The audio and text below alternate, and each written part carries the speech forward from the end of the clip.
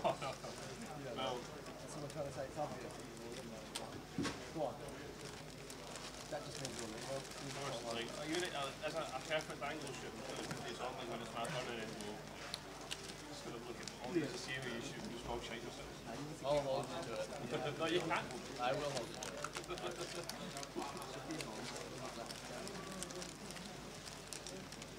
A lot of people have said that would be the perfect angle, just putting them on and then you perform it with a razor and just call it. Sight. Put that on.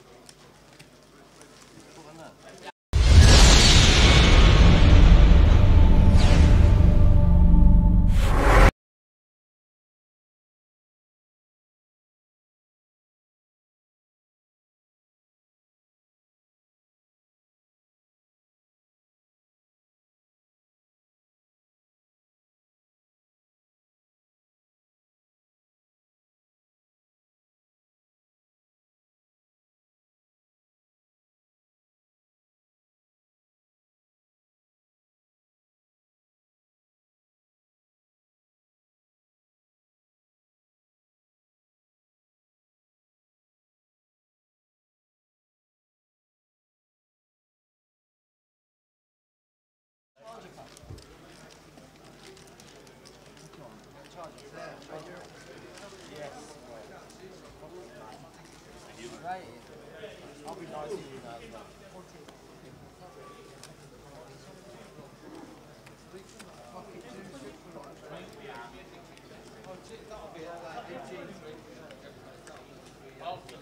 Is that table 20, yeah?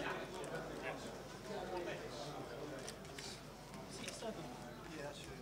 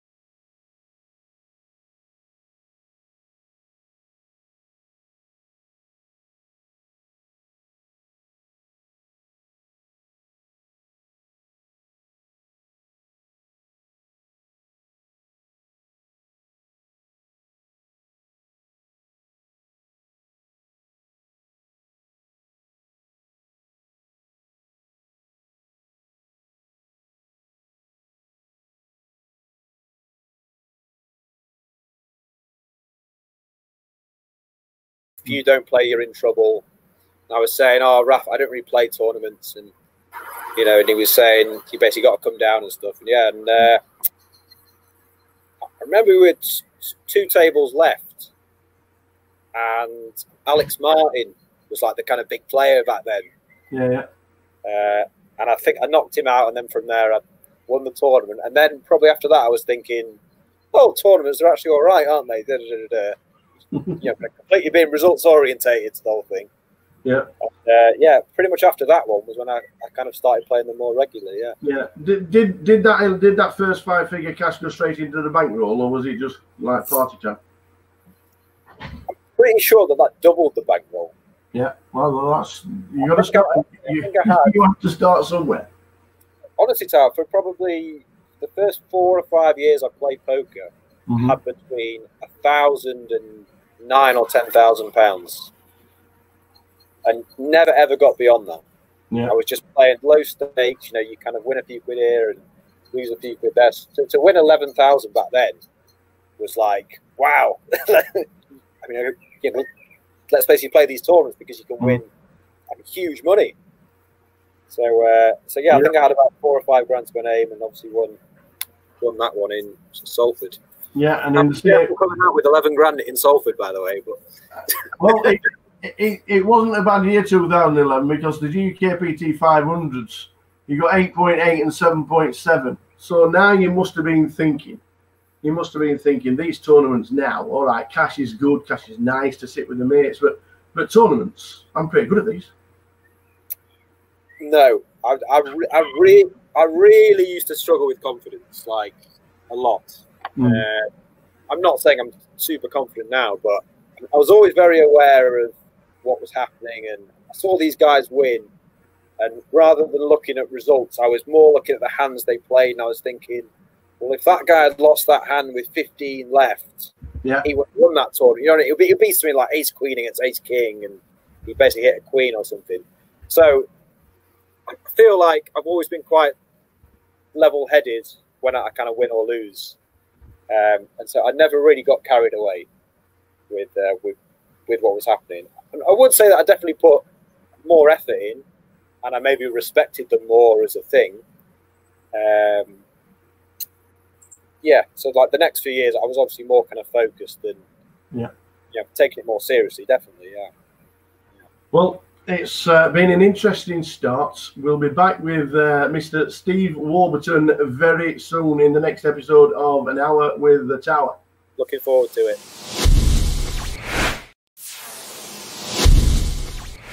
So back with An Hour with the Tower with the fabulous. Can I just lean forward and show everybody that lockdown's not been favourable for most? Mate, this is 4 months. 4 months of no haircut.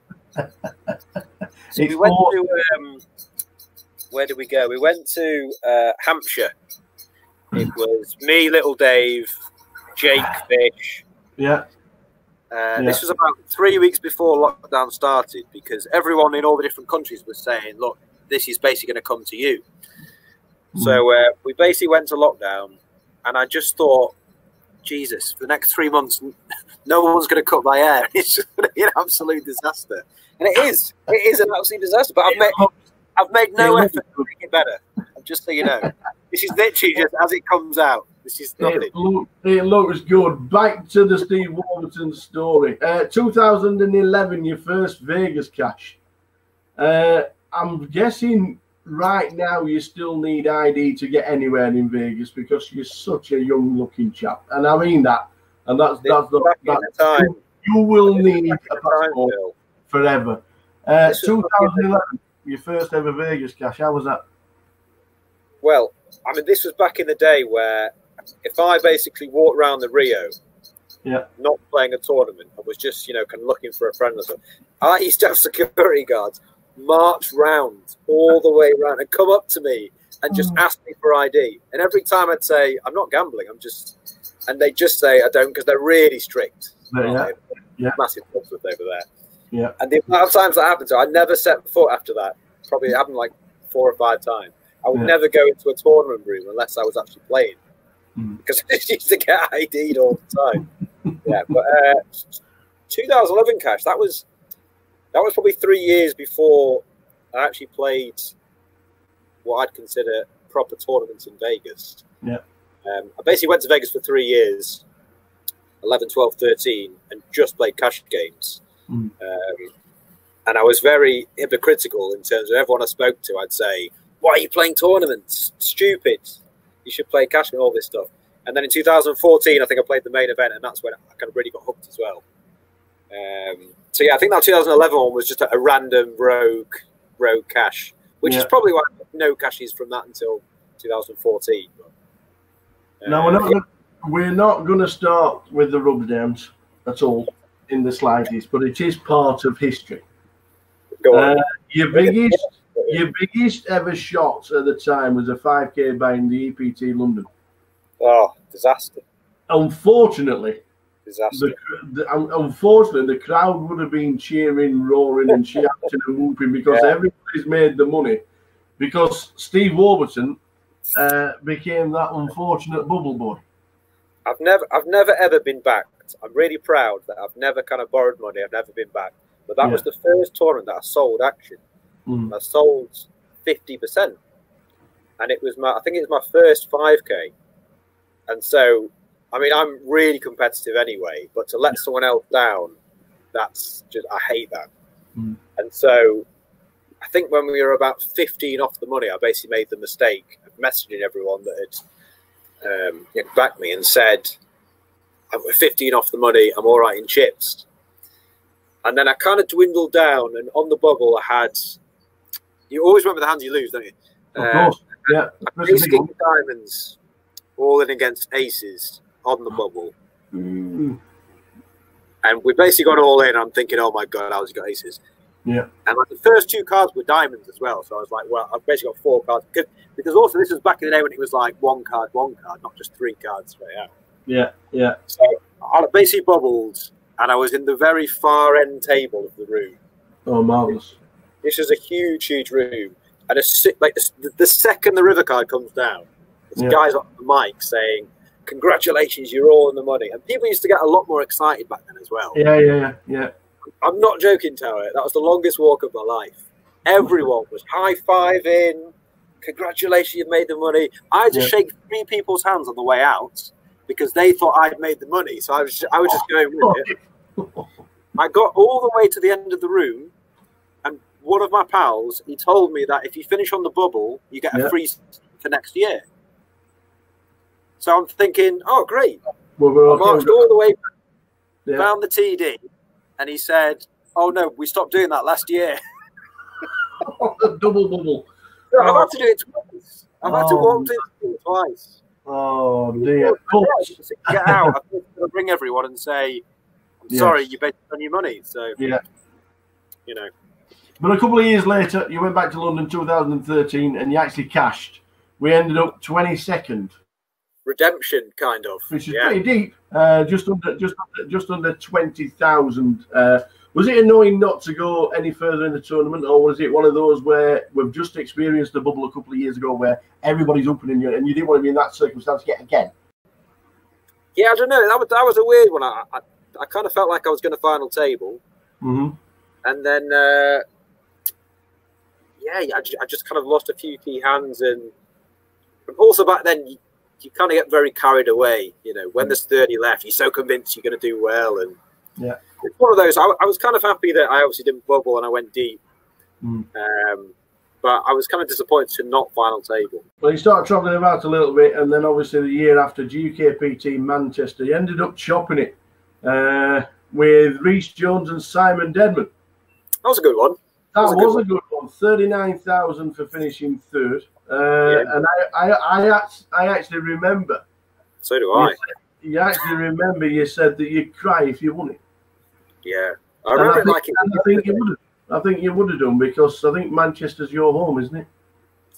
Yeah, I mean, that was obviously where I first started playing 1-2 cash, and the amount of hours you spend there, and you know all the locals, and I don't know, just I feel like with Manchester every year, I always seem to be in the mix and not really not really make much money basically. I'm always quite deep, and I might get a min cash or finish just before the money. And I don't know. I feel like 5 or 6 years ago as well, I got way more into tournaments in terms of I'd be like so invested mentally and emotionally that I remember on that last night, it was probably day 2, whatever it was, just speaking to you, just thinking, if I actually finally do this, I'll be so overwhelmed. And yeah, and it was more as well, like, I've always felt like I need to kind of prove a point, maybe to like my dad, like my family. You were also, because you've been at the EPTs and because you started traveling around playing tournaments, people started pointing and saying, that's Steve Warburton. This guy's pretty good at tournaments, you know? Yeah, that was a bit weird because I'm a sort of guy who's always like feet on the ground, and I don't really get like startled by people. And so like for people to say that, I was a bit just like, well, I've kind of been doing this every day for a few years, and do you know what I mean? I haven't really changed, and you didn't notice me then, sort of thing. So I was a bit kind of weirded out by it almost. But I mean, that interview though, I remember it well, and it's slightly cringy just thinking about it. Watching. But yeah, and I think I actually like fell on the floor or something, didn't I? Yeah, I think I was like, oh god.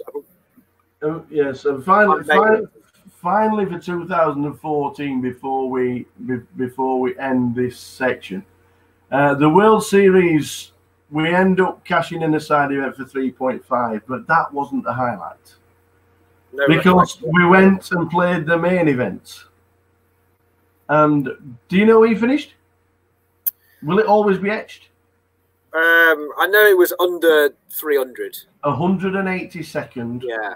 Out of 6,682.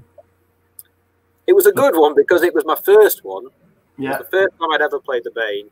I went really deep with my good friend Tim Hickling. He was somehow on the table next to me every day. I don't know how that happened. Yeah. And I remember on day 5, just walking in with him, and they had the music on and stuff, and you're just thinking, this is like how it used to be. You know, like I was saying before, when you first started playing, that real buzz of playing. So yeah, that was fun. But we obviously didn't go deeper than that, but it was nice to win wherever I won. It was a very good run and a good ending to 2014. It would have been nice, obviously, because it was just, I think it was the first time it was 10 mil for the winner. So yeah, I don't know, was that the JB Gold year, was it? No, that was oh yeah, of course, Jamie Gold got 12, didn't he? Yeah, when he got 10 million, but 182nd wasn't that ending to 2014 for you. And it was, you know, it was maybe 40 or 50 grand, which again at the time, even now, it's so much money to win from a tournament. You're obviously really disappointed, but to just win that amount, it's well. Coming to the end of this episode, we will be back with Steve Warburton very soon on An Hour with the Tower.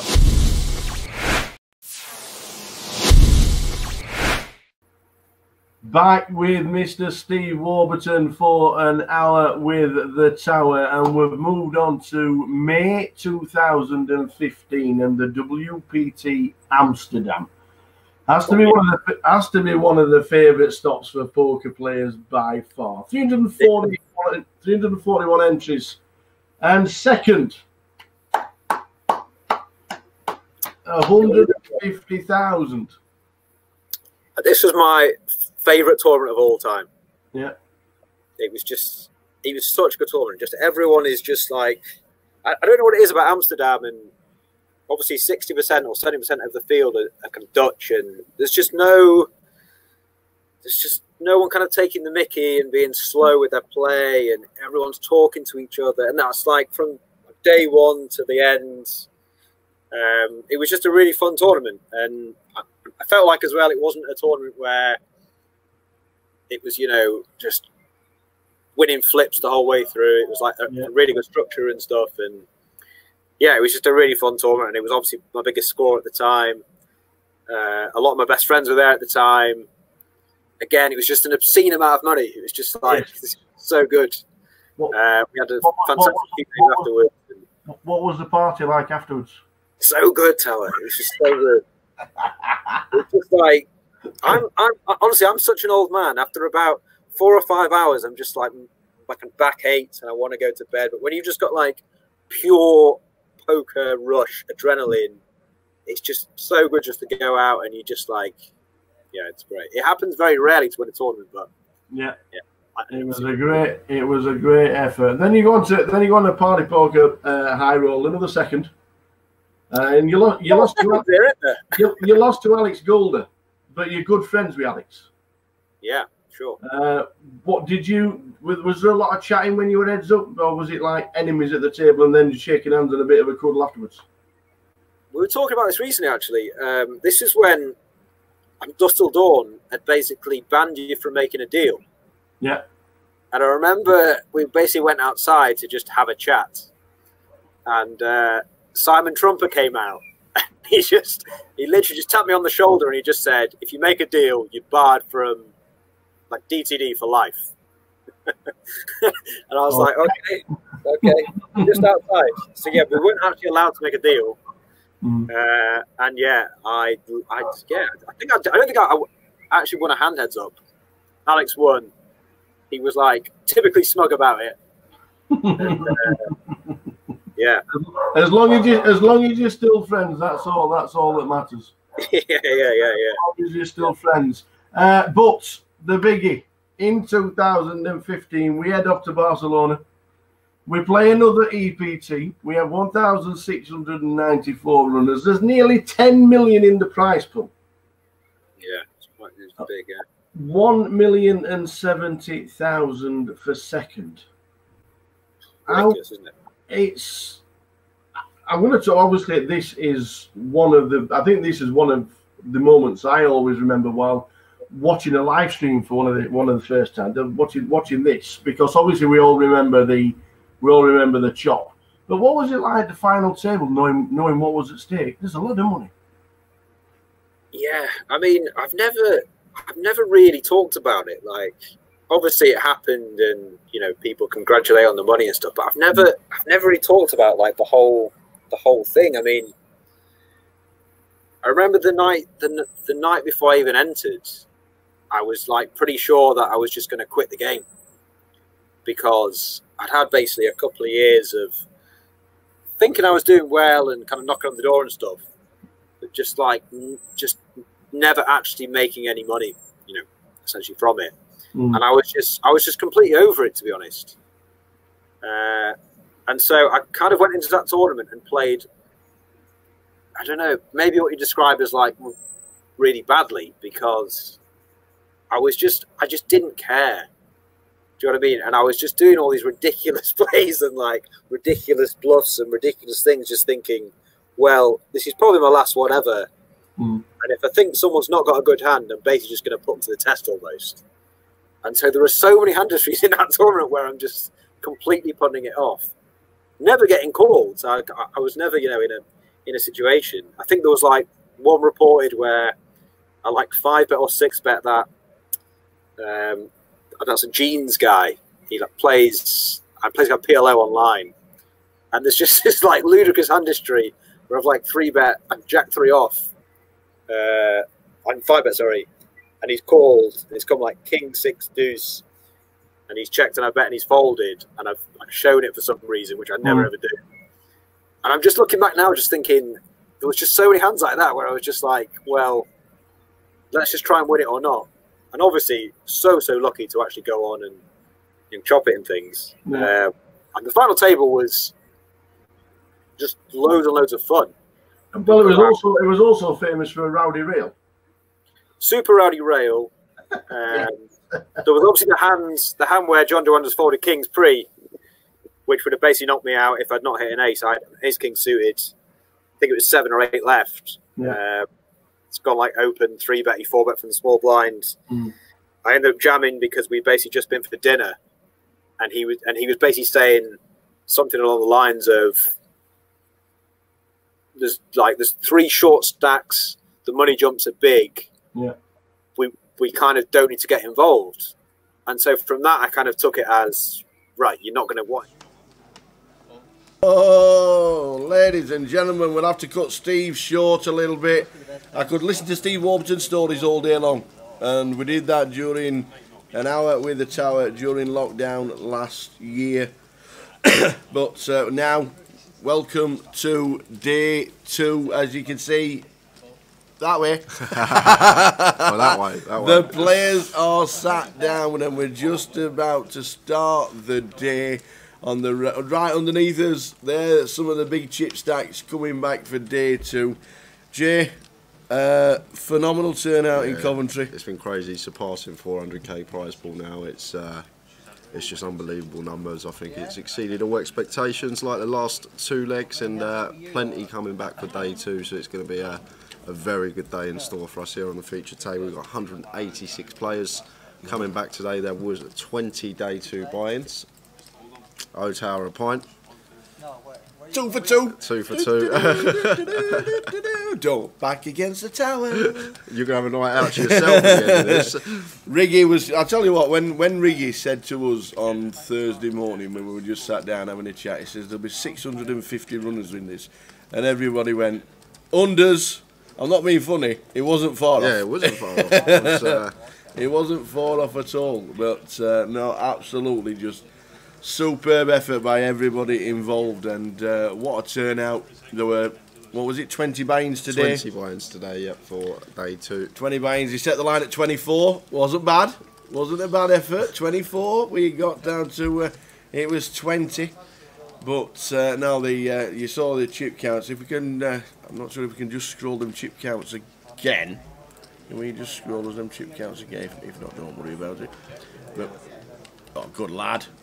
Good lad. But we are just set. Who we got, Jay? Who feature table. We got? Who's the chip leader at the table? Who's going to be Chip Daddy sat on our first session? So first table of the day, Tan Lee's going to be in 1, Kevin Charalambus in 2, in 3, Emrah Yildiz, in 4, Robert Morley, in 5, Adam Wilkinson, in 6 is James Millman, in 7, Dominic Sobolski, in 8 is Greg Murphy, Mr. All In Glasses, and in 9 is Mitch Speck. Chip leader at the table is Tan Lee. He's got 180k.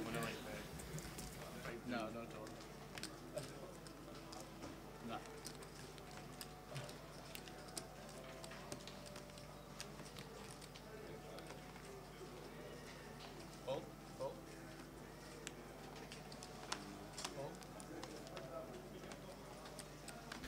So we are just about set. Good afternoon, everybody who's sat ready in the chat boxes. Hello, Mum. Hi, Mum. All right, Gail, I hope you're well. Big good luck to Spand, Mickey Spillane, Ellie and Ben Teague, who have made it through to day 2. Afternoon, John, who's watching on YouTube. Paul Rogers says, go Greg. And Temple, 1983. Coming up for the bounty at 6 o'clock. Will it finish today? The bounty will definitely finish today. The bounty is only a 1-day event. This event will finish tomorrow at some point, whenever that may be. So this, we will play 10 levels of poker. As you can see, we're on the first level right now. 10 levels of poker, and however many are left will come back for day 3 tomorrow. But the bounty is just a 1-day event.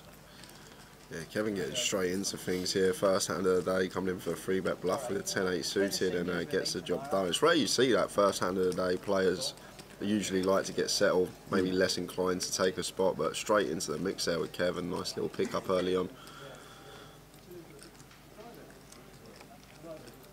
Everyone's already asking, what's the Towers treble?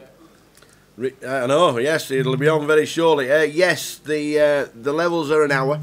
If you look on the app, it says 20 minutes. I think it's not being changed from the turbo that was last night. If you're looking on the app, it does say 20 minutes. I've already informed the guys.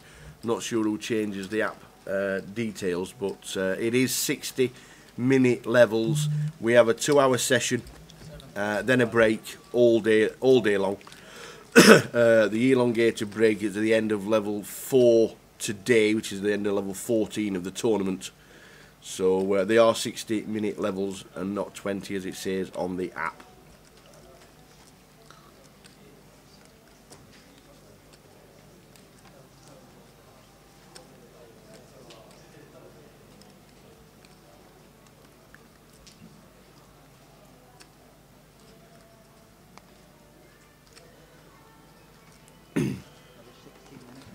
So, who's your... it has been changed on the app. If you're looking on the app, it has been changed to a 60-minute clock, which is excellent news.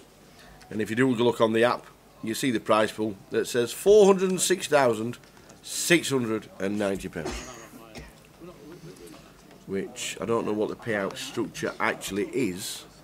Is it normally about 25%? Yeah, around that sort of remit. Well, you're looking at 100,000 for a £670 buy-in.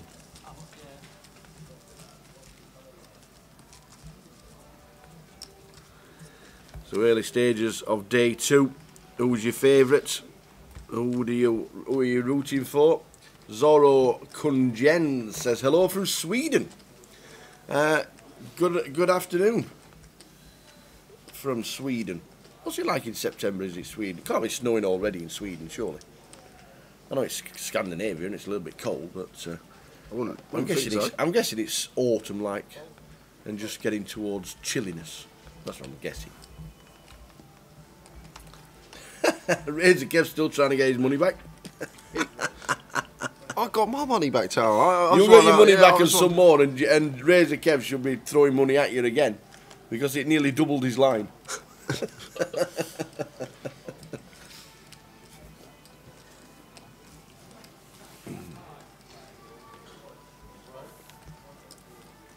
Nick Peters says, afternoon team, could Jay give us a shout out to his hometown? Yeah, Nick, where does Nick Peters live? Yeah, big shout out to Blanu for Fistinog. Is that not that bad? That's a good effort, to be fair. That's don't you drink Fistinog?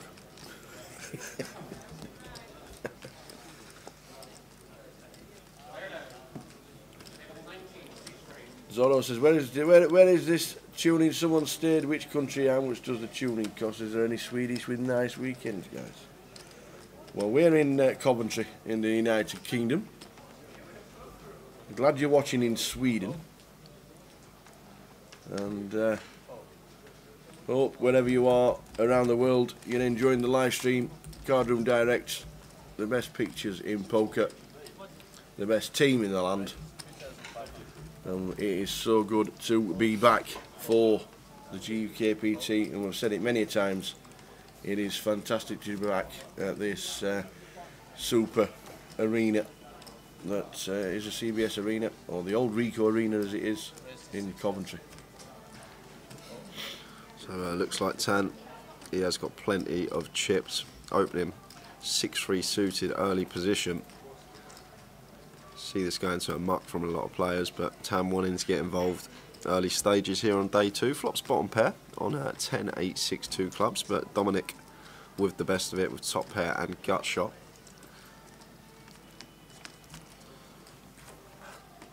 So Dominic not going to be going anywhere here with his top pair, going to call in position.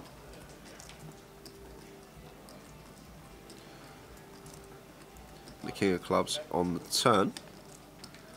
So probably going to check this one behind now, as Tan, as always say, big blind will have most of the flush combinations, going to be defended almost all suited hands. But then again, this is a good card in terms of the king. Plenty of king X in there. King queens, king jacks, ace kings. Probably king 9 suited if he's opening 6-3 suited under the gun. And bit of pressure against Dominic's stack size. Gets the job done, and Tan takes a nice little one with bottom pair.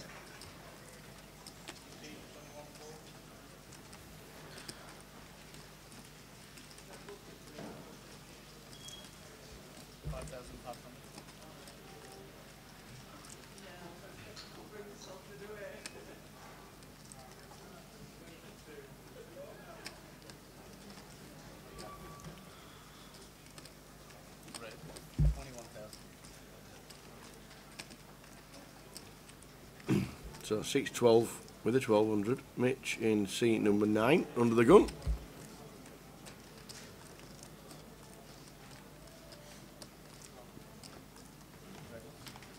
Makes it 2.9. 2.7, sorry.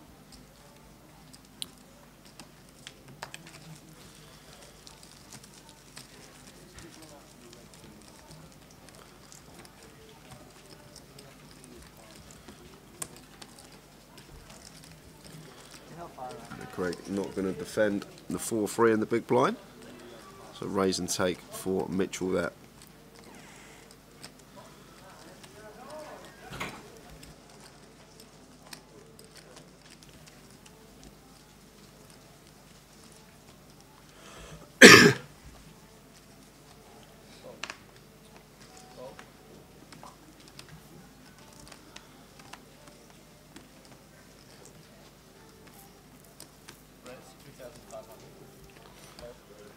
So how many will we lose the first level? You normally get the short stacks trying to get onto a little bit of an edge and trying to get themselves a little bit of a double up. Normally end up with about 20 going in the first session. We'll keep you updated on that during the day. You might hear the shouts of seed open around the room. And the bounces there in the top left, just underneath the graphics. Chip leaders in the room. Sat on Riggy's table. So low jack open from Robert here, jack 10 suited, and Mitchell not going to be going anywhere with the king 10 in the big. Going to defend at the very least here. Makes the call.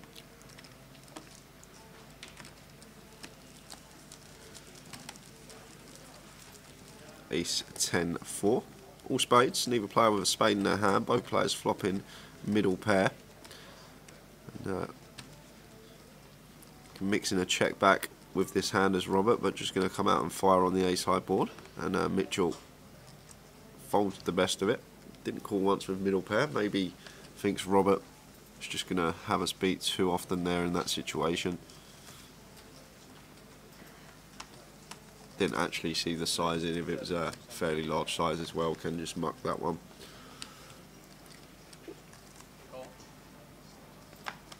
We are just sending out for Grosvenor Sport Towers treble and bonus acca.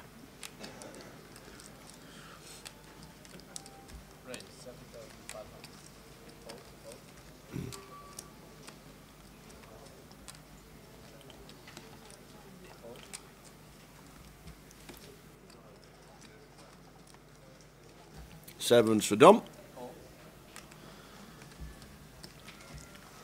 So cut off open here from Dominic.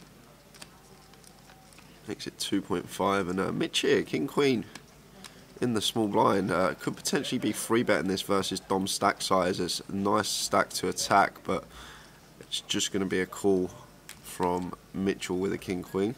Wants to just try and get in for cheap, and that's going to bring Tanner along getting this price in the big.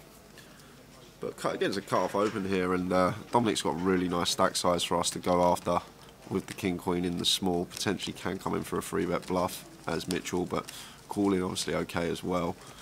We're gonna go three-way action to this flop, and good flop for Dominic with the pocket sevens. Expect to see a continue from him.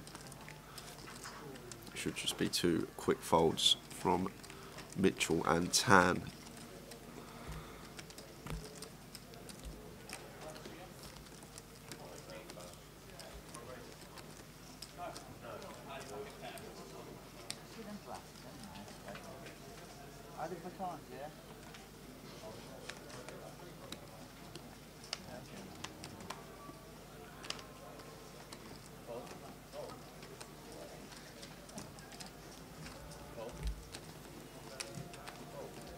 Heads up, yeah? You give me them and I'll give you the proof. Yeah? Promise it now, you sit on the camera. Hodge Bookins says get Corinne back on the feature table. Bit of entertainment for us last night. Can I borrow The old them, Towers treble in the old commands. Oh, heck. Awesome.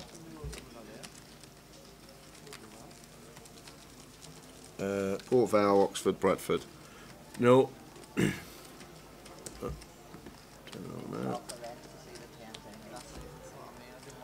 We're on it. Accrington Stanley. Oh, are they?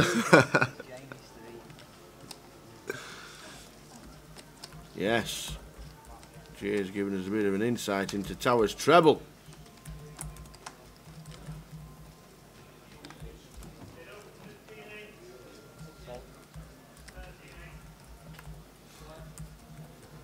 So we're just about to announce Towers treble. It's just gone live on Twitter. your money is going to be wasted. I mean, your money's going on. Today, Oxford United away at AFC Wimbledon. Accrington Stanley at home to Shrewsbury Town. And Port Vale at home to Rochdale. It's a 10-1 treble on Grosvenor Sport. And if you want to get a bit juicy, add Bradford City for an 18-1 four-timer. Oh, ho, ho, come on, baby. We're on. We are on. Good luck, everybody. Yeah, good luck, everyone. We've got the commands in there. It'll be in the I've chat. got a good feeling about today, Tao. I actually think it could. I think this could be the one. When is Alan Vinicum playing? Alan Vinicum played. I'd like to say that we have a full chip count of the entire field, and if we do, we'll find Alan's name. And if he's on one of the outer table, and he gets late in the day, he has a chance of making it onto the feature. But we'll. Good to see him this weekend as well. Good to see him. Zorro Krungen says Bradford City game over 2.5 goals. 61,500, Alan Vinicum. 61,000, that's a good stack. With the blinds at, that's 50 big blinds. That's a good stack for Alan Vinicum. Good to see him back at the poker room, all in Vin. He used to be called on the poker table. All in Vin. The Queen on the turn, making complete rainbow board. Ace, Queen, 9 deuce. Best of it's for Emrah in the big blind. Greg was the pre-flop aggressor, elected to continue after catching middle pair. Got called in both spots. Surprised Kevin made the call with 2 overcards to the 8s, but the big blind flopping top pair not going to be going anywhere.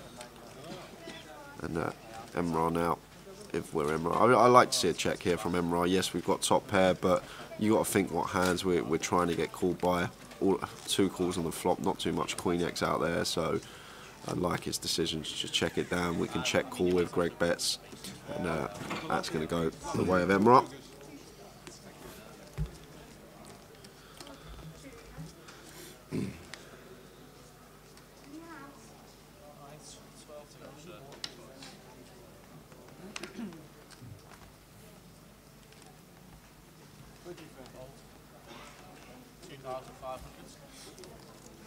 So early stages for day 2, 186 have made it through. Ladies and gentlemen, we've just had an announcement for the prize pool. Have we? Which we'll get on a command very shortly. First prize, GUKPT Coventry, the first since 2012. First prize, £105,050 English pounds. Wow. If you make the final table, you will win just short of £6,000.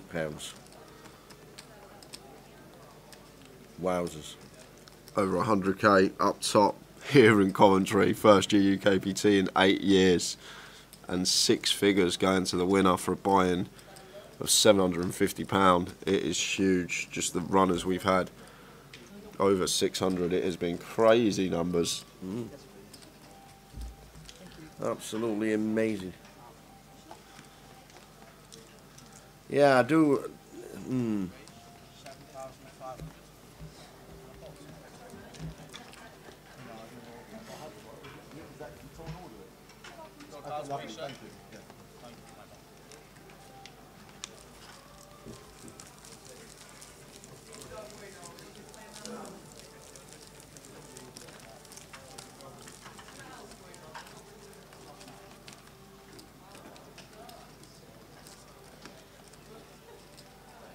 Emrah raising it up on the button with the jack 3 once folded to him, and Robert here, I don't think he is going to, but obviously always mention these spots which you can potentially 3-bet out the blinds versus button open. This is a very good hand to do it with, the hand that Robert's got here in the small, but he just wants to call, play a flop out of position. Jack, 7, deuce, 2 diamonds. So Emrah flopping top pair. And not a bad check back candidate here of Emrah. We've got the worst Jack X we can have. Potentially can mix in a check some of the time, but comes in for the bet of 3.5 and a quick fold from Robert with just ace high.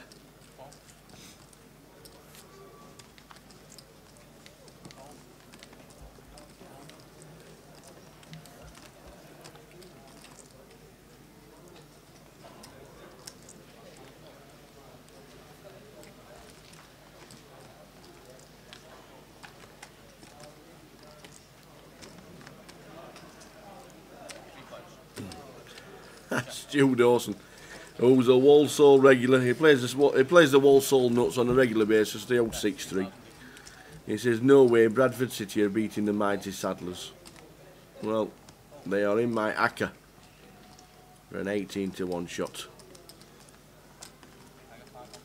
They turn with pocket aces. And Kevin with the King 9 of clubs. Already saw him 3-bet the 10-8 of hearts. This is another one we can mix in. I like it. I like this from Kev. It shows that really mixing up his game can make it very difficult for opponents to put you on a hand if you've got a whole host of hands that you're 3-betting. Good selection though as well. There's a king in there for removal. It's suited. Have position on the opener. Unfortunately, sometimes you will run into it. And in this scenario, Tan does have the boots. Now it's down to whether he wants to proceed. If he does think Kevin's going to be strong here, come back for the 4-bet. As I always say, some of the time you do want to be mixing in flats. Looks like it is 4-betting chips, and there is the 4-bet from Tan. And facing this, Kev, yeah, just gets out of the way. Perfectly fine from Kev. That's good poker. Just straight away snap folds. Knows if he gets 4-bet, he's going to have to get out of the way, but tried it. Unfortunately, in this case, just didn't work out. Ran into aces, but doesn't mean I don't like the play.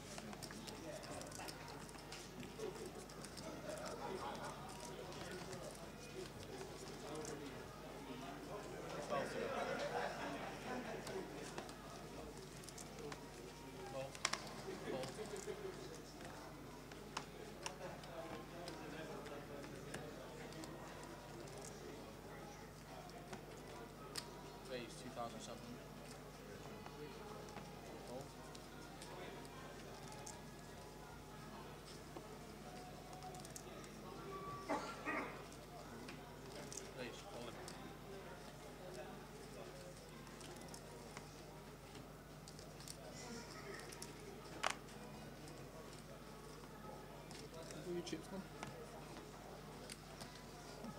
The needle falls. Falls. Fold. Fold. And the fall.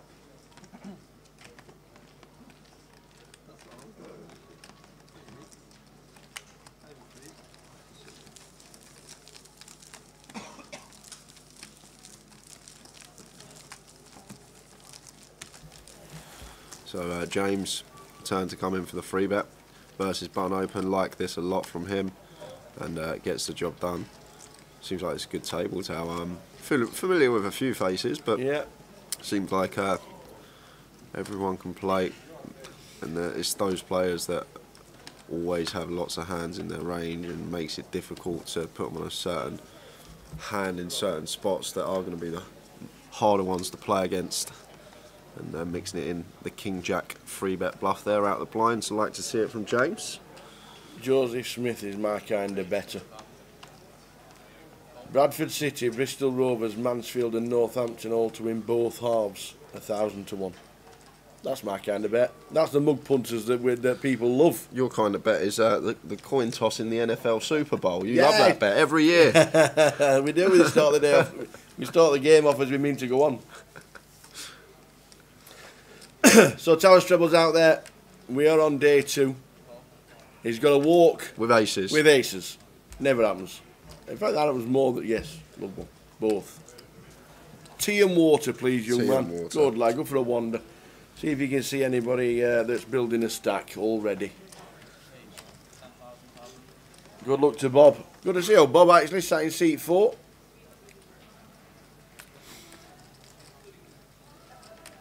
Good to see Adam Wilkinson back as well. Lives in Birmingham.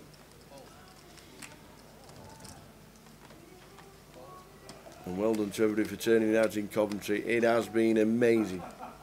It really has.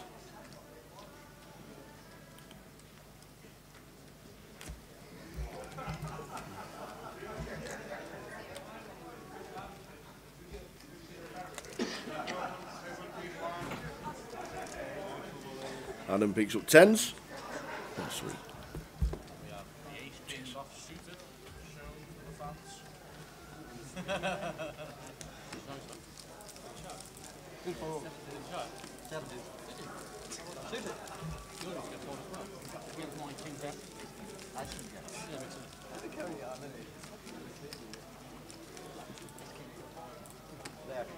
On big line.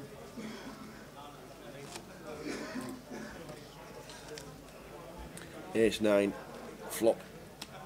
Ace 9 5 flop. Adam probably puts him on an ace, but didn't put him on a set of 5s because Bob shows the old 5s, and Adam gets away with one.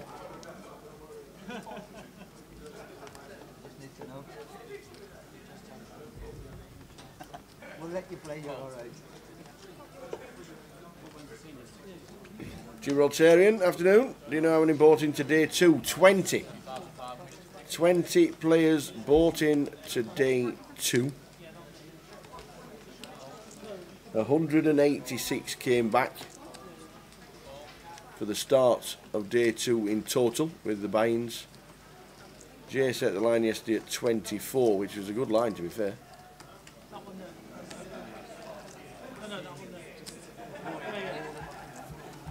So well done, 1 and 0. 3 better, 4 better than nothing.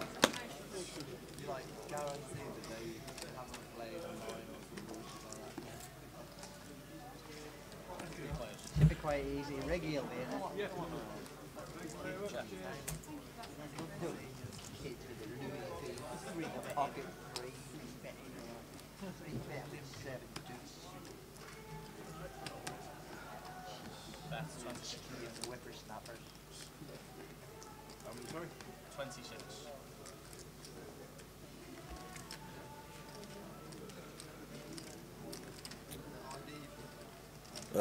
That's why he didn't talk to me on the way out. Anthony Gardner, I saw wandering about earlier. One of the first eliminated today, Anthony Gardner. Guy Taylor. Terry Jordan has gone as well. And Martin Chan. We'll keep you updated with eliminated players during the day as we head through the day on this day 2 here in Coventry. But Guy Taylor and Anthony Gardner, 2 of the names that have been eliminated in the early stages of GUKPT Coventry.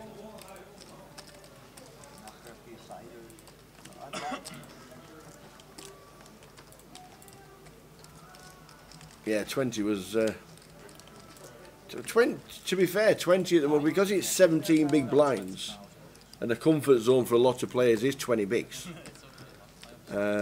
Some players, well, I wonder if there are any uniques buying in today too. That'd be interesting to know. If anybody just actually thought, well, it's 17 big blinds, I'm comfortable playing 20 bigs, will it be my first bullet? That'd be interesting to find out. We'll get the payout structure set for you, Gibraltarian, very soon, but it's £105,000 up top. What a cracking prize for the winner, whenever that will be on Sunday evening. But we'll get the payout structure set out for the commands soon. It's only just been posted on social media, to be fair, but we'll get it sorted out during the afternoon, and we'll get the command set so we can see what the top and especially the final table. You're guaranteed £6,000 if you hit the final table.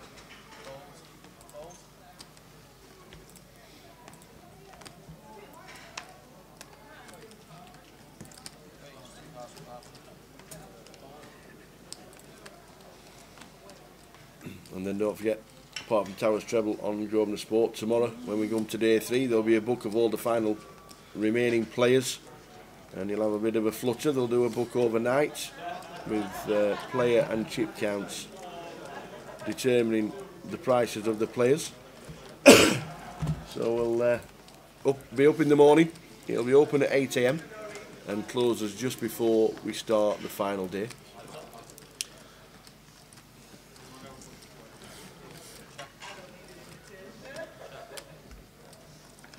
Tan potentially thinking about double barreling this spot on this 4 turn. If we are coming for the double barrel, we're basically trying to fold out the gut shots that called flops, 3x, and maybe some flush draws, but decides to check back, queen on the river. So Emrah gonna get the check mark here. And now it comes down to whether Tan does want to fire, and then he gives up, and the King 3 going to be the best hand.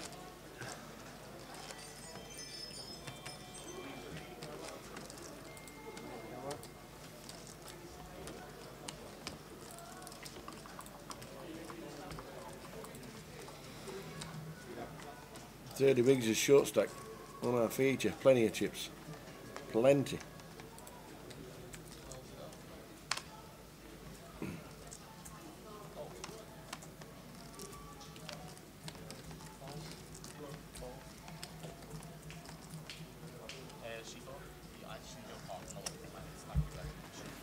Follow us on Facebook, Twitter, YouTube and Twitch. Grosvenor Poker for all related social media activity.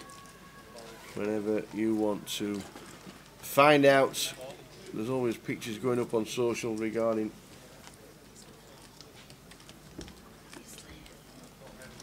could have fetched it hot. Not even funny. One job. Greg opening in the low jack, ace-5 of clubs. Kevin here with the pocket 10s. Shooting. He's going to free bet this, yeah. Free bets to 6.5. He's been free betting a lot of hands. So 10s, obviously, now a legitimate hand. Going to come in for a free bet to 6.5. And action back on Greg here. He's going to make the call with the ace-5 suited, out of position. We're going to go heads up action to the flop. King 6 deuce rainbow. So 10s of Kevin, still the best hand here on this board. I'd like to see him come in for a continue here. Don't need to go too large, somewhere around 3rd pot, perfectly fine. He's got even smaller than that. He's gone 2.2 into 16, giving Greg a great price on a call here. So Greg is in a call with some backdoor clubs and wheel possibilities. Queen of Hearts on the turn, and I think Kev will be checking this one behind now. Greg can plausibly have King X in this 3-bet pot. So there is the check behind from Kev. And the river is a 10. It's a set for Kevin. And Greg here now has to decide whether he wants to bluff this spot, and he is, and he's going to run straight into it here.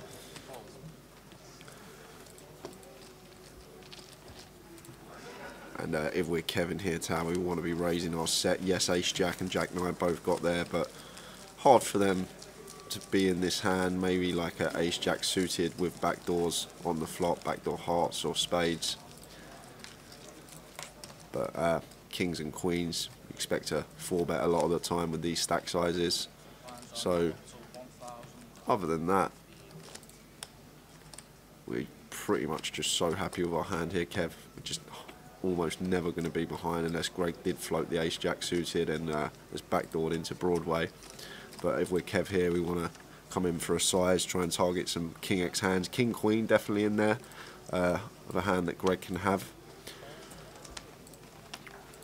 sets of sixes and deuces maybe as well if it is a cold deck. But I'd like to see Kevin raise here. And just moves all in. This is good. And Greg going to have to fold with the ace high. Credit for him for trying it, especially after Kev checked back turn. Greg might have thought ace king's going to continue barreling. Aces are going to continue barreling. So It's 1,050. The old carpet catcher's back in the building. good afternoon. Good afternoon.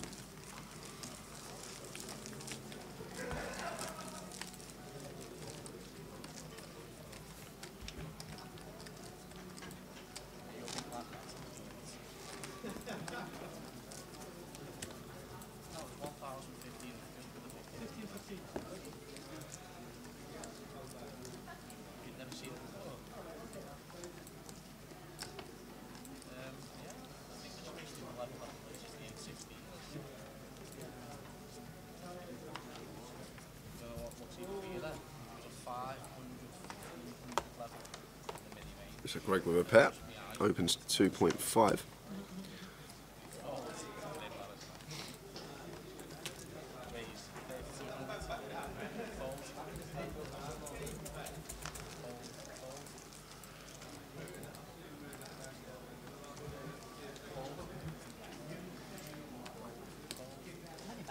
And raising take, no action for Greg there with the fours. Yep, we're on a 30-minute delay. Anybody watching the live stream, we're chatting to you live, so we commentate on the live stream delay of 30 minutes, so we find out what happens around the tables at the same time as you do.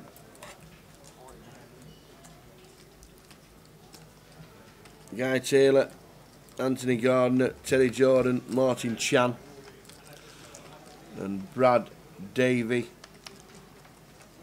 Tim Chung, Lee Mulligan, Robert Flood, Andy Haygarth, Ben Dobson, Got some good names in there out already. Masood Etman Arasi. Yep. Have all been eliminated in the first 30 minutes. So 10 opening to 2.5 with the ace-3 suited, and Adam here, like to see a free bet from him out the small blind. It makes it 6k, tiny free bet here, out of position from Adam. Not even gone 2.5x here out of position. And this is going to give Tan a great price to call here. Tan's just not folding ace-3 suited now in position in this spot. Going to have to call and take a flop getting this price, but always say it when you are out of position. Need to be sizing up bigger with your free bets than in position, unless you have some sort of reason to use exploitative sizing against opponents. Tan out flopping Adam, but Adam's still favourite in terms of equity with 2 overs and the second nut flush draw. Checks it over to Tan.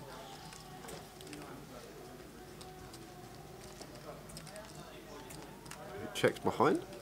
He's just going to try and get to showdown now, Tan, after snagging a piece on the flop. Now delay continue here for Adam. Surprised he didn't continue flop with 2 overs, second nut flush draw. Would have had his reasons for checking, and now Tan faced with this delayed c-bet, getting 8-1 in his money, going to call with a pair. And it's the ace of hearts on the river, and that is the nuts. The nuts. Always nice to hear. Adam. And this is actually quite an interesting spot here for Tan, because the ace of hearts being out there, giving us aces up on the river, but Adam free betting here. Got to think about what hands that he can have in his free bet range that could contain the king and the queen of hearts, and Tan choosing to turn his ace-3 into a bluff, and that's going to be music to Adam's ears.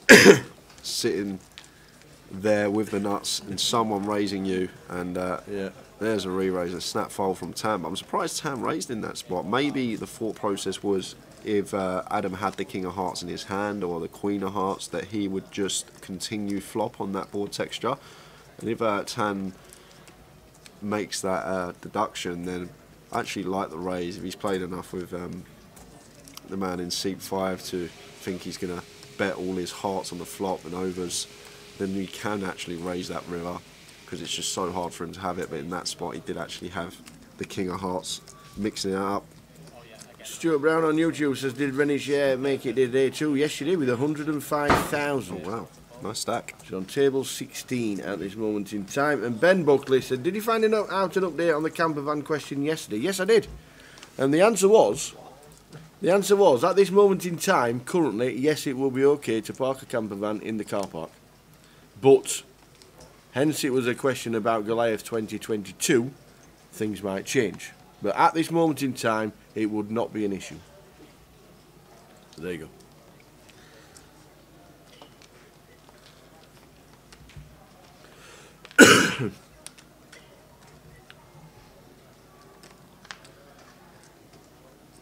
So 10, losing a few chips that pot, but flopping bottom set here on 9, 5, 4, 1 heart. And if we're Dominic here, assuming it's a small size at Tan's electric fee, I'd like to see a float from him once here with ace high. I know it's against the set and we can see that, but Tan opening a lot of hands, got a nice hand to call with, getting that price on the flop, but just thinks better of it. Fine as well, we are out of position against a good player.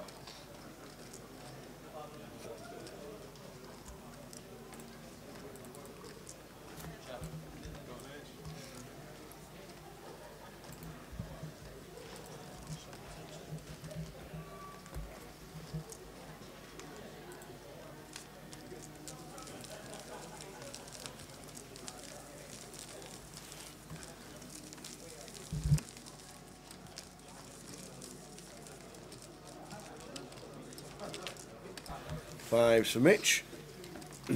Raises 2.6. Tan calls. Adam picking up another nice juicy hand. Built his stack up to 84,000. And a call. Oh no, there's a raise. Just looks like 7.1. 7.5. There's no hundreds on the table. Duh.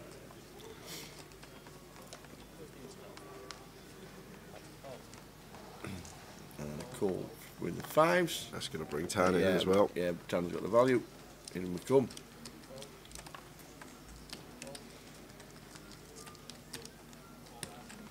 Any flops about? Wilco. No action. Adam's not going to get any hit. Should be continuing here. Yeah, we've got top pair, decent kicker. And always continue. Makes it 10. Yeah, nice sizing. Yeah. That should be it. Yeah, it should be 2 pretty prompt folds tower. There we are.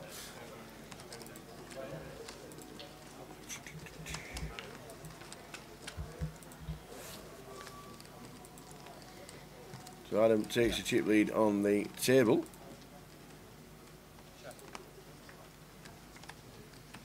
Afternoon, Mick the Mod.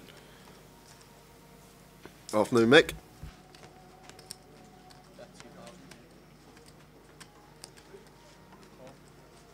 There you go. And scrolling across the bottom, ladies and gentlemen, is the prize pool. Just amazing.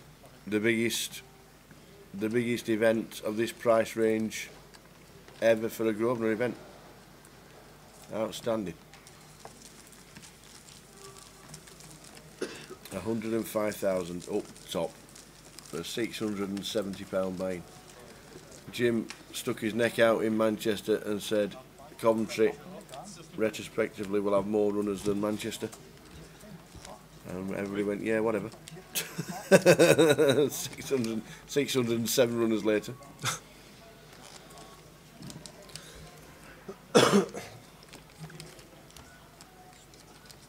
You're not going to be able to walk out the casino Sunday night, Tower. All these pints you would have won at the end of the week, getting all these numbers right. Just amazing. 607, it's just great numbers. 105k going to the winner. Like, we've run many a 1k that wouldn't even get second place money in this tournament. Absolutely. It's crazy. Yeah. I think when Andy Hills chopped it, he got 45. Yeah, didn't he? he did. In Manchester.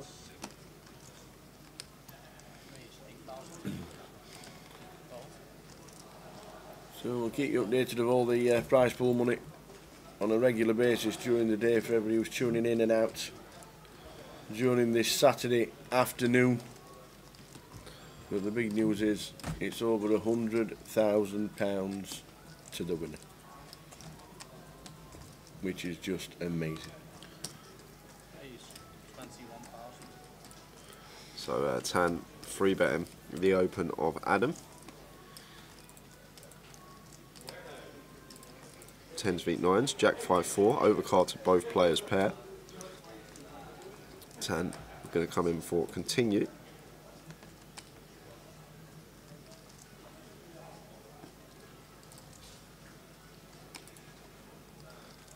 And Adam has to call once with the pocket 9s. 7 of diamonds on the turn. This is where I expect Tan to put the brakes on. I'd like to see him check this one over to Adam. But it looks like he's going for chips again. Just trying to think what we're trying to get called by, and in this turn we are getting called by 9s, 8s. But can plausibly have some Jack X here. And once we've been called twice, I just can't see how we can ever bet this river as Tan. 53k in the middle.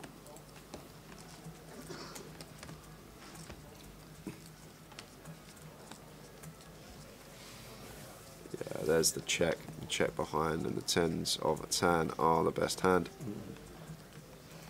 A nice pick up for him. Back up over 100k after trying to bluff raise on the river a few hands ago. Got them back straight away.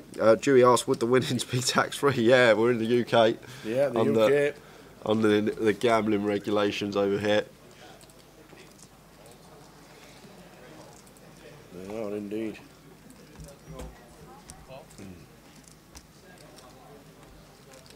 Oh, they would like a drink around the table? Very nice to ask.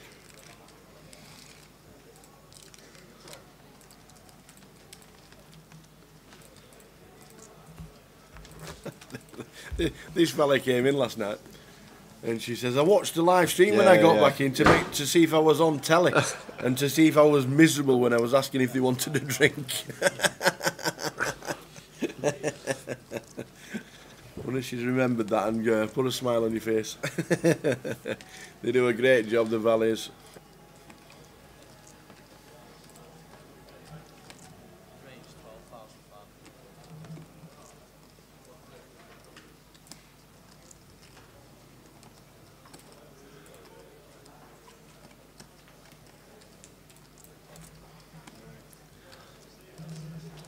Got Robert making it 2.5 with the ace deuce, and Kevin, lovely hand to defend with here in the big blind.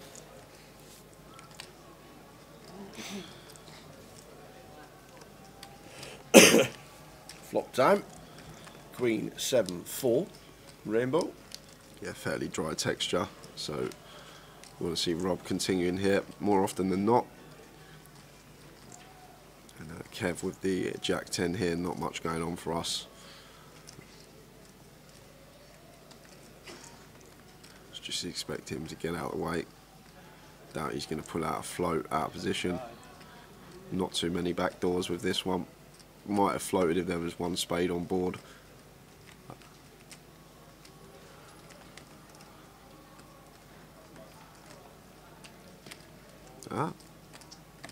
We can't call, but this is another option, and comes in for a raise here, and it'll be a quick fold from the ace deuce. Nice play there from Kev, just mixing it up with a random hand and just going for it. He's up there in the National League as well, Kevin Charalambos.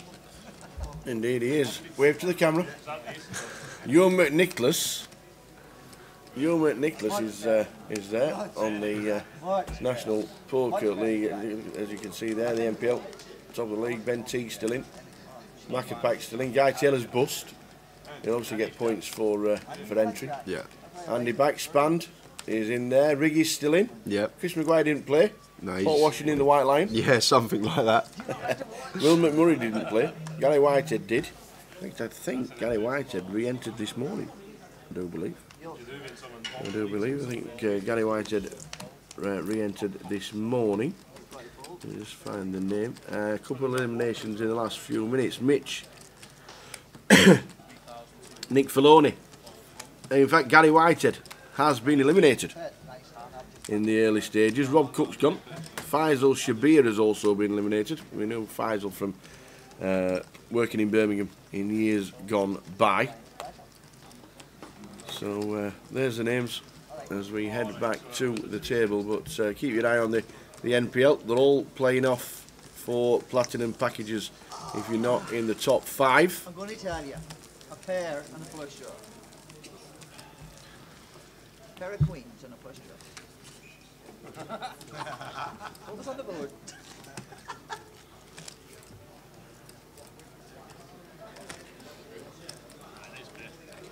Thanks, man. I appreciate that.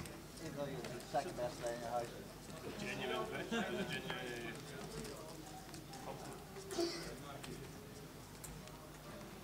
Both Dominic and Mitchell flopping top pair here. Dominic, the original pre-flop raiser, has the best of it, has Mitchell out-kicked. Interesting turn. 3 of clubs. Brings in the flush draw for Mitchell now, but Dominic probably going to continue trying to get some value from his Queen Jack here, and does come in for another barrel. And Mitchell now got an easy call here on the turn with our Jack 9 of clubs. Can't be folding this one.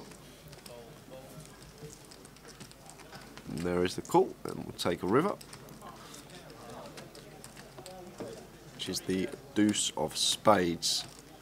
So completely bricked out for the Jack 9 of clubs, and this will go check check, and Dominic going to take that one with the Queen Jack. And leaves Mitchell back down to 25k now, on the 20 big blind remit.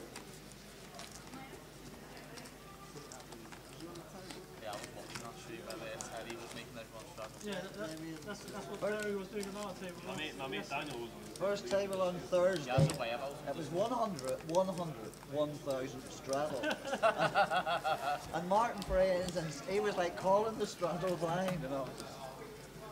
First time he sat down on the table, he goes straddle party. Clown. 100,000 straddle.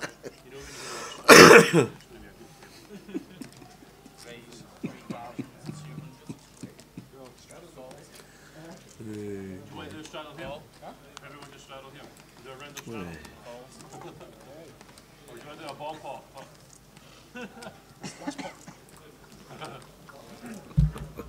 I had a brand new chicken proof lawn there today. It's impeccable. See, Penny, at it again already. Boys, now you are. What's this? Oh dear, dear, dear. A double flop ball pot, no? That's a bomb pot. You're not that old. The fellow that took Virgin Airlines. This could be the last day of life. Listen, look, he just lost his keys. You didn't. Right, I'm not Lou. Bomb pops before even born. So Mitchell shoving with the ace queen here over the open from Dominic with the ace 8, and Dominic's just going to have to get out of the way. Does it not, how long has it been created? I thought it was created at Resorts World.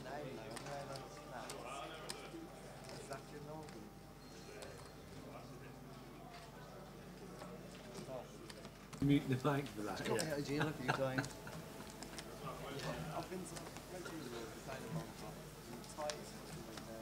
Ludo says, any Scots down? There are a few still left in the field. I know Dan Gormley's still in. He had 170k to start the day. I think Paul is as well, Paul Green. David Doherty's just been knocked out.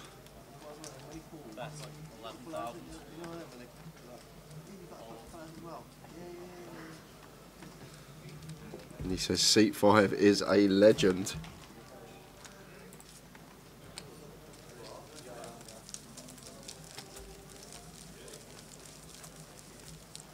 Yeah, that's Adam Wilkinson in seat 5. As James opens under the gun, makes it 2.5. 10 coming along for the call in the hijack, 8-6 suited, and Emrah on the button now. Got two options with this hand. We can either call or come in for the squeeze. Opts for the call. Brings Robert in the small, and Adam has got the easiest squeeze of his life here in the big blind. Just wants to make it around 15k here. Something like that. You don't want to go small here. You want to try and take the pot down now. We only have ace high in terms of our hand, but just gone 10.5k. So he's only gone 4x here over an open and 3 calls. Really would like to see a bigger size here. We're happy to take the pot down now with all this dead money in there.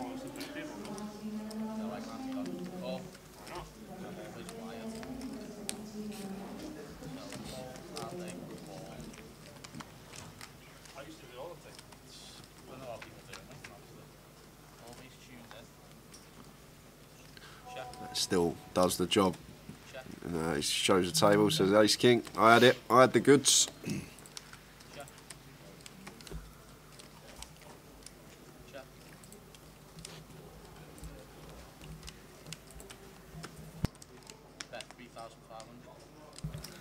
So we've been playing for 55 minutes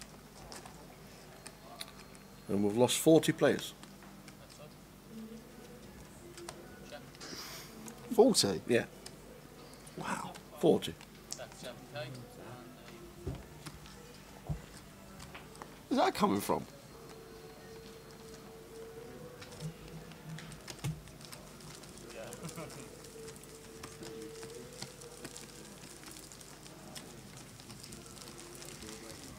Is that Ludo? As in Ludo? Very good friends.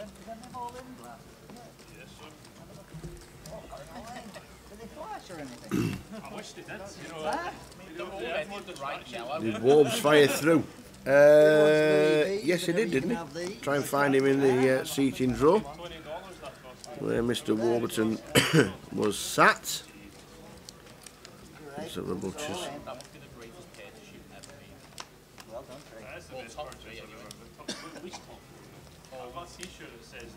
We played the Steve Warburton hour with the tower earlier this morning that we did last year. Got some good stories, haven't you, Steve? He's got some great stories. He's done very well for himself. Such a nice lad as well. And that as well, yeah. From a Northern Ireland Brummie. I'm just going to jump into this hand. There's an open from Greg early position. Robert just flatted the ace-deuce suited on the button. James defended the big. Greg continuing on the 10 high board here with Queen Jack. Perfectly fine from him. Expect to be called in one spot here from Robert. We've caught a pair and we do have a backdoor flush draw as well as position. I know where you're coming from. I'm not from Glasgow. That's a hard action. 4 of clubs on the turn. So Greg does have the jack of clubs. Has picked up backdoor flush draw. Still with 2 overs as well. Needs to be thinking about hands that Robert is calling with on the button though. There will be some flush draws in there and we're not going to get 10x to fold. Facing another barrel. 4 on the river. So just sitting here with Queen High here now, Greg. And if we're, Greg, I don't think this is going to be a good spot for us to bluff here. We're going to get snapped off by a 10, maybe even a 7 once we check turn. And hands like 8, 9, 5, 6 and whatnot. We're going to win against those anyway, but he is coming in for a bet here. And against this particular hand, it might actually work. But I think 10x is just going to snap us off. Even 7x might make the call.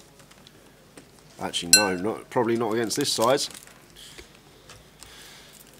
Didn't see the size in 20k into 14k. He's gone about 1.3x pot there. I have not seen Steve Warburton's name on the list for day 2. He got eliminated in the last session, didn't he, on the feature? Yeah, yeah. So he might not have re-entered. He might not. Probably didn't re-enter. Jamie Nixon is still in. Just check the tables. He's on table number 24. He's on the same table as Jack Hardcastle, Aline Kanji, who's re-entered again, Phil Baker, and defending champion from 9 years ago, Martin Frey. That's a tough table, Tower.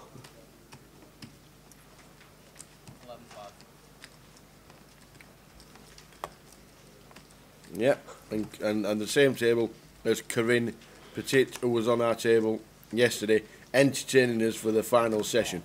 She was great. That's quite a tough table. I'd love to see Corinne just wreck the lot of them. That would be great to see. When outside, she just had 300k in front of her.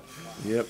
Rob Cook, Faisal Shabir, Mario Serrano, Andy Cristoforo, Sin Mellin, Thang Trang has been eliminated.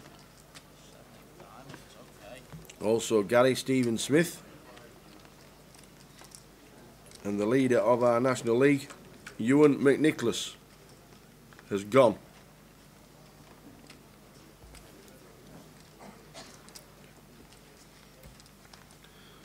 Yes, Willie Backwheel. Alex Montgomery is still in the field.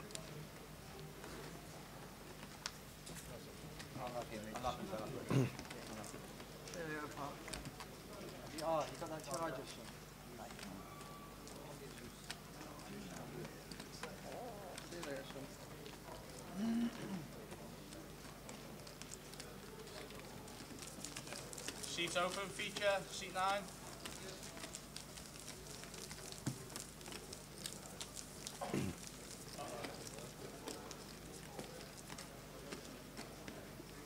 Is Chris Johnston still in?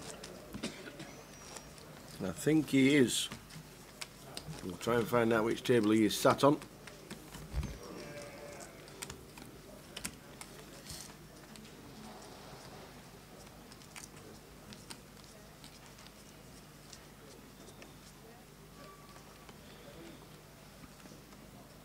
Got Queen 10 here for Kev. Lets it go. So Emrah going to open the 6-4 suited. Robert just choosing to call the 9s in the hijack, and Dominic comes along with the ace-10. And Greg getting this price, not folding an ace in the big. And it's 4-way to the flop. Lines up next hand, as announced in the room. 8-5-6 rainbow. I think the 9s stay out in front here of Robert. Overpair and gut shot. Emrah was the original opener. Is going to come in for what looks like a c-bet with bottom pair here. We're going to have Robert going nowhere with the 9s.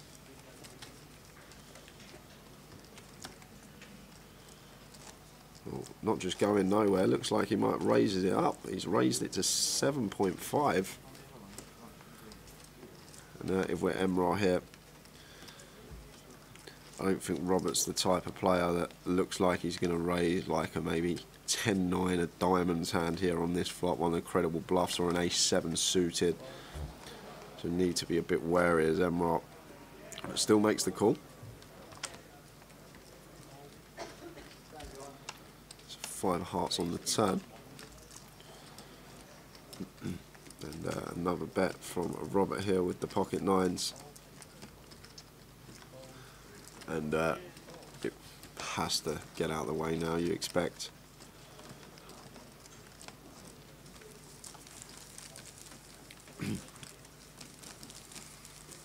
Chris Johnson is still in. Starting table number 24. Hiya Donna. Is the boy Bromers still in? And how is Katie doing? We will check these very soon. Bromers is still in. Don't know the chip stack, but he is still in, and so too Katie. We'll try and get chip stacks for Katie and for Bromers very soon. Last eliminated player was Ewan McNicholas. In fact, Stuart Lord has gone, and Jonathan Walker. Bit fast and furious out there at this moment in time. How do we decide what table goes onto the feature and when does the table change? Table changes every break, which is every 2 hours.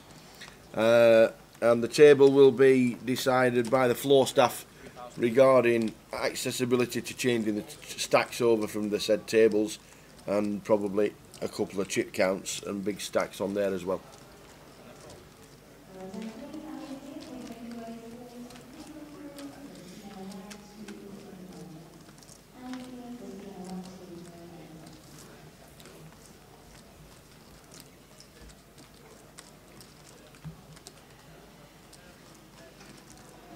That's 2,200.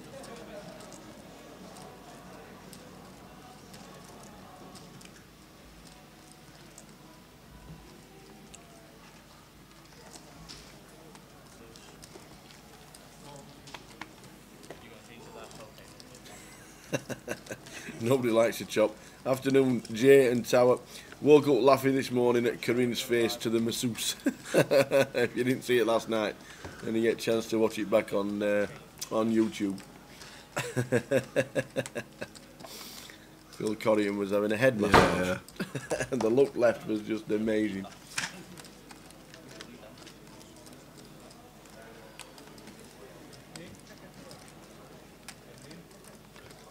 So the blinds are up, 1K 1.5 with a 1500 big blind. We've just done nearly 30 hands. 30 hands in one in the first level. That's a lot. Yeah. 900.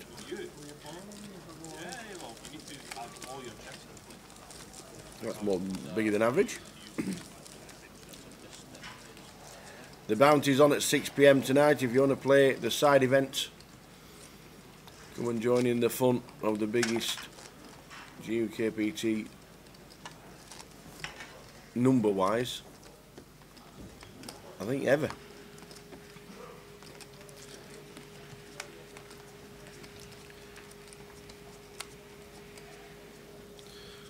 So both players flopping double gutter for Emrah and up and down for Tan. So both players catch a fair amount of this flop.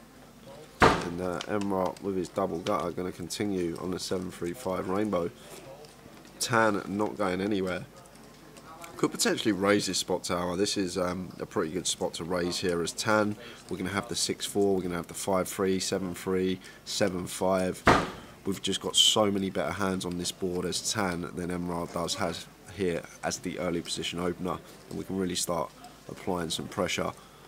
But it looks like it's just a call from Tan. He's going to just see a turn.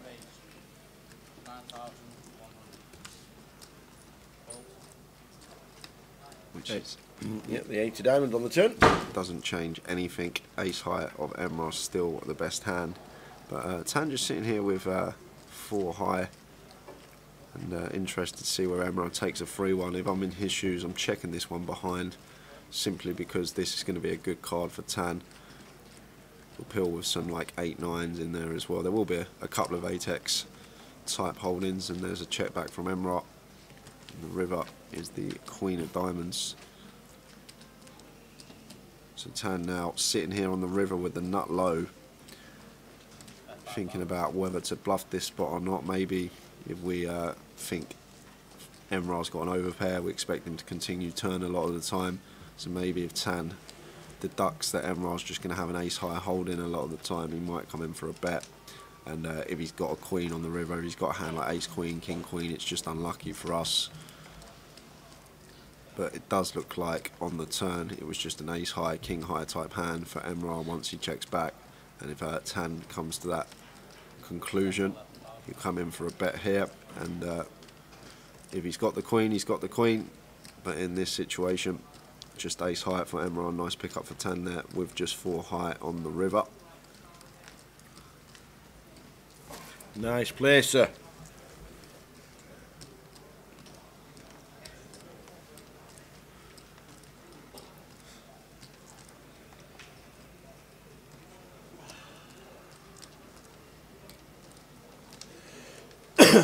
So 40 players eliminated in the first level.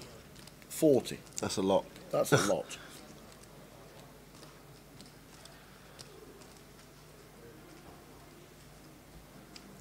It is always expected though to start at day 2 now with these day 2 buy-ins. You've obviously got a lot of stacked sub 20 bigs, so you do usually get an influx of bust outs in the first half hour or so. You either get the shorties doubling or heading to the rail. Yep.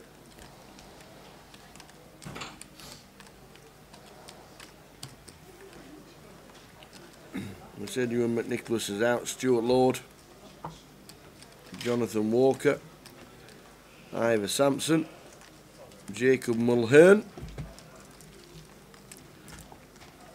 Mikhail Sezel, and Sam Miller. Sam, who had 1 or 2 re-entries, has gone.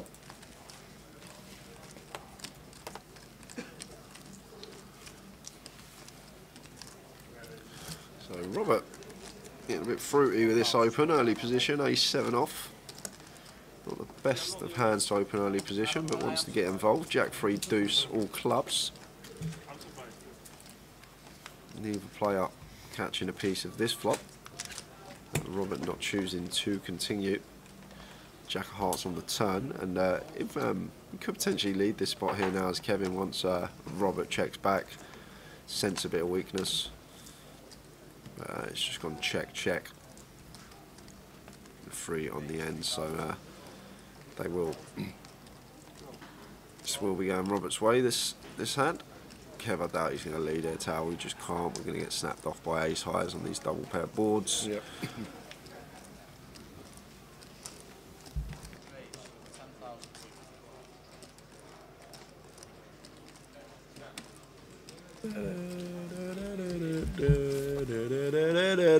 Oi, oi, oi! It's nearly time, hour and a half. Whoa! Get that Towers treble on.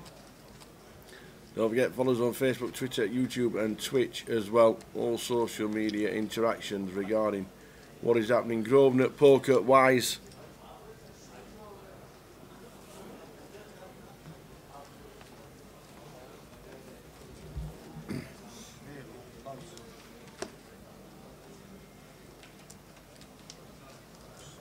We're back in the last long between Ellie and Jamie.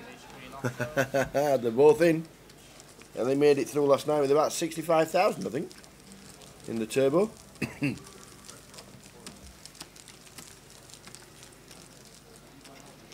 good teacher, you see. Yeah.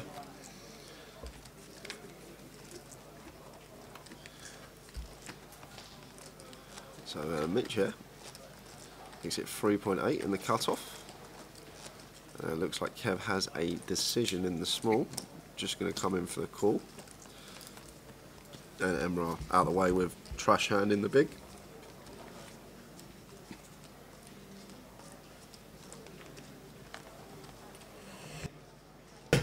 Vape all charged up.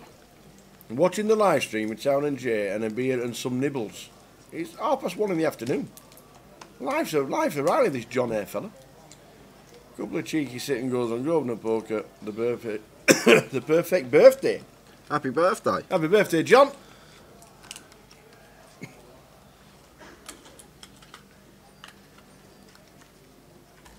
Happy birthday to you. You'll be able to walk down the the prom, watch the illuminations as they've just been turned on in Blackpool.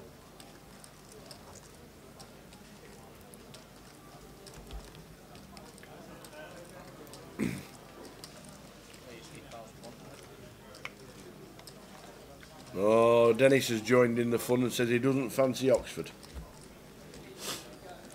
I think Oxford United will get promoted this year.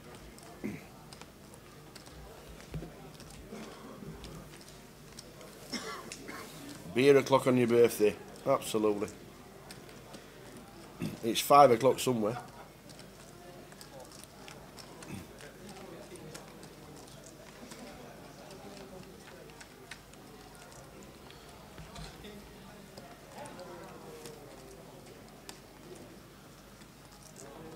So Greg Queen 9 suited.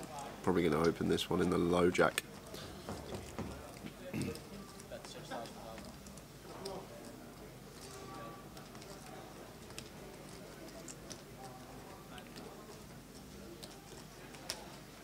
Oi, Chris Maguire's in the chat.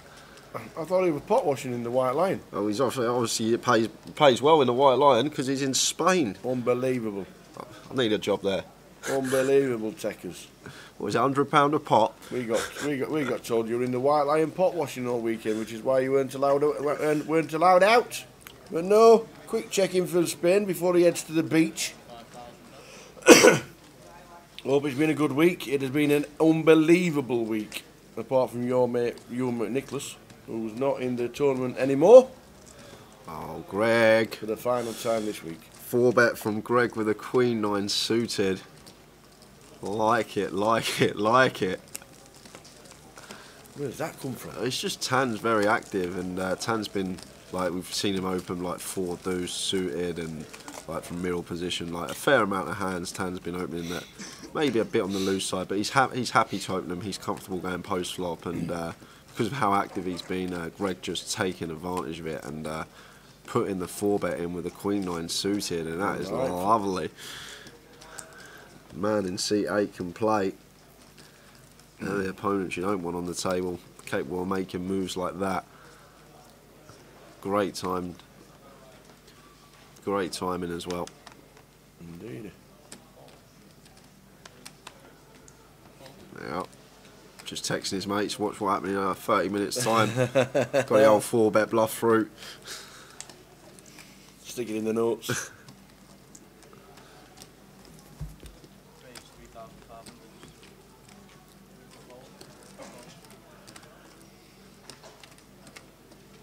It has been a rapid hour and 15 minutes.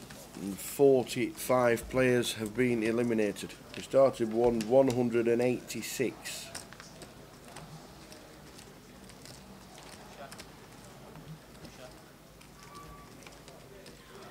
Greg straight back into the action. Ace Jack makes it 3.1, and Robert in the small looks like he's counting out calling chips with the Jack 10 suited, and Adam got a nice hand to defend with here in the big blind, getting just under 6-1.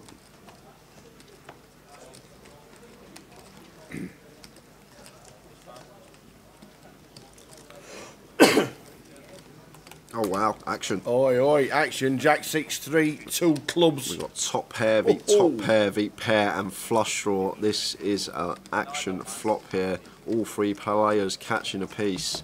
And Robert coming in for the donk lead for 5.5. And Adam with his flush draw not going to be going anywhere. That's a raise coming in to 12.5.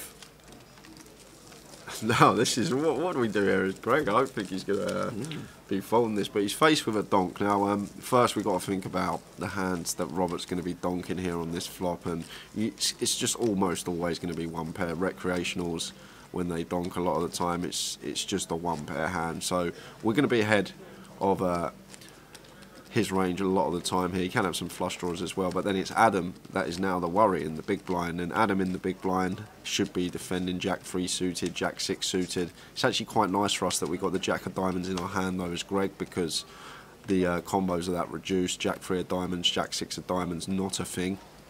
6-3 suited in there as well, and obviously pocket 3s, pocket 6s. And then there are some combo draws, 4-5 of clubs, 4-7 of clubs, all those type of holdings, and I can't fault him for folding there. Tower, it's a really tough spot, and we've still got Robert behind us in the small, but Robert's hand looks a lot like what it is from Greg's perspective, but he's more worried about Adam in this spot, and in the big blind can have some of the 2 pairs on this board. And nice play from Adam, got 2 better hands to fold, made it 13k and just got 2 snap folds from top pair. Check your Twitter, young man, says Alan Bennett. Check your Twitter. We've checked Towers' Twitter. The Towers treble is on there. Grosvenor Sport give us a 10-1 treble with an 18-1 acca.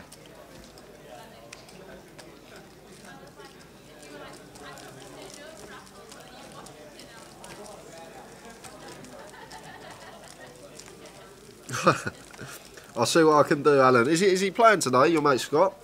Who's that? He wants me to give, I think, one of his friends a bit of stick on the live stream because he's a big Arsenal fan, apparently. Uh-oh. Has he gone yet, Arteta? He's had a week off, I suppose. No, they're not going to lose today, to be fair. It sounds like he's had 4 months off Tower Arteta. He hasn't stopped since they finished the season in back end of May. Hasn't come back since. Unbelievable. I bet it's first time they've been bottom of the Premier League. Yeah, nobody likes chops there, Jay. A lot of donk betting, seeing it more and more.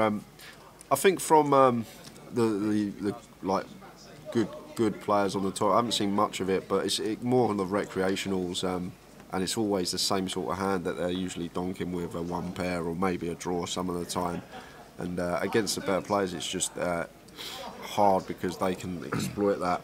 But the thing is, I've seen a couple of beasts do it as well, and the thing is, if you're incorporating donks in, you've got to be balanced with your donks. You can't just have these 1 pair hands and these draws. You need to start incorporating some sets in, some sort of like 2 overs and backdoor flush draws, stuff like that. Like, the strategy just becomes too complex, and I'm not a fan of it. There are times where you're in the big blind and it comes like 5, 6, 7, 2 to a suit, where obviously it's a lot better for your range, so people will donk just from a range perspective.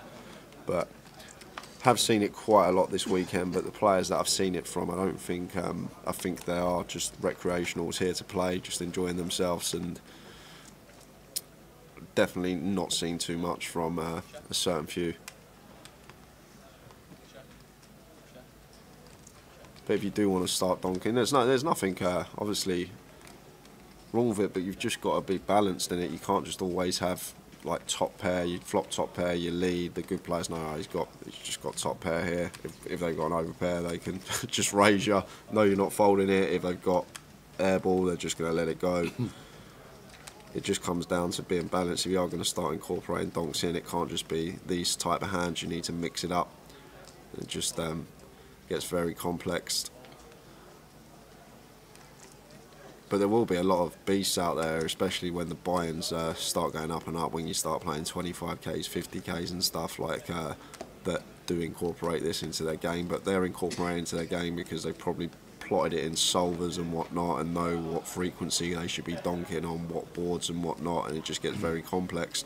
But at this sort of buy-in range, I just think we're seeing it from a lot of the recreationals here, having a little go at it at the field, chunking the prize pool. Last 5 eliminations, unfortunately. Mickey Spillane's gone. Mickey Spillane? Yeah. Suk Shankawali has gone. Bill Bowley and George Beddy, Rupinder Beddy, eliminated out of the comp. Over 50 eliminations. Just 50 eliminations. So Kev opening ace jack, I'm going on +2. Robert going to peel the 10-9 suited, and that's going to bring James in on the button. And Greg with 8-4 in the big is getting a really good price, but just too much of a trash hand to continue. And it's 3-way action. Afternoon of CFO. Hope you're enjoying the live stream from wherever you may be. I don't even know if you're back from Bucharest yet. Where is he? Where's he off to next?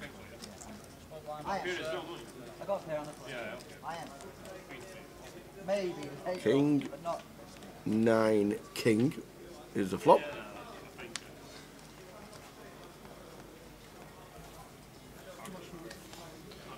So Robert with the best hand here, going to call after flopping 2 pair.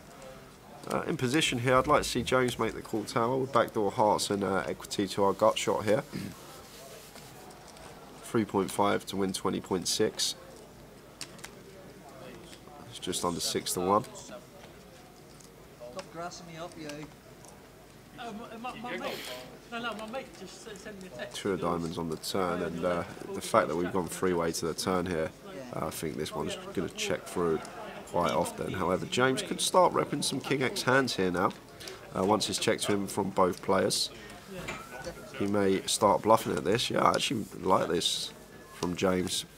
You expect your opponents to continue betting if they've got a King X type hand. We've got position, so we're just taking the initiative and taking it down with the worst of it. Nice play from James in seat 6. He played unfamiliar face to me, but seems to play a very good poker. And he's on 50 bigs. He's 75,000 chips. 4, I think.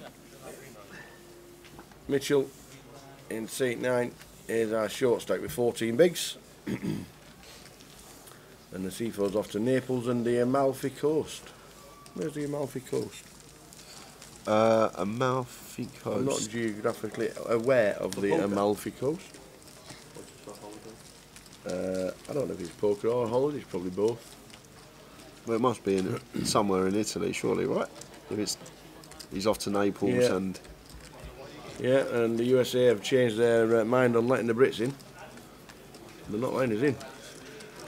Joe Biden does not like Boris Johnson.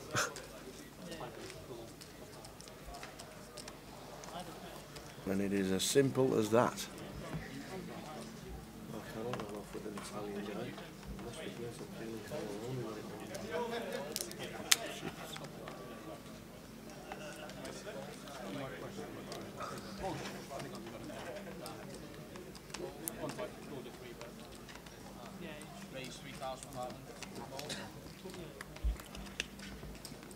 You sure Boovy's not Penny Smith in the chat box? You sure that's not his alias?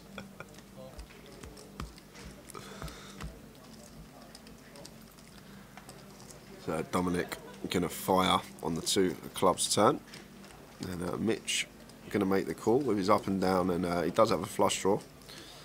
Only a 6 of clubs though, but actually Rivers the best of it with this 5 on the end.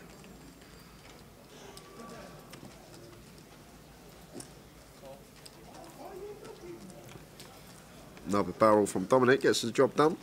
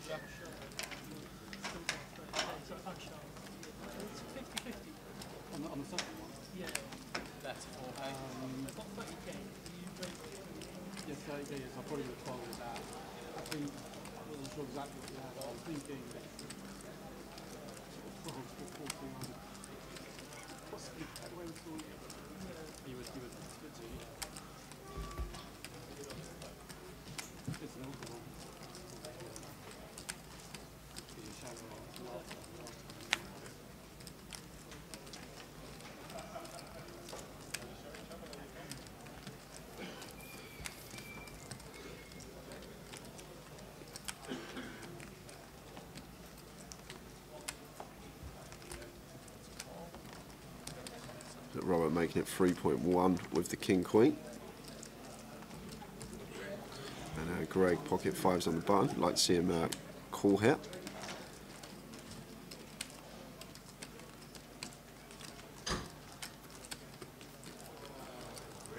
And Tan with an ace in the big blind. Getting over 6-1 here. There's the call. And 3-way to the flop.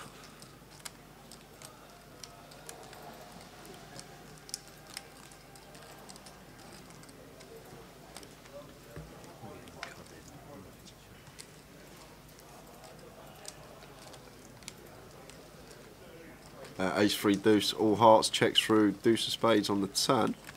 I'd like to see Tan essentially bet this now, but no, he's going to come in for a check call. Not going to be folding.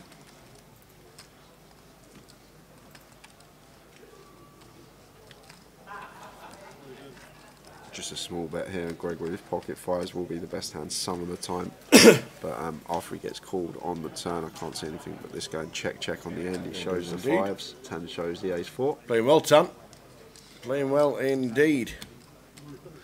Well, I mean, here is...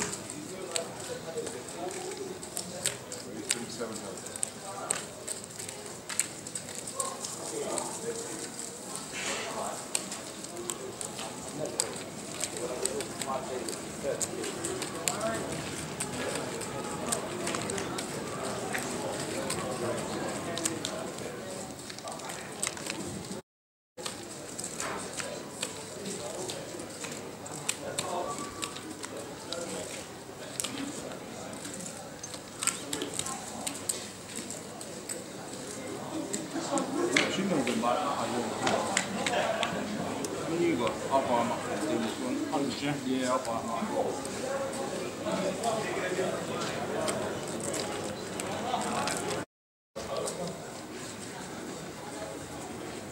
Get one of the players to buy up all the hundreds, please.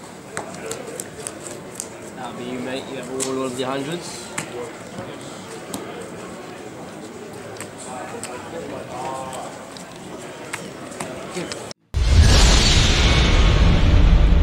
NPL. Talking about the NPL. You know how we get these exclusives every now and again? Talking about the NPL, ladies and gentlemen. With registration closed for the main event, 70,000 has already been collected in the National League. Wow. And once they get to 80,000, they're adding more platinum packages to be announced. We've got an all in a call here, guys. Oh, back to the table with more news on its way. Oh, wow, what a flop. Mitch could be out the door. 3 out are on the flop, and that's a terrible card. So now the King of Diamonds not in play. Need to find a King, and it's a Deuce of Hearts. So the 7-8 of Diamonds is going to bust the King 8 of Mitch. And Kevin up to over 90k now, 61 big blinds. Unlucky for Mitch there. Got it in with the best of it, just couldn't fade. A 7. By the sounds of it, 4 10k packages will be added, which, when you look at the National Poker League right there, if they are adding Riggy, who's in 6th right there, Chris Maguire, who's on holiday in Spain, Will McMurray, and Gary Whitehead, who's just been eliminated from the main, will be seeing the good news. That is a bit of an exclusive from Jim McShane, head of poker, that more packages are going to be added, because the numbers so far in the early stages of this year have just been phenomenal. The packages are getting bigger. So that has just come through the door. So Riggy, it's a bit of a gap now if they're adding 4 packages, because that puts Riggy more or less safe. Oh, big news, ladies and gentlemen. It's got Ace King for Kevin here in the small. 3 bets to 12.5, nice size in, like it. And Tan just has to get out of the way, and Kev going to pick that one up with the Ace King. We lost George Beddy. We've now lost Richard Horton, the Mad Turk, Richard Lazarus,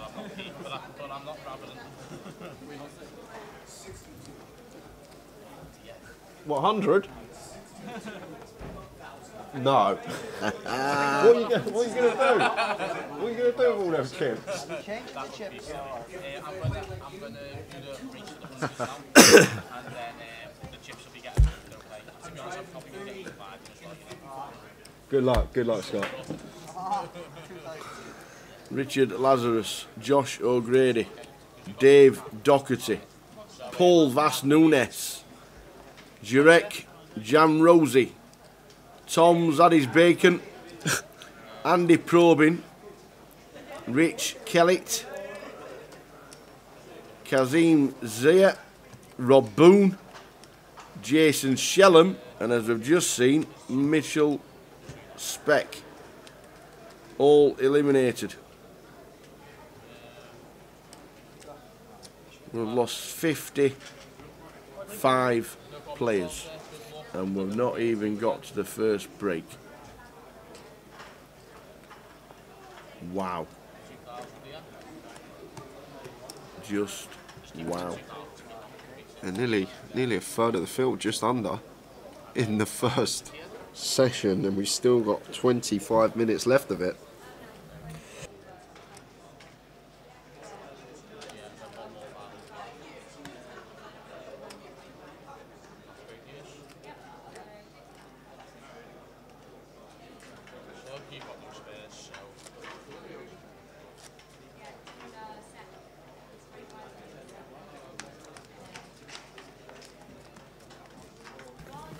Oh, these one-liners are great.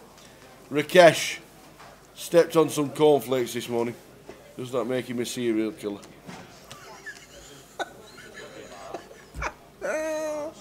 Oh dear. Hope you're all on Towers treble. Accrington Stanley are in Towers treble, along with Oxford United and Port Vale. It's a 10-1 treble on Grosvenor Sport. Get on.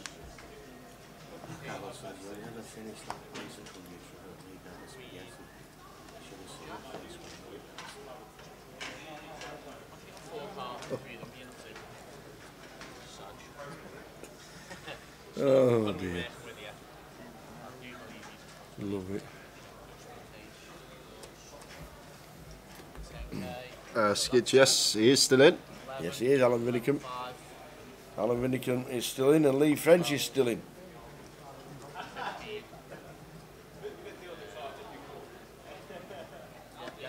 What a start to the day.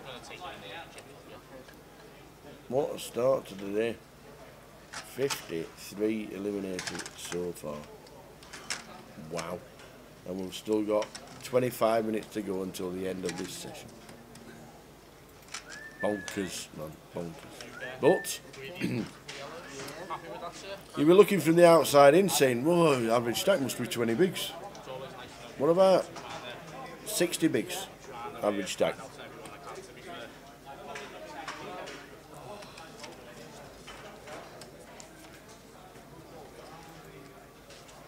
Maybe more.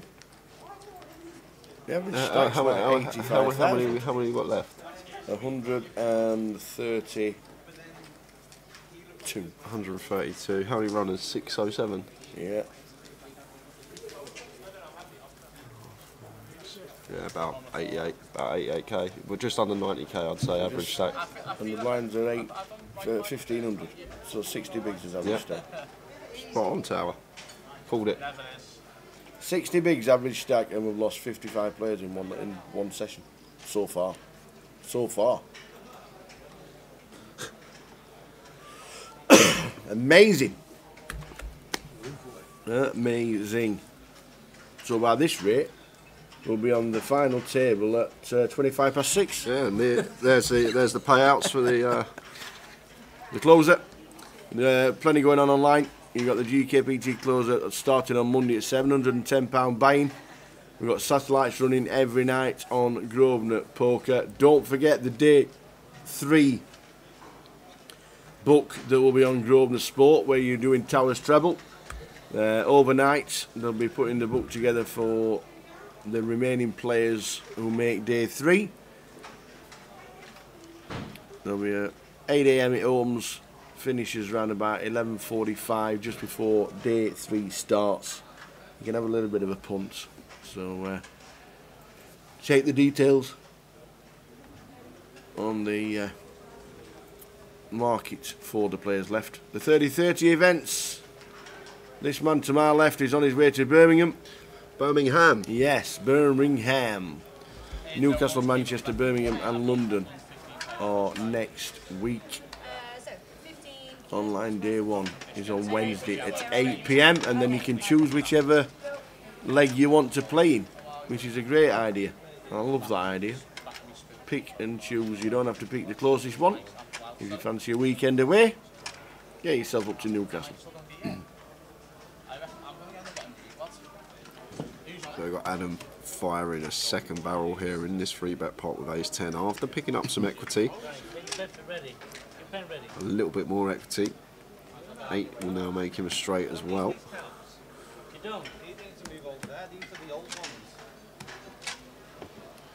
Nimrod staring him down, trying to pick up something. Just sitting here with third pair. Very hard for us to continue here, Emerald. We've got to put in over a third of our stack with third pair, dummy and gut shot. And Adam's representing a really strong hand here. He can have aces, he can have kings, ace queens in there as well, pocket jacks. And do we really expect him to just be running a bluff here? I know we can see he is, but wow, this is a really good read if he's making this call here as Emerald. I'd find it very difficult to call in this spot, even though we are getting just under 4-1 on our money. It's for a third of our stack, and Adam is repping a strong hand here out of the small. What might be going through Imran's head is, could have ace-king. If he's got ace-king, obviously we're in front. But yeah, I like the fold there. I know it's the best hand going into the muck, but just looking at all the hands that we should be calling with there on the turn, I don't think 9-8 of spades is going to be in there. So nice hand for Adam. Well played with the ace-10. Man's got the moves.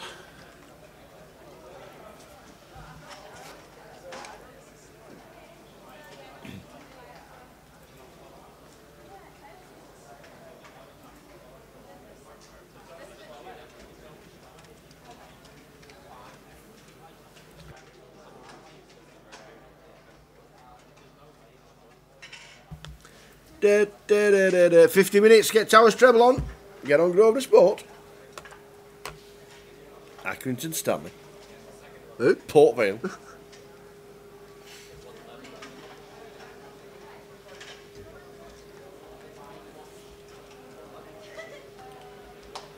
And Oxford United.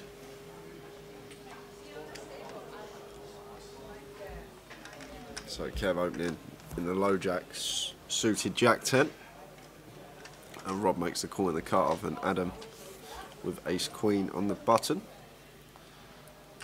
makes a free bet to 10.2, and Kev assuming Robert's going to free bet all of his strong hands here, and he's not going to come in for a back raise if we do flat. I'd like to see a call here from Kev with jack 10 suited. Lovely hand to pill, lots of playability, can hit a lot of flops. That's the other thing as well. If you always if you make a straight with your jack 10 and both your cards are playing in that straight, it's always a nut straight. But let it go. Maybe just thought Adam wasn't going to be at it too often. But even if we are aware that we can be behind in that spot, wouldn't mind peeling it. Maybe didn't want to play a bloated pot out of position. Just preserves his chips there. Kevin, Adam flying now. Flying. Without wings.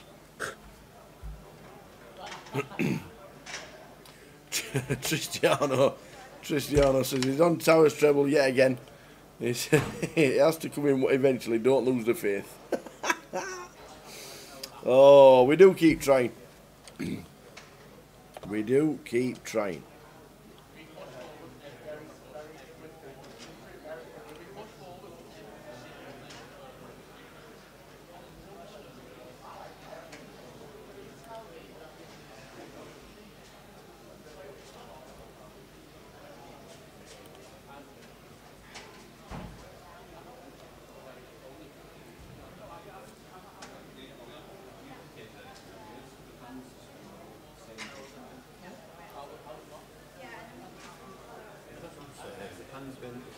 Commentating through the fans. Yeah.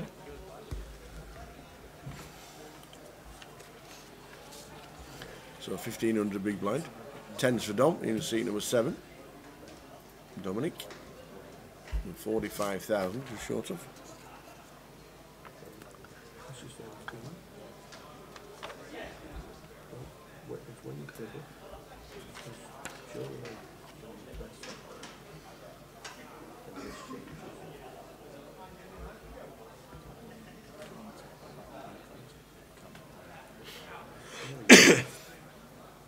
So we 3-bet to 8.1. There's Dom in seat 7. This should be the end of it, I think. Oh no, we're going to see it with the ace suited, ace 3 suited. James in 6 calls. Just, I think it's, I've mentioned it a lot. Sizing. It seems everyone's going like 2.5 bigs. From what I've been seeing on stream out of the blinds, it's fairly small, and just our fold equity just deplenishes, and a lot of the time we are just going to get peeled in position and play a pot out of position against our opponent. And James not going to be folding to 1-bet here unless it's extortionate sizing after catching bottom pair with his backdoor clubs. 6.5 and a call.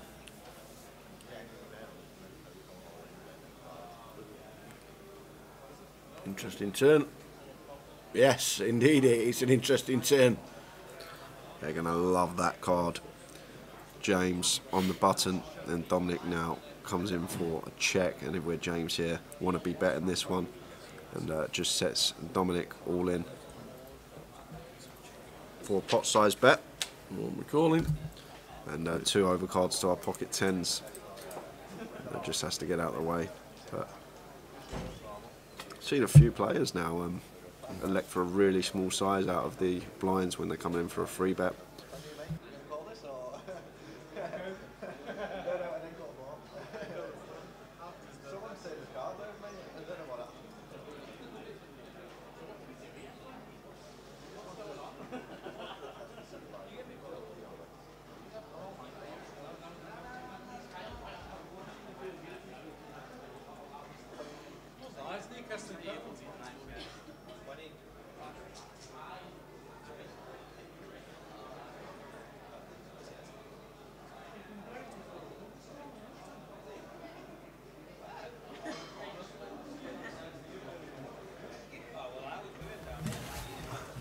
Minutes to go till the end of this session, and then a 20-minute break, basically to calm down, I suppose. Yeah. Regroup, have a quick chat.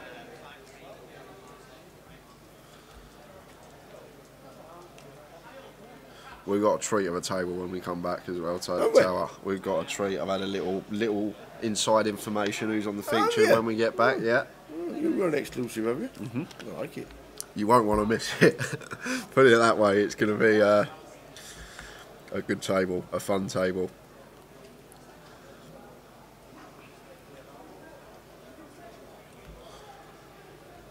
Queen 10-7. Adam hits the front. Which goes check, check. 4 of hearts on the turn.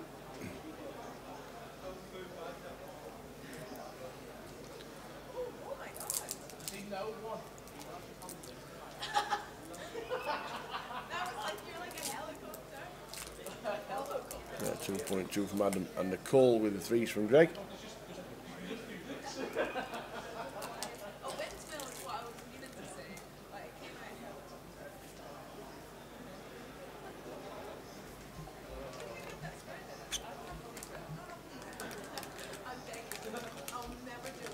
Six of clubs on the river. Could go check, check. Which it does. And a win. But Adam, 137,000 for Adam Wilkinson.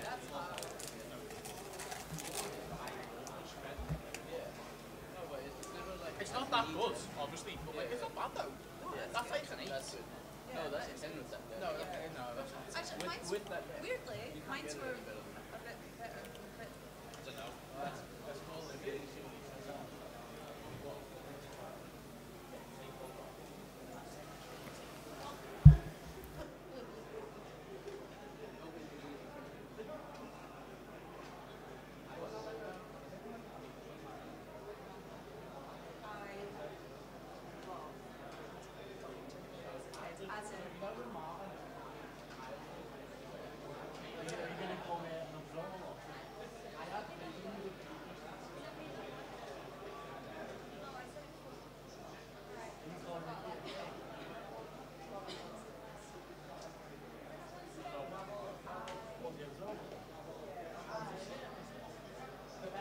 James raises to 3.3. Dom is going to come in for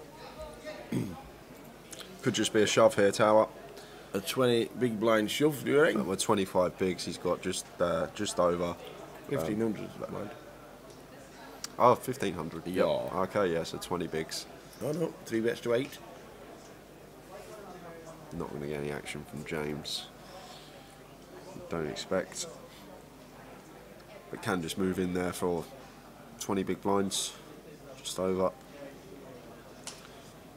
But opted for the free bet, did Dominic?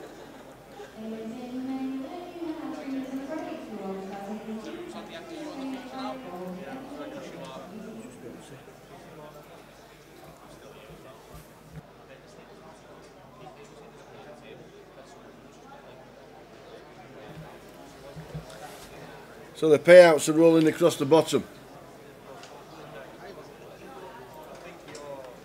105,000 up top. I think it's 58 getting the money. So I think we break to 800 during the day, don't we? Yes. So that'll be 8 tables as a bubble, which is huge.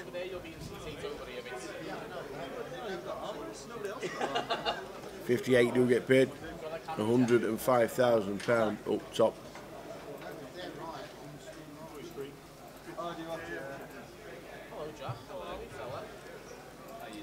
Daniel, ace king suited on the button here, facing Robert's early position open with the ace 8 suited. Like to see him free bet this, There's worse things to do. but just calls. Bit cautious. Just going to bring 10 in. And Kev getting over 6-1. Closer to 7-1 in fact. Ace 3 I genuinely have no idea. wants to come in for the call. There's four-way action to the flop. Where are we going to? 24, Coventry, the back table on the left there. Go on, man, good luck, lad. 9, 6, 7. Rainbow. The deuces of 10 actually the best hand here in terms of hand ranking, but Robert is up and down. 7 on the turn. Checked all the way. So is Robert going to come in for a delayed continue here after it's checked through flop? Oh, it's actually over to Kev. Like this from Kev, we don't actually have a hand in terms of a draw or equity, but in terms of range, this is meant to be our board. We're going to have the most 7x, we're going to have the straights, the 8-10, the 8-5 suited, there'll be a lot of 9x in there as well. So Kev just coming in for a bet in terms of range here on the 9, 6, 7, 7. But Robert, who is up and down, makes the call. It's the 4 of clubs on the end, and Kev here with the ace of clubs, and still with a pretty big range advantage here against Robert. I would like to see him unload it on the river. Just going to have a little quick double check back at his hand.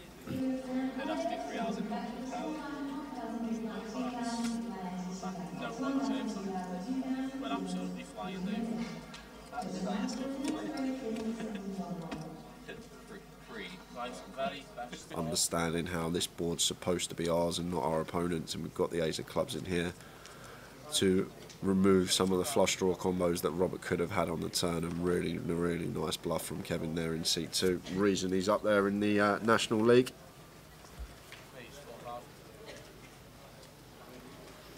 So 8 minutes to go until the end of the session. Just be changing tables at the end of this session. A 20-minute break. Tristiano says 105,000 to the winner in 750 comp is very impressive. It is indeed. The numbers have just been incredible. Numbers have been amazing. Lost a couple more as well. David Haslam and Michael Kossoff eliminated, as well as Pavel Dobrita. He's gone as well.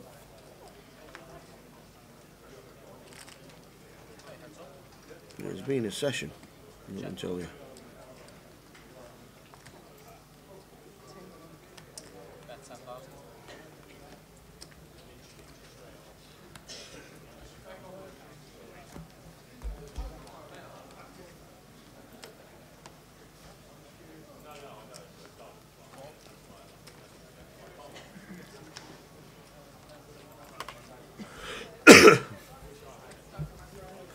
So Robert opening under the gun with the ace-10 off, and Greg going to free bet to 7.7 with the queen 10 suited. I think the three guys are talking about the ace jack and Anu and the queen 3 of clubs. It's just come through. Ah.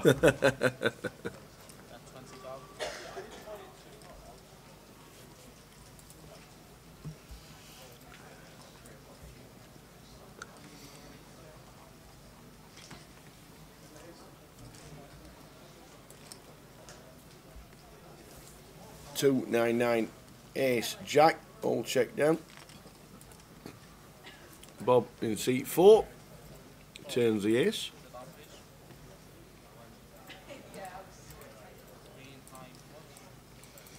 Just over 5 minutes to go until the end of this session. 20 minutes to go and catch his breath.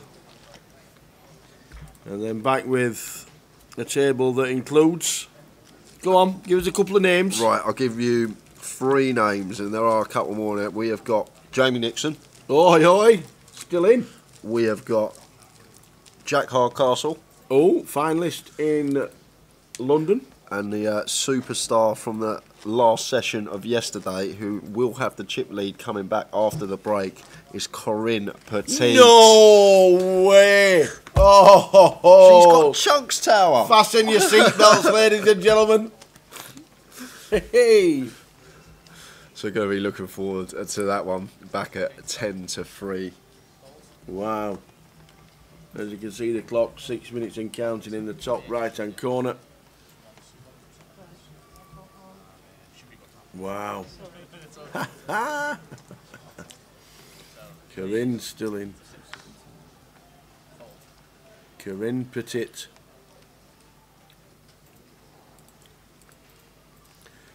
Our old camera woman was Sue Petit, wasn't she? I wonder if she's related. Sue Petit. That was that was the name. Sue Petit. That was the name. We never said that before. Sue Shanahan, because it's Sue Shanahan now, isn't it? But her maiden name was Petit. And she's called Sue. So maybe she's glad she changed her name. Good. She got married at 11. A6-3, 2 diamonds. Emrah flopping the best of it with top pair. Checking it over to the aggressor, who was Daniel in this spot. Like to see Daniel continue this board more often than not. Better 4K here. But as we can see, Emrah will not be going anywhere. Just expect him to call. No need to raise this spot, just want to be calling. Yes, we are short, but a lot of the time, as Daniel is the opener here, he can have ace-x himself, so if we do raise, we're only going to get called by a better hand, really, or some sort of combo draw, and we want to keep Daniel's bluffs in. He's going to be c-betting this board high frequency with a whole host of hands, which we can have drawing fairly thin. So there's a call. Thought he was thinking about potentially ripping that in. Turn is the 5 of diamonds, and this is just not a good card for Daniel to be barreling against Emrah, although he has called in the small blind. A bit different to hands he'd have in the big blind here, but looks like he is going to come in for a random double barrel here against a stack size of a pot size bet behind. Just trying to put some pressure on Emrah here, who just has 1 pair.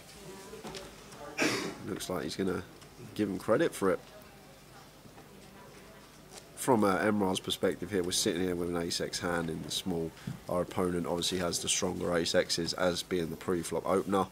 We don't have any diamond in our hand. He can have some diamond draws in there. Ace-x diamonds a thing. Then obviously all the Broadway diamonds, 7-8 of diamonds. There's so many diamond combos he can have because of the 3 particular diamonds on the board. He can actually have a whole host of value hands that beat us in this spot. But bluffs wise, he can have a fair amount of bluffs as well. Hands like King, Queen, Queen, Jack, Jack 10 with a diamond in them. And in this occasion, he's actually got a stone cold airball, so we can start incorporating some random airballs into Daniel's range. I think we would have to call once more as Emrah, but Daniel hasn't been at the table for long, so Emrah probably not familiar with him or how he plays. But having a long hard think about this one, and it's a tough spot, 4-1, but eventually folds, and Daniel a little bit of a sweat on that.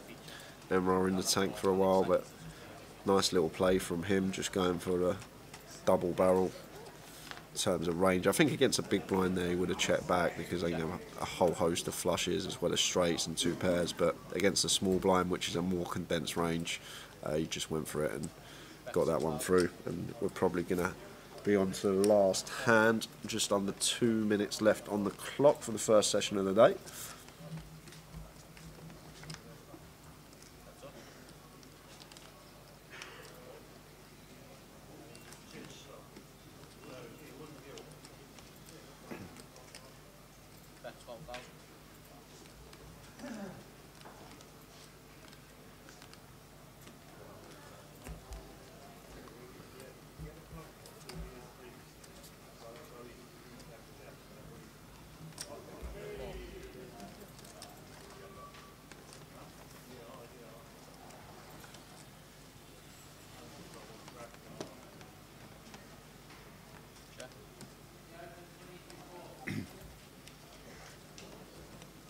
cut off open from Kevin makes it 3.3, and Emrar's all in here for what is 15 big blinds.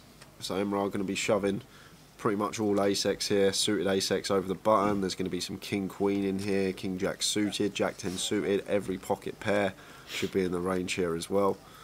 That shows the ace over to Kevin. And Kevin be happy with his fold because he had the ace-5. Ryan Mandara's out. Stephen O'Keefe is out. Vidas Siriunas is out. Tai Huang, Dan Cathari and Phil Baker all eliminated as we head towards the last hand of the session.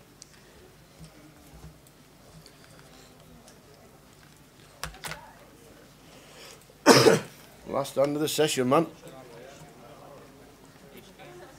Yes, Katie Swift is still in, as well as Jamie Nixon. He's going to be gracing us with his presence on the feature table after the break when we come back. He's chipped up nicely. He's got just under 200k. But this is the last hand of the session. You see the clock there in the background. Some zeros. And Dominic looks like he's going to open the 5s under the gun. Everyone else will take their 20-minute break. Dan Daniels says, quick shout out to Emrah before he leaves the table on the feature from Cardiff. Good luck. Well, he's just about to leave. He survived the first session. So Kev going to make the call with the 9-8 of diamonds. And Robert on the button pocket 4 is not going anywhere. So onto the big blind. And James got a lovely hand to have here. Going to be defending this. We've got 4-way action. Last hand of this session before the 20-minute break. 4 to the flop.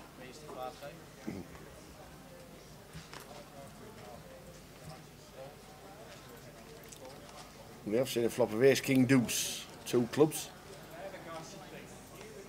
It's pretty much a complete whiff for everyone here, but looks like Dominic going to continue in terms of range. He's the opener under the gun. This board's going to be smashing him more often than not.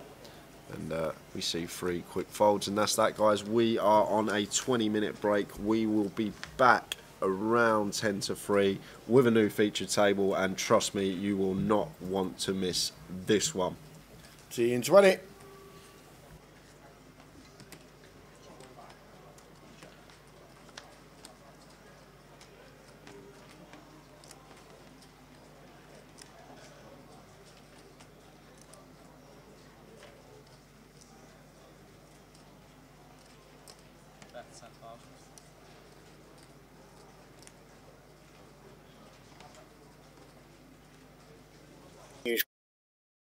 Kind of confrontation pre-flop.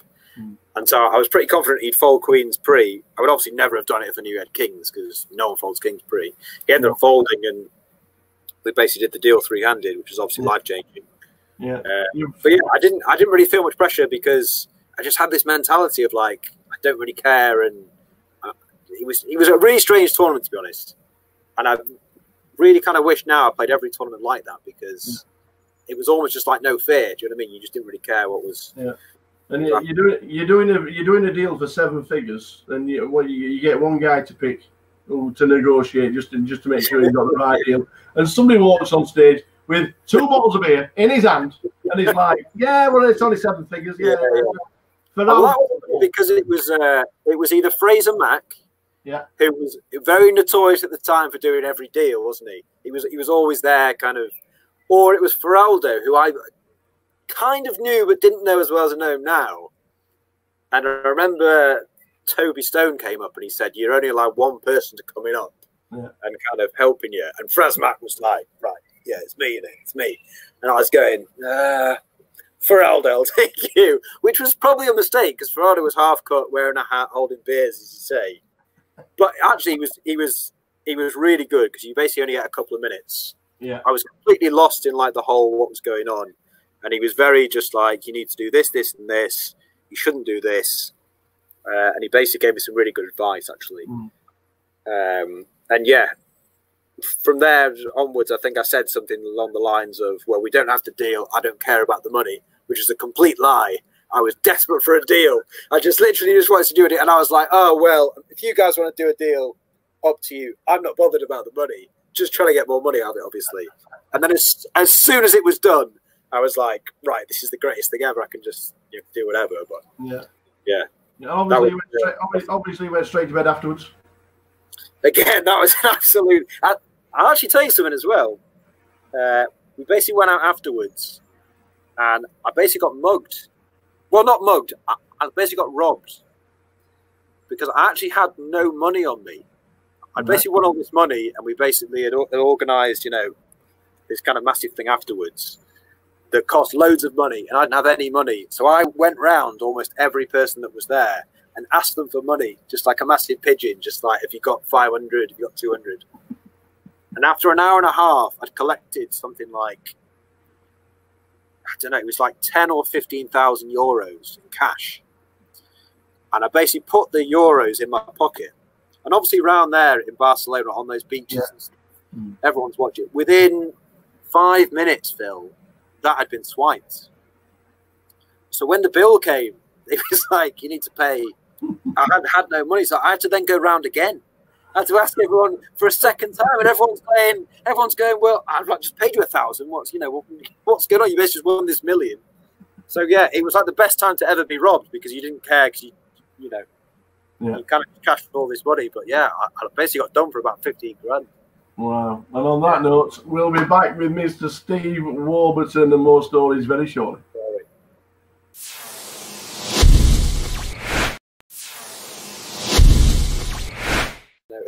Welcome back to Mr. Steve Warburton and an hour with the Tower. Huge 2015 that we were talking about before. Absolutely huge. 2016. Did you slow down? Did you play more cash? Was it a case of I'm not travelling around too much?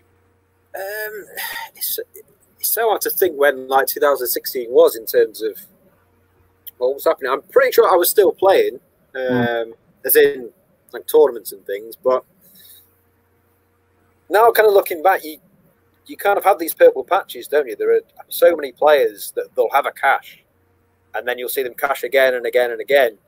And then for like the next 12 months, they just kind of don't. And I don't know. I don't know if it's confidence or what just happens. But yeah, I was still playing in 2016 quite a bit, and obviously not having the cashes I was having the previous year. Yeah. But yeah, I don't know as well.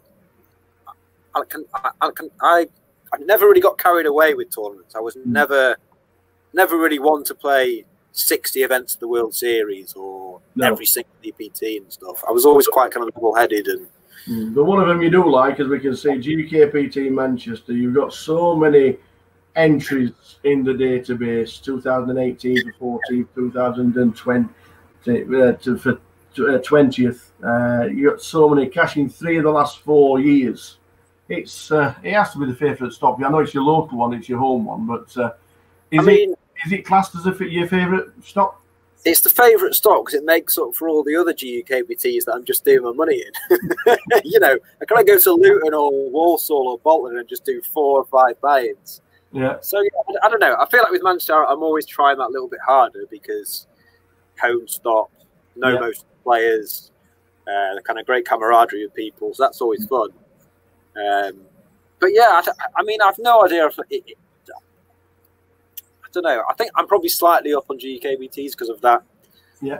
Sort of shop with Devon and thingy, but I've put a lot of money into them, don't you? Don't you worry about that. Yeah. Norwegian Championships came to Britain, and they started being played around the country. You had three tournaments where you cashed for well over 60,000. I heard they used to be crazy. I heard the cash tables used to be mad as well. Was that one of the reasons why you played them?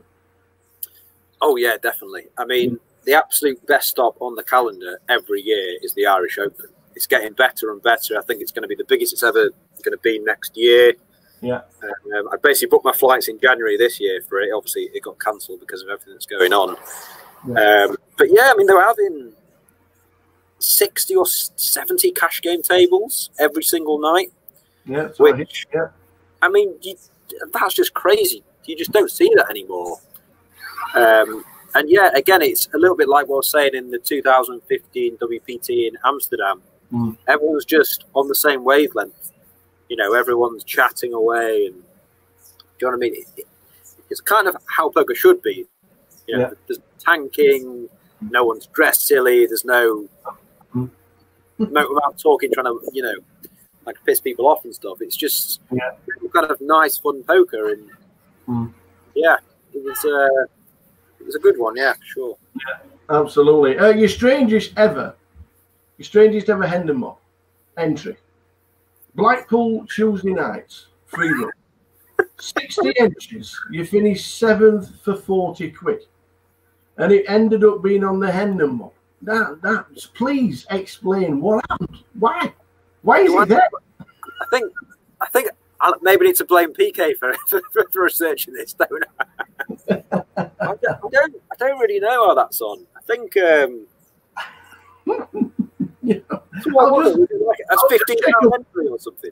I'll just check up on Steve Warburton so we can have a nice chat while we're all in lockdown and we've not had a haircut for 3 months, and we get it was a free roll on a Tuesday night and there were 60 runs.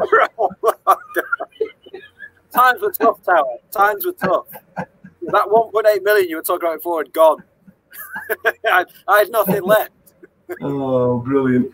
I remember, actually. No, I remember what happened. We basically gone to Blackpool to watch I don't know if you're watching the darts or a oh, right, okay. And what we did, we all rang Dina, and we made Dina extend the late reg, just so we could get to this thing. And it was one of those classic ones where you basically want to bust quite soon so you can go to the bar and just have a few drinks. But yeah, I ended up final table in it. Yeah, ridiculous. The UK Poker Championships in 2018, the Eye Roller. Your final table, you finished 8th for 7,000. That wasn't the story. The story was Mr. Jake. The story was Mr. Jake Cody and the viral video that you were involved in, and crazy scenes. How did that all come about? How long have we got? Well, is it really that long? The short version, what I remember, is we'd all been out the night before, and I mean we'd all been out to the point of, in day 2 of this tournament, there was 5 or 6 people who hadn't arrived. You know, Jake for one, not mention names for, you know, other people, but Ludo and all the Scottish boys. Yeah. And with about, I don't know, 50 people left, I remember Jake saying, if I win this tournament, it'll be so unjust that I'll put it all on black. And Ludo was on the rail, and Ludo heard this, and he never shut up about it from 50 all the way down. He was on the rail with the drink, obviously, and he said this, and all of a sudden, me and Jake were on this final. I have no idea how I was there or he was there. First thing he did was get shots for the table and stuff. He had the tournament director literally over every hand because he was showing cards and chat. You know what I mean? He was just yeah, whatever. And so I think he got 3-handed, and I'm not entirely sure. I think they might have done a deal, did they, or something? Or I'm not sure how it ended. All I saw was the video about an hour later. Was it straight after the? Was it literally straight after the tournament finished? It was literally straight after, and obviously when I busted, I was sulking because I always sulk when I bust. I basically went and played cash, and then the next thing I remember, honestly, is Jake coming up to me and saying, "I don't really want to do this, but I've kind of been forced into it." Rob Young, by the way, Young had walked in the casino to pick up his car keys.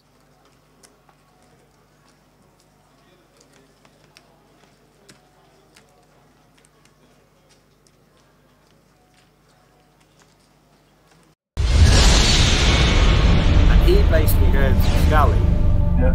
He basically wanted to do this. Rob being Rob was just like, yeah, fine. Yeah. And then all of a sudden, it's kind of gone from I don't want to do this, Swarbs, to us marching over to the table. It's all in. And then like, there's just no chance that Jake's ever going to lose there, by the way. And I was like slightly fuming that we didn't all get more on ourselves, like, because it's like that's Jake. And also, the other thing was Rob basically said if it went on 0, that would be a chop as well. All right, nice one. Yeah, it was a proper good bet, really. But brilliant. Yeah, I remember the video on it. It just went absolutely mad, didn't it? It just went viral, and the shouting and the screaming. It's just ridiculous how it happened, because it wasn't. It's just not really a thing that was like planned. It just kind of happened randomly, organically, and then obviously it was again a really sick night after that. But absolutely. Yeah. But then we head over to Canada. More responsibly, you're supposed to say after that, Carol. oh yes, absolutely. Do what Jake it's not big. It's not big and it's not clever. But we're still traveling. We end up in Canada, the Bahamas. I know we do Vegas on a regular basis, but it's not bad, is it? There playing a few card games for traveling the world, is it? It's not that bad. I mean, over these past 3 times 10 minutes or whatever, it sounds like it's all like roses and money and it's all amazing. But I mean, it is quite tough at times. I've had probably 2 18-month to 2-year periods of just not winning. You almost feel like you can't win a hand. Yeah. Having said that, super lucky to do what I do. Like it's fantastic to meet everyone, and I still get that buzz when you go deep in a live tournament. That's great. I've never really been one for playing, 16 tables online tournaments. I used to play heads up cash and short-handed cash online, but that buzz you get from tournaments is good, and all these kind of party poker stops and things. Like recently they've been amazing. And Montreal, Bahamas, like you say, are absolutely fantastic places. So yeah, you can't knock it. You can't knock it. Yeah, absolutely not. One of your best friends, Andreas Olympius. You've got a lot of friends in poker, but railing Andreas for his WPT. Is that ex-best friend?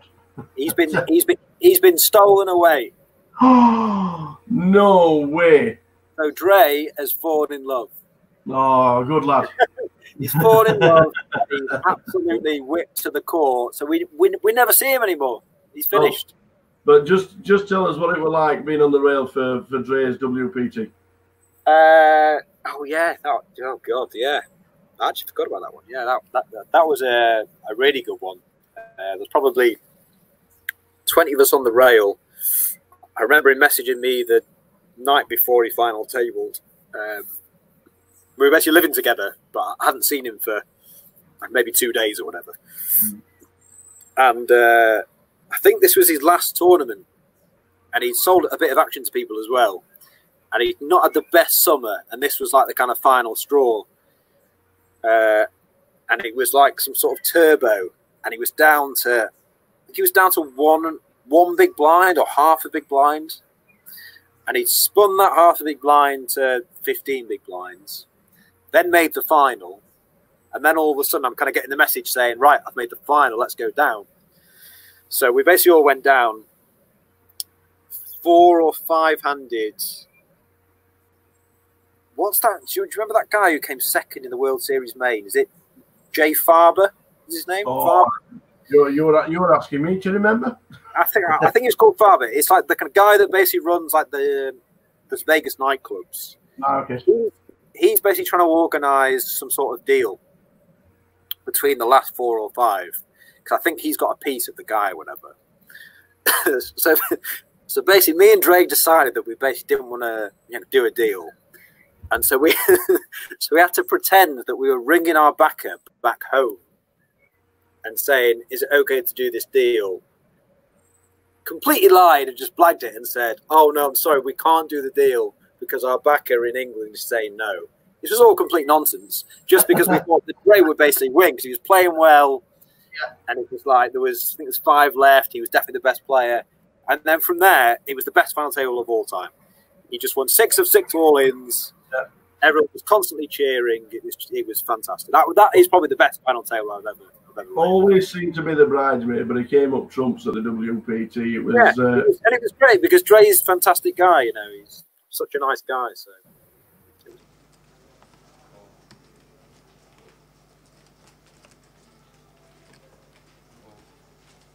We're back. We are back. We're back. Come on, run us through these wonderfully is- beautiful, good-looking 9 players that are going to entertain us for the next 2 hours. This is going to be a fun little table. In 1, we got Rich Simmons.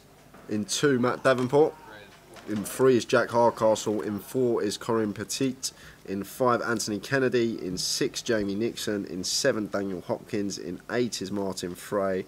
And in 9 is Mivides Kasoulis. We have mentioned it once or twice, but Martin Frey was the last winner in Coventry, and Matt Davenport was the last runner-up in Coventry, and they're on the same table. There you go. On day 2. Times have spooky stuff. Times have changed, but poker players are still poker players. Amazing effort from those 2 guys, let me tell you. There's loads of chips on this table as well. Mivides got 140k, Jamie Nixon just under 200k, Corinne's got 217k, Matt's got 115k, Jack's got 100k. There's lots and lots of chips on this table. And Corinne in the same seat as she was last night. Yes, yes, she is. Let's do it, baby. Let's do it. Let's just go for it. This is going to be great viewing. If you didn't watch the last session last night and you want to watch it on YouTube, get on, because it's amazing. I bet she's making Jack Hardcastle chuckle a couple of times today already. Jamie Nixon with chunks. Good to see him running well. Running well, playing well. We're off for the next session. 9 minutes to get Towers Treble on. What's Towers Treble, Jay? Port Vale, Oxford, Accrington, all around 10 to 1. That is Towers Treble for today. We're on it.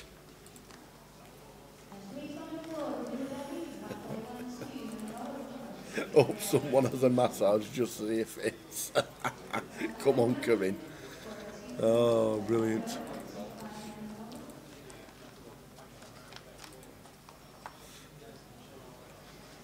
So the blinds are in, the cards are out, level 13, blinds are 1,000, 2,000 with a 2. Incredibly, in the first session, we lost a lot. We lost 64 players in the first session. The last person out of the last session, or the last 2, was Harvey Norris and Gerv Shergill. They were the last eliminated in the last session, and there were 64 eliminations, which is just amazing. It's just a 60 big blinds deep.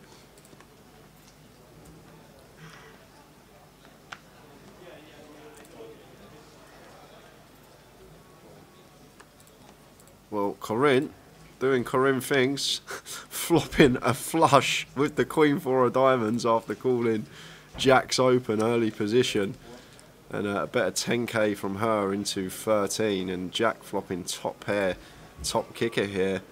Gonna have to check call. Drawing nigh on dead. 7 of spades on the turn. Does give you an outs. So Corinne still with a flush, checks it behind, a little bit of deception from her. 8 of clubs on the river.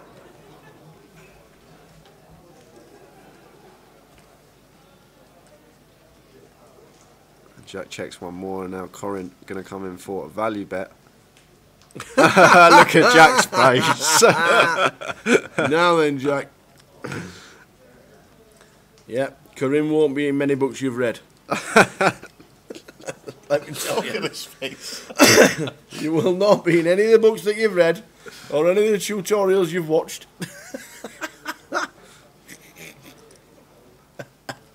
Yeah, over to you, Jack. I haven't got much. No, he's He just paid it calls. off. He's He just paid it sneaks off. it in the call. I've just flopped the flush with the Queen 4 of diamonds.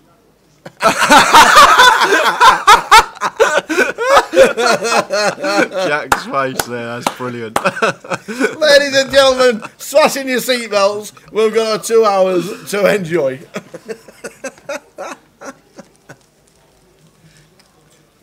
256k. 256,000. Oh dear. Oh my days. Is that Chingu from South Korea watching? Oh, yeah. It's the eye rolls that did it. Oh, dear. Oh. He'll still be chuckling inside, will Jack? He'll just think I'll get them all back eventually. He's off. He's off. He just texted all his mates. You watch that first hand after the break. He needs a breather. Needs a breather. Oh dear. It's going to be a good session. I'm really looking forward to this one. Anthony with the sixes and the low jack makes it 6k, and Daniel with the boots in the cutoff. It's like 3 betting chips, makes it 15.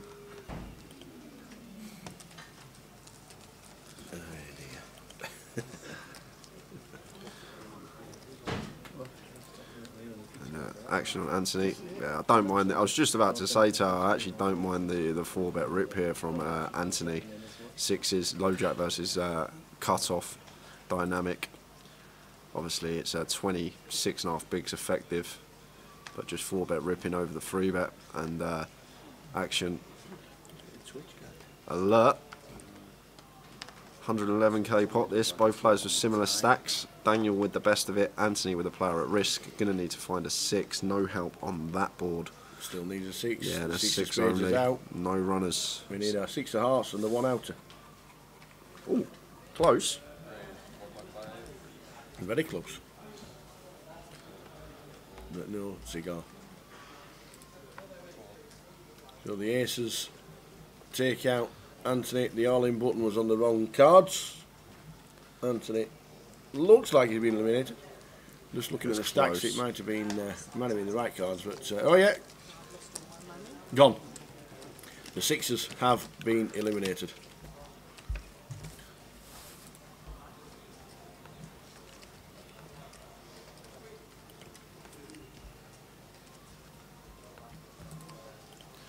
I think Jack might have taken the session off Tower after that, and he might be.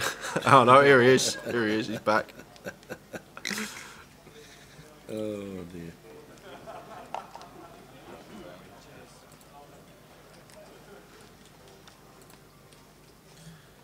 Corin's sitting down thinking this game's easy. It's your first time playing poker. He's thinking, what's the fuss all about? This is it's an easy game.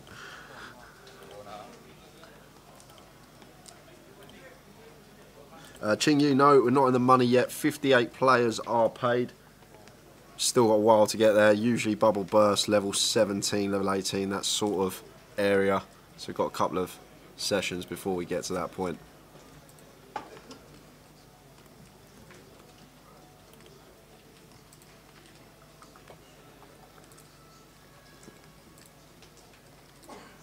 So Jamie, Jack 8 suited, under the gun +2. He has got plenty of chips. Go either way, but let this one go. Good timing as well, because Daniel with Ace King directly behind us in the hijack. Going to be opening this, makes it 5k, 2.5x. Looks like Martin has a decision. Pocket freeze. Going to make the call.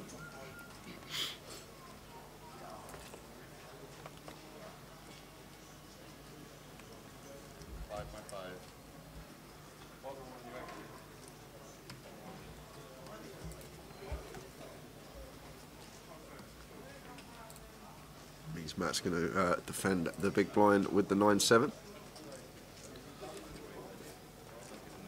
Ace deuce 5 flop. Flop's done really well. Yeah, Martin's not going to hate this flop either. He's got a will draw with his pocket freeze and position, so going to be calling once here, seeing if we can potentially snag a 4 on the turn.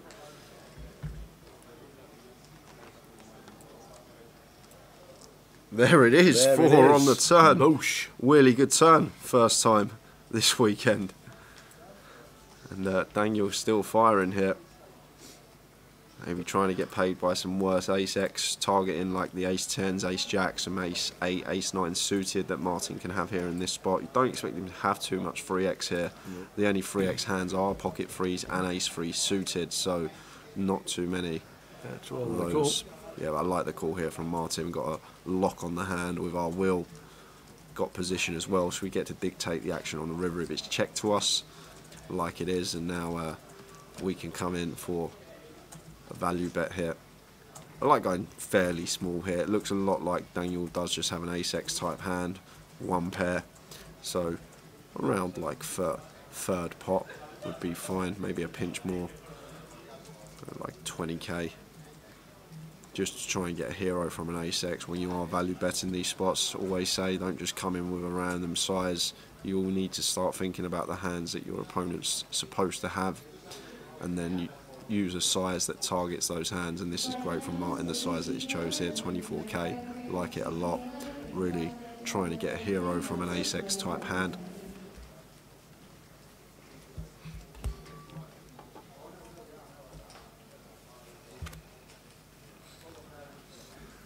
He's counting his stack and how many he'll have left if he does call and lose, which he does. And he's got the threes and the bad news from Martin Frey. Martin's played that hand very, very well. Just a flat on the turn, and then the size he chose on the river, it's really nice from him. Former champion, holding champion, I should say, reigning champion. 9-year hiatus in Coventry on the GUKPT circuit. And he also knows he's the defending champion as well. Oh, does he? Yes. I saw Mandy, his missus, sat on the rail the other day, and she said that was one of the reasons he played. So I like it.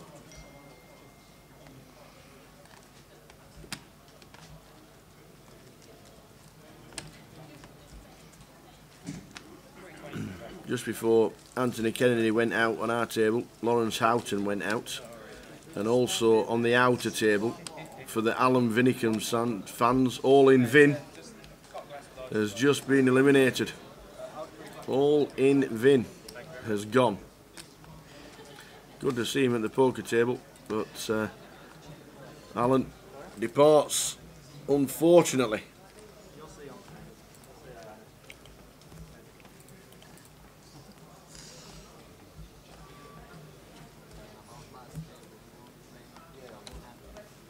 So Corinne opening under the gun, 5k with the king deuce suited.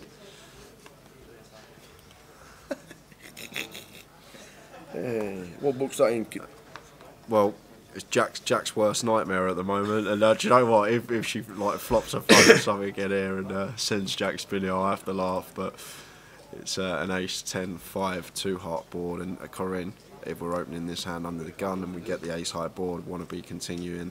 She's going to continue this. She's going to bet the ace. I hope she does. She'll bet about. Oh no, she checks. And Jack's got the lock now. Yeah. Great turn card for Jack, and now he might bet. And Jack, Corinne with the back door. She'll think, well, I might just call this once.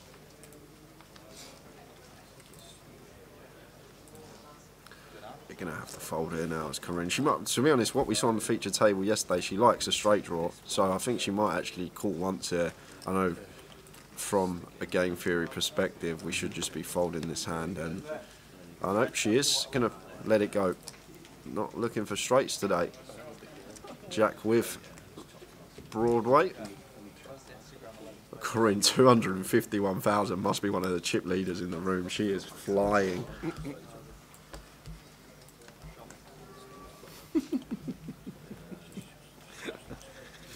Do you think there'll be a waiting list for the bounty? Thinking of getting there for about 6. I'll be very surprised if there's a waiting list.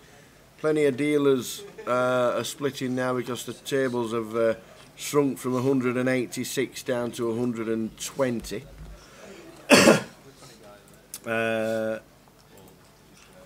Not sure if you can buy in over the phone regarding the bounty. But if not, if you can't, I don't think there'll be a waiting list. I don't think there's a cap on it. No, it's not. Definitely not a first tournament. Definitely not a first tournament.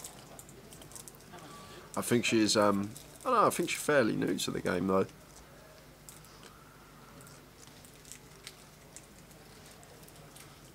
First time we've definitely seen Corinne on tour though. Yeah. First time seen her face. Like to see more of it. She's definitely entertained us.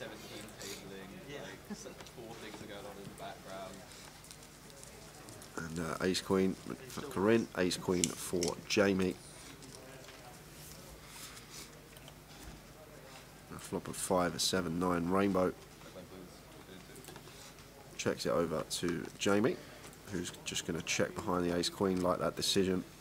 Board's going to be very good for Corinne here, defending in the big blind, better than it is for us. And Corinne checks once more. And Jamie going to check behind.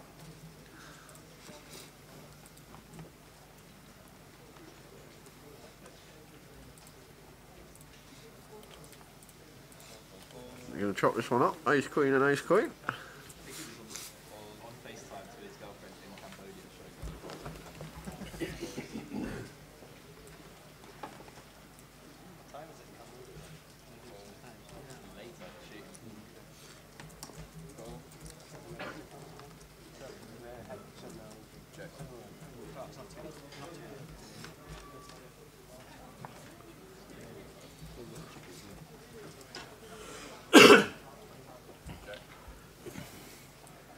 What we got coming to the table?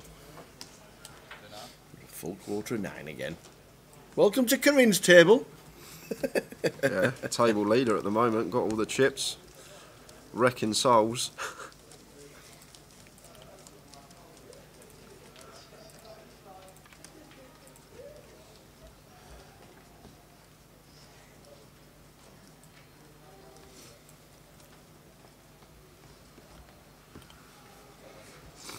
Yeah, she definitely knows what she's doing.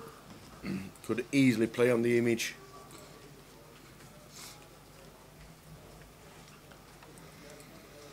Are Ellie and Katie still in? Yes, they are both still in. They're on the same table as well. Are they? Yeah.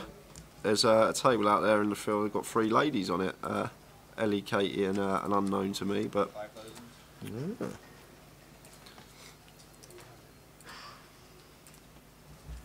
Martin Frey, big cash player.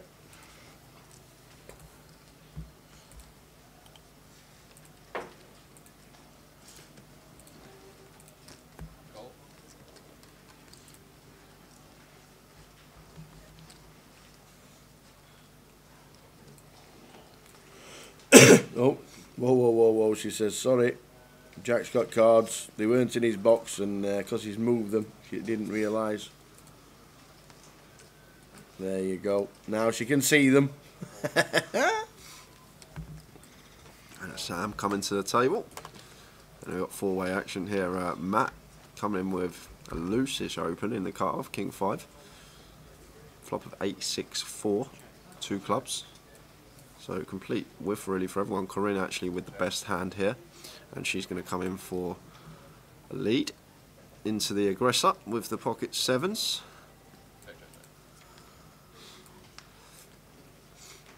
And Matt with gut shot, backdoor flush draw. But Corinne, tricky opponent to play against. She can have a whole host of hands, as we've seen already.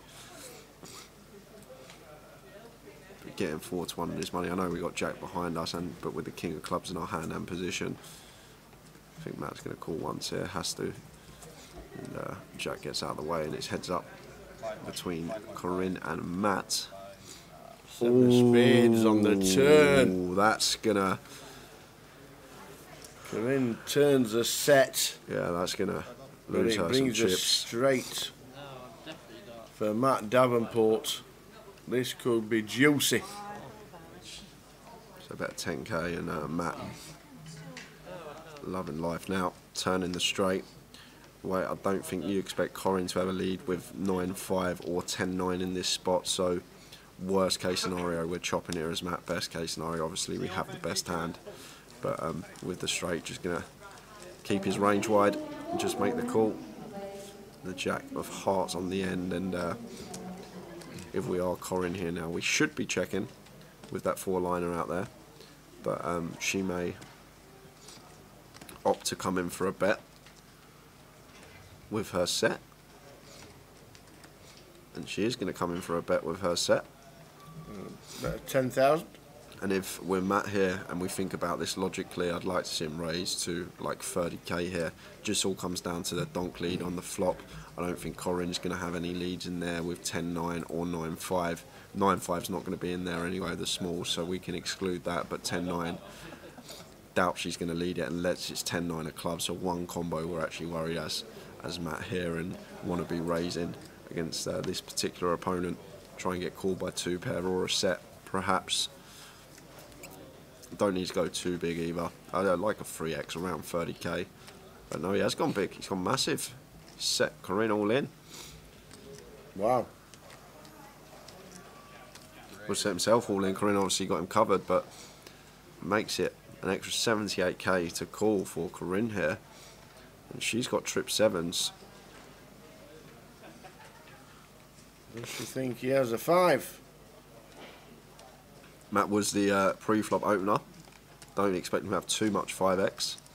But he's opening King 5 off in the cut-off. I'm guessing Queen 5 suited. It's going to be in there. Ace 5 off. Ace 5 suited. Pocket 5s. Like hands like 5-7 suited. 5-8 suited. So he can still have a lot of 5x. But Corinne with a set of 7s on the turn. In a difficult spot now. But I just think if we're Matt here, maybe we need to opt for a smaller size, but maybe it's because of the opponent he's up against. He thinks if Corinne has got a set or 2 pairs, she might never fold no matter what the size is. But just maybe a little bit too large to get paid off on this one.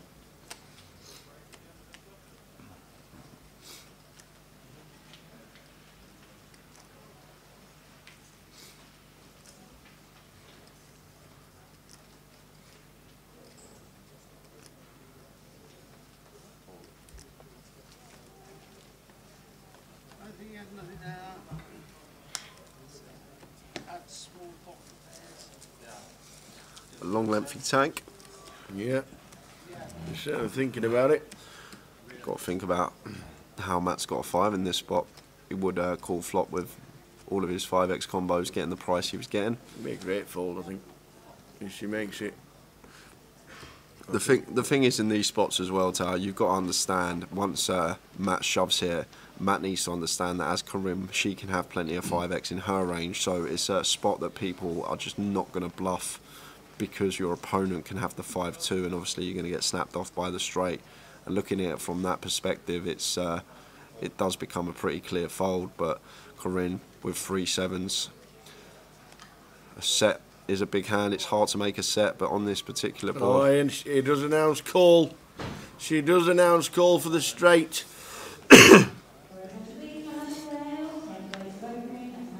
Matt gets a complete double. Well, that's a great shove then from Matt. Take it back, maybe going large was the correct thing if he thought Corinne. Do you think he was playing the player as well? Yeah, that's obviously why Tower. I think going that large must have been just against the opponent he was up against. He thought if she's got a set, she's not going to fold for any amount, and if he deducted that, it's great play from Matt. But from a population perspective, against probably an opponent you're not too aware of how they play, I think we need to opt for a smaller size, but in that scenario Matt's gone with the exploit, huge overbet. Chip lead on the table now, Matt Davenport. And now up to 2-2-4. And Corinne loses a big chunk of her stack. Tommy Patrick on YouTube says, can you clarify the satellites? Say if you won the £1,500 seat online, that would be the package, wouldn't it, the £1,500 seat? Can you use that for 3-400s? No, the £1,500 package is totally different to the 30-30s. So no, you won't be able to split the package because the package is for a mini, a main, and X's.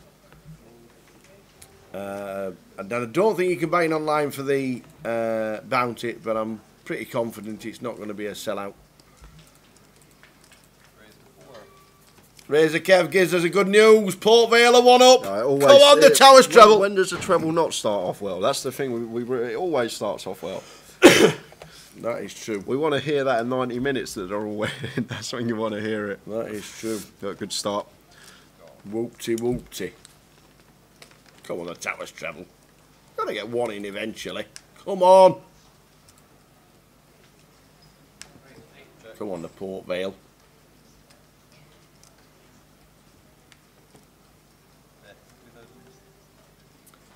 Yeah, the £1,500 package you can't split because it's a package for the same event.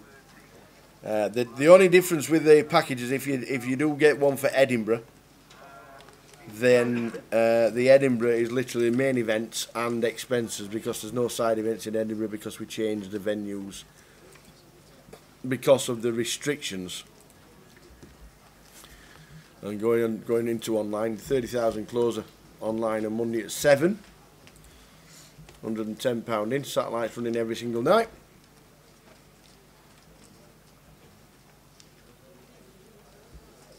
And the book will be open for the remaining number of players who make it through to day 3.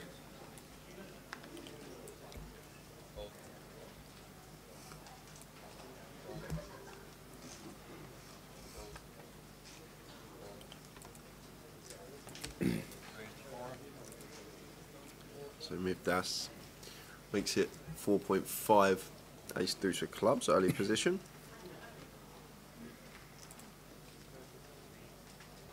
And Daniel with 10-6 suited here in the big blind.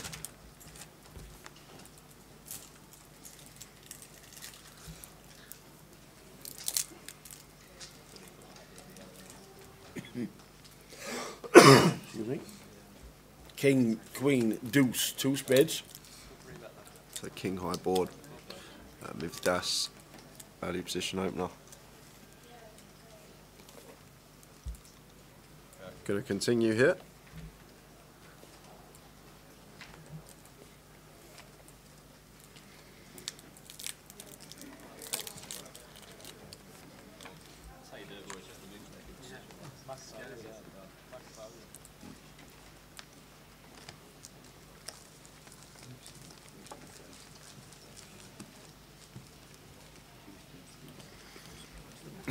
There's some good news coming in. Accrington 1-0, says Dennis. And Bradford City for the 4-timer. Oh, I'm getting excited. Oh, my ticker's going. It's racing.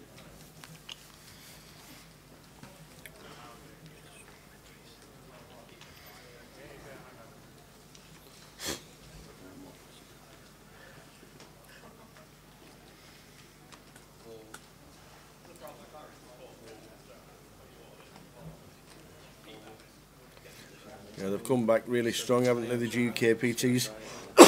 Yes, we know there's a lot of places not open with poker at the minute, but you put on a good show, people will turn up.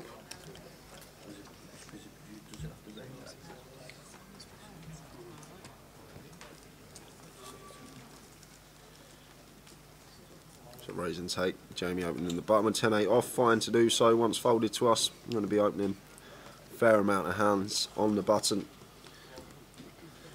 It started too well, this treble tower.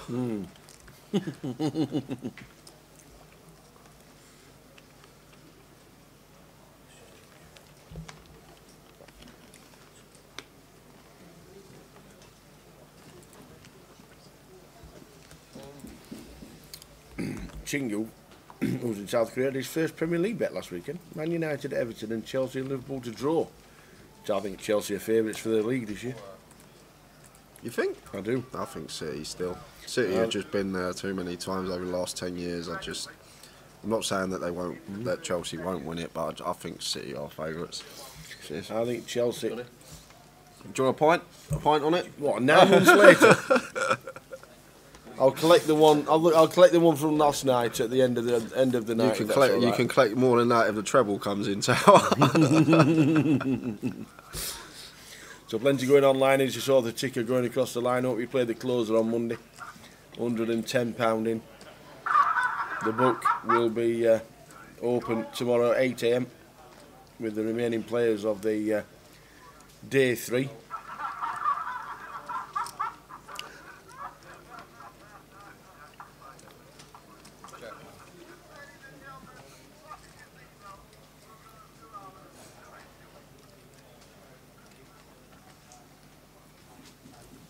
In the first session, if you just joined us and just tuning in for today, we lost 64 players in the first session. Third of the field gone.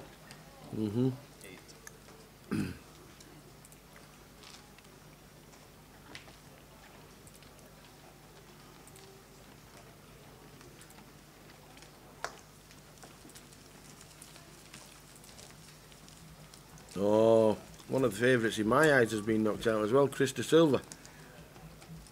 Cody Wagner, who was shorter than short, lasted the full session but has been eliminated in the last 10 minutes. And Ish Mohammed has also been eliminated as well. Mo was on our feature table yesterday. Took his hat off, didn't he? Wanted that. That's right. That is right. So Daniel in the cut-off here, King 10. And Martin, like to see a free bet from him here, especially versus cut-off open. Just make it around the 13k remit, somewhere around there. 12.5, perfectly fine. And Mividas with 7s here in the small now. Probably just going to let this one go. It does let it go. And action back on Daniel here. And King 10 off, out of position. Don't think he's going to be calling if he wants to proceed. Probably have to 4-bet this, but only want to be doing it fairly small frequency, especially against Martin. I don't think Martin gets out of line too often, so yeah, just gets out of the way. Calling one an option there, it's fold, or 4-bet maybe, small frequency at the time. We think Martin can be at it, but he had the goods there with ace queen.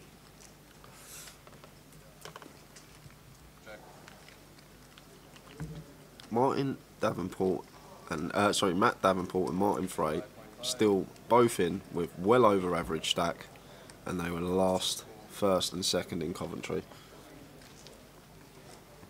Imagine it happens again. Unbelievable. It will, well.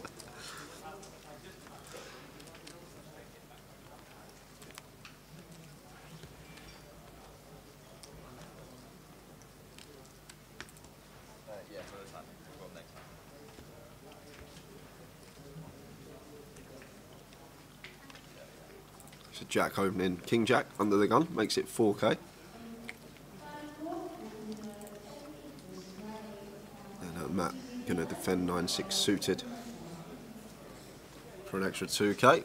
Getting 4.5 to 1 on his money. 8-5 at deuce, 2 spades. So gut shot here for Matt, backdoor flush draw. Jack with just king high. Going to have a continuation bet coming in. And opts will look like 7k, and he gets it through.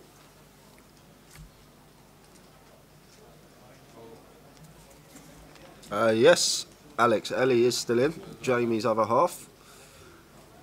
Not too sure on a chip stack, but she's definitely still in the field, not been eliminated yet. Yeah, we'll try and wander around and find chip counts for Katie and Ellie and anybody else we need.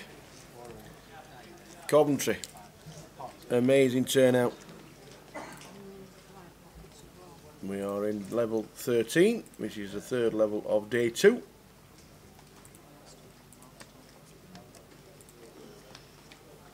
And we lost 64 players in the first session. Folds to Jamie, wants to be opening this one, A7 suited. Makes it 4k. They told me to do it slow.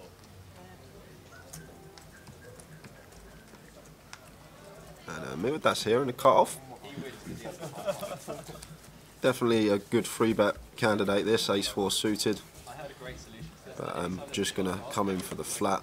Wouldn't mind seeing a 3-bet here with this particular hand, one of the nut 3-bet bluff hands.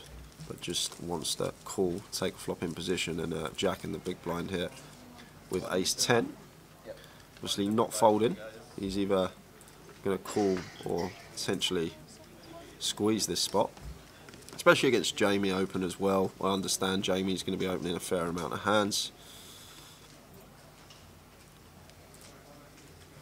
And for that reason, it does opt for the squeeze. 3-bet to 18k, quick fold from Jamie, and you expect Mividas to do the exact same, and Jack's going to take a nice one uncontested. Just understanding the opener can have a whole host of hands, doesn't need to be nutted. And then there's dead money from the flat and the cut-off, so we're getting a better price to come in for our squeeze here with the ace-10. And should just be a quick fold from Mividas, and there it is. Nice pick up there from Jack without having to see a flop. Afternoon, Jakey, tuning in on Twitch.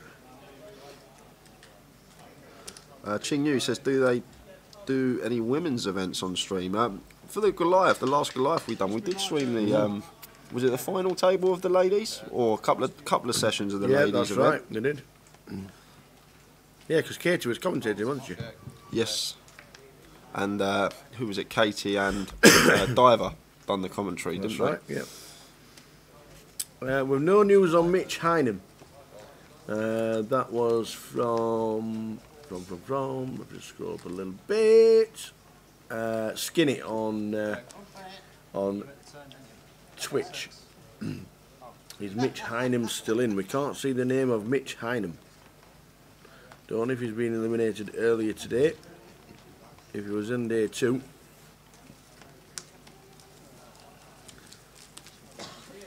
Oh, Mitch Hynam went out early doors. One of the first eliminated. He was eliminated at 12:30.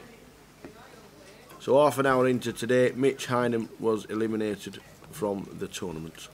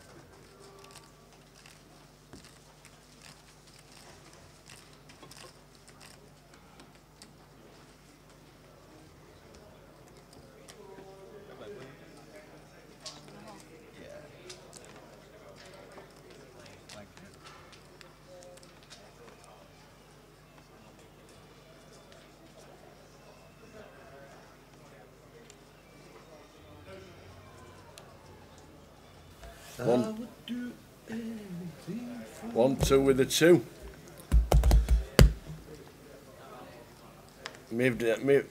Mividas with the ladies.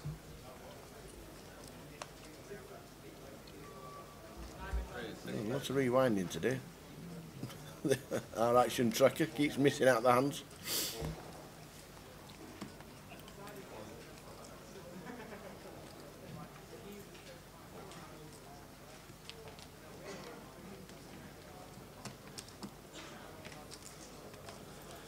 So Jamie defended the 7 deuce, which is fine. Suited in the big blind, getting that price. 364 is the flop rainbow. It could be a potential check back here from the Queens of Mividas versus big blind calling range, but he's going to opt for just the bet. I think Jamie will call once. Dependent on size as well. Yeah, 5.5, just under half pot size. And the good thing about this as well from our point of view as Jamie, it's not necessarily we're calling to just hit a 5. He'll understand that this board is just better for our range here in the big blind, so therefore we can also come in for bluffs on hands like deuces, on like a deuce, a 7, a 6. There's plenty of cards that we can potentially come in for bluffs with, and Jamie just going straight at it here. And Mividas going to be in a bit of a spot with the Queens, because what he's got to understand now is that once Jamie raises this for value, we're not going to beat any of his value. His raises are like 4-3, 6-4, 6-3, 5 deuce, 5-7, the flop straight sets as well. But we're too high up our range to fold to this range. We're going to have to call and take a turn as Mividas. No need to free bet. So there is the call. And now Jamie will have to start thinking about Mividas's range, and he's going to have a lot of overpairs in there once he called, but bingo bongo on the turn for Jamie. Instant service. 6 cards straight. As you do. Now going to continue betting. I've got the betting lead now. Going to continue firing after we get this turn card. And Miradas is now going to be in a bit of a spot here. Jamie's just got an absolute crush on this board with all the hands he's meant to defend out of the big blind. We're now losing to deuce X, 7X. Some of the bluffs, like a 3-5 hand that might have bluffed the flop, or a 4-5 hand now go in front of us. This is just a nut worse turn for us as Miradas here. We're only ahead of like a hand, like, I'm trying to even come up with one, like an ace-3 suited with backdoors, or like a king-3 suited with backdoor flush. So this is tough for Miradas, but I think he may just give it up now. But good from Jamie. He knows that Jamie's capable. That's the other thing he's got going on in his head. He knows you're going to bluff this board no matter what. If you don't have a 7 or a deuce here, I'm still going to be faced with this bet, and that's why Miradas hasn't snap folded here. When you're up against a competent player, all these things need to be going through your head.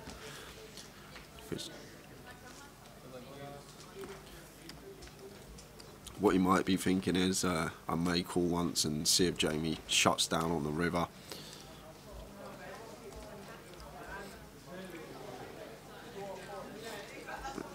Ladies into the muck, and Jamie takes that one with the old whip, 7 deuce. Is Alan Vinnican still in? No, he's not, unfortunately, Claire. He has been eliminated. One of the first players eliminated when we came back from the break. Cody Wagner is out, so too is Krista Silver, Sean Walsh, Min G has also gone, and also Paul Trotter, who had a run good in the last event. He had a good stack. Span's in the chat. Does that mean Span's out? No, Span will be watching the live stream on the outer tables. Getting in all the information for later, when some of these players might be sat next to him.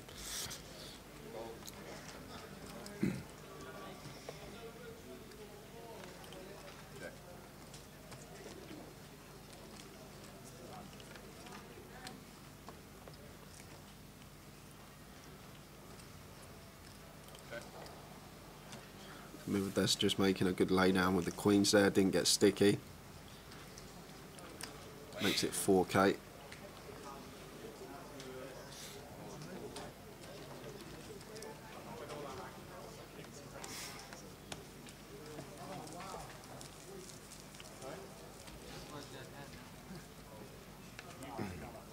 And Daniel defending, getting 4.5 to 1. And this is a pretty easy c-bet for us here. We're moving this, we've just got 8 high. We have equity to the nuts and backdoor diamonds. So we want to be continuing, and does. The queen high Daniel just can't continue on that board.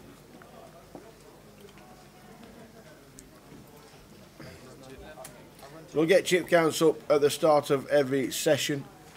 We can see the chip counts from our table every hand, but we'll bring you quite a few chip counts from the start of every session, and when the guys get a chance to do it during the day.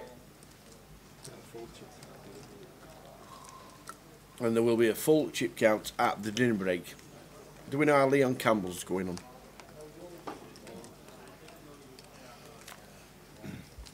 We'll let you know. We'll be running around and doing the wander around the table very shortly.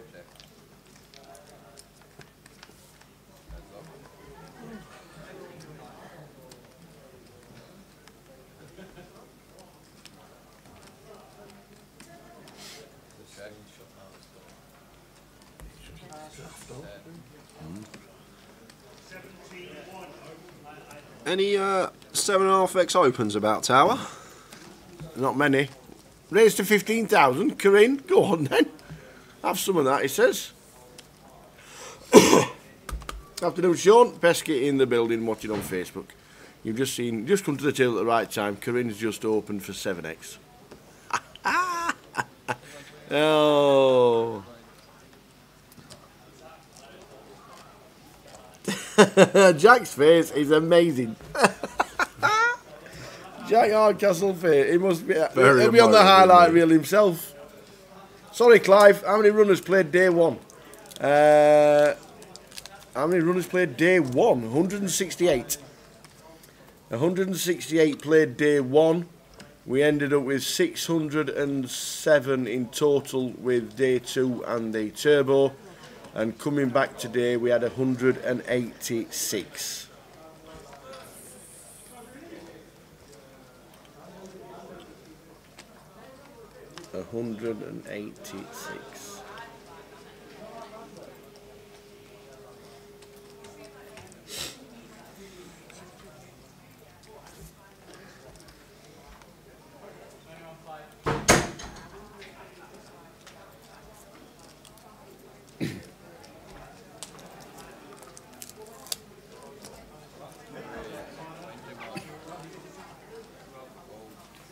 Kev Blue says that's a Stoke raise. 7x.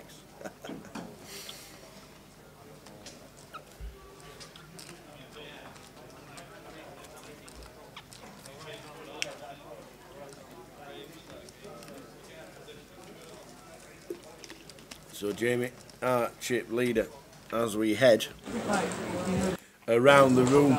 Bousey. Oh, there's Ellie. Sat the side of Riggy. Ellie, who made it through the turbo yesterday.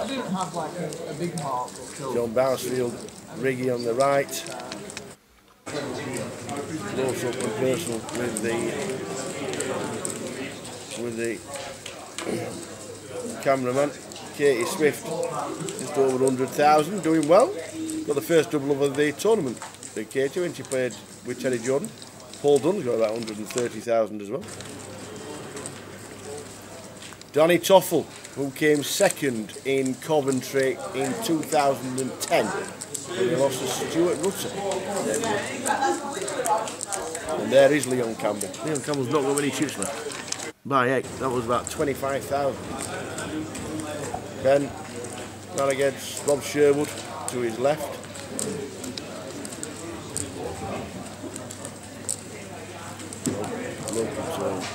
Round here, lives in between Nottingham and Coventry.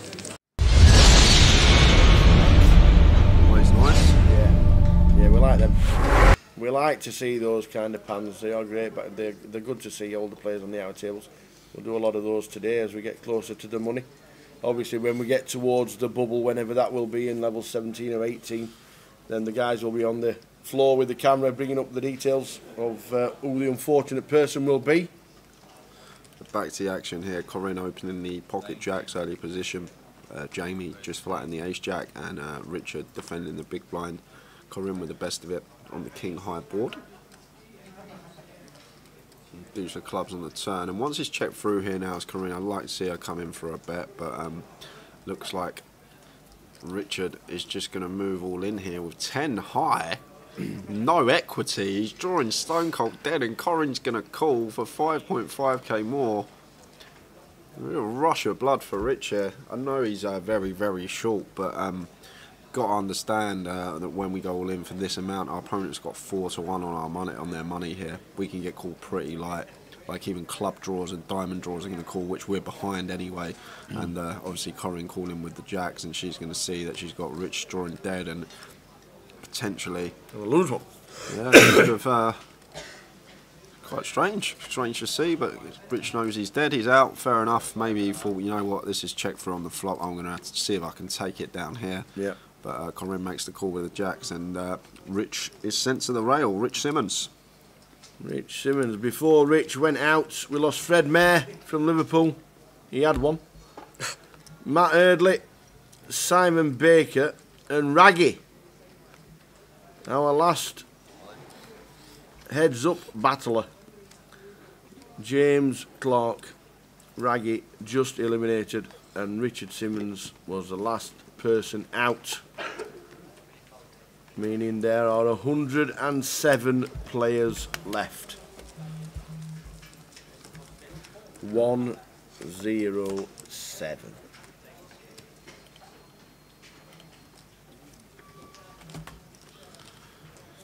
So 6-5 of diamonds for Corin. If I've learned anything about her over the last couple of days, she does like a suited hand. Even though we are under the gun +1, I think may see her come in for a raise or a call. No, she has to let this one go. Maybe after losing that big pot to Matt, she's just not wanting to get involved as much. She's still got a lovely stack. There's Martin Frey going to have an easy open in the cut-off here. We've got a pair.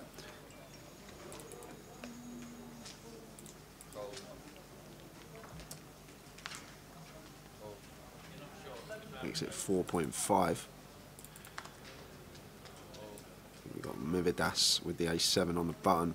We want to proceed here. I'd much prefer a free bet, but folding fine as well. Not getting involved with Martin. And Matt, big blind only. He's going to make the defend.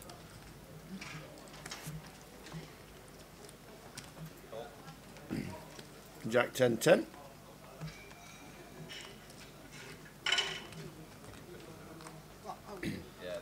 So Martin deciding to check this one behind and ping on the turn for Matt. Turns it straight. If he bets out, Martin just folds. I actually like a check here, Tower, with the King 9 from Matt, simply because from range perspective this should be a better board for the button, and we've actually got a huge hand as Matt. And if Martin did have a hand like just a suited ace-x or just some airball, he's probably going to bet this card a lot of the time. But then again, he will have some queen-x in there, so maybe just going straight for some value against a two-pair type hand. But on this occasion, Martin with the freeze can't do anything more but let that one go into the muck. And Matt Davenport going very well. Them two will know each other very well. Heads-up battle 8 years ago between the two men in seat 2 and 8. And we've actually got less than 10 minutes left of this level. And that'll take us into level 4 of the day, level 14 of the tournament. Getting closer and closer to that money bubble.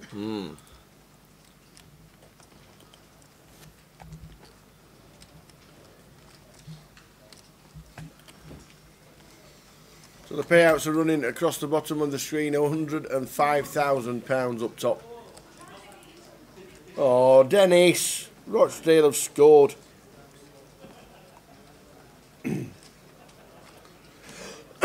Oh man. The Sam wakes up with the ladies. And he moves all in. We start the Towers treble so well. Always start well, Tower. Always say it. The treble always gets off to a flyer.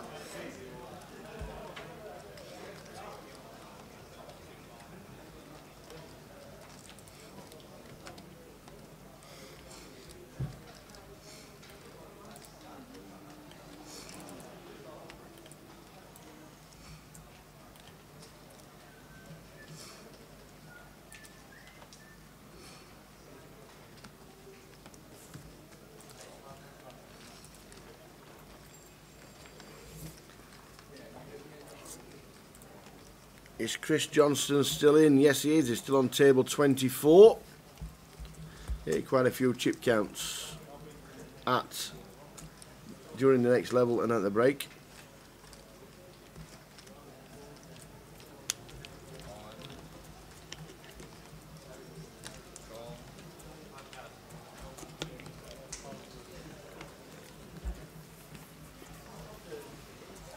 Ten-seven suited for Mividas in the cut-off.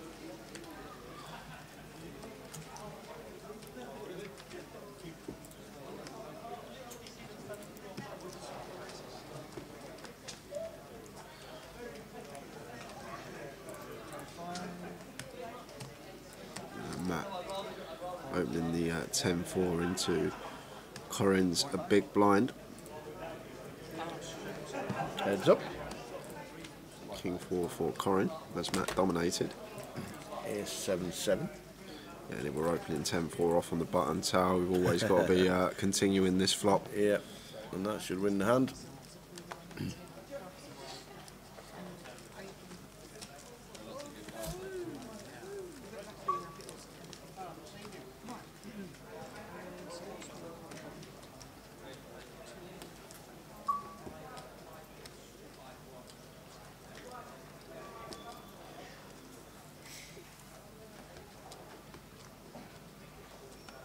So the prizes are running across the bottom and a fantastic 105,000 to the win. If you get to the final table and cash, £5,980.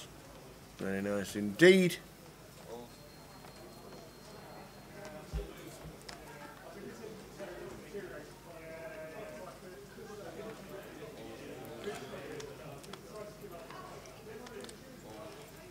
So Jamie just thinks better of the fours under the gun. Doesn't fancy it. Lets it go. It's going to give room for Matt to open in the cut-off once folded to him with a6. And Matt's been fairly active here, so I think Jack's going to 3-bet this spot here, tower. It's just been opening quite a lot of hands, and this is good from Jack, just aware of it. 3 bets in the cut-off, makes it 7k. Misclick, I'm guessing he was meant to make that 11. That's definitely a misclick here from Jack. Yeah, you can even tell from his facial expressions that he knows he's misclicked here. I think he's wanted 2 yellows and a white, but he's put a yellow and 2 whites in. But like the 3-bet, hate the sizing, but sure he didn't mean it. There's a check from Matt, and Jack probably still going to c-bet this. And then we'll just see Matt get out of the way. And there's the fold. It's a nice little pickup from Jack. You can have a smile on his face.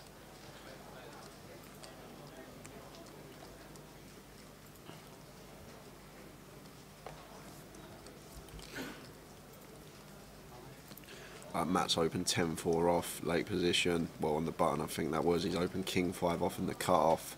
Like, if you're aware of all these things, you can start incorporating in some lighter 3-bets against the player on your right. Just going to get a lot of folds from a large part of his range that he's opening. Afternoon, Sylvia. Slinky's watching at home. Good luck, Jamie, Matt, and Mr. Martin Frey. Yeah, I saw Mandy on Thursday as she was sat down on the rail. I've not seen her today. I'll give her a big hug on when we go down for the next break, if she's still sat in the building. Hope you're well, Slinks. Well, you're well on the way to recovery. And things are going well. But yeah, saw Mandy on Thursday. I've not seen her since, to be fair.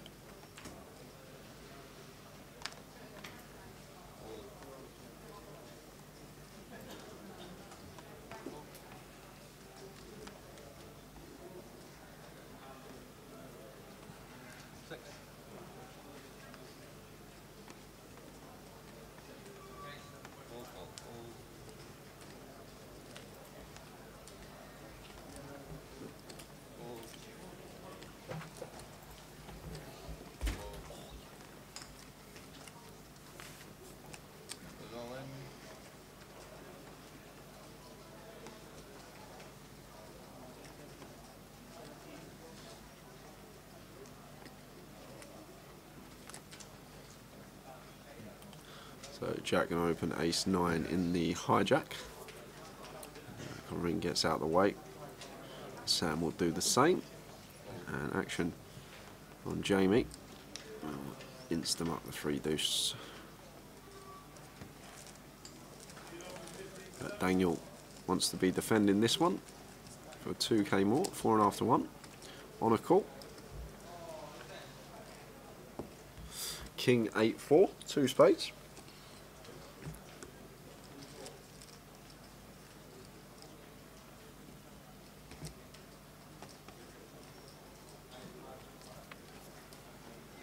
Jack continuing for 3k, and Daniel with his gut shot going to make the call. Ping on the turn, absolutely nails it. Now action on Jack. Checks behind, and now going to see a lead from Daniel, and Jack's not going to hero this off with ace high. Got terrible hand to hero with. We'll see a snap fold, and nice little pick up for Daniel there.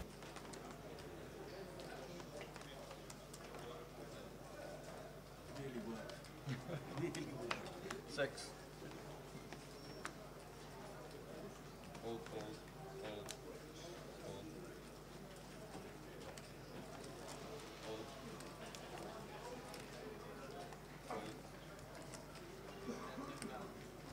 What a great table. Hope you're enjoying the live stream, ladies and gentlemen. Hope you're enjoying Coventry. We're loving it. We really are.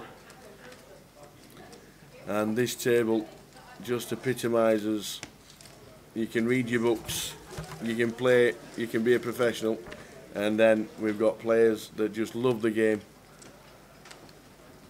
and play it how they see it.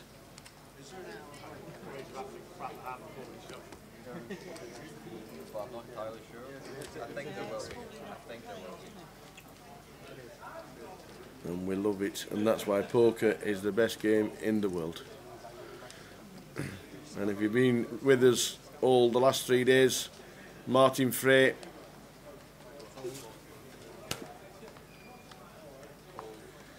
the last champion in Coventry on a GUKPT, and Matt Davenport sat straight across from him, was runner-up the last time we played as GUKPT, which is incredible.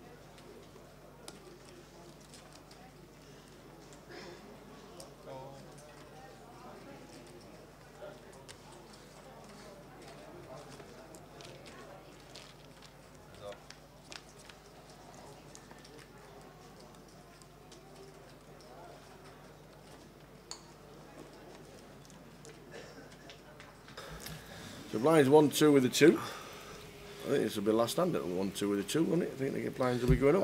Yeah, you're right, Tower. They will be going up after this hand. We see Jack 3-bet the Ace King versus Matt's open under the gun.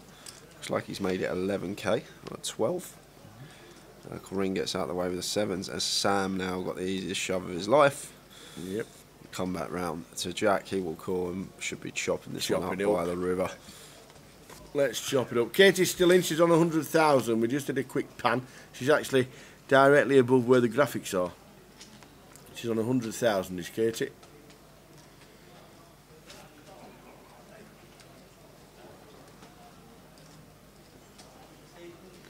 Chop it up. No dramas. Looking for clubs or hearts. He'll come 2 spades and a diamond.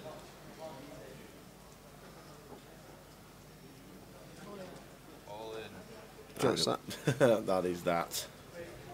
That is that. So, Towers treble, how are we doing at half time? How are we doing at half time? Good, very good. Accrington Stanley are winning at half time. Oxford United are winning at half time, and Port Vale are drawing. That's good. Good news. No one's losing in the treble. Yes. Just need Port Vale to get a goal now. Yeah, Clive, you're right. Jack has had a fantastic year. Did he win a WPT online? He's Jack had a lot of good online results just before the pandemic as well. He was obviously on the final table of the Millions up at Nottingham as well. Yeah. But yeah, he's had a very good couple of years, Jack. But very, very good player. So I think his online results speak for themselves.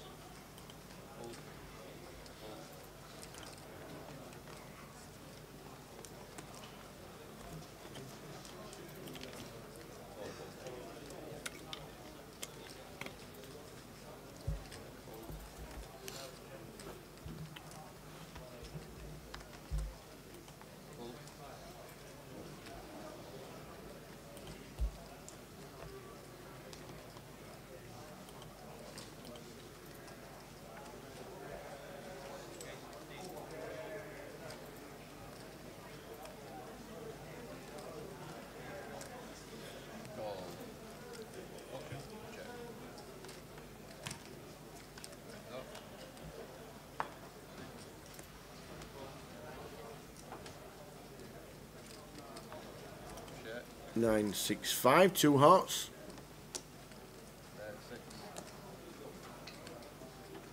And that flops the best of it.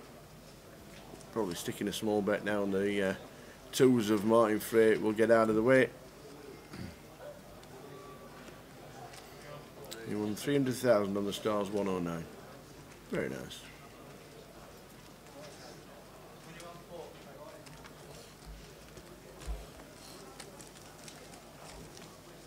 It's alright, only at 300 grand. Not a bad payday. Absolutely. Don't mind that. Ben Foot on Facebook. Aki Stanley till I die. Well, I hope they win today, as well as Port Vale. Yeah, Port Vale is a worry. How were the stats in the first half? Go on, Stuart, tell me. Tell me. Oh, maybe not.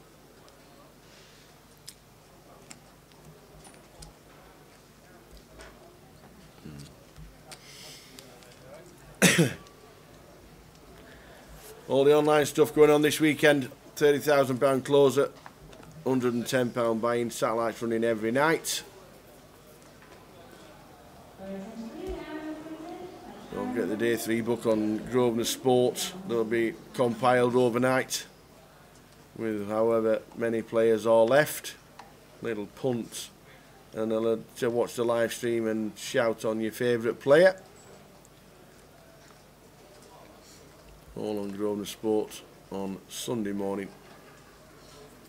And the book closes just before we start play at midday in the club.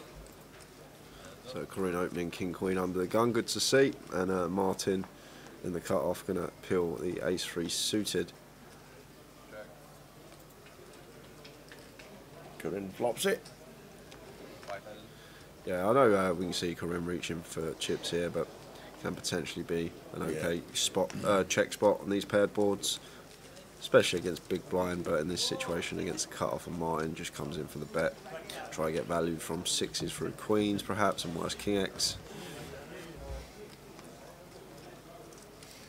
Ben Foot's on his way to play for Nuts Poker. 215 players coming to Coventry. That'll be a busy day. That'll be a busy day. Good luck when you come.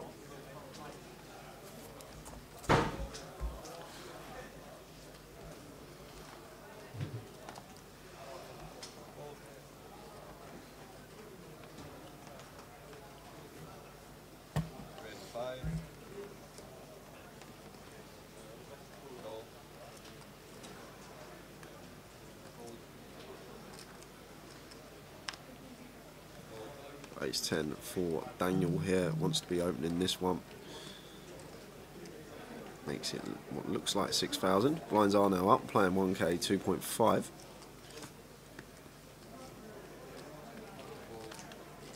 And action on Corinne, who has 9-3, she gets out of the way.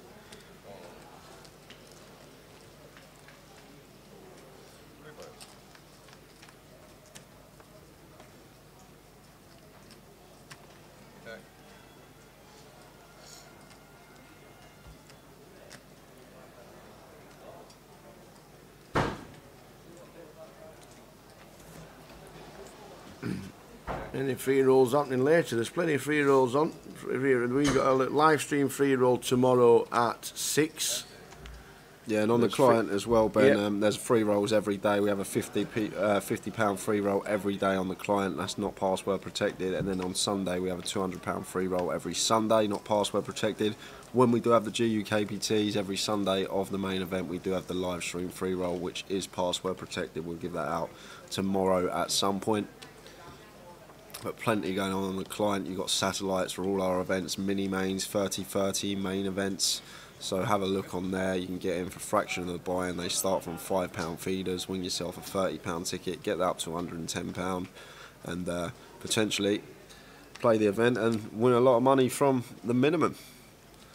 As well as that, see at the bottom there, cash game rake race on Grosvenor Poker. Different stakes as well. It's not just all at one stakes. There's middle and low. Omaha included in there as well. If you like your Omaha, it's not just Hold'em. Plenty going on, online and live. The next event for us is only a couple of weeks away. We're in Leeds. We'll be marching on together as they sing the song on the cop. Great place, Leeds. Premier Inn next door if you want to book a hotel. TGI Fridays, front to eat. Restaurants opening in the casino. Oh, there's plenty going on. Great place, Leeds. 607 runners here. How many will Leeds get? Same buying. Packages online. There's plenty going on. Don't forget, follow us Facebook, Twitter, YouTube and Twitch. A lot of people do watch it on Twitch. And Facebook open and all the chat boxes as well. Lines 1, 2.5 with a 2.5. There'll be a dinner break at the end of this session. We've got Jack here. Going to open Jack 10 suited in the cut-off. Yeah, the dealer should be, if he sees that the dealer's watching, the C9's watching the live stream, then he should get told to turn it off. You're not supposed to watch the live stream while you're at the table. Raise and take.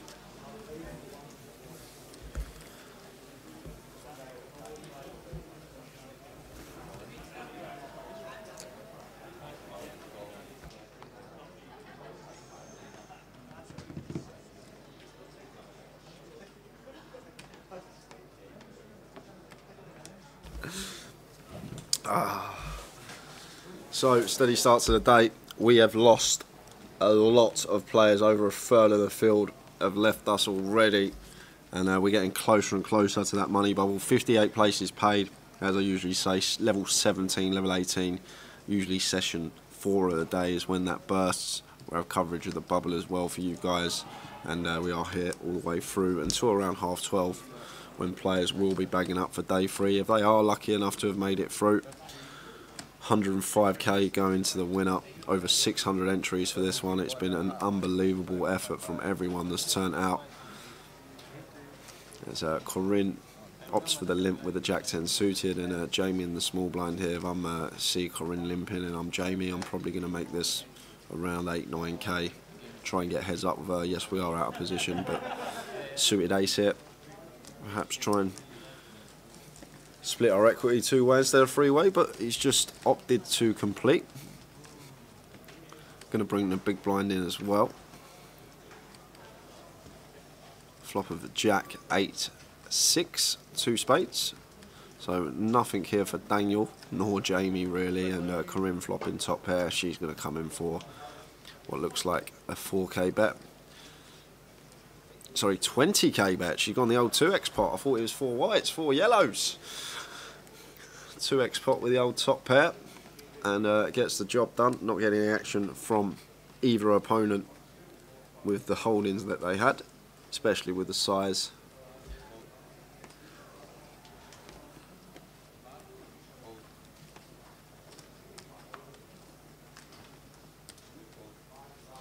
Yeah, Ching Yu says maybe phone should be banned from the featured table, but the thing is we're on that half-hour delay, so there's no way of anyone getting fed any information to them, even texting friends or family, unless someone's in the tank for half hour, which wouldn't happen.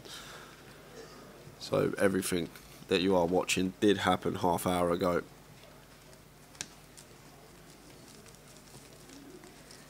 And people obviously still like to listen to their music. They like to text friends about their hands and try and get information from half hour before, find out what's been happening, what hands certain players had in certain situations. I don't see a problem with it. I think it's all fine because of the delay. As Corinne opts for a limp again, this time with the ace deuce off, calls for 2.5, and Martin checks his option with the 6-4. King, queen, deuce, rainbow. So still the best hand for Corinne, but does improve to a pair. And Martin with just 6 high here, going to check it over to Corinne, who is going to fire for what looks like 6k. That's a snap fold from Martin.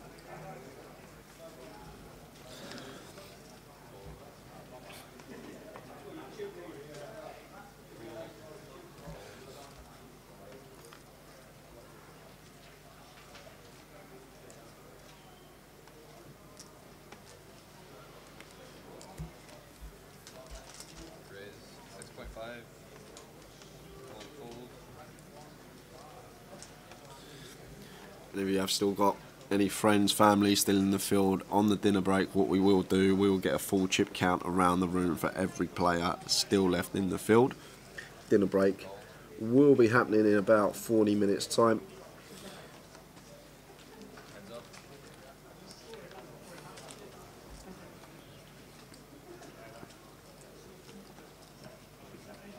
As Jack opens +1 with the Jack 9 suited, and Corin, who's had his number, makes the call with the freeze, and Jamie got an easy spot to come in for a free bet here with the ladies in the cutoff, probably around 20k remit. Going to make this with an open and a call.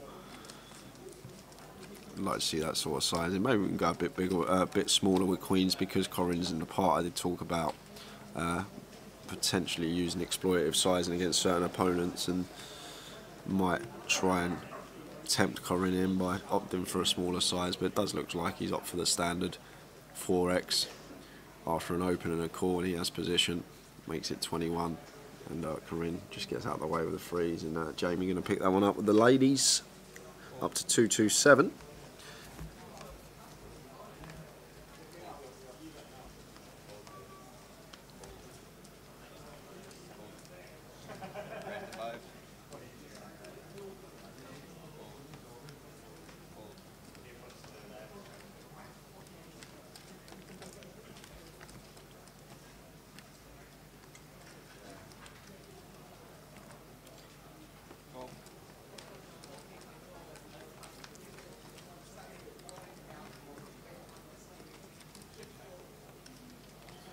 Ching Yu, I wish I could answer that question for you, but I'm actually not too sure.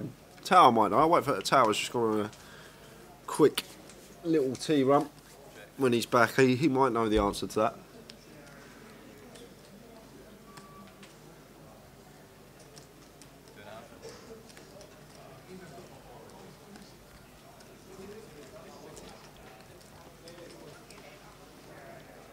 And blind on blind, Maivadas with the A6 off, raises it up to 6.5, and Matt Davenport, ace queen suited, blind on blind, a massive hand, so probably looking to free bet here with position.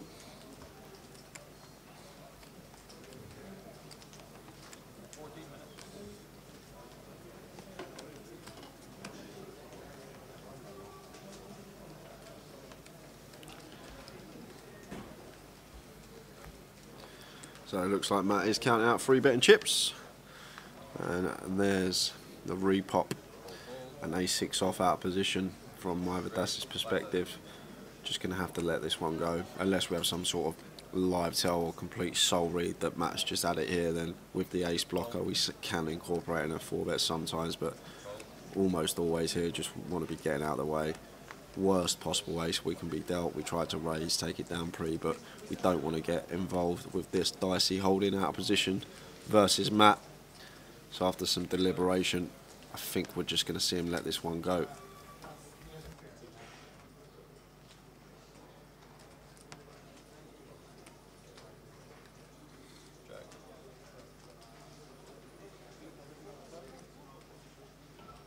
Wow, it looks like he is coming in for the 4-bet, as just mentioned. This, I actually like it. I like it a bit because it's the aggression, blind on blind. You know Matt's going to be aggressive here a lot of the time. But Matt actually has a legitimate hold now. I'd love to see what Matt's going to do now, where he's just going to rip it in, playing, what are we playing here, like 45 bigs effective, blind on blind, ace-6 versus ace-queen, and Matt just might go with it here and say, you know what, if you got ace-king, I've just been called blind on blind for 45 bigs, but it's definitely, there's the all in, and now just going to have to snap fold with the a6. But as I said, that was the option. He said a very small frequency of time, we can 4-bet that spot. We think Matt's at it, and he went for it. He went for it. I love the heart from Maivadas there.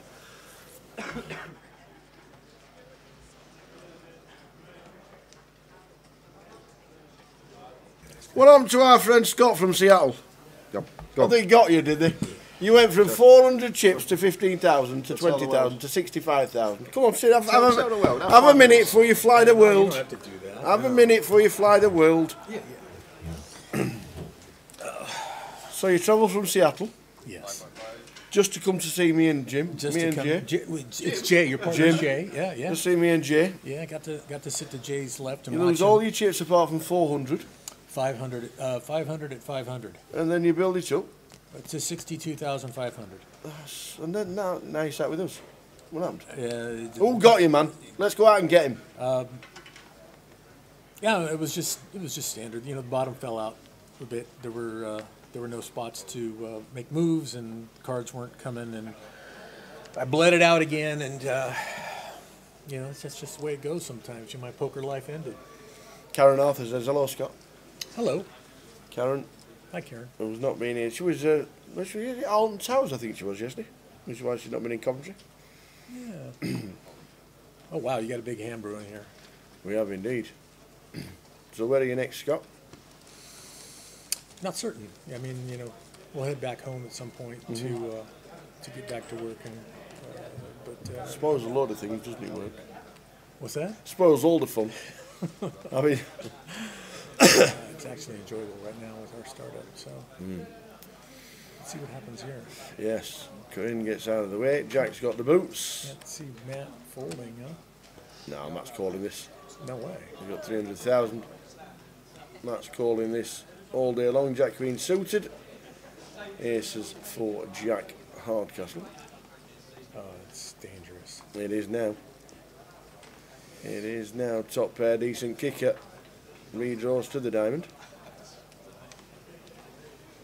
I want whatever she's taking at the time.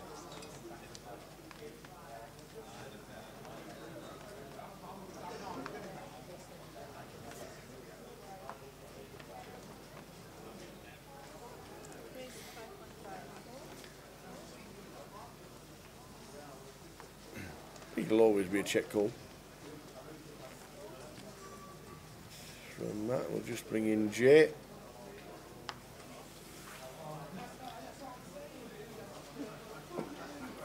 So Matt's not going anywhere here. He's got it could be a big hand brewing. He's got top pair. Yes, sorry. Okay. What was it? A complete from Matt, and then Jack squeezed. Jack raised blind and blind. Yeah, that's exactly what it was. Okay, so Matt's going to lose a lot of chips this pot, no matter what. It's looks like, is he counting out raising chips? It looks like he's going to raise. Oh. So Matt actually raising top pair here, making it a bit old school, but if we are blind, obviously ranges are going to be a lot wider. Can incorporate some raises in with your top pairs.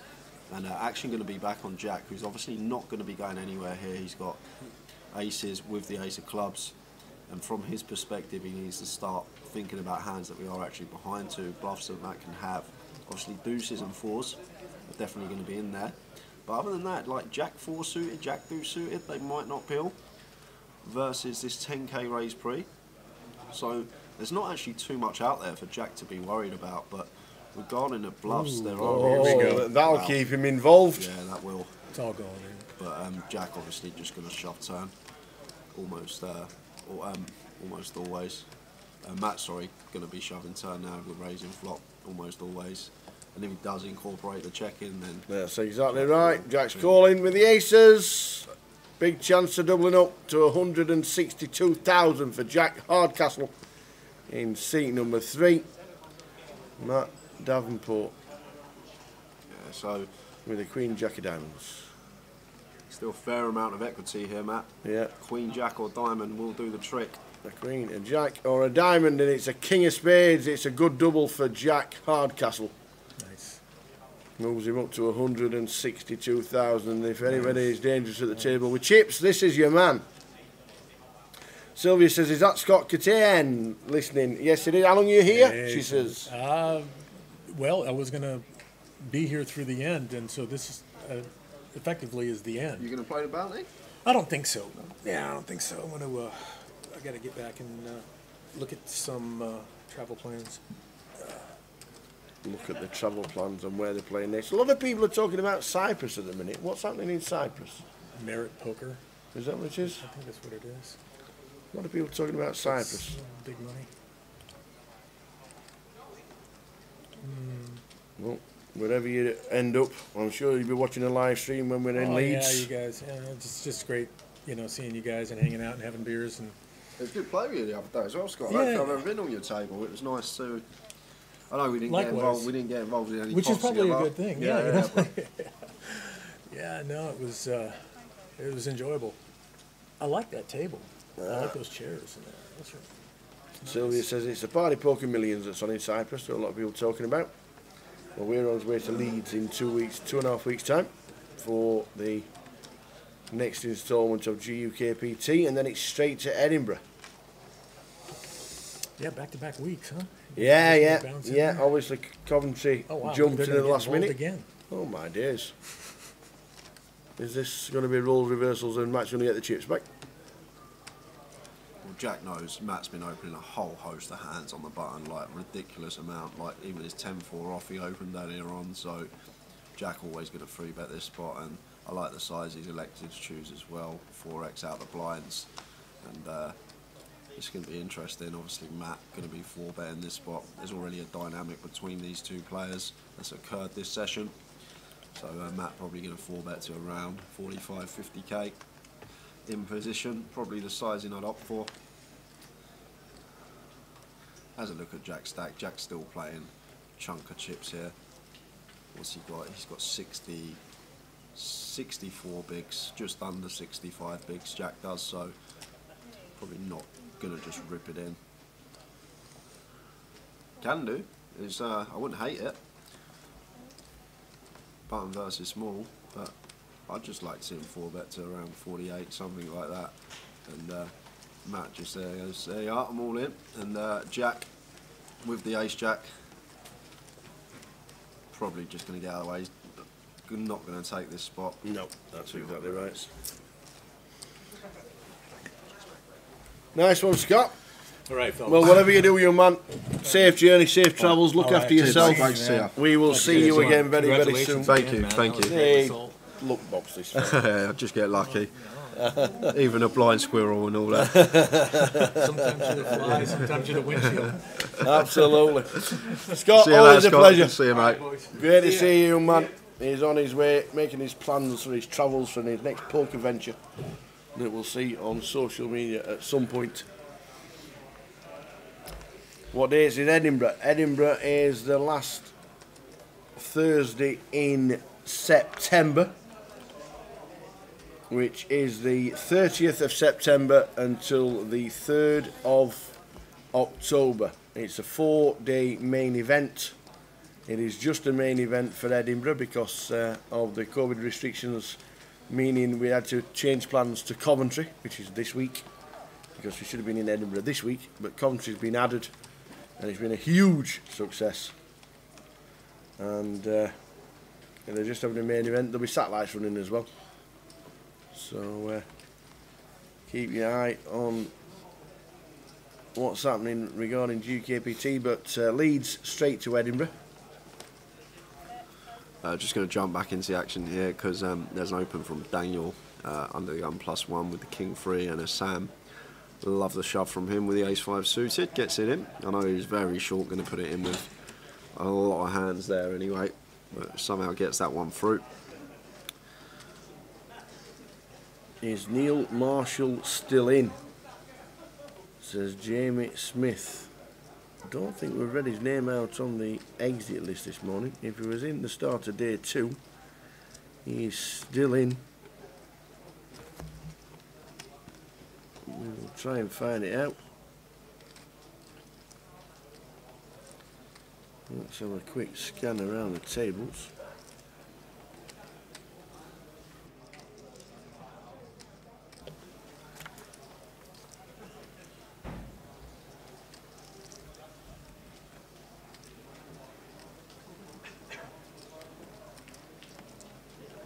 Quick answer to Cristiano. Is Luton still 7th till the 17th of October, with Edinburgh being on the 3rd? Yes, it is.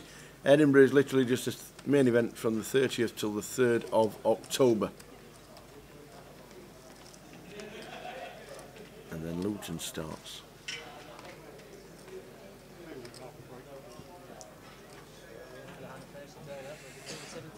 So Daniel under the gun finds aces. They're coming out pretty regular at the minute.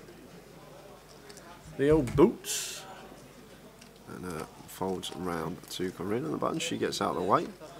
Sam in the small blind are going to fold, and Jamie with the 9-5 off in the big blind. 3.5k to call, but he's just going to let that one go.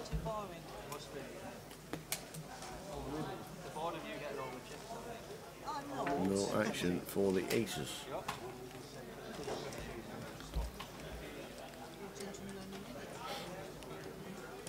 Jim Marlowe in the chat, how are we doing? Ah, I've got Jim, I have news on Neil Marshall. Neil Marshall is out. Neil Marshall was eliminated at 3 PM, just before Fred Mayer. One person who is out is Yannis Liparis. Yannis Liparis, Tim Wright is out, Paul McCauley is out, Lee Harling, Bob Morley, who was on our feature table to start with, Lewis Russell and Scott Burko eliminated in the last few minutes.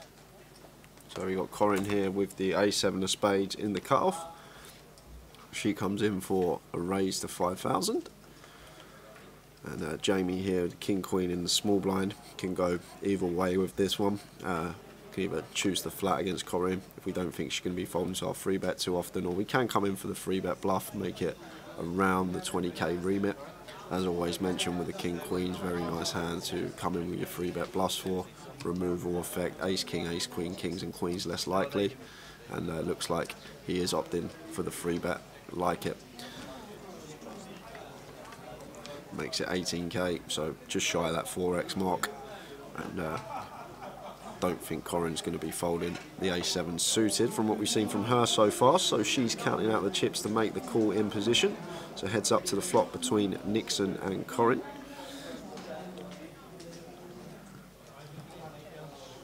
Ten is 6. So top pair for Corinne and the nut flush draw. However, Jamie will probably be continuing here, Tower. It's an ace high board. It's meant to be a lot better for our ranges. The three better. We've got the ace kings, the ace queens. We've got pocket tens here as well.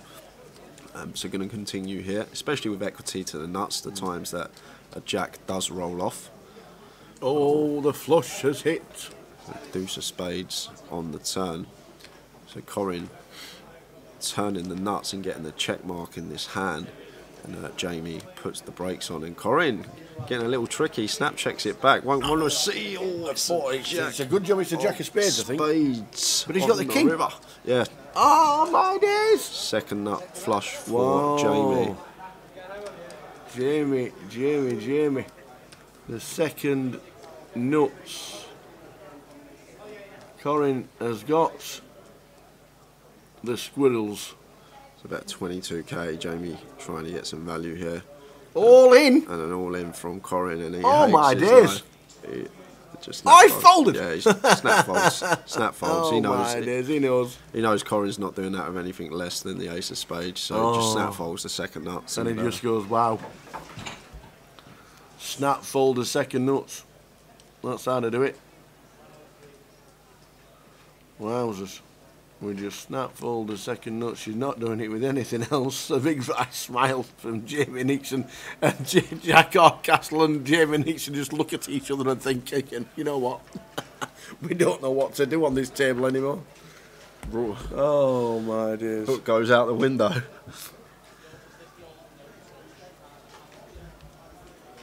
Oh. About half hour left of the session, guys, and then we will head out on an hour dinner break. But it's been a really good day so far. Been very enjoyable to watch. We had a couple of quiet days. We better say hello to somebody who's only got who can only see us through his if he turns round he can't tell. Don't look at him. Don't look. If he turns round he can't see us. Hey up, Pete. He's here. Hey up. It's old one-eyed Pete come to the building. How you doing, pal? Good news, bad news. Uh-oh. Yep. Good. Which one first? Well, I don't really want any bad news. Well, the bad news is I've got the steak bakes. Oh. And the sausage rolls. Right. But I've got them left in the town. Sorry, guys. However. Just bring in when it Goliath's on next year, will you? However. There's a rattle. There's a rattle. There's a rattle. Drum roll. Drum roll. There you go, Jack, my darling. Oh, there you lovely, go. thank you. You got an extra treat this Look year. at this. You got a sausage roll in as well. Unbelievable, you. Unbelievable, Look at Jeff. this. Unbelievable, Jeff. We always knew Pete would turn up trumps. Oh, good old Pete turn up Smells trumps lovely. with old steak. Just when you're having your coffee. I don't know how hot they are because I've had to get them from the shop. And You're a bit early for the seniors. no, I'm not playing seniors. You know? No, because I've got a 225 ticket for the package, and it's tomorrow night. Nice one. So I thought I'd play the bounty today, Yeah. and I'll have to leave the seniors. I have to leave the seniors. Happy days. You know, this is the guaranteed 5 tickets for that. So it's something I can't really sort of turn down through. So. Yeah. Well, good luck when you play the bounty. Oh, I've not ran well this week like live. Good luck. Ran well online, but Towers treble is Port Vale, Oxford United and Accrington Stanley. Oxford and Port Vale are both drawing, and Accrington Stanley are winning. a bit late now. And Bradford are drawing for the 4-timer. Shut up, you. Well, I wanted it this morning. I sent you a message. I did. I sent you the message back that no team in Towers treble's losing. Oh, Jesus, if you were today, I should be upset. No Did you team. get my nap? No. Oh. You didn't send me that, did you? Yeah. No. Emirati Anna, 11 to 1. Oh, well done. Yeah, keep that to yourself. Sorry, I didn't send it out to a couple of people. Yeah. It's just after actually I've seen Joe Beaver's picture.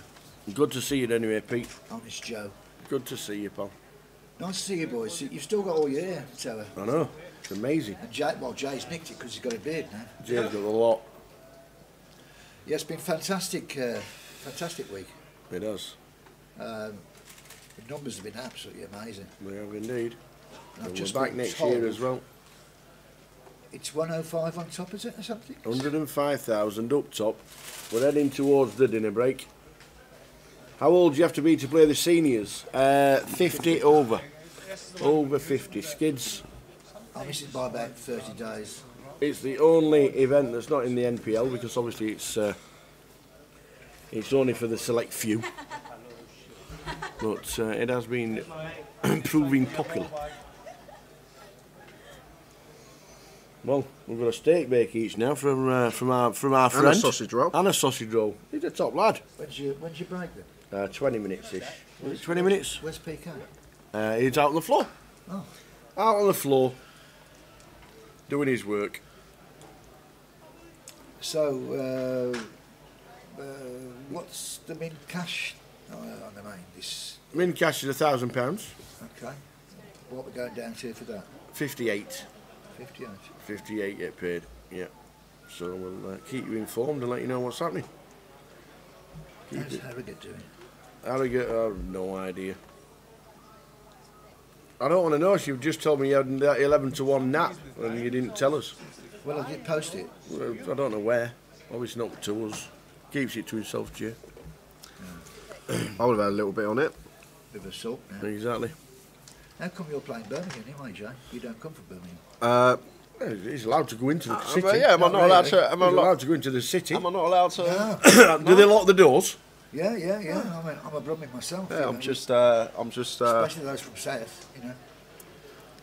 You want their money. They've got more money than the people in Birmingham. Jay, There's a reason, but I'll keep it to myself. He looked at the 4 venues, thought which one was the easiest, Yeah. and Birmingham came up trumps. So what's she like? So there you go.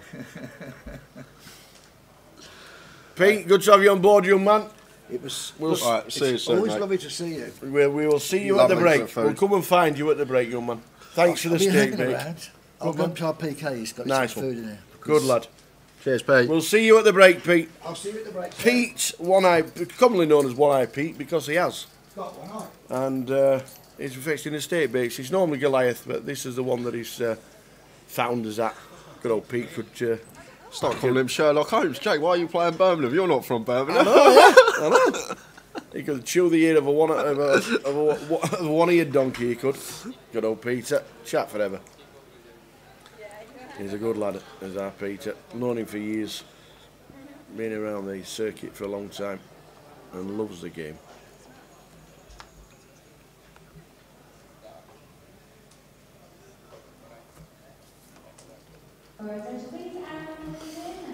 And back to the action because we've got Corinne opening the Queen Jack +1. And Mividas with the kings on the button. Counting out 3 betting chips.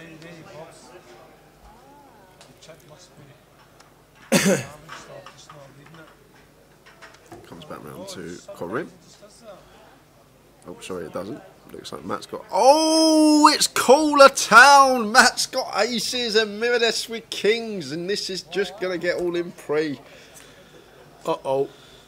Oh, it's horrible. You sit there, you grind for hours, you grind for days, and then you just run your kings into aces, and you think, what have I done to deserve this? I've been grinding away, and I've got the kings pre-flop. You wait for such a long time, and you just run them into aces. It's unbelievable. And got cold 4 coming in here from Matt. That's going to get Corinne out of the way, and Mividas with the kings. Only one thing happening, he's not folding, it's going to be getting in, and they'll be well behind. Going to need to find a 2 out of here. There's the all in, and Matt will call, and kings, aces. Not much we can do there, but if Matt wins this pot tower, he's going to have heaps. 350,000 if he... Yeah, I think it's a bit less clear, like 290 around there. Oh, it's a king on the flop. Whoa. We haven't seen much of this week. There hasn't been many suckouts, but now Matt needs to find an ace. And only an ace, otherwise there will be a double up for Mividas. And it's the 3 of diamonds. It is. So Matt going to lose a bit of his stack, back down to 141. Absolutely. I always say though in them spots, it's you're just as unlucky to get dealt kings into aces as you are to have the aces and someone hit a set on you. It's one of them, but Matt very unlucky indeed. Couldn't fade the king, and still got plenty though. He'll still be happy with his stack. But Mividas back in the mix of things. Gary McGaffney, yet we are in the Midlands, and yet we do miss Mad Marty. And if you ever look up on the screen to the left-hand side of the to the table on the highlight reel, there's a couple of times that me and Mad Marty are just laughing out loud at each other, and yeah, fantastic character. I was there at the funeral. One of the best characters in the game, where Jesse May did about an half-an-hour eulogy on him. It was just so funny. He got us all singing Sweet Caroline at the end. Inside the church. The church was absolutely rampacked. There was people stood outside, and we were all stood up at the end singing Sweet Caroline because it was his favourite song. An absolute legend of the game. And worked with him for years. Worked with him, Man Marty, for absolutely years. So we don't have a loser at this moment in time on Towers Treble, but we've only got 1 up at the minute. Accrington Stanley doing their business. The other 3 are drawing. So we need a few goals. Yeah. Accrington, Bradford and Oxford. We need them all. We need them all. I needed, believe it or not, I needed Wimbledon to score in the first half against Oxford United for the monkey. Right, that never happened, and then they scored in the first couple of minutes of the second half. That's how it goes. That is how it goes. If you want to check out the prize pool, there it is, scrolling along the bottom. It's amazing.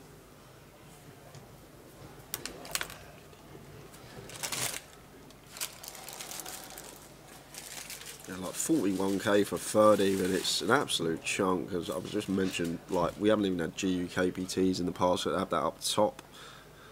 It's just so much gone into this, so many entries.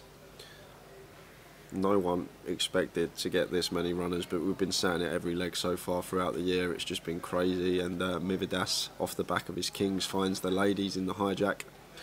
Going to be opening this. Raise to 6.5, and Jack, King Jack of diamonds in the small. Go either way here. Can't see him folding. big call or free bet, dependent. And just the call. Nothing wrong with that, and Corinne gets out of the way, and it's heads up to the flop between Jack and Mividas on the 10-6-5 2-spade flop. Nothing here for Jack Hardcastle, so Mividas going to take this pot more often than not. Expect him to just come in for a continuation bet with his overpair, and Jack can't do much but let this one go.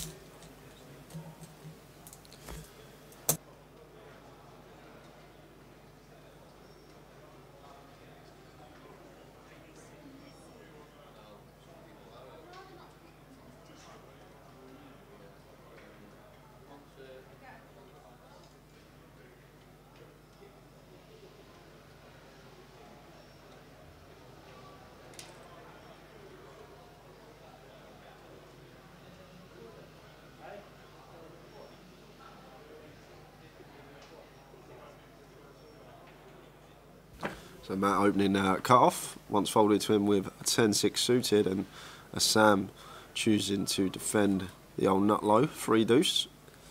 And Matt not opting to continue this time.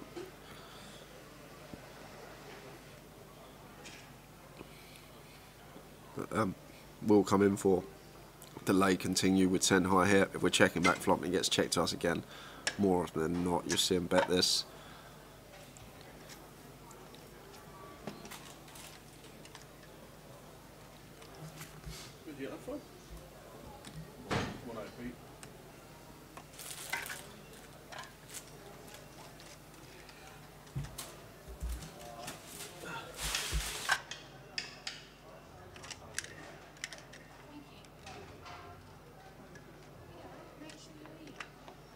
Sorry, darling. Oh, thank you. So nice. Thank you very much, darling.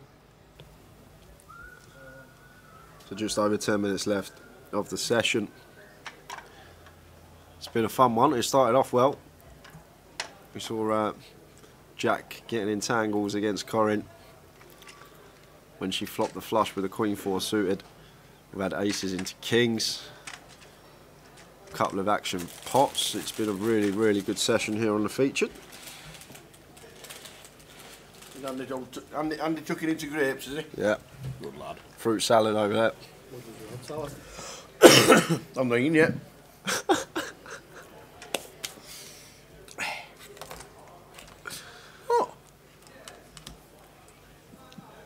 So Matt continuing opening wide variety of hands, this time king deuce suited in the hijack. Gets called in 2 spots, 6-6-5, 2 diamonds, so Jack with a pocket 8s out in front. Corinne just with 2 overs to the board. But once Matt checks here, Jack's going to be firing here with his pocket 8s. Don't want to be checking, potentially let some overcards get there, betting for equity denial purposes.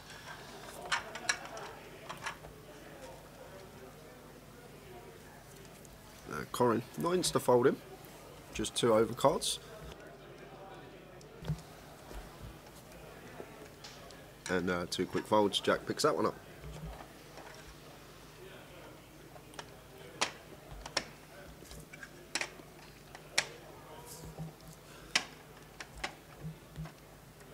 So we need an Oxford goal, yeah, and a Port Vale goal. Yeah. Not much then in 10 minutes. Oh, there's plenty of time. Port Vale normally not one in on 87th minute, and Oxford will get one in X5. Okay. Right. There you go. Easy game.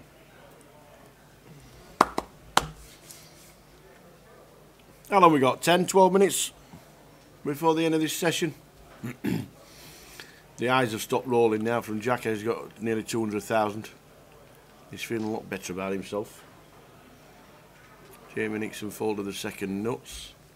to Corin, and it was the correct thing to do.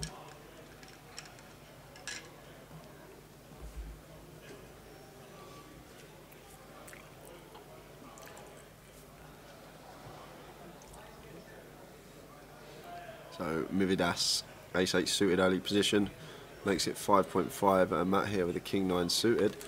We are continuing here. I think I'm going to be free betting this more than flatting. It looks like they are free betting, what are they called in chips? They are free betting chips, makes it 16k. As I say, good hand selection this one, it's suited, there's a king in there for removal. Have position on the opener as well. And action back on Mividas here. Already a bit of a dynamic between these two. Obviously Matt 5-bet ripped the ace-queen versus Mividas blind on blind. Nice pick up there from Matt. Playing really good poker, Matt. Davenport. Opening a lot of hands from late position, free betting, mixing it up. Obviously he's had a couple of hands as well. We got unlucky with the aces, but nice to see Matt back playing. And obviously not lost it. Paul Grummett eliminated. Majid Nadeem eliminated. David Wise from Edinburgh eliminated. Emrah Yildiz eliminated. And there's been some big eliminations in the last half an hour. And just to let you know, anybody wanting to watch Lee French, he's been eliminated. Scott Tien have been eliminated as well. Scott came in to set her up as he was working out his next moves regarding where he's going to play it.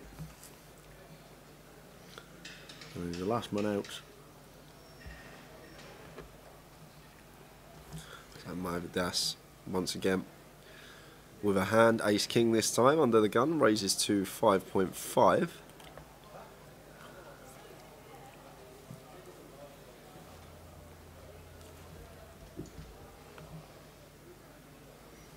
Said the big goals in that game, didn't I?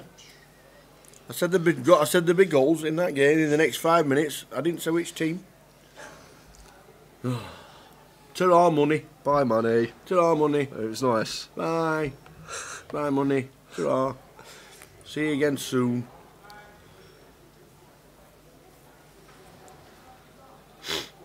Oh dear. Oxford losing. Yeah, everyone in the chat letting us know. Yeah. Towers treble.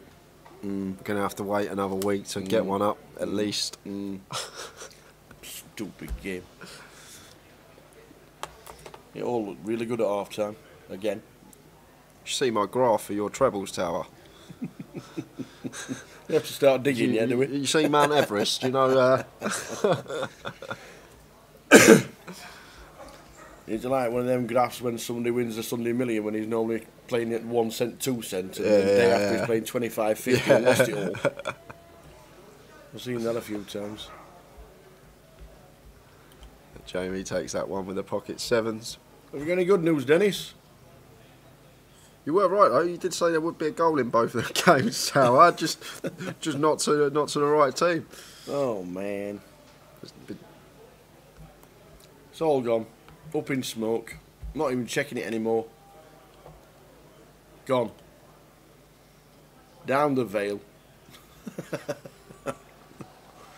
Oh, it all looks so good.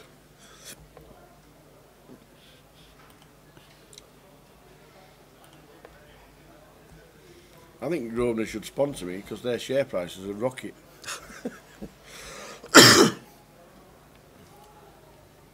Unbelievable techers, it really is.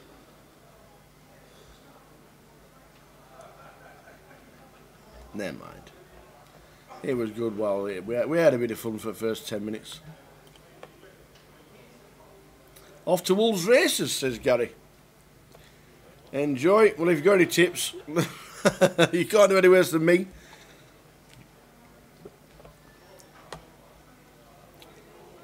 Let us know. 7 minutes and counting, as it said on the clock, until the end of this session, and then a 60-minute break. 87 players left in the mix. We've lost 100 players so far. 100 players we've lost. We're down to 106. 86 from 186. 58. Get the money. And we'll give you a full chip count when we return.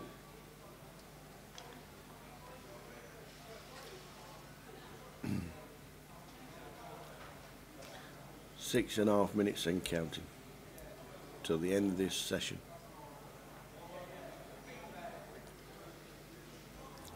Last couple out. Dominic Cybulski, who was on our table. Bixie Yao eliminated. Kish Rajput gone, and Majid Nadeem gone as well.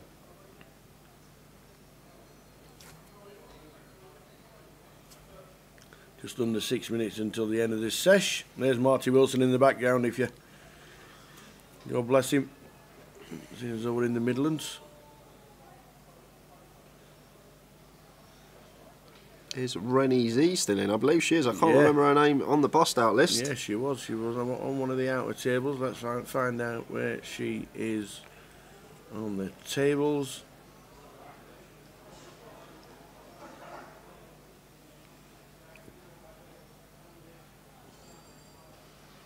So Jamie free betting the Under the Gun Open from Matt with the Ace King. Makes it 15.5. And a quick fold from Matt. Jamie takes that one down. Renee is on table 16 at the break. On the same table as Adam Bromley, Ming Ju, and Will Henderson. Still in.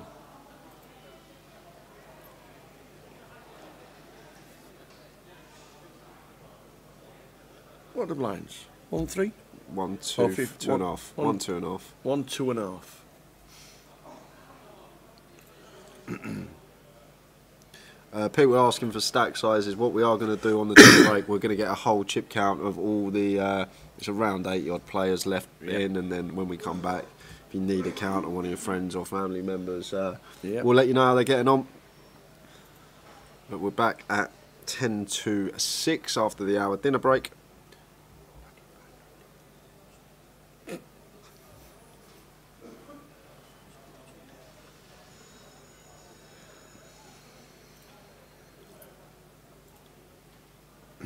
Big news regarding the National Poker League. Ben Teague's out. Ooh. Ben Teague is out. So we've got Corin opening ace-10 suited. Under the gun +1. 8-8-4, 2 spades.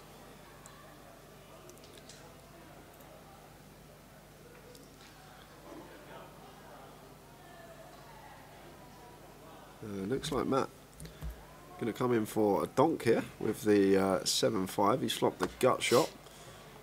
Donking into Corin, who will make the call with her ace-10 suited. 4 on the turn. And Matt's already seen that Corin, she has a piece of it, she doesn't like to fold, so I think if we're donking this flop, I know we're really going to donk it with an 8 or a 4. It depends how he perceives Corin to be thinking in the hand as well. But he's continuing running it with the 7-5. Bit of 8k, giving Corin 4-1 on her money. But if we're looking at this from Corin's perspective, is Matt really going to lead a 8x hand on the flop? Like, what is he going to donk here? Maybe some 4x's in there, but that's about it. And then other than that, there's obviously flush draws and some straight draws in there as well. And Corin's sniffing this one out, and this is good to see. She's just calling Matt down with ace high. I'd love to see a brick on the river and Matt bet and see what Corin does. It's the 3 of spades, so it's quite a wet river card. The flush does come in. And Matt gives up, waves the white flag. Yeah, Corin's going to check. I've got none of that. I've got the ace, says Corin. Matt Davenport, I mean, getting over 200,000. He's back down to 129. Just under 2 minutes to go until the end of this session. And then a 60-minute dinner break.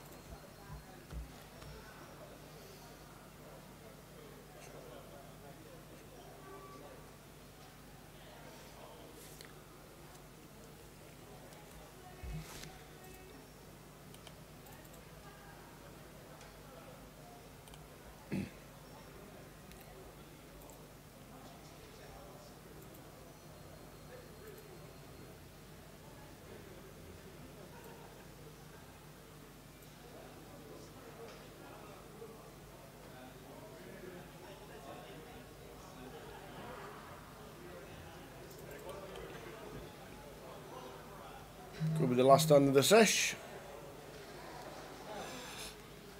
Could well be the last stand of the session.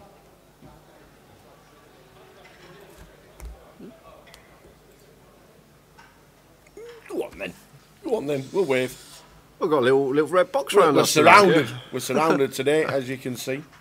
But this is going to be the last stand of the session. Thanks for tuning in, as always. But we've gone from 186 down to 81. So we've lost over 100 players before the dinner break. 105. That's madness. 105 players, the last players to be eliminated before the break.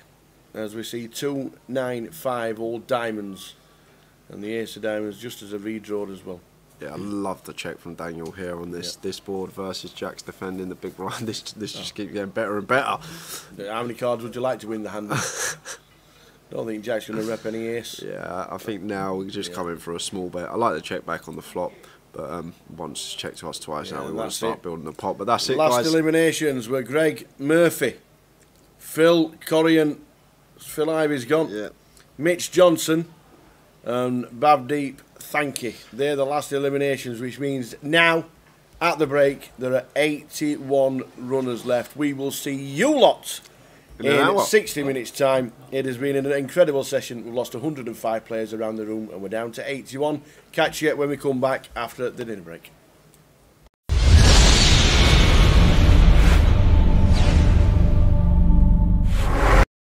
When we started an hour with the tower, Andy from Cardoon Direct, he says, you know what, I'm just going to send a tweet and you never know what will happen. I'll send it to the biggest, the most prolific poker player of all time and see what happens. And then we get a reply saying, do you know what, guys? Why not? So it is my pleasure, and the heart's going a little bit because even though it's absolute great pleasure that to introduce a guy that's got just about 24 million in life earnings. He's 22 all-time moneyless. He's got 15 bracelets. He's the only person to win the World Series main event and the World Series of Poker Europe main event.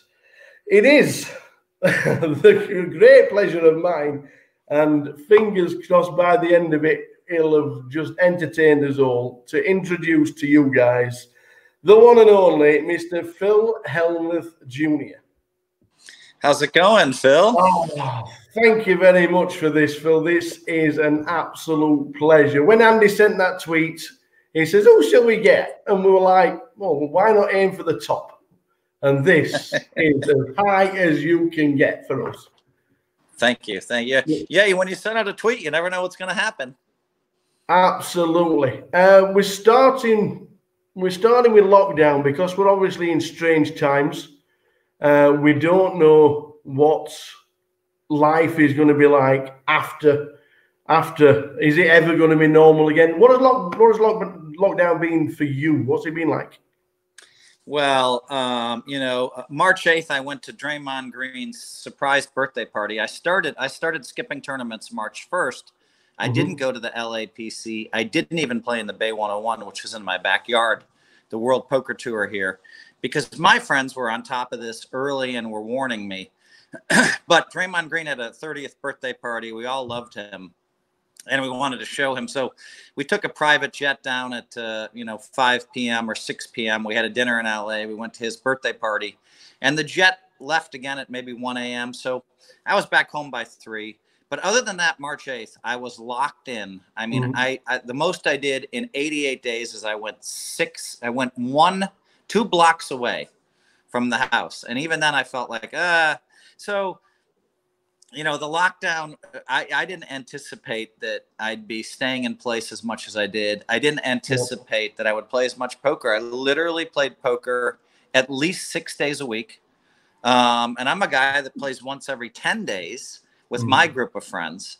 And actually I did really well. I won a lot of money, and I joined another advisory board for a company called Prize Picks. And I think that's my 11th advisory board. Some of my companies, it's been fun to watch them, kind of flourish. Not everything goes wrong during a pandemic. Some companies do well. And one of them is Endgame Talent Agency, which, just keeps getting new customers, and we're growing, and it's crazy. Yeah. And so spent some time talking to the company founders that, that I'm on the advisory board of. And so I'm surprisingly busy. And so I can't really say that I've been bored, And then last week, finally, I went over to my best friend's house, Chamath Palihapitiya. And then I went to Cabo, flew down to Cabo for 4 days and flew back. But we were on my friend's jet. So, and then I've been locked in for the last 8 days, back and stay in place. It certainly is strange times for everybody. And obviously, everybody was hoping that the World Series was still going to take place. Even though it's not your fault, is this the first World Series or the potential World Series that you would have missed since you were old enough to play?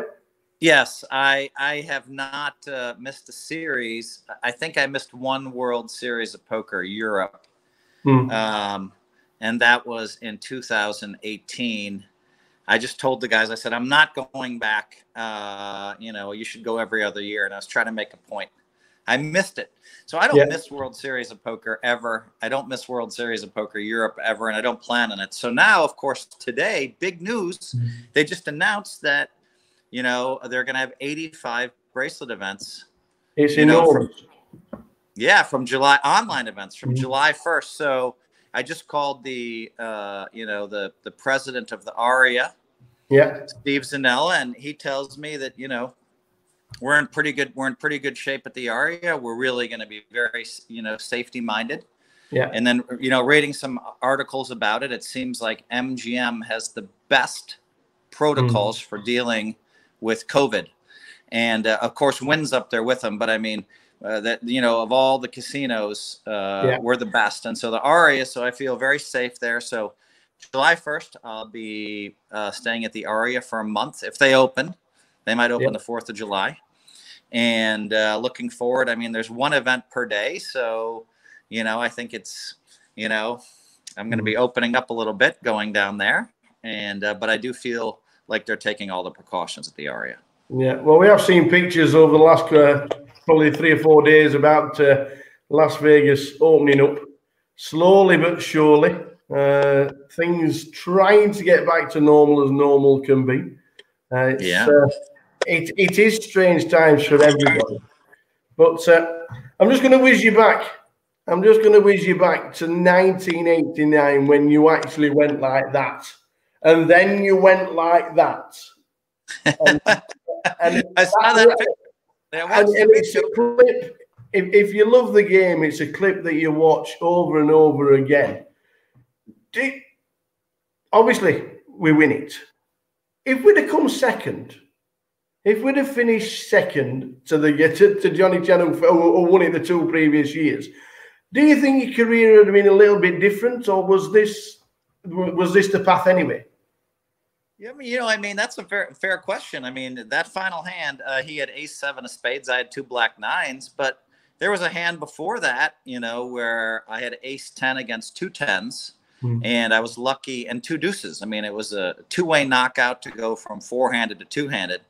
And if I lose that pot, then who knows? Maybe I don't win. I still think I'd probably have 15 bracelets, but you never know. I mean, it was a very and you have to remember, I mean, there's lots of times, as if you want to be, one of the greatest poker players, you always have your money in, generally speaking, with the best hand. Yeah. And you take a lot of beats over the years, a lot of big beats, and but I have to, you got to look back and realize, well, I had ace-10 of spades. Don Zuin had 2 10s. Steve Lott had 2 deuces, and I hit, and we were all in 3 ways. I wasn't all in, but it was a key pot for me to hit, and be thankful. And that's a good question though, because who knows? But I know this. I was already a professional poker player. I was already having tremendous success everywhere, and I feel like I would have continued along those lines. Yeah, and continuing, obviously, in 1989, you win the lot, but your dad wasn't overly enthused about it all, was he? But did Dad know best? You have to understand, my dad has a PhD, he has a JD, he has an MBA, so masters. I mean, that's a lot of letters. I mean, I don't know anyone. There's not that many people on the planet that have more letters than my dad. So, of course, now I'm the oldest of 5 and a guy. So, I mean, I was meant to be on this education path. I was meant to be, I was meant to graduate from college, and I never did. And so for him to then imagine and think that far outside of the box, to professional poker player. And in the 80s, I mean, my dad thought that was like a drug dealer, and so, but he saw me have a lot of success, and he decided to come to the 1989 World Series of Poker main event. Surprised me that he agreed to go. He agreed in December. And he flew out and he saw me in, one of the best moments of my life, winning the main event. And, you notice when I throw my hands up in the air like this in the YouTube video, when the last card comes off, like I think the 6 of spades, I go like this or whatever. And I turn and I look, you can see me turning because my dad was not in sight for 4 days. That was a 4-day long tournament. He wasn't in sight during the tournament, but I turned because and there he is running up the aisle to greet me. And of course, security stops him because there's $1 million in cash on the table in 1989. And I wave him through. And within seconds of winning, I was able to embrace my father and give him a great hug. And then I bought a Mercedes-Benz. And then I married a doctor. And then, and so, and I'm still happily married 30 years later. So, and my dad's been to Vegas every year, I think, for 30 years to support me. You turned him. You got him on the side. Yep. I had to win the main event. And 1993 in the World Series was probably one of the most insane runs for you. And 3 bracelets in 3 days. It could have been not 3. Not 3 bracelets and 3. So the 1993 is interesting because John Benetti won 2 bracelets that year. And Ted Forrest won 3 bracelets that year. And I won 3 bracelets that year. So, probably they gave away 20 bracelets or something, or 18. And we won 8 of them. It was crazy year, 93. And I won 2 bracelets in 1 day. So that meant that I played the No Limit Hold'em tournament till about 5 in the morning. And I remember my wife was pregnant, and I don't know if she made it till 3 or 4 I think she made it till 3, 4, 5 in the morning. She's way too much of a trooper. And then the next tournament started at noon. And I was just exhausted because I just won a bracelet. I went for a run. There's no way I could sleep. And I entered the Limit Hold'em event. And I played poorly at first, And I remember going into the dinner break. I didn't have a lot of chips, but at least I was able to, you know, I ate a half an hour before dinner break, and I went straight up for an hour-and-a-half long nap. And I came back down, and the next thing you know, I started hitting hands. And I think by 11 o'clock that night, I'd won the limit hold'em bracelet. So I won one at, you know, I want to say 4 in the morning, and I won one at, you know, 10:30 at night. And it was just a crazy day. And I remember the next day, before that tournament started, that I'd won the event the night before. And, you know, if you want to throw in there, I'd won 2 events on that day. So it was pretty cool. But yeah, 2 bracelets in one day. And then I had the chip lead in the main event when I completely fell apart. And that's on me. I mean, I was running good. I was playing great. And the next thing you know, I kind of threw it away. I think it was too much for someone to handle 3 bracelets and the main event.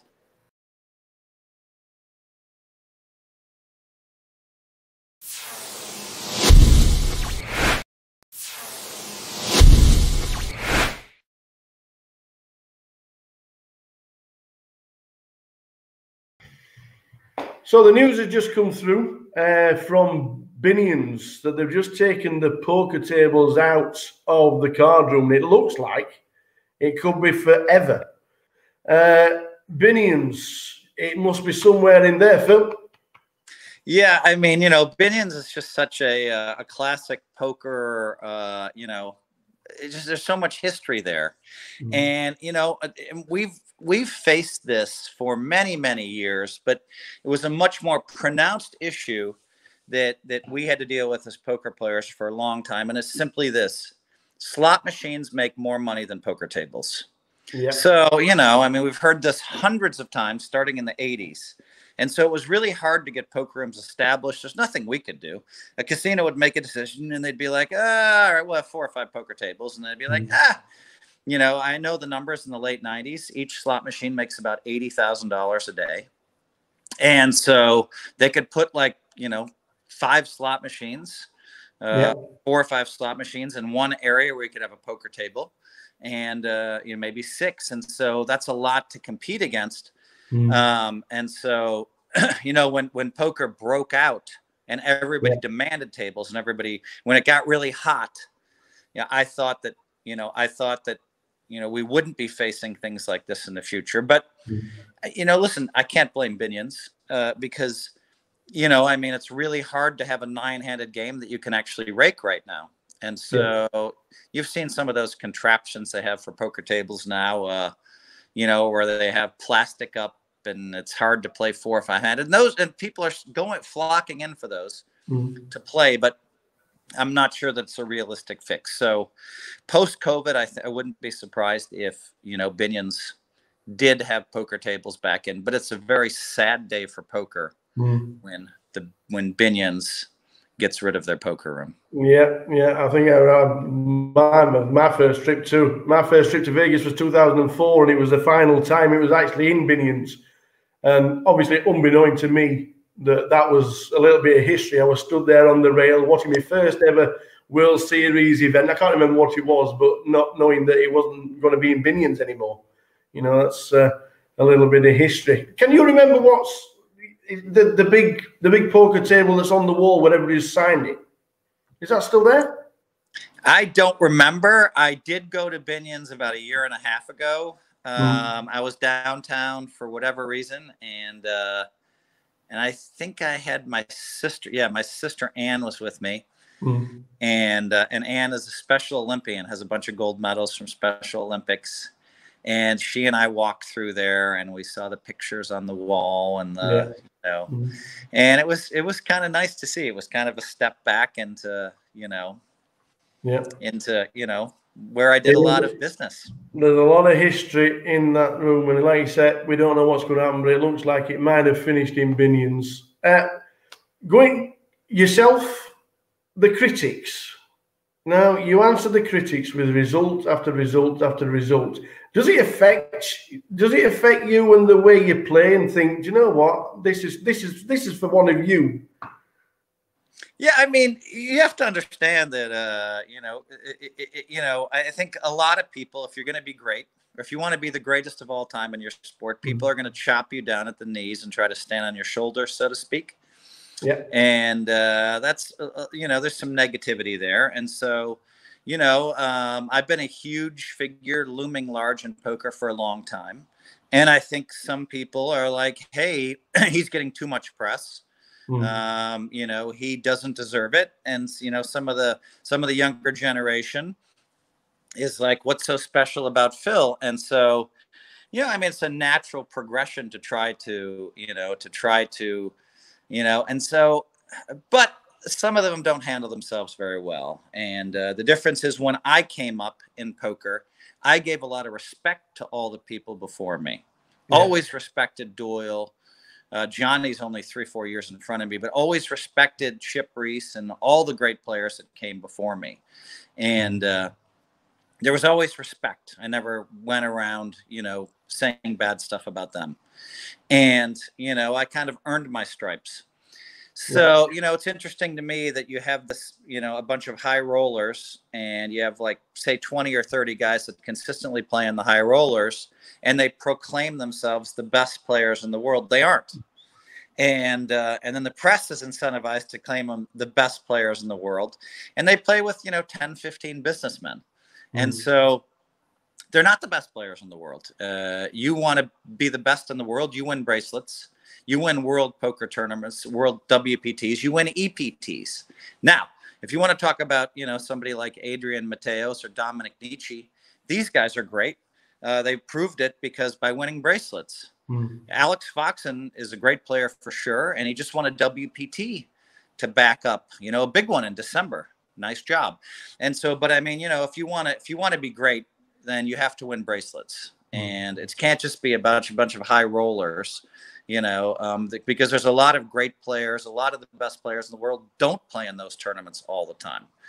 I think Negreanu is one of the best players in the world. You don't see him out there all the time in all the high rollers. You don't see Ivy out there in all the high rollers. You don't see me in all the high rollers. And, so you have to pick your poison, if you want to be great. And they all pick the poison of playing in World Series of Poker tournaments. And, and so, I mean, there's always going to be critics, and that's just a natural. There's always going to be haters, and that's just that's a natural way of the world. I do get a little bit upset when they throw me under the bus, but you know what? It's also motivating. I called Negreanu and I said, "Man, you've been one of my biggest critics." I mean, he was telling me in 08 and 09 and 10 that I'll never win again unless I start playing like they play. And I said, "I think you're crazy." And he's like, "I have the best coach in the world. His name is blah, blah, blah, blah, blah, blah." Well, that guy disappeared a long time ago. And then the next year he said, I have the best coach in the world. His name is blah, blah, blah, blah, blah, blah, different name. That guy disappeared a year later. And, 2011 and 12, I think I was second in player of the year, both of those years at the World Series of Poker. I think I won 2 or 3 bracelets. I had a bunch of, I don't know how many final tables, but, and so, and then, recently people are like, "Oh, well, Phil can't play in, Phil can't play in faster paced tournaments, the ones where the blinds go up every, Phil can't play in tournaments that go up every 20 minutes or half an hour." And then I won one of those, and then I final tabled one. And then I think I have 3 final tables in the $5,000, faster tournament. What do they call it? Turbo. The turbo. Said, that can't work because Phil doesn't understand the math. So it's always Phil doesn't understand this, Phil doesn't understand that. Now, the interesting thing is most of the people watching this interview say, "Oh, well, what is Phil talking about? We all know he's a great player." And that's true because you're really talking about a select few people. Yeah, but it's a little aggravating, but they also motivate me. And so then they also fail to see what I'm doing every year. I mean, in 2019, World Series tournaments, what did I have? I had a 5th, a 6th, a 2nd, a 3rd, and I mean, like there was a handful of people that had those kind of results. 16 cashes in 2019. Yeah. Yeah. And so, you know, I mean, so whatever. I mean, I think, yes. Does it rub me the wrong way sometimes? Yes. Yeah. But do I hear those voices every day? No. I mean, sometimes I don't hear somebody criticize me for 40 or 50 or 60 days because I'm not on all the forums. But I'm aware of it. And then when I see it, I'm always a little bit bummed out. Yeah. If we had a Champions League triple crown of poker, you've won the World Series main event. You've won the World Series Europe main event. What would make up that triple crown? That would be like, those are the three that you need to win. Okay, that would be the third one. It's the Poker Players Championship, the PPC. Yeah. And I had a second in that. And that one really hurt because I had Brian Rastall in 3 times. And to win one of those hands, I guess I was 84%, they said, to have that. And that would have been nice. That would have been an unassailable triple crown. Yeah.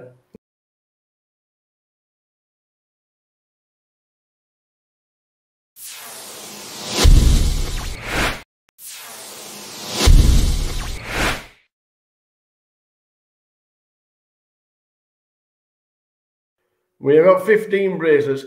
Do you need to be stranded on a desert island for people to catch you? I mean, you've got Phil Ivey, who can win 2 or 3 bracelets in a year. You've got Daniel Negreanu, who's just like, how many final tables a year does he have? And he has so many seconds. Yeah. Like he and I were battling for, I think I have 12 seconds and he has 11 second places now or something. But he tied me for seconds for 1 minute there. And unfortunately, I had a second over in Europe that I really wanted to be a first. And he was at the final table with me. So there's some people that are just great. You know, who knows what the future holds for Dominic Nietzsche? Who knows what the future holds for Adrian Mateos? Who knows what the future holds for some of these guys that are there playing all these events? Now, a lot of the young guys don't play all the mixed games, but you know, I think, what do I have? I have 2 bracelets in Raz, and all the rest are in Hold'em anyway. If you're great at Hold'em, you can get there more often because there's more skill. Out of the 10, 11, 12 second place finishes, and I'm just gonna read. This tweet from yourself was just amazing. Hitting my number 1 live goal at 24 was amazing. By the time I was 28, I had 5 WSOP wins and a new life goal was to become the greatest poker player of all time. You figured you needed to win 24 bracelets as recognized as the greatest of all time. If all those second places would have been wins, would have got there, but why did you say 24? 24 is a number that kind of like, I don't always have a perfect understanding of, you know, I'd almost say mystical things. You know what I mean? I know that our minds are very powerful, and some of that is kind of untapped and unknown. And, you know, my book Positivity talks about, you know, how I've kind of, you know, harnessed some of that potential. Yeah. And how other people can harness that potential. And so for me, 24 was a number that I came up with at a young age. And I just thought, you know what, I can win 24 bracelets. And I came up with it in 1993, 94. I figured 24 would make me unassailable to the whole world. Yeah. You know, I remember in 2005 when I passed Johnny Chan and I passed Doyle Brunson, and they both came up and congratulated me. And that was classy, right? We all shook hands. They were all like, great job, Phil. I mean, there was a big, you know, when they awarded me that bracelet in front of the whole room, that night right after I won it, there was Chan and Brunson. Brilliant. And at that point, we were crazy. Johnny, and I think it was 05, but you know, Johnny Chan and Doyle Brunson and I maybe it was 07 I passed them, but I mean, there were years where they'd win, Doyle would win 2, Chan would win 2, and I'd win 1 bracelet. I think that was 03. And there, I mean, so we were just winning them in bunches, even in the modern era. And so that battle was great. And so, yeah, you're never safe. There are people that can catch me, but now I have the records, and you know, I just have to keep racing it. Any of those second places you would have thought, you know what, I really wanted that one? Yeah, I remember there was a second place where a guy was very, very lucky against me repeatedly. And then, and I still had a chance to take him out. I think I had pocket fives and he had ace king. And I limped in with the fives. We were playing three-handed. The other guy had a peanut of a stack. And he raised, called, and it came 10 jack 7. And he bet and I raised with the fives. And he just called and I knew he had ace king. And the turn, I bet, he raised and I re-raised him. Or at least I called him with the intent of calling on the river. And for some reason, I bailed on the river. All I had to do was call 500,000 on the river. I'm going to bust him. The other guy has the tiniest stack ever, Eugene Todd. And so that one really hurt because I also had the guy all in. I think he had king 10 suited when I had ace queen. I had him all in. We had a flip one time. And so that one hurt.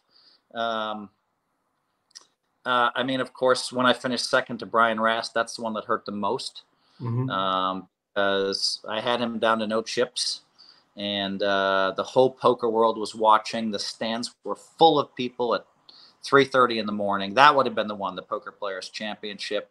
Yeah. I probably regret a bunch of those second places. I remember one in 1994 where I had 2 aces and I had a guy named George Rodas on with a king and a 10. Howard Lederer had a short stack. Yeah. And he was on before the flop with king 10. And he somehow won. I remember it came jack 10 and he turned to 10. And, I'd been waiting, moving in. Finally, I had aces. And that one I felt like I was supposed to win. And so there are times where you just feel like you were supposed to win a bracelet and it didn't happen. Yeah. Apart from poker, you obviously write books. We've touched on that very shortly. I'm going to show you something very shortly on how we first met. And I remember it more than you, obviously. But you're in the New York Times bestsellers list. And we've got the brand new book out at this moment in time. But I have got this. I've got Deal Me In. And I have it signed. Nice. Because I was in London at the World Series Poker Europe. And we did the book launch. And I remember we went into a pub on the corner of Leicester Square. Myself and Paul, who still works with us, and we got the book, and this was a new release when it came out, and we signed it off, and I thought, do you know what? Phil Elmuth has just signed a book for me, and it's still pristine, by the way. It is pristine. It's got all the stories. My favourite story is the Devilfish story. I love these little books, but if you wasn't a poker player and a very, very successful poker player, would writing and being an author be right up there of what you would be doing on a regular basis? I mean, it's very interesting. I mean, I think this is the first time in an interview I've ever said it, but I think I could have been a motivational speaker pretty easily. That aligns well with me, but you have to accomplish something, I think, to be able to motivationally speak to people, I think. And it's an easier path to get there. So, but I could easily have been a motivational speaker. I could easily have been a successful businessman. Yeah. And could easily have been a promoter. So I don't really know where I'd be if it wasn't poker. But hopefully I would have written a book or two. Well, that's there. That I was there when I was there with you, and it's signed for me by the great one. And then book, it's like 50 hand of the weeks, and so you read each one. It takes 2 or 3 minutes to read the story.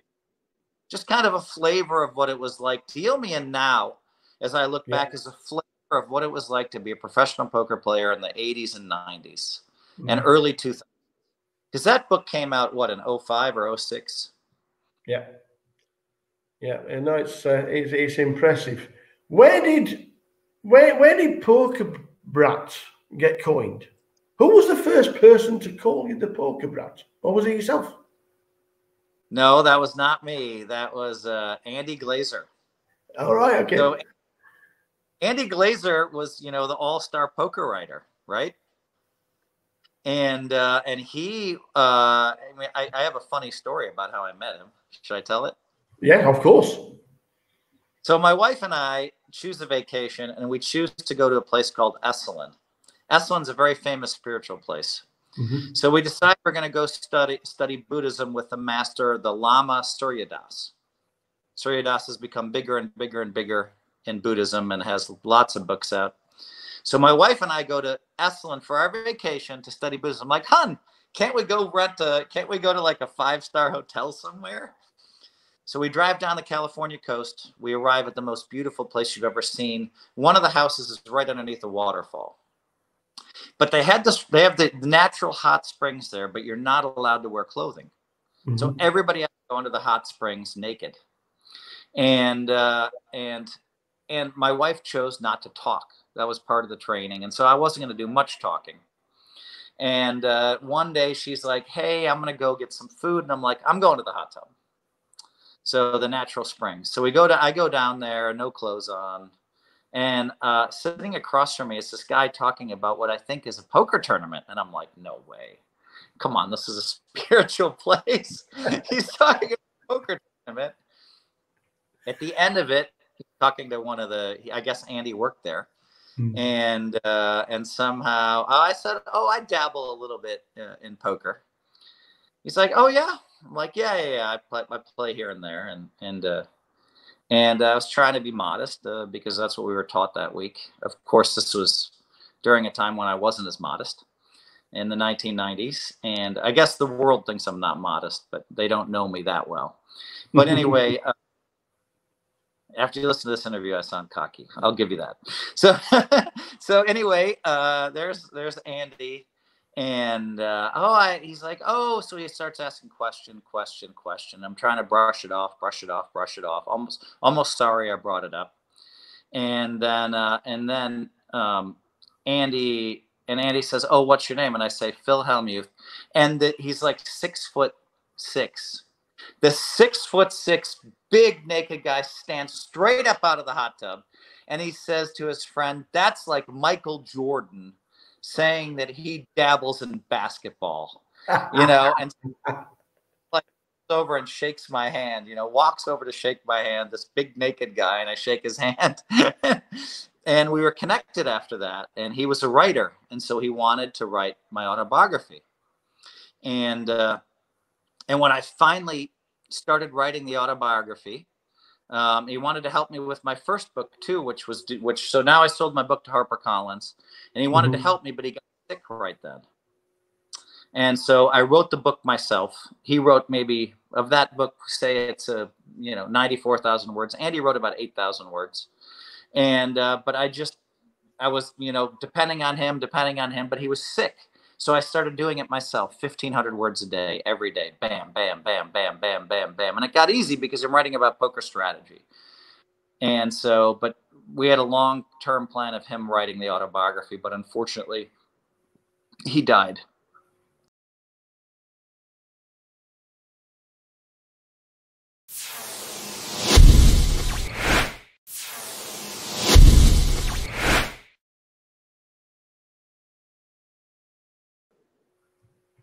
Really, you touched on basketball there. Did you ever get a chance to play at a high level, or were you a big fan? Would you have loved a career in basketball rather than poker? I mean, basketball would be great. I've been getting a little time with Draymond Green lately. He and I went on a little trip together for 4 or 5 days, and seeing how hard he works out even on vacation is pretty crazy. Basketball would have been amazing, but I think if you want, you have to be great at basketball if you want to make the big money, right? Yeah. A lot of the guys aren't great. Unfortunately, if you're the 50th best or maybe 100th best basketball player in the world, you don't do as well. Now that's changing, but I love basketball, and I was never world class. I mean, I'm 6'6" almost, and I could dunk, but barely. I probably dunked 5 times in life, so I didn't have the skills to play basketball. We're glad you stuck to poker. In 2003, 2004, the poker boom was like, it just exploded. Did you see it coming? What did you think of it at the time? Yeah, I mean, I remember someone found me in 04, Michael Kaplan, a writer from New York, and he said, Phil, you told me in the 1990s that they were going to have in stadiums, and everybody laughed at you. And he said, now look, we're having the final in the Penn and Teller Theater. And not just finals, but also I thought there'd be so many. He said, you predicted there'd be so many players that'd fill a football stadium. And he said, you were so right about that. And so, yeah, I saw that coming, but then I didn't see it coming as fast. So I saw it coming in 1995. I thought it would happen earlier at a much slower pace. But no one saw it in 03 and 04 and 05 going on ESPN and exploding that and becoming a global phenomena. I didn't see that much. So, but yeah, I saw poker getting big. Yeah, and now obviously you're part of the ESPN team that covers the main events, the final tables, the commentating. Do you still get a buzz when you're commentating rather than playing? Oh, I love it. I love it. I mean, this year was one of my fun little stories. I'm on stage and whenever it's about once every 2 hours, they cut to me. Yeah. And this year it was with Maria Ho and of course, Kara, who's amazing, and Maria, who's amazing. And so it's the two of them and me. And but I wouldn't commit to doing any of the comment. I wouldn't commit to any of that while there were tournaments still going on. And finally, I'm like, all right. So I played the $5,000 buy-in turbo event, and I think they were rebuys in it this year.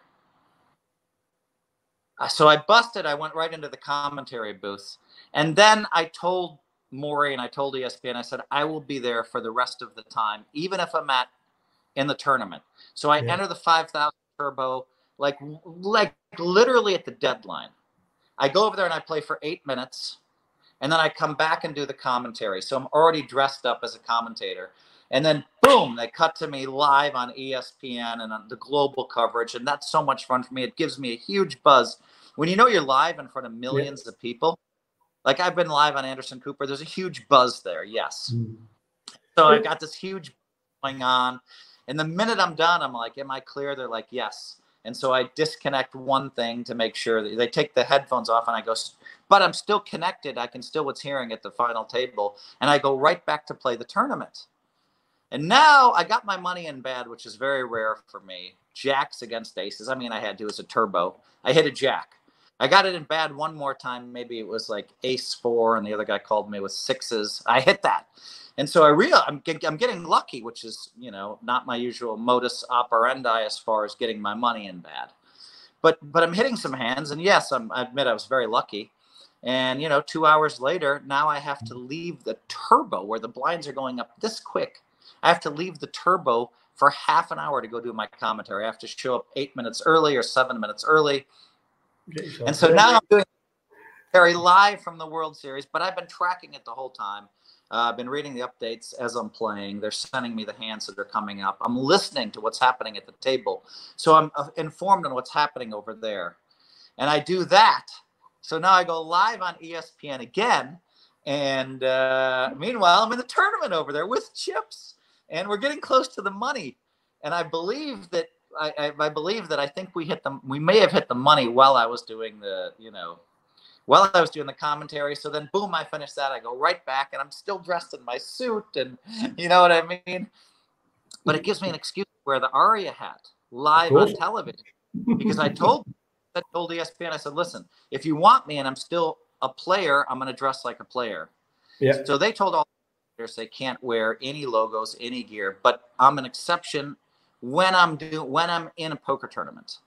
And so at least I got an excuse to get the Aria live on global television a couple times. And so then I make day 2. So then I think that was it for the night, but I'm hanging out for the coverage. But meanwhile, I make it to the end of the day. And I think there's about 25 of us left. So now next day, I have to do the commentary and play the tournament. And we get to the final table pretty quickly, and I'm thinking, oh my God, I'm going to be final 4 tournament or 3 in this tournament. I'm going to have to leave for 20 minutes. Will the players at the table stop the tournament for 20 minutes for me? I don't even want to ask, but I'm going to ask when it comes to that. And so meanwhile, I've had to go into makeup and, and so I'm all ready to go. I'm all in my suit and ready to go. But I'm at this final table and I'm watching the countdown on when I'm going to get needed. And unfortunately for me, I busted in 6th place in the tournament. There were 2 final tables left as the main event final table. This was also the main event final table where they were going to finish it, I believe. Yeah. And so there's 3 tables that are left in that whole hall. There's the one when I left, there were 5 left. There was another one that had 5 left, and then there was the main event. And so so I busted 6th, unfortunately, and I go into my perch up there, and I'm really into just the main event, but I'm looking over, watching the other 2 final tables, which were basically right next door to us. And then, and I think they gave me a shout out. It might have also been my birthday that day. So they gave me a shout out for my birthday. They gave me a shout out for just busting 5th in a tournament, or 6th or whatever it was. It was all kind of a weird thing. And then I was able to just focus on, the commentary for there, because that was it. Brilliant, brilliant, brilliant. Super competitive, we know. 16 cashes last year in the World Series. I think it was 12 the year before. I think there's only 1 year in the last 25 that you haven't cashed in one of the series.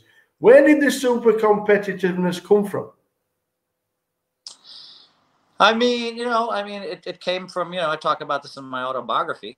Very simple. I'm the oldest of 5, as I mentioned earlier in the interview. And what I didn't mention is I have ADD, and my athletic skills aren't as good as my brothers and sisters. So it's the oldest of 5 watching my brothers and sisters flourish and basically get straight A's, and me getting C's. And then watching them flourish in athletics, they're all doing well in athletics, but I didn't have the same skills that they had. I had to hold on to something for my own sanity, right? When I'm 7, I had a 6-year-old, a 5-year-old, a 3-year-old, and a baby in my family. For my own sanity, I had to be the best at games. And so every game we played, I had to be the best. So every game we played, I learned from an early age how to devise perfect tactics in all these games. Scrabble, and the fact that I studied Latin, I'm an excellent Scrabble player. All these games that required strategy and skill, backgammon, I learned how to become great at all these games. And so it was a natural progression for me to move into studying poker. All right, how do you become great at poker? All right, you do this, you do that, you do this, and so but that warrior in me, and when I would lose, that's where the poker brat was born. Because if my brothers or sisters rolled double 6s to beat me at backgammon, I was unbearable. Because what did I have left in my life? They were better than me at everything. And so I'd be like, oh my God, you rolled double 6s. That was unbelievable. How did you do that to me? Blah, blah, blah, blah, blah. And I almost made it not fun for me to play with, because if I lost, I was too negative. But that's where the competitiveness came from. And it showed itself in the early years in poker, and it still shows itself. But in the early years, like if somebody beat me one hand, I felt like, and if they outdrew me one hand, I felt like, oh, they're what else do I have left in life? They just beat me this one hand. And so, yeah, I had some issues I've worked through, but I still think, I still think that I can be a little bit bratty sometimes. Generally, there are some years where I show up and it's not, and I just realize my position, and I enjoy that a little bit more. But most times I'm just, and as the series wears you down and you get tireder and tireder every day, more and more the poker comes out.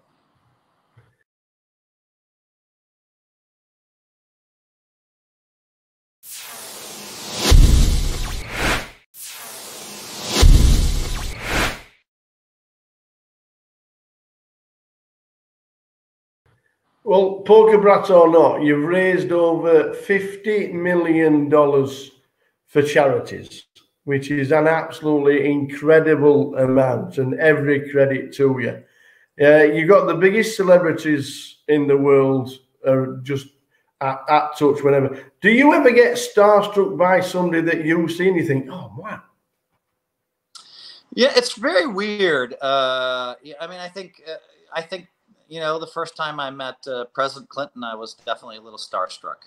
You know, I'm not sure that I get that starstruck anymore. I mean, I think the first time I met Ben Affleck, I was starstruck, and the reason why, he was with J-Lo at the time, and so him and J-Lo were I felt like they were the two biggest celebrities in the world. And I remember it was, I think 2002 or 2000, I think it was 2002 at the Bicycle Club, where 01 had 30 players in the main event. And now the World Poker Tour had launched, and there were 700 players. We went from 30 players to 700. I walked in the room, you know, being one of the biggest stars in poker, and they said, Sports Illustrated wants to talk with you. There were 3 news trucks from the 3 local stations in the parking lot. There was press buzzing. The room was just buzzing with people.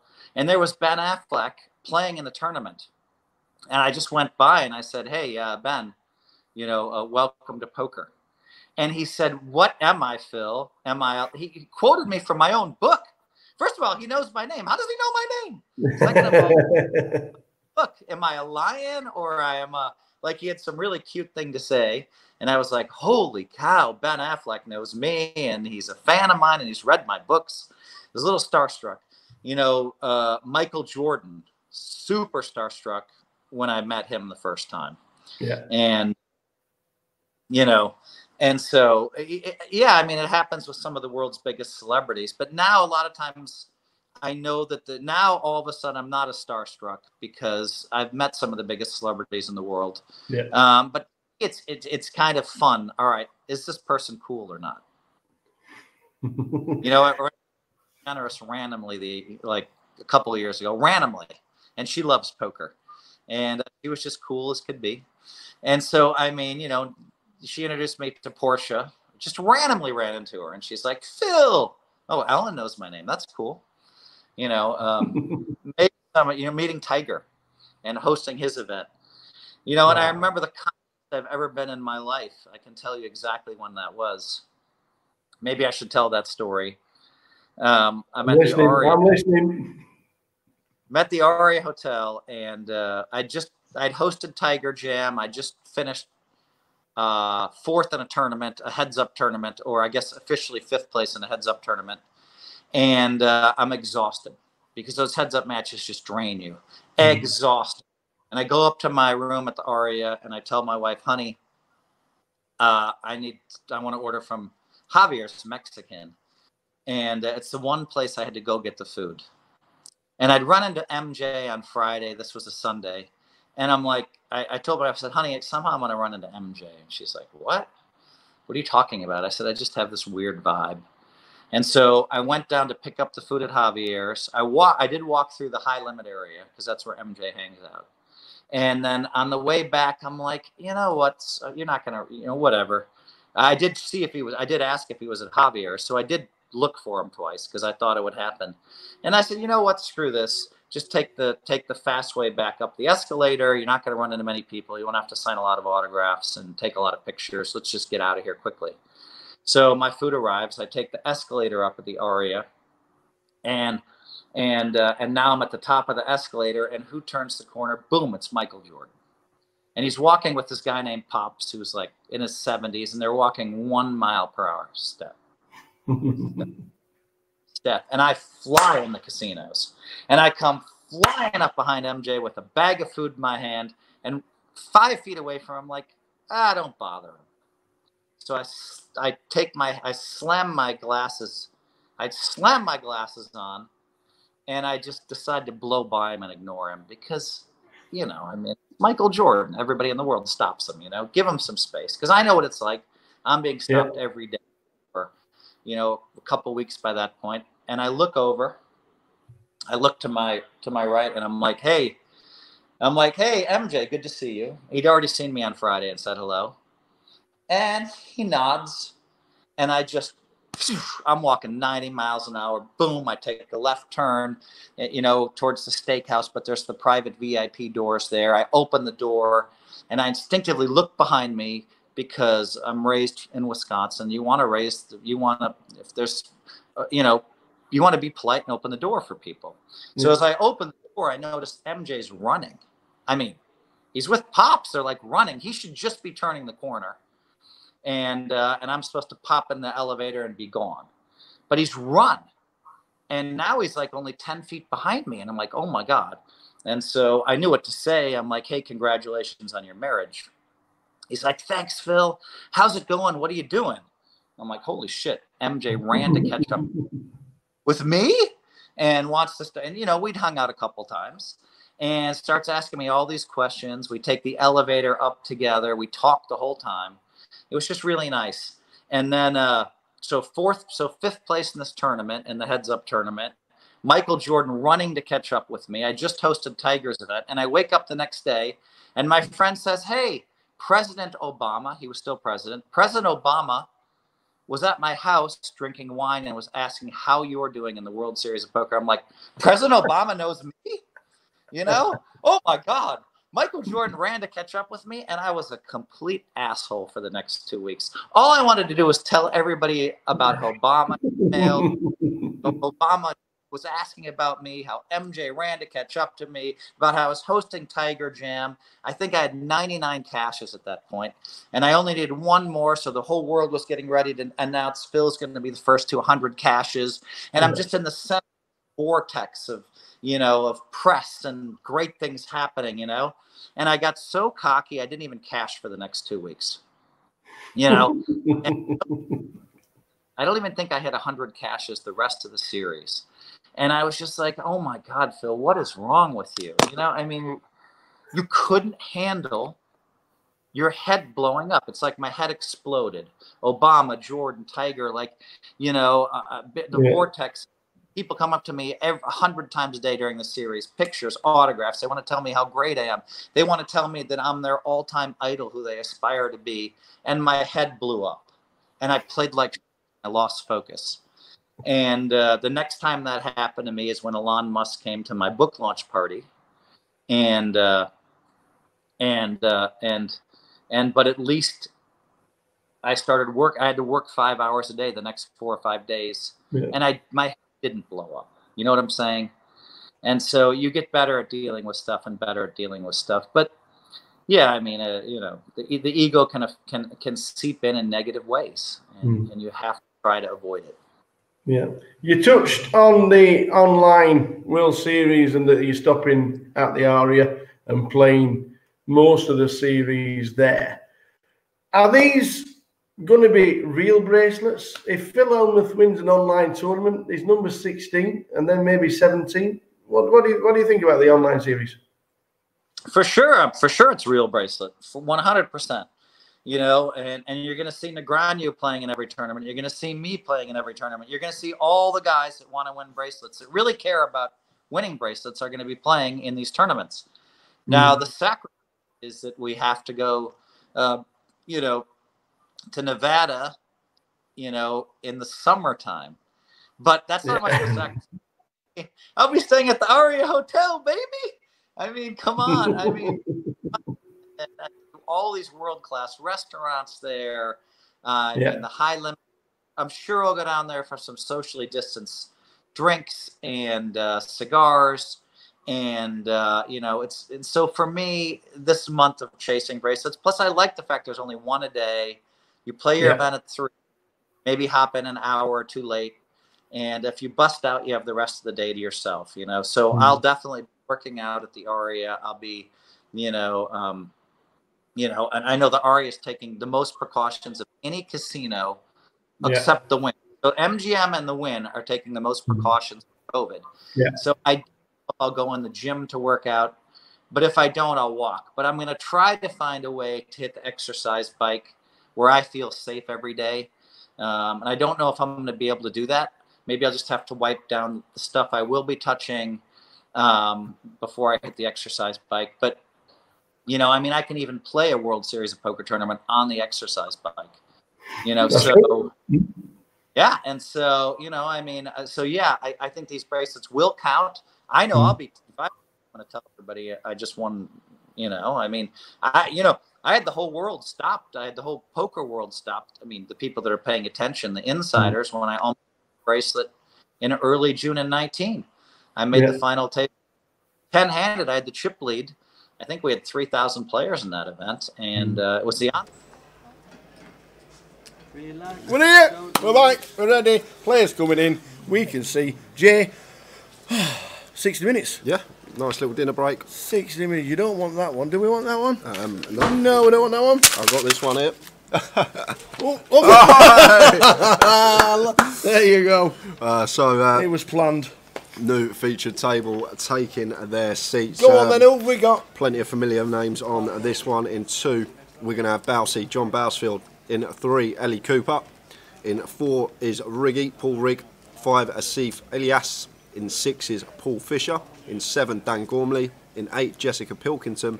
And in 9 is Danish Ahmed. Ellie Cooper sitting down.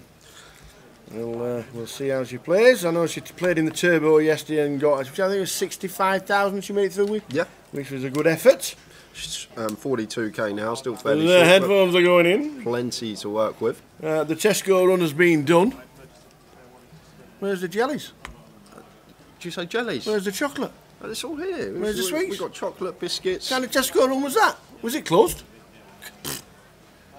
Ish. Oh, it's like that, is it? It's 45-minute round trip walk there and back. I've got all this stuff. I've got 15-minute dinner break. All this food for everyone, and it's unappreciated. It's unbelievable. Oh, just saw the interview. Here, Phil Elmer has taken over your job as commentator. Tell me that's not true, says Rakesh. Hope you enjoyed him. Hope you enjoyed the man himself, Mr. Phil Elmuth, who joined us for an hour with the tower. That's that man over there, Mr. Andy Booth. He says, who shall we get? He said, I know, I'll send a tweet to my mate. Who is it? I'm not telling you. There we are, and he turned up. Absolute ledge. What a superstar he was. It was great. It was about 3 or 4 minutes later, me and Andy sat there waiting and thinking, he's never turned up. He's never coming. No chance. Next minute, hang on a minute, I'm on my way. Brilliant. Looking forward to this one. What a table. It's not the easiest table for Ellie, I'll tell you. Bousey, stuck in the, I tell you, it's like a rose between 2 thorns. I guess this is probably Ellie's first time on a featured table. I'm going to go out on a limb and say. Obviously, other half, very good player. I think this is Ellie's first GUKPT, isn't it? Main event. Don't think she'd have paid the $12.50 in Manchester. Yeah, I don't think she was in Manchester. I'm guessing this is her first event, first main event. Who's that? Paul Fisher has got the title from Manchester around his belt. So that's good. And you've got Danny Gormley. Danny is a good friend of yours, is he? Well, I only actually first started speaking to him this week in the mini main, but seemed like he played very well. Everything he'd done seemed to be correct. And yeah, be interested to see how he plays on the featured table. First hand though. Awesome. We got Jess defending 9-7 suited against the button open from Paul with the pocket 5s. King Jack 2. 2 diamonds. So this board you expect Paul to be continuing on the King high boards as we are the aggressor. And does come in for a C-bet, and Jess just going to have to get out of the way. Paul takes that one down with the pocket 5s. First hand of the session.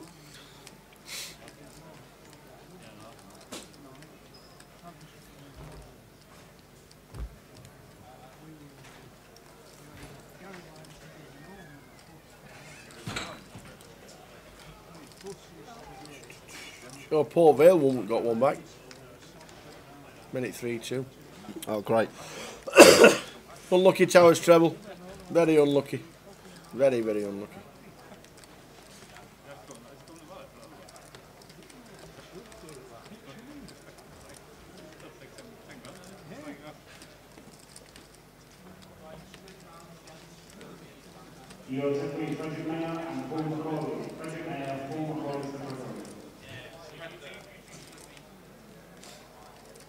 So Ellie here with Queen Jack of Hearts and 14 big blinds. about to say, can be moving in here, but she's going to take the disciplined approach, just gets out of the way. But 14 bigs, Queen Jack suited, it'd be perfectly fine to move in with that hand as well. Danny on the button here, can't be opening 100% of our range, do need to fold some trash hands, 9-3 being one of them, and expect Jess to let this one go. Would be different if the small blind and big blind was double the small, but at this level it's actually 2.5x bigger, so less inclined to complete, and that's a walk.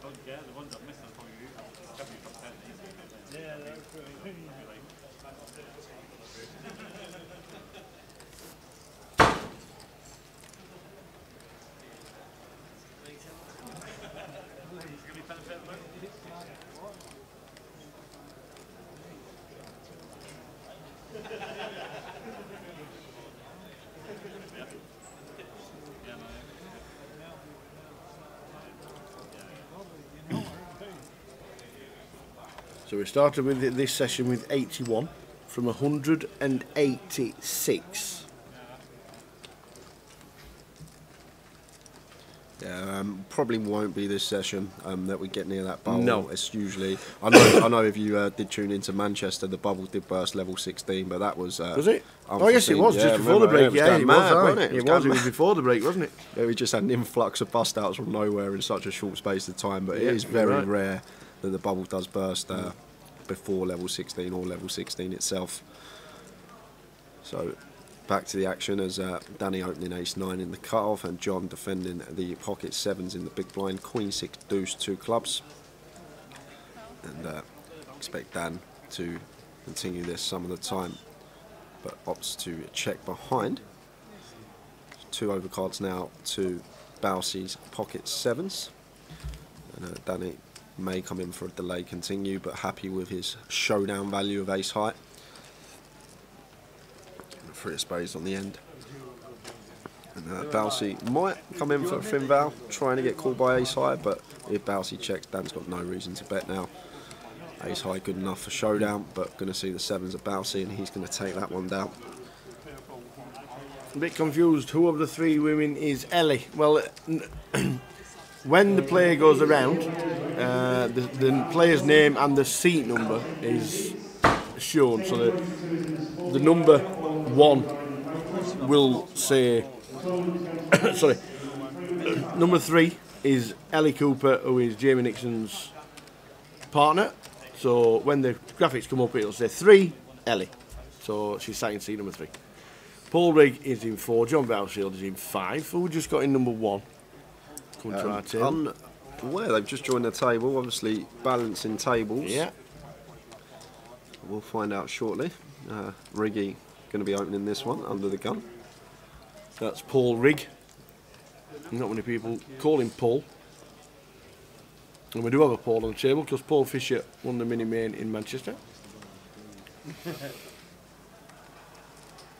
Danny, Jessica. So it'll say 8 Jessica, 9 Danish. 1, 2 Barrelsfield, Ellie, 3. There you go. So seat 3 is Ellie. Raise and take there for Riggy. But we're at that stage of the day now where stacks are going to start to shallow a bit more. Going to see more all-ins. Yeah.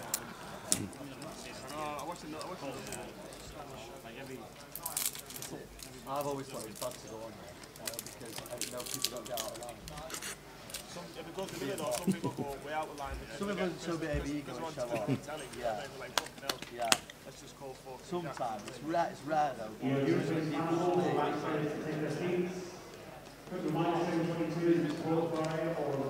Katie Swift is just stood on, sat on the outer table, just behind PK, was stood looking at the room. So where Katie is still, I think she had about 100,000 at the din break.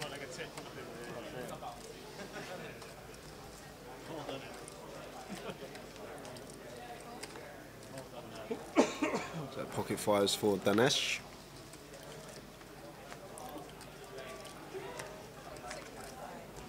Probably one of the biggest stacks in the room, Danesh with nearly 300k, and Riggy want to see him defend this, and he does with the 8-4 suited. 8-4 suited and Riggy. You remember anything from the other day? Right, I'm going to tell you something right now.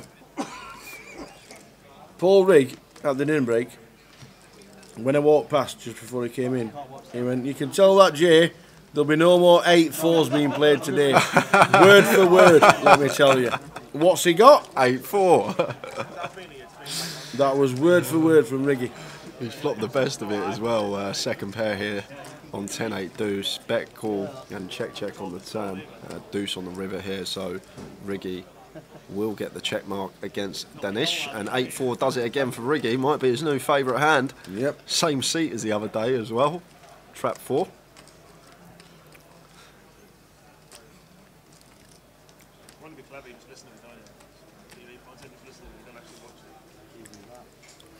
So seating 1 is Joe O'Donnell, who comes to the table.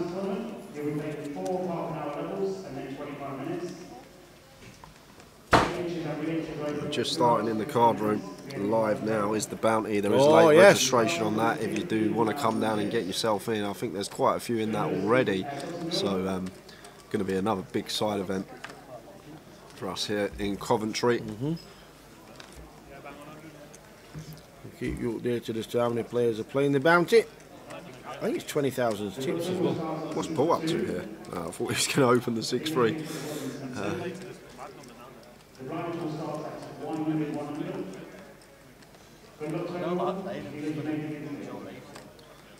So Danish must have called into work sick because he's got a mask over his face, he's got his hood up, you can't even see his eyes.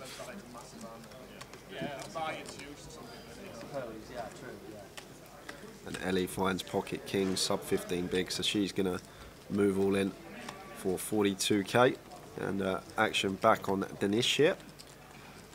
Unaware of his holding, but we've opened Kelly shove for, sorry not Kelly, Ellie shove for 14 big blinds.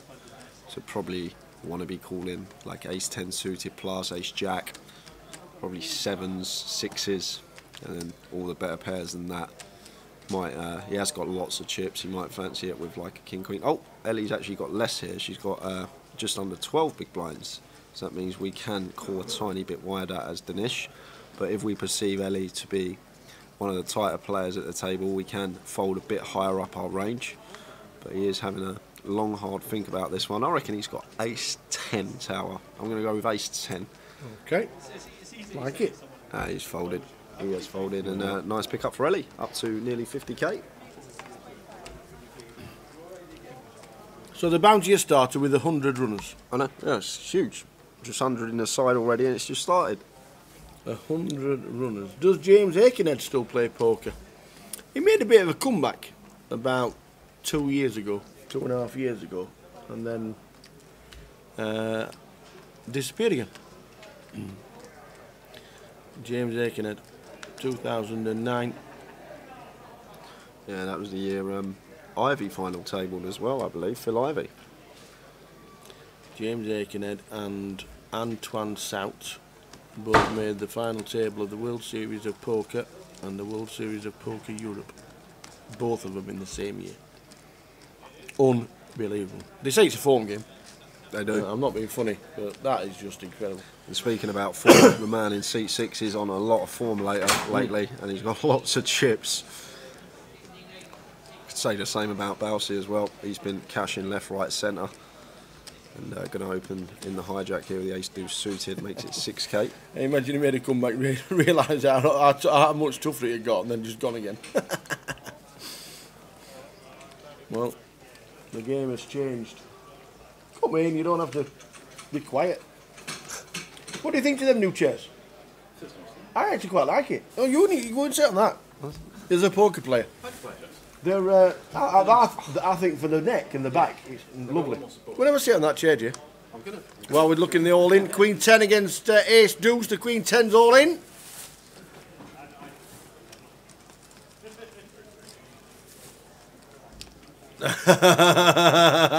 Why is Laura rolling me? Because we don't want dealing too fast, that's why.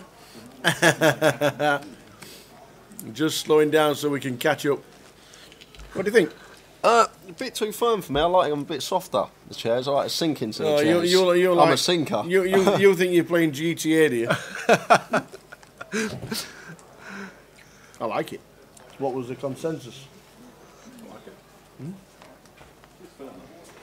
Because you always lean forward, you don't lean backwards. I like that. Trialing new chairs. Rakesh, it's Danish and not Danish. That's just the accent. Sorry, Rakesh. As you know, I'm not very good with names. It took me 4 years to get yours right.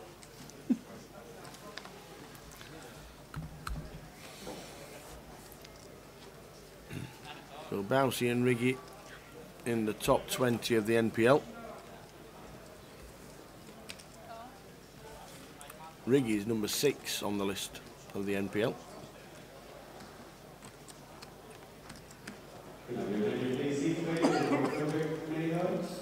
So Danish with the King Jack suited under the gun +1. Thing is, how do we know it's Danish? Can't see. Yeah, that's what I said. That could actually be Phil Ivey. He's probably calling the work sick tower. Now he's on stream. He's got a... Yeah. Don't need anyone to know it's him. Either that or he's told the missus he's popping to the shop to get some milk. If I'm gone a while. So Danny, 6-3 suited, wants to be defending this one. The suited gappers in the big blind, closing the action, getting good price, always want to be flicking in the defend. As we see the King, King, Queen, Rainbow flop. And Danish flopping huge here, and it's easy check fold for Danny. So the bounty started with 100 runners, which is amazing. Amazing yet again, 100 runners.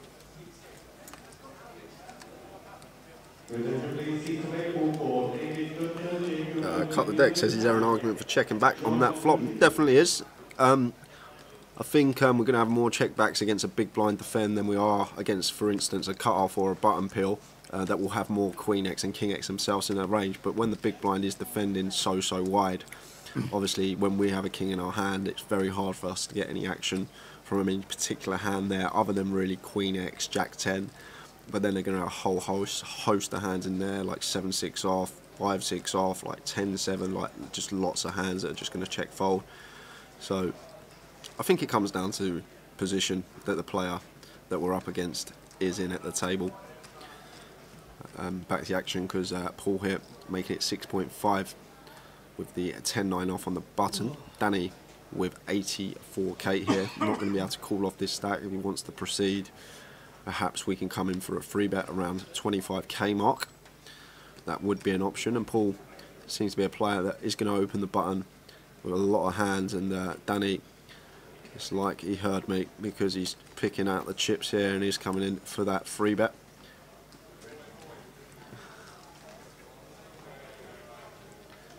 Makes it 19.5 and a snap fold from Paul. Nice pick up from Danny there.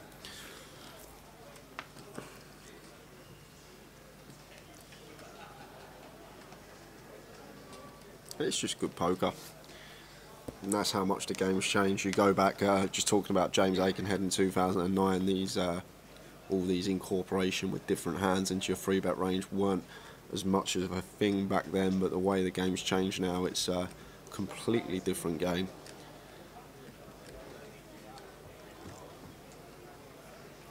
Did you play much poker back in the day back then, Tower, like 10-15 years ago? Was you still playing? Yeah, I was playing 3 or 4 times a week at the time. Never played anything massive.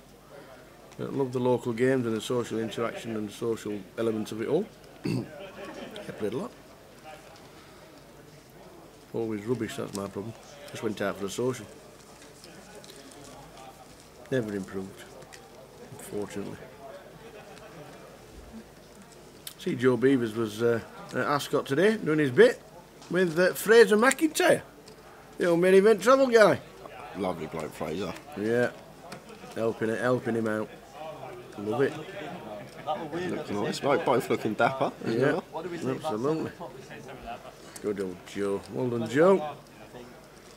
Fraser McIntyre and James Sims and Joe Beaver smashing it. So Danny could have perhaps rebet this again, but obviously the dynamic there between him and Paul now, he maybe might have thought I might not get credit this time, so I'm just going to flat play this hand in position, and that's going to bring Danish in the big blind. Suited 8-4, easy to fend for him, and it's a three-way. And Queen 7 deuce rainbow. Paul flops the best of it with middle pair. Probably going to come in for a continue here. Only really worried about Queen X holdings. Obviously want to deny equity to some hands like Jack 10's in there, King Jack, those type of holdings with 2 overs to our 7. So a bet of 6k, quarter pot, perfectly fine sizing. And action on Danny here, who isn't insta-folding. We'll have plenty of Queen X here, peeling cut off open on the button, Queen 10, Queen 9 suited, Queen Jack, King Queen all in there. But thinks better of it, and a quick fold from a Danish in the big blind. Price pool for this event, scrolling along the bottom, £105,050. Played the very last stand and lose. You end up with 70,950. Is this the final table? No, we are 80 players out at the minute. 80 left. Final table will be tomorrow.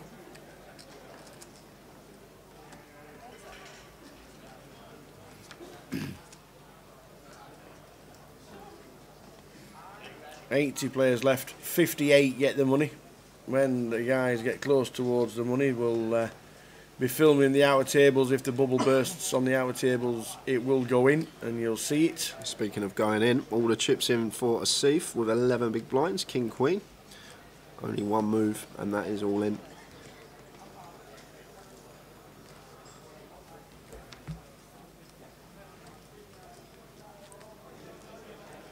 So Asif gonna get this one through. Joe obviously can't call with a 5-3, and little pick up for him, back up over the 40k mark.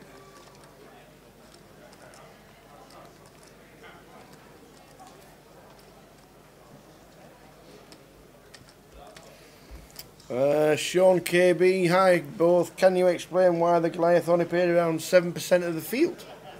If that's Goliath Online, no. I don't know why. I don't know why it was only 7% of the field. I have absolutely no idea. Didn't play it. Didn't get involved. I can try and ask the question. That does seem a little bit shallow.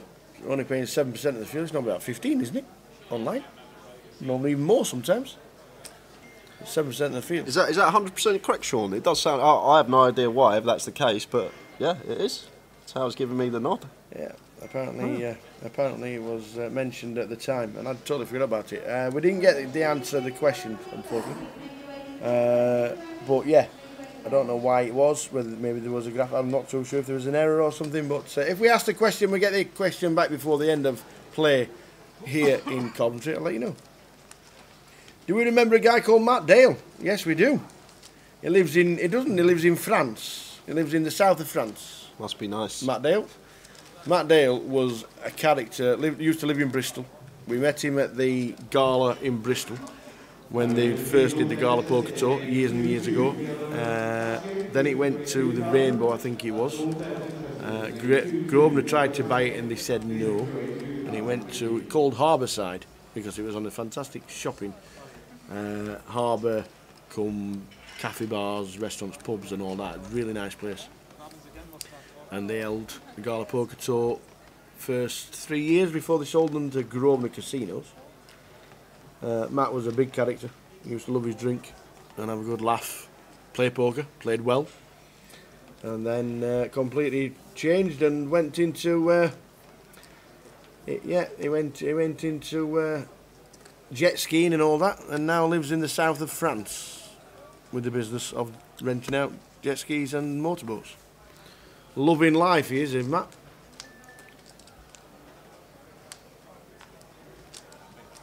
So Paul going 5th pot on the turn here with just an air ball. think if we are airballing, we definitely need to size up. Obviously, it is meant to be a good board for us. It's ace high. Diamonds have completed on the turn, but we are going to have a lot of ace-x holding, and it's going to check and full showing the jack 10 off. And table will take note of that, I'm sure. And Balsy, unaware of what he had.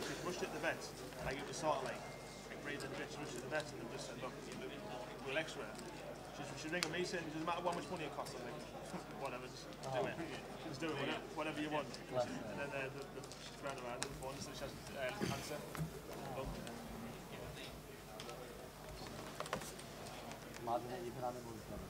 When she rang that, I thought someone was like sounds horrible. I thought someone was like, see, Payouts running along the bottom of your screen there. Huge GUKPT, over 600 runners. It's just crazy. Sometimes we wouldn't even expect that in London, which is always the busiest leg, let alone Coventry. It's been a great effort from everyone involved, and I see if they're going to have to move all in. Queen Jack suited for what is 13.5 big blinds.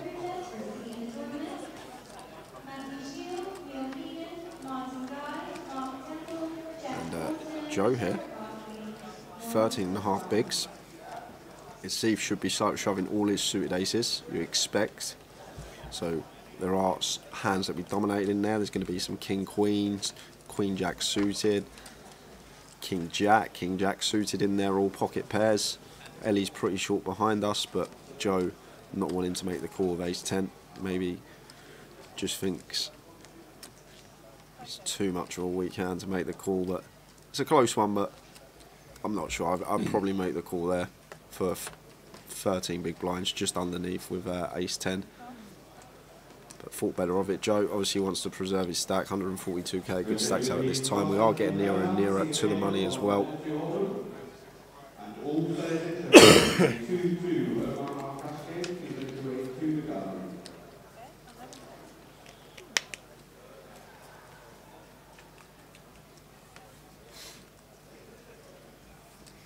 Leonard Hodgkinson, how you doing, me old fruitcake? Oh, we are down to 78, 58 get the money, so we're 20 off the money at this moment in time.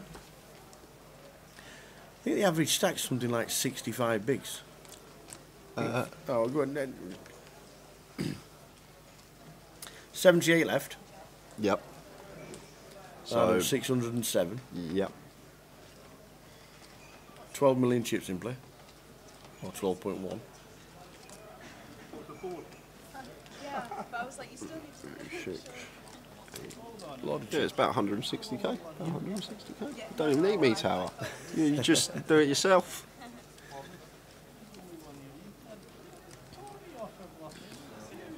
I'm rubbing off on you, that's what it is. It's been so long now. Absolutely. I'll be on countdown soon. I'll be like Stato.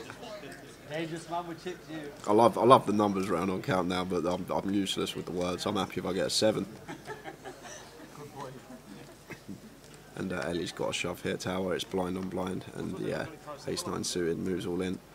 And Riggy with king jack, blind on blind here. Usually for 14.5 bigs, you see players call here, but if the smile on Ellie's face is like, don't do it. Yeah, if we think Ellie's going to be shoving a bit more tighter range than usual, sometimes we may be able to make a little hero fold here.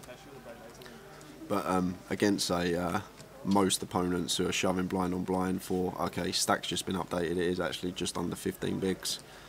But should be calling the king jack against most players, and Riggy's going to call against Ellie, and you can see Ellie has the best of it. Gonna have to fade a king or a jack though.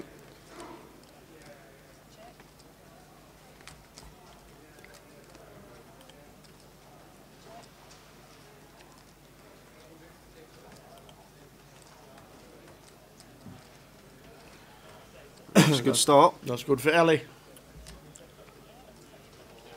Oh, wow. It brings the heart draw. So need a heart or an ace. And it's the 10 of diamonds, so we are going to lose Ellie Cooper from the tournament. Unfortunate for her, got it in with the best hand, but Riggy spikes the king on the turn. and she's going to head to the rail. Her other half, Jamie's still in. Blows everyone a kiss, says good luck. And, unlucky.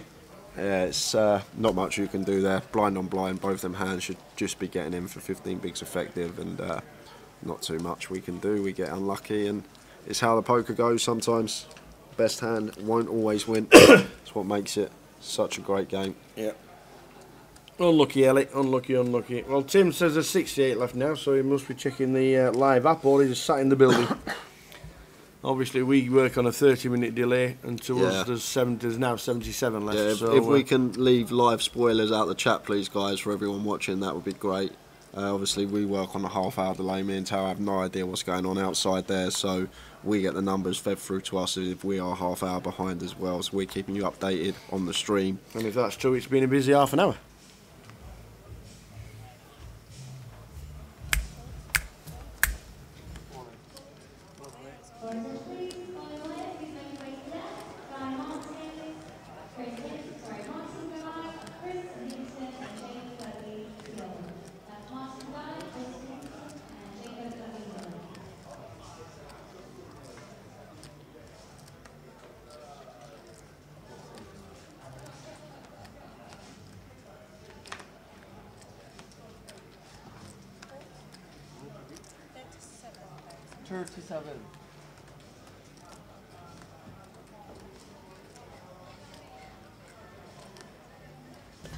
.442 is the flop. Great formation.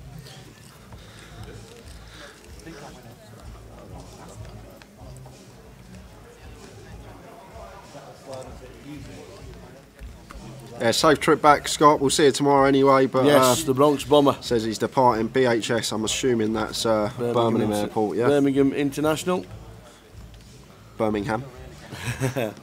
Yeah, cheers, Tim. It's just that we work on the that 30-minute delay, so it looks like it's been a busy half an hour. To be fair, so you never know. Might get eliminations on this table. We've just seen Ellie go out, but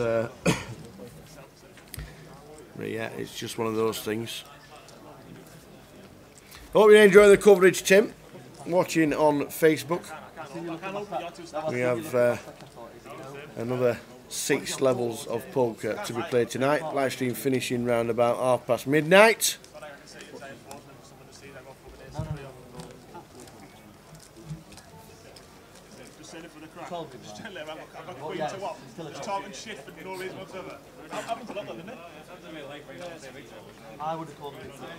Hello.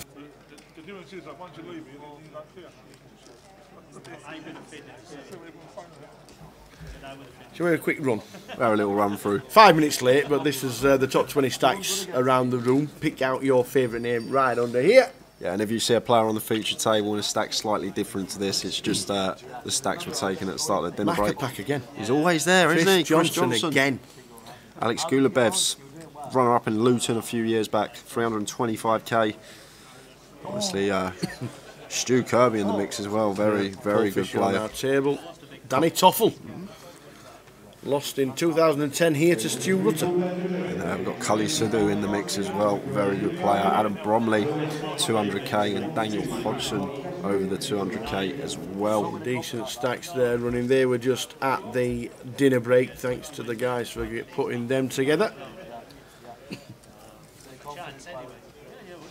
So the Bronx Bomber is not flying out till Monday, and he's coming back to the casino for the, for the side events.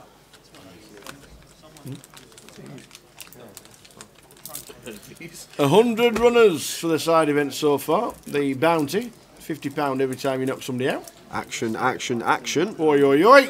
Paul defending the big blind with ace-7 suited. Jessica flopping top pair, top kicker. Paul has the nut flush draw here, so definitely going to be some chips put in this pot. Any flush draws a bet. Continuation bet from Jessica for 8k, and Paul's not going nowhere. He has 2 ways to proceed, raise or call. In this situation, I think we just want to be calling here. Out of position, yes, but this is a board. It's still going to be good for Jessica. It's king high. She has the king, she has the 10, she has the ace king, king queen, king jack. So I like his decision to flat and not start raising this hand. Oh, instant service, thank you very much. So jack of spades gives Paul the nuts on the turn. And obviously, with the ace of spades in our hand, it's not going to be a card Jessica can have. So Paul might actually be thinking about leading this, because this is a card which you expect Jessica to check back quite a high frequency, so we can potentially lose a streak. So this is a really nice lead from Paul. I like his decisions coming for a lead, just because thinking about the hands that Jessica's going to bet flop with, she's going to be checking back fairly often on this jack of spades turn. So we've now got the betting lead as Paul. We can size up on the river, and that is a cold king on the river. Oh my days, where's that come from? And if we're Paul here, I want to see him go large tower, simply because Jessica can quite easily have a king in this spot, and it does look like that is what she got. So if we're our Paul here, thinking about the range of hands she's going to have in this spot, I like choosing a large size, really target them king X holdings that Jessica can have in this situation, and it's going to be more weighted towards those type of hands. It looks like he's gone really small, unless that's a 25k chip. He's gone 26k, and Jessica getting this price on the call with trips king is just not going to be able to fold this one, unfortunately for her. But I thought Paul might size this up a bit more, because it looks exactly like she could have what she has got. Yeah. She's just going to have a quick count of her chip stack. Obviously aware as well, I always talk about the big blind. They're going to have combinations of flushes galore in these spots. They should be defending almost all suited hands, getting that price. So all the spade combinations are out there, and that's the worry for Jessica here. Paul's got all the flushes, but we're just too near the top of our range here to be letting this one go. I think I'd be very surprised if she folds this tower. It would be probably the fold of the tournament so far for me, for this price, 3-1 on our money. It's just so hard to let go. Paul might be doing this with like king queen with the queen of spades as well. That could always be a possibility. There's maybe a little bit of value in there that we actually beat as Jessica. Like Paul might elect to lead that hand on the turn and then go for small value on the river. But that's probably the only value hand that's in there that we actually beat. But she makes the call. Unfortunately for her, it's just one of those. Has to pay it off. Has to. There's not much she can do. Shows the ace king. And Paul still on fire since that mini main victory in Manchester. Deck just hitting him in the face. 24 sets of aces, didn't he have 24 pair of aces or something like that? Yeah, it was like I can't remember, like 12 or 14, one of them two. And that was just when I was at the table. I don't know about the times I weren't.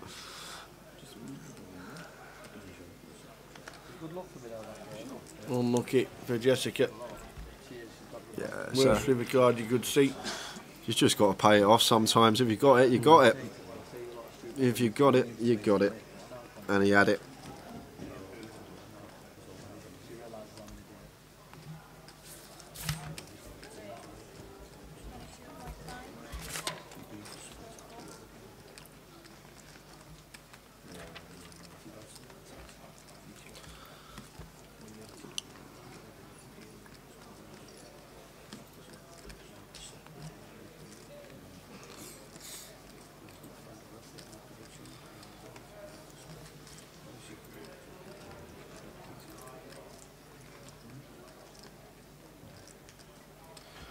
Bousey out the way, Riggy out the way. Action on a sieve. He's got an easy shove here for 12 big blinds. We've got a suited ace on the button. Only place this is going is in the middle. Paul's going to get out of the way with the 8-6 suited, and action on Danny, who's not going to call with King 6 off. I think we'd see him call King 10, maybe King Jack. But King 6 off, we're just not going to have a sieve dominated in too many spots with this particular hand. So easy fold for us, and Asif picks up another one without having to see a flop, keeping himself afloat. 112 in the bounty, 2 eliminations of them 112.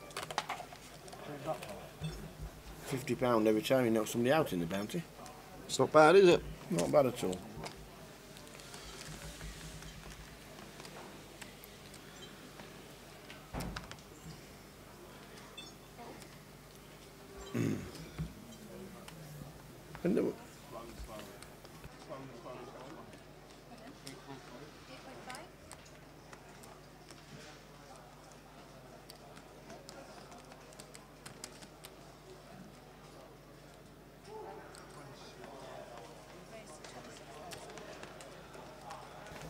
So John Bousey in seat number 2 picks up the old Cowboys. Makes it 6.5.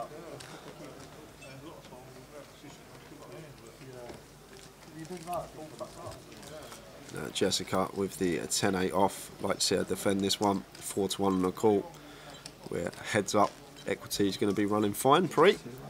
Not in this scenario though, because John does have a monster. Queen, Jack, 4 all clubs. The 8 of clubs is now in play for Jessica. Yeah, and the 9's also good for her. And Balsi gonna probably bet this to try and size up a turn jam on brick turns. And we'll bet 4.5k. Jessica fairly short now, 15 big blinds. Bit unlucky for her that hand. It was a bit of a cold deck. The river was cold in itself. It's just if that river don't come a king, she might be able to make the hero fold. But once she makes trips, it's just so difficult to get away from. I don't pass there against that size. Like I said, king queen with the queen of spades. I know with 2 kings on board, there's only actually 2 combos of that hand, but well, actually 1 combo of that hand because we have a king in our hand as Jessica, but still going to have to just pay it off. It's horrible, especially against Paul as well. I've seen him make many a move over the last couple of months. Definitely capable. Not much consolation for Ellie, but when she was eliminated in 74th. Not bad out of 607. Martin Bader went out. Abdul Mr. Ali went out. Ross Atkinson and Assam Tham. So we're down to 73.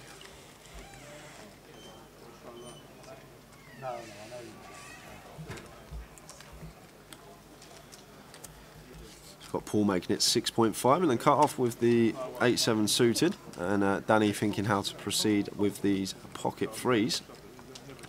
Danny playing a stack of 28 big blinds here.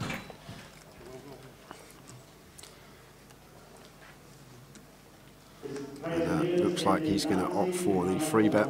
Obviously aware Paul's been very active in these scenarios. And Paul has a quick look at Danny's stack. Paul with all the chips here. I've seen Paul have a rush of blood from time to time. Sometimes he might just stick him in here with all the chips, but this...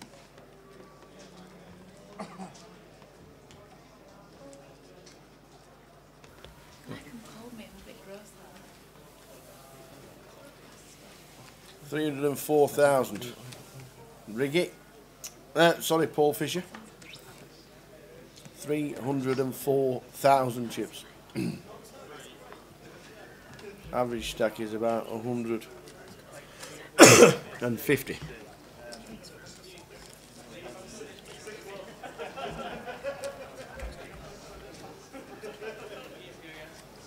$73 players left, 58 get the money, which means 15 off it.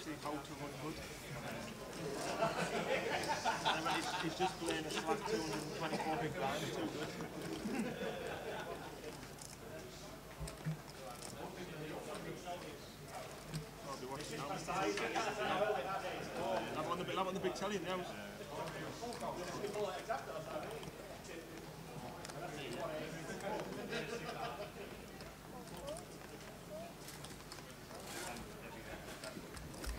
Kings for Bowsy again. That's how he does it. Yeah, kings every other round. It's going to be a decent tournament. Yeah. Sorry. Thank you. Which leg of mine do you think it is? Got the ones I used to walk. We're all right, I think.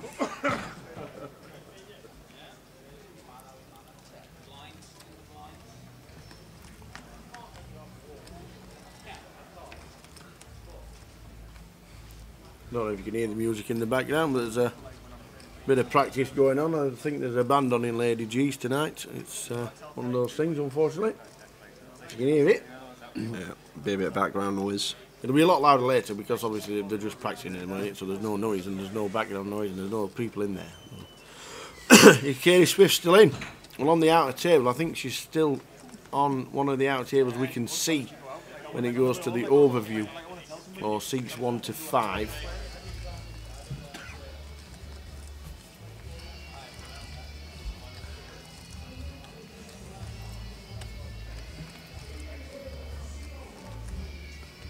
You took the words right out of my mouth.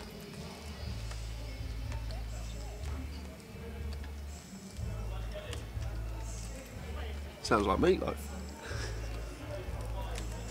Sounds like the album. How many times have you won? We'll try and get a full chip count. We'll get a full chip count every break, and we'll try and get updates on players, individual players, when we can, when we ask the guys who are in and out of the room on a regular basis. Yeah. But Katie Swift is still in at this moment in time. The C4 knows it.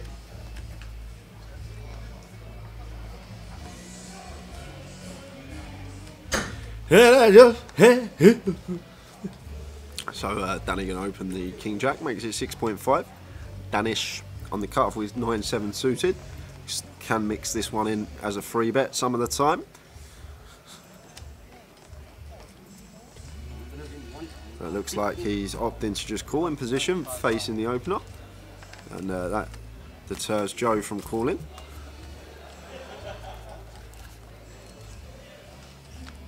And Briggy wants to be defending the suited queen, and it's three-way action. Eight, queen, 4. 2 hearts. Yeah, and this is going to be a bit of action here, tower up, because Riggy's got top pair, and Danish with the flush draw. And Danny probably may still continue this a fair amount of the time. We've got the King of Hearts in our hand, and the fact that we've got King Jack, some of the plausible King X combo, Queen X combos that the cutoff can have are less likely, the King Queen and Queen Jack. So bet of 8.5, and now Danish will make the call with his flush draw. And action over to Riggy, who has top pair. He's going to overcall, not fold in top pair to 1 bet. And we will see a turn card. A 10 would be interesting. Yes, the hearts on the turn. Well, that's also interesting, Tower, because it actually gives flushes and redraws. Yeah, it gives Danny the second nut flush draw here. And I wouldn't actually fault him for coming in for a barrel here. I'd actually really like it. I know we can see that Danish has got the flush here, but we've got equity to the nuts and a 10 as well, and I'm actually a big fan of this. I know he's going to be betting right into a flush here, but I like it. I like it a lot. The ace has come. We can fold out some Queen X of Danish here on this turn. He's not going to have ace queen. He's probably going to free bet that against us pre-flop, so this ace is just going to favour our range a lot more than our opponents, and the times that we are called, obviously we have the equity to get there with either a 10 or a heart from our perspective. But over to Danish now, and it's down to him how he wants to proceed. He's obviously got a flush, huge hand here. He's not going to be folding. It just comes down to him whether he wants to flat and for a bit of deception, or whether he wants to raise now and try and get some value from some ace X with potentially a heart. Then he can have ace queens in there, pocket eights, queens, aces. There are lots of value hands that we are going to get some continues from as Danish here in the cutoff.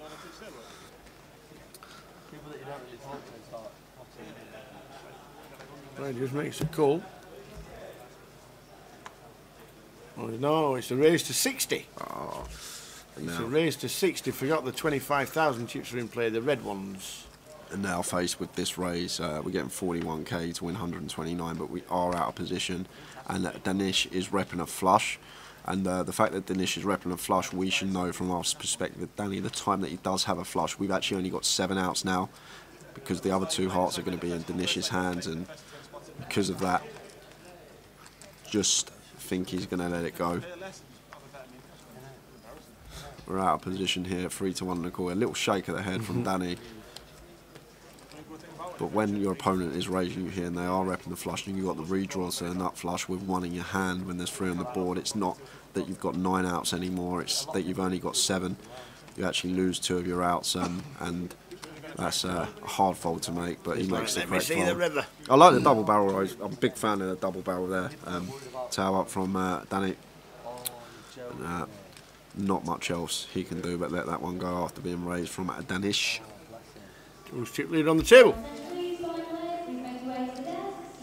330,000. Can we have a wander? Let's have a look. Let's have a wander. Span. Still in the span, still in around about 80,000. Excuse me. About 8,000. There's some stacks are brewing. around the room. That's there's a lot of that. Oh, Liam. 1, 2, 3, 4, 120, 140. Who's that with all them? That's chunks. That is 1, 2, 3, 4. That's about 460,000. That was Gary Miller. Gary Miller. Martin Frey still in. Jamie Nixon still in. Matt Davenport still in. Who we got over here? Paul Dunn. Mr. Dunn. There's Charalambos. Best online name. Bring back Poch. What an online name that is. Wow, look at Cully over there. What's he got? Man. 300, 350. He's probably got about 400, 410 there, Cully. He's flying. Amazing. There's some good stacks building around the room.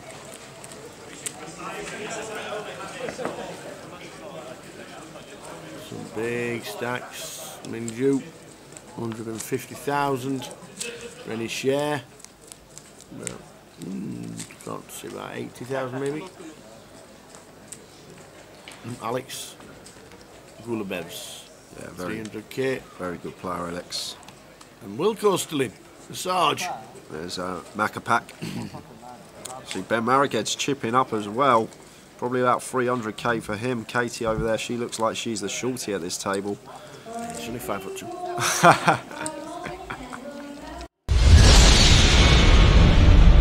Back to our action on the featured. Always nice to see us going out there in the field as we got 15 minutes left. Sorry, 10 minutes left on the clock for this level. There's Danish checking it over to the free better, who is Joe, and he's going to come in for continuation bet here on the 563 Rainbow. We have 11k.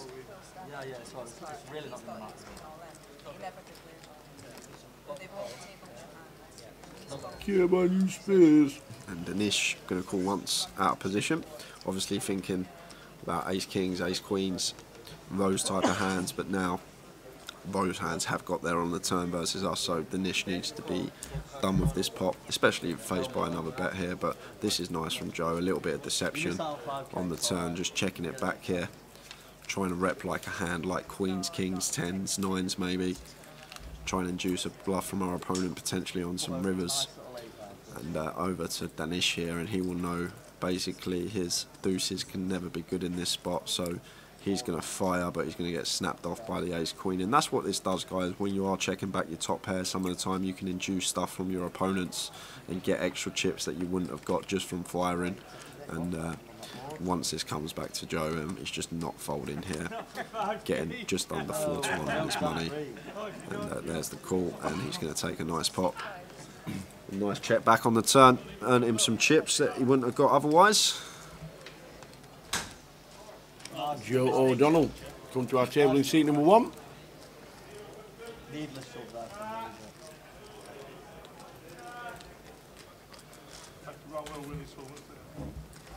Plenty going on online this week.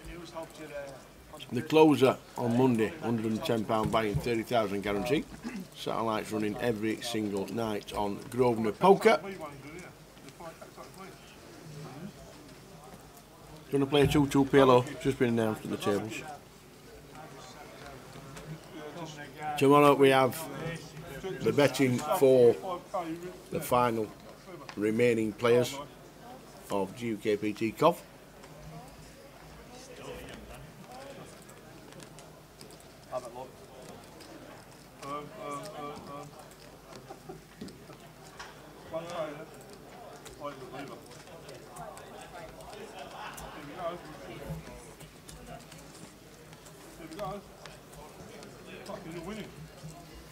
How can I beat the most golden money?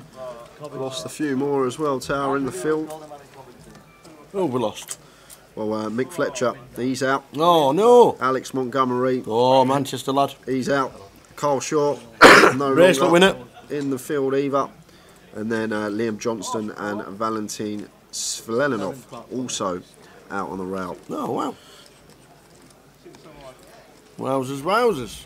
So if my maths are correct, that leaves us with 68 players. 68, 10 off the money. 10 off the money.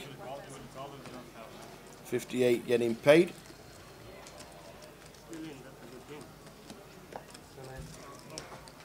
Celine got around as well.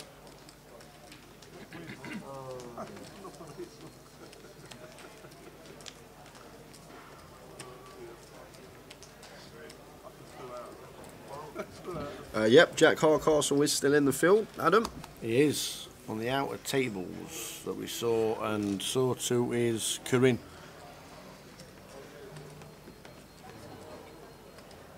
Yeah, Corinne with 300k.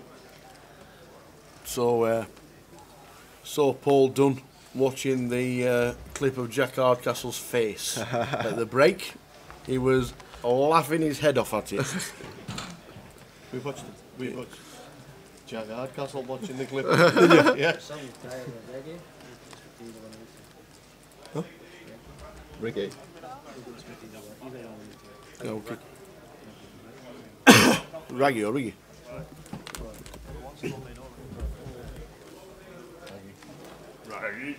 So Paul blind on blind here, just going to raise, and Danny not going to fold in position, getting this price blind on blind. When you are raising out the small one, I'm not a big advocate for it, but so it's fine to raise it all. You come up with your own strategy blind on blind, but you do want to go a bit bigger. Otherwise, your opponent's just going to, when you just click it, your opponent can just peel so wide against you with position, getting a good price. You want to give yourself, especially with a hand like 4-5 that Paul's got here, go 3.5x, give yourself a bit more fold equity. We're happy to take the pot down pre, but in this scenario, ace on the turn. And Paul might, with the stone cold bottom of his range, blind on blind, come airballing in here on this ace. As the raise up, we're going to have a lot more ace-x, and from Paul's perspective here, we're blind on blind. Danny started the hand with sub 20 big, so you expect if we raise Danny to shove a lot of his ace-x here. So this card's rarely going to hit Danny, and Paul hopefully aware of that, and that's why he's firing again here for 11k. But Danny, great senses here, going to make the call with third pair, and be interesting to see if Paul is going to unload the clip on the 6 of diamonds river, or whether he's just going to give up. And he does give up, check, and Danny going to take that one with the jack 8, and a nice call from him there on the turn, back up to just under 90k.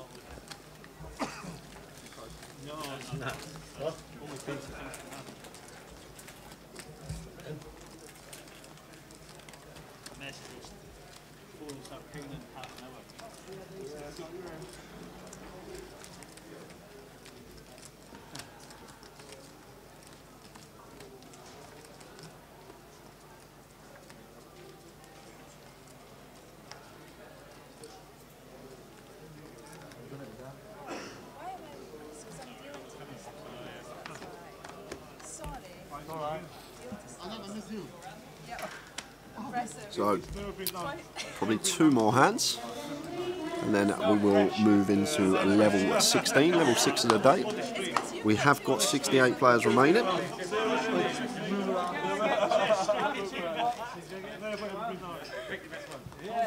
As we see Joe make it 6.5 with the big slick. Jessica, I'd like to see her defend this. We are short, and blinds are going up soon, but suited gapper hand in the big blind, as I always say, getting this price closing the action. You want to be involved. Equity's running fine pre-flop. We are heads up as well, and it's heads up action to the flop. And what a flop this is for Jessica here, flopping up and down straight flush draw. And if there's ever a spot to check jam, this is going to be it. But Joe snap checks behind, and it's a 9 of clubs on the turn. So if I'm Jessica here, I'm probably going to say to myself, I'm coming in for a bet here, and no matter what the river is, we're going to be shoving for our tournament life, even if we end up with jack high after Joe checks back this flop with ace king. So there's the call from Joe, and if the river is a brick, I'd really like to see Jessica moving. You don't expect Joe to have too much 10x. Oh, this though might be one of them that she may choose to give up on because she might think she's going to get snapped off by ace high, and Joe wins it with the ace king. But unfortunate river there. I wonder what she would have done on like a 4 or 3 that wasn't a diamond. Once Joe checks back that flop against our stack size, I think going bet for our tournament, a lot of the time we'll get the job done against most of his range, as long as he's not getting tricky.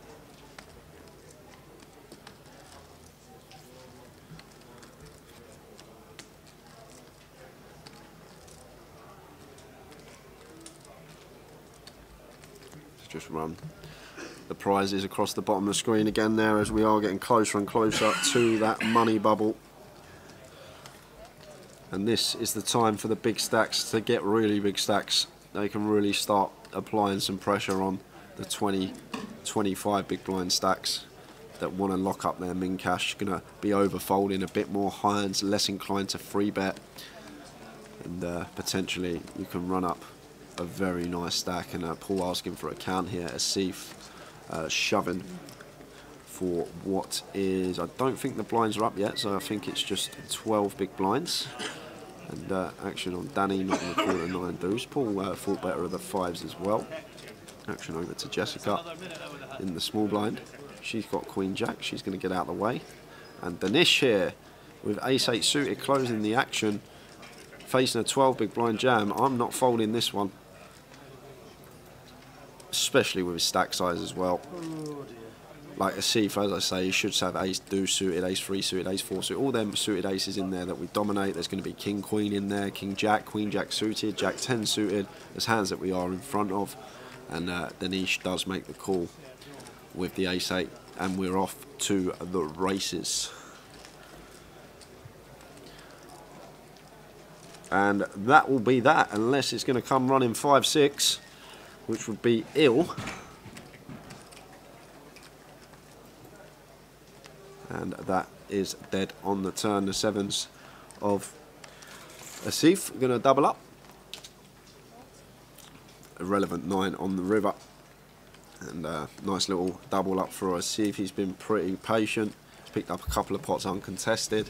And he's got his reward at the end of it, back up to 26 big blinds.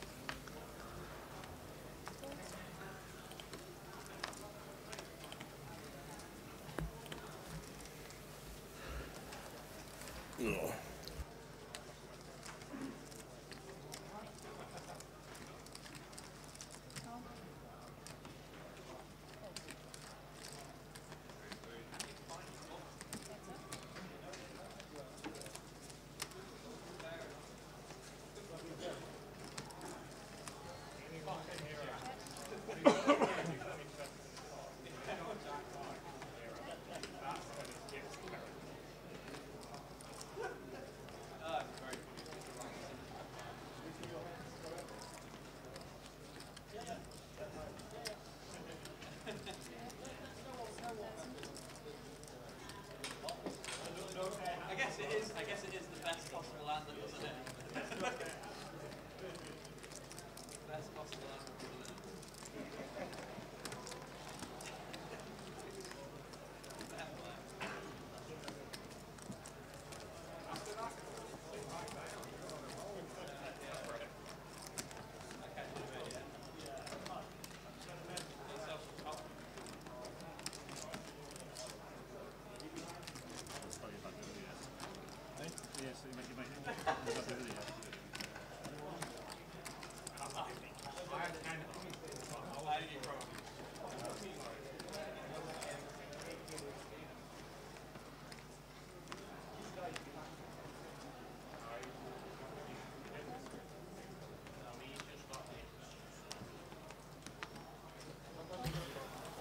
Paul, better 6k, unaware of his holding, going to take that one. And blinds should be up now. Blinds up, baby, blinds up. So should be playing 2k, 4k. Is Greg Murphy still in? Says Ben Caird. No, he's not. Greg bust. Oh yeah, we saw that. That was was it one of the last ones before the dinner break, wasn't it? 4:15. He bust nearly 3 hours ago.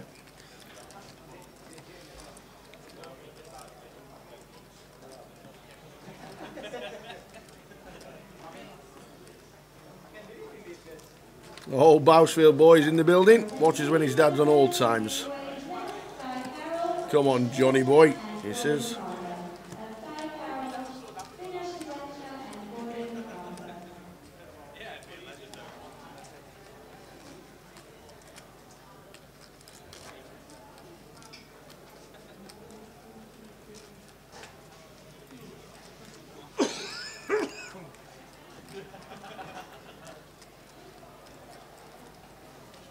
So we've got Jessica all in here for what is only 6 big blinds. And Bouncy makes the call for what is 6 bigs. Looks like he's got ace 10.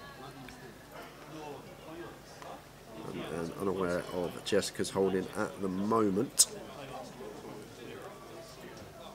We do have an all in the call. Jessica, the player at risk. Looks like she's got king 10, so if Bouncy does have ace 10, it is a domination spot. No, he's got ace 9. But Jessica still needs to hit, needs a king or a 10 to keep her tournament alive. And it's an ace, and that's dead on the turn, so we are going to lose Jessica Pilkington. Unlucky Jessica from the tournament. She's out in 68th place. The Kings was a bit of a brutal one, wasn't it? So we were 67 remain, Tower, 9 off the money. 9 off the money. The boys will be around waiting for the bubble to burst. They will bring you the action if it's on an outer table when we get that close. There'll be more chip counts, there'll be more pans from around the room. The boys are doing good.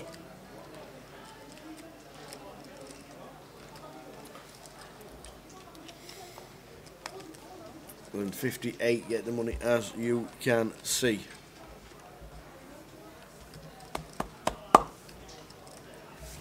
Unlucky, Jessica. Unlucky.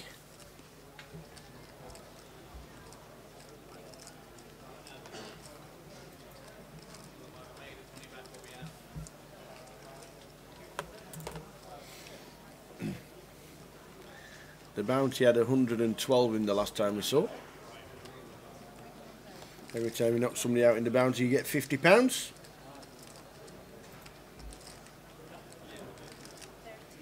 The Royal Goat says, how long are we on? Round about 12:30? Yeah, about 12:30 we'll finish up today.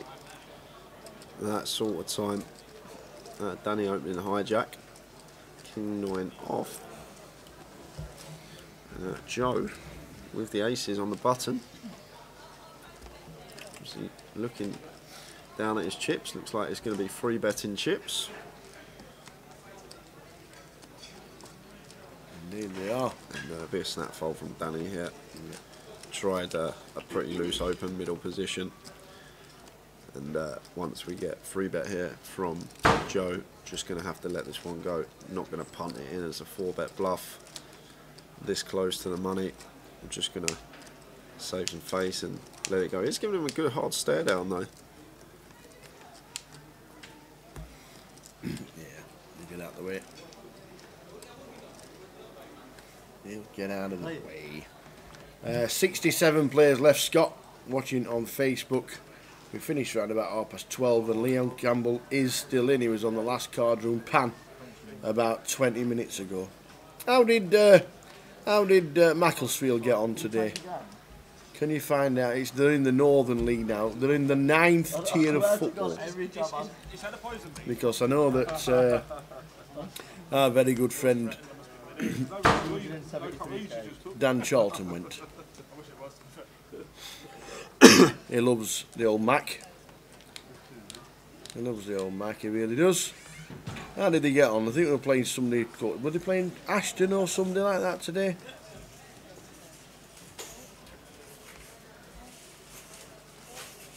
How do you find out about 9th tier of football? I've searched in Macclesfield result on Google and it's not even come up. What's the league called, Tower?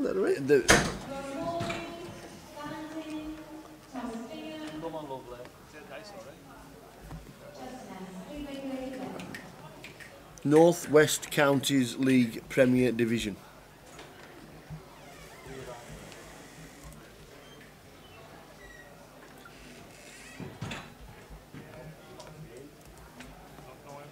Results. Here we go. Dan Charlton not playing today because he went to watch his beloved Macclesfield Good luck, everyone. Yeah. at Ashton Athletic. How did they go on? They drew 1. They drew 1 apiece. The attendance was 475. Dan Charlton was one of them. Dan Charlton was one of them. How's the league looking? I haven't heard of a single one of these teams. Well, they won't in because my life. it's just northwest towns. Have you never heard of Runcorn? Nope. No? Okay. Where's the league? Liverland REMCA. Okay. Longridge. That's if you ever get a chance to play Longridge, you'll like that. Longridge Golf Course. Well, there you go. He enjoyed a 1. He enjoyed a 1-1 draw at Ashton Athletic.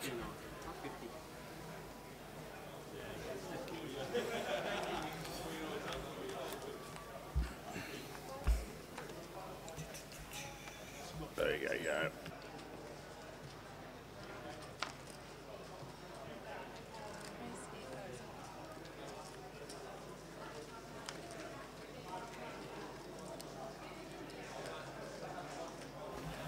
How young do you need to be for the seniors tomorrow, says Sean on Facebook.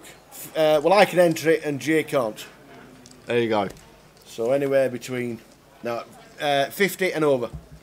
So if it's your 50th birthday, you can play. If you don't get ID'd, ask them why.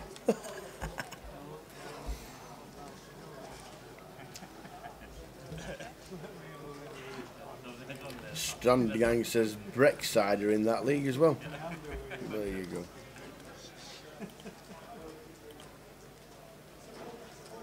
No, I don't think they are. Macclesfield, the top of the league. No, who is it? Breckside are not in it. Macclesfield, the top of the league. Withenshaw are second. Congleton are third. It's amazing what you can find out on the internet these days. Who'd have thought there was a 9th tier of football anyway? In this country, I think it'd be more than 9, won't it? Do you think they get paid? No? Probably not that level tower. Do it for fun to try and get recognised. Yeah, it's just a bit of fun, ain't it, I think? Yeah. 9th tier. Yeah, J-Bond confirming we're on until 12:30. We are indeed. Leon Campbell is still in, yes. Yeah, he is. Yeah, we're bringing quite a few chip counts, and the guys will be out there filming the bubble whenever it happens, whichever table it might be, and whenever it is, you will see the action.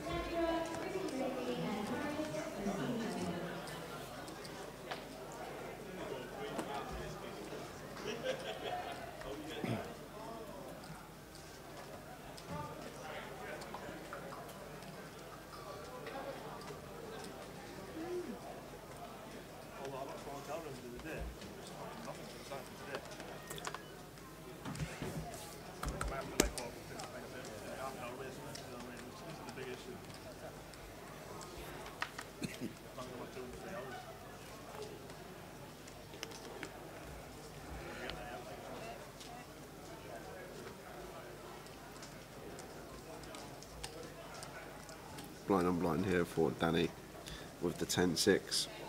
Still expect him to complete this.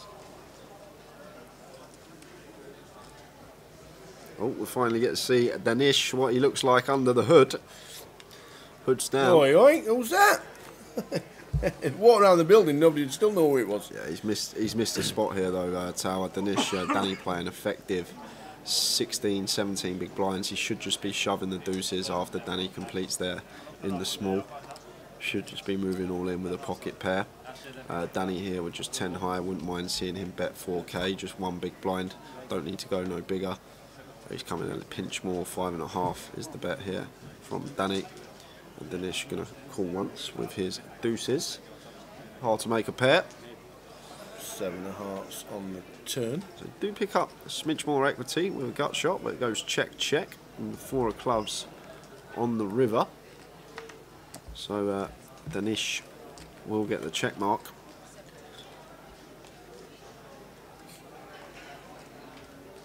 No, Tim Chung was out. I think one of the first players of the day, YZINJ.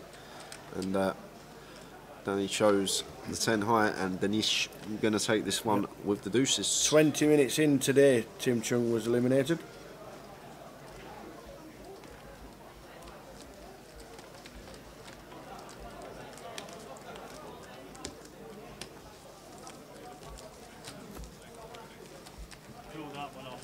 Sanjay Patel's out.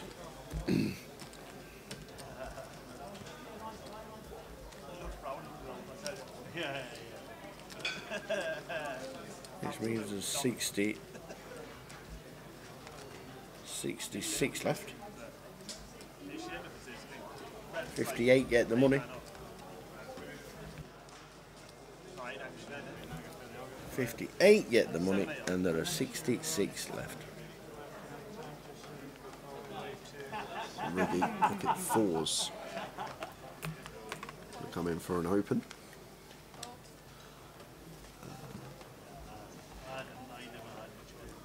Nice cold bottle of water, please. 10 up. Bottle of water on its way, young man. Thank you. As we are heading towards, we better get a seat. We better get us souls locked in. We'll get the drinks because the bubble time is coming up soon. Yeah, because we have just lost another player on one of the outer tables. Sanjay Patel leaves us with 66 players. Woo! 8 off the money.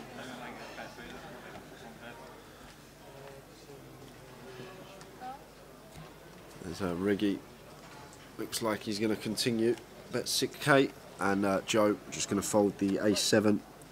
Yes, Skids, Macapac is still in, and he is flying. He's got over 300,000 chips. So Chris Johnson, one to look out for.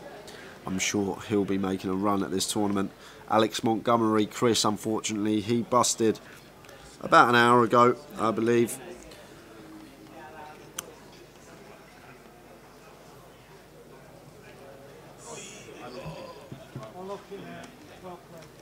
And Scott McNamara asks how many players are left. There are 66 players remaining. So we are eight spots off the money. And what money are we playing for? I'll let it run across the bottom of the screen there. Min cash worth £1,000 to everyone who is in. Still after the bubble bursts. The bubble fast approaching as we see Asif with Ace Queen raising to 9k. An action on Balsi in the big blind, 6-3 off, 5k to win 19. It just shows the 6-3, says I'm not getting involved with this trash. Into the muck it goes, raise and take for Asif. Well, I said 66, that's now 65 because news just in that we have just lost another player. Nathan Henry is our 65th place, 66th place finisher. So that leaves us with 65 players. So 7 off the money.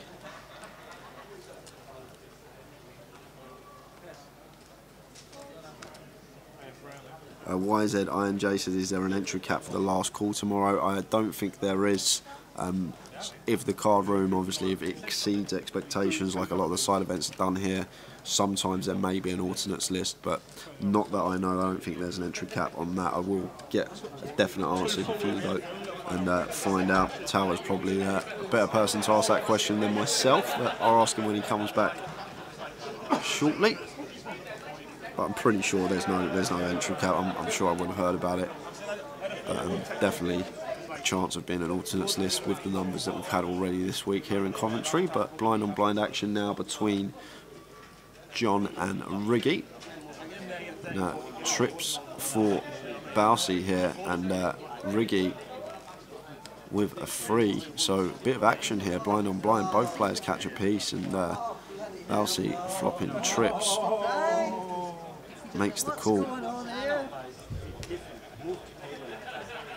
The turn is the Jack of clubs, and I expect Riggy to check this one back now once he's been called. Or what he might actually do, he might come in for a small bet to try and get a free showdown versus Balsi, like a little 5 or 6k bet, but opts for the check, and this is where the spot's going to occur on the river because Balsi should be leading now with his trip 10s. got to think about hands that Riggy bets flop with that he checks back turn.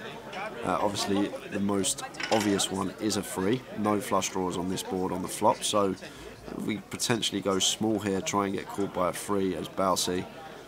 Obviously, shouldn't be another 10x in there, but he shows the free. He's just snaps fold Riggy, but I like the size from John. Under half pot there, targeting exactly the hand that Riggy had.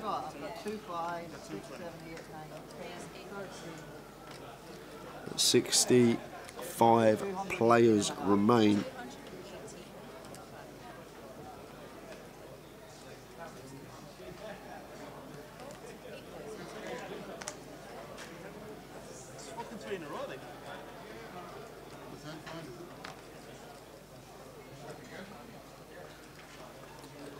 Next break will be in around 40 minutes time, and hopefully when we come back after that one it will be very near the bubble. 58 players played and we have 65 remaining. You never know as well, in that 40 minutes if we end up losing 6 players, we'll be on the bubble and there will be no break. Can't have a break on the bubble. That may be a little unlikely to happen. We've only got 40 minutes left. Losing 6 players might be an ask, as Riggy traps him. He traps him. He completes in the small and he traps Asif. And Asif Ilyas has fallen straight into it, shoving for 18 big blinds, and Riggy's got him on the hook. Still a smidge of equity though, 16%. Can find some help with the community cards, but nice complete there from Riggy. Really really got his customer this time.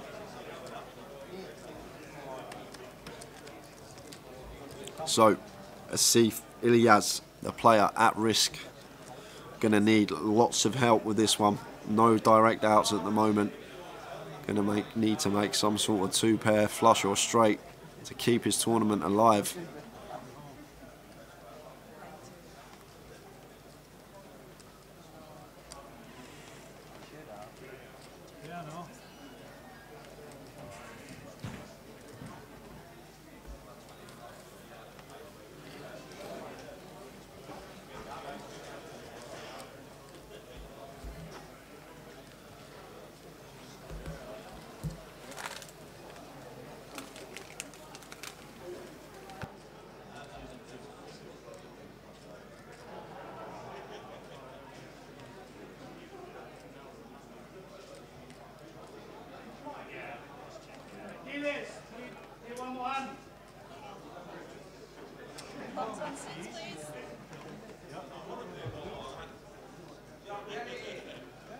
So here's the flop after some discussion about the chips, and that's dead on the turn for the Jack 7. So we are going to lose Asif Ilyas after all that. Finally get the community cards out there, and the Queens of Riggy hold, and Riggy now up to 263k. Lovely stack for him, and just unfortunate there for Asif.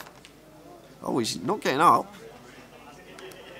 I have no idea what happened there, guys. I haven't got access to the sound like Tower does. I'm guessing Asif put chips in and Riggy called and they just agreed to run it out. I don't see how Asif can still have chips back here.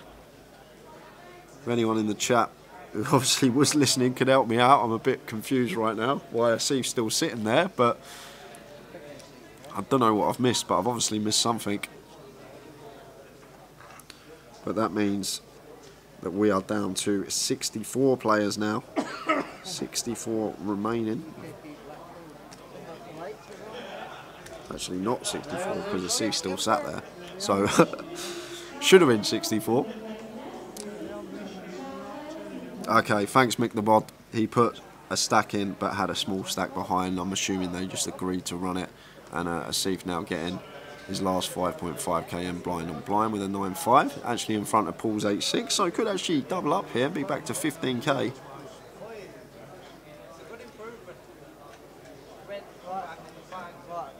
Because I've done my hair a little bit. Want juice? Want juice? Oh, Louis V's. Give us a Louis V's, man. And that's unlucky for Asif. Looks like we are going to lose him. He's got 2 9s left in the deck. He needs the... Oh, there it is. 9-ball corner pocket on the turn. Still alive. Fading 6 7s and 8s. And it's a jack. So Asif back to 15k. You never know. It can be done. It can be done.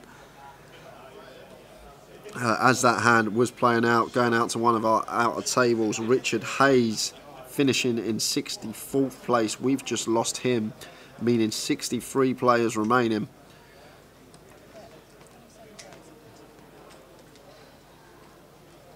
So getting closer and closer to the money bubble.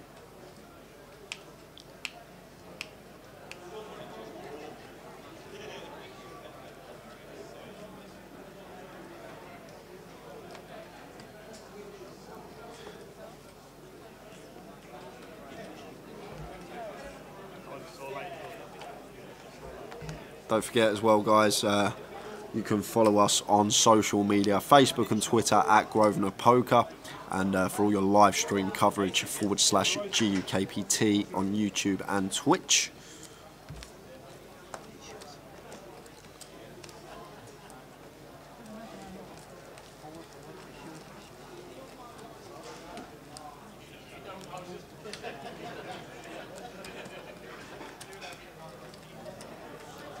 Those 64 players remaining. We are getting there. Could even be this session. I said it would be unlikely, but you never know.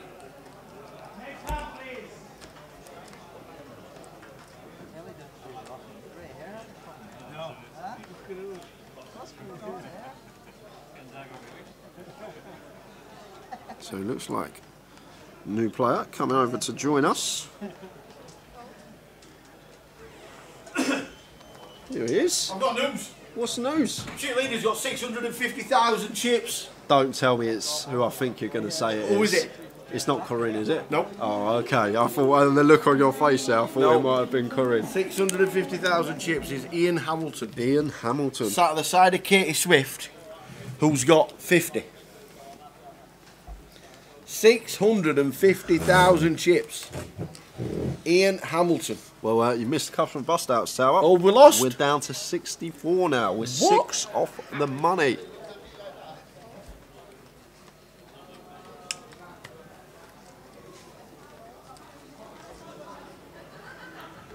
Well, 650,000 is Chip Leader.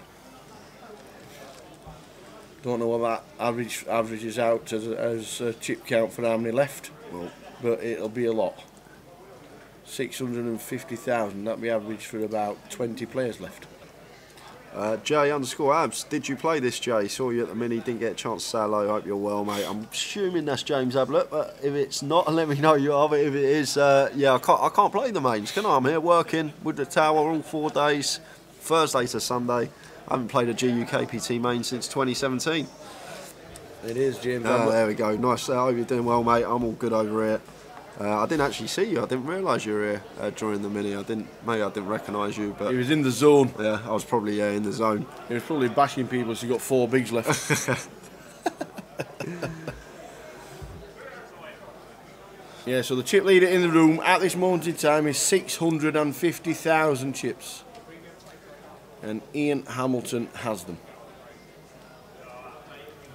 We just lost another one on There's one of the outer tables. They're dropping like laughing flies. and joking going on here. What's happening here? They are dropping like flies, Tower. Rob Sherwood is out of the field. He's 64th place finisher. 63 remaining. Unlucky, Rob. Good to have Rob in the building. Always a good player. So 5 off the money now. I think Rob run daily. I've not checked his status, his database. I'm sure Rob ran really deep in one of the Goliaths. Is that Danny Toffel in the background as well? It is, isn't it?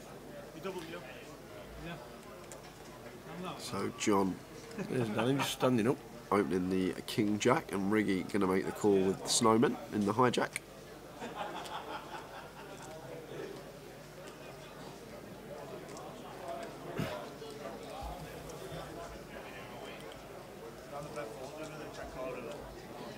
King 4-3, 2 hearts is the flop.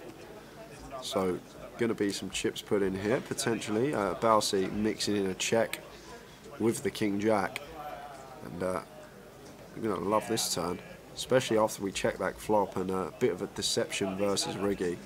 I like Balsi really mixes it up, makes it very difficult to play against, and Riggy not going to fold with the pocket 8s here after this king pairs on the turn. 9.5 from Balsi. And now Balsi's got to be thinking about hands that Riggy checks back flop and calls turn with, and obviously a large part of it is like one of the hands he has here, the pocket pairs, maybe some ace-4 suited in there, ace-3 suited. Heart draws are probably going to continue flop, so if we're Balsi on whatever the river is here, probably sizing, choosing a size to try and target those sort of pocket pair hands, maybe ace-4 as mentioned. Don't need to go too big.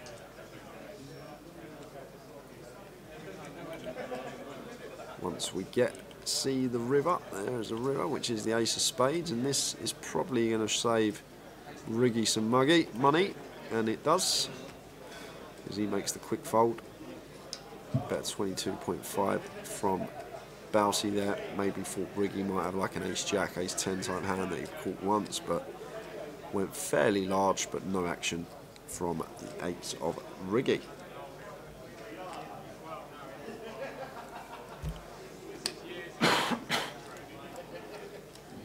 So we've had 3 GUKPTs in Coventry. 3 back in the day. So is this number 4? This is number 4. Second and the last one, Matt Davenport still in. Second at the first one, Danny Toffel still in.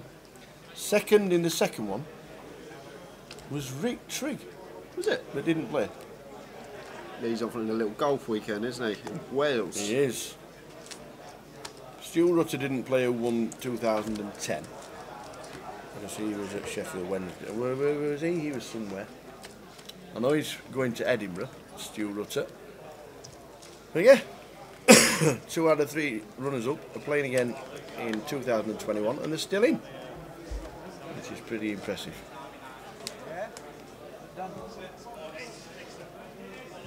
Balsi flying, was flying yesterday, actually played very, very well on the feature table, I must say, and with the pocket 5s here, makes it 8k to go.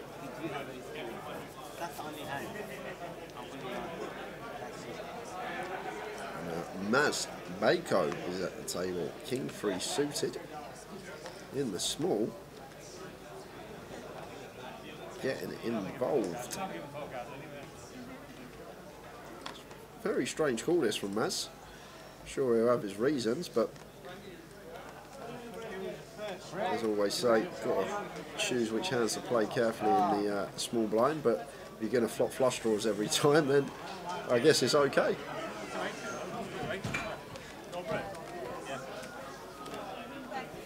3 on the turn. So Maz going to come in for a bet here with his bottom pair and king high flush draw. And if I'm Balsi, I know we can see Balsi's got the best hand, but just can't see how we can call. This is meant to smash the small blind range, the jack 9-7. He's going to have all the king jacks, queen jacks, jack 10, like the 10-9 suited, those type of holdings, and I like the fold there from Balsi. He did have the best hand, but looking at it from a range perspective, just going to have to get out of the way. And really surprised though that with Maz peeling the king 3 in the small versus EP Open.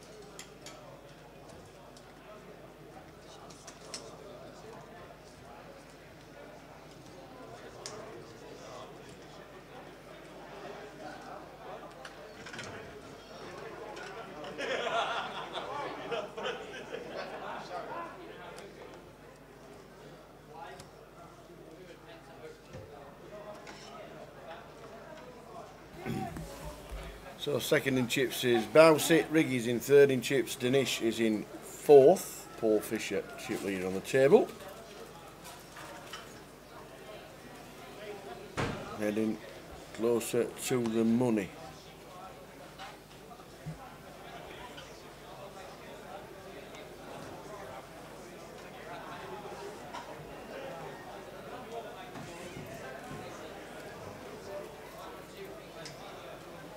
On his left, young man. 63. 63, I think. 6 and 3, 63. Lines 2-4 with the 4. 5 off the money. We'll let you know exactly when it is, where it is, if it happens this session. You'll see it here.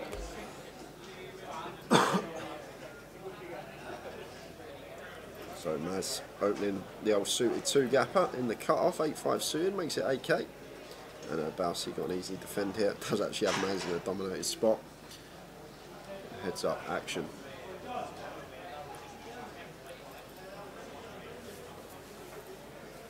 (10-7-6), 2 hots. So Bousey flopping middle pair gut shot. Maz has an inconspicuous up and down here with the 8-5 on 10-7-6. 9 will be no good though. That would be there for a chop, as John does have an 8 in his hand as well, but Bousey not going to be going anywhere here. And boom, instant service for Maz Bako, finds the offsuit 4 on the turn, and now we want to be sizing up, especially on this board. Think about hands that John can have. He can have a lot of strong hands here. He can have 2 pairs calling out the big blinds. He can have like combo draws.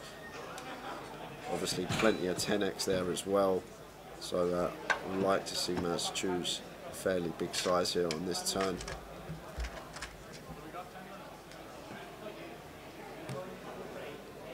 Just waiting for our action tracker to put in the size. There he has 31, so he goes near pot. I like this a lot from Maz on this 4.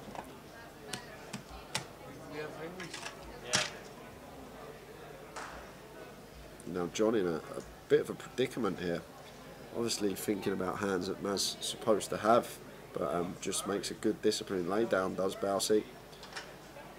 Correct decision again. Been putting chips in when he's in front and been folding his hands when he's behind. That's good poker. 152 in the bounty. 152, and if you're thinking about playing tomorrow, there's no caps anywhere tomorrow. No table cap, no room cap. We'll play until it's full, I suppose. We've got the bounty tonight. We've got the main event on as well. The cash tables are running. Tomorrow we have the seniors at 2, the £200 last event at 4 PM, and the main event going on. No cap on any.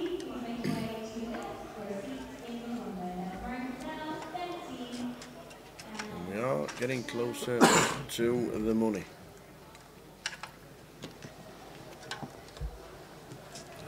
Well, Asif finds an ace under the gun, moves all in for sub 4 big blinds, 3.75, and Maz with 6s here. Just going to call. Don't want to ISO this with so many players behind us. Well, I say so many, it's only 4, but with Maz here for 4 bigs, just expect him to call here with pocket 6s. Yeah, absolutely. But no, maybe he's just going to click it. It looks like he's clicked it just ISO.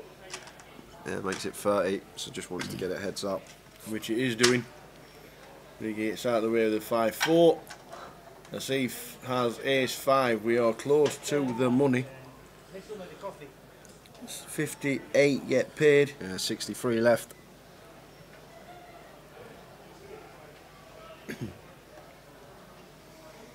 Are we out in 63rd, or do we double up? No help there. No help at the minute. Running diamonds, running wheel, or just an ace. Well, we do have the counterfeit out now. Oh, the 9 is a counterfeit. But it's the 7 of diamonds, and we are going to lose Asif Ilyas in 63rd, which means 62 players remain We are getting closer and closer to that money bubble. 4 off the money now. 6 and 2, 62.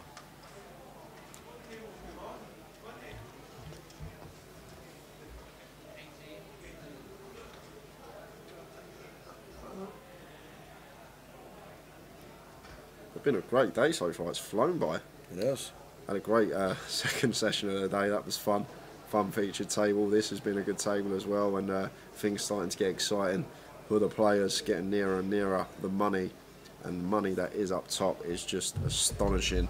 I'll run the old prizes across the bottom of your screen there for you guys. First place taking £105,000, second 70k. Beautiful. It's just unbelievable figures for a £750 buy-in comp here in Coventry.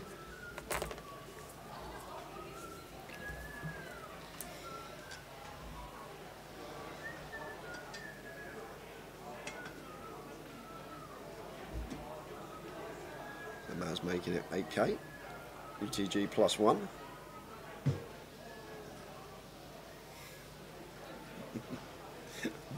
Ben Foot said I should take up bingo calling. 6 and 2, 62.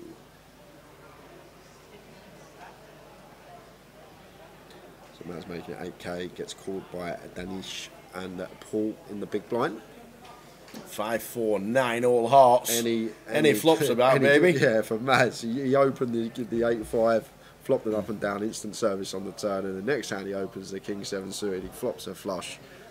That don't happen very often. 1 in 100 times, more than 1 in 100 times you're going to flop a flush, and Maz here just hits it so hard, but no action for him, flopping the second nut flush. And as that hand was just taking place, we have lost another one. Bavin Katri. Have you got any good news for these players? Well, I don't know. Another one has gone. You're just the bearer of bad news. Another one lost. Gone, lost one. So 62nd place was Bavin Katri, and that means there's 61 remaining. We're 2 players away from the bubble, 3 players away from the money, and it's getting closer and closer. Sure is.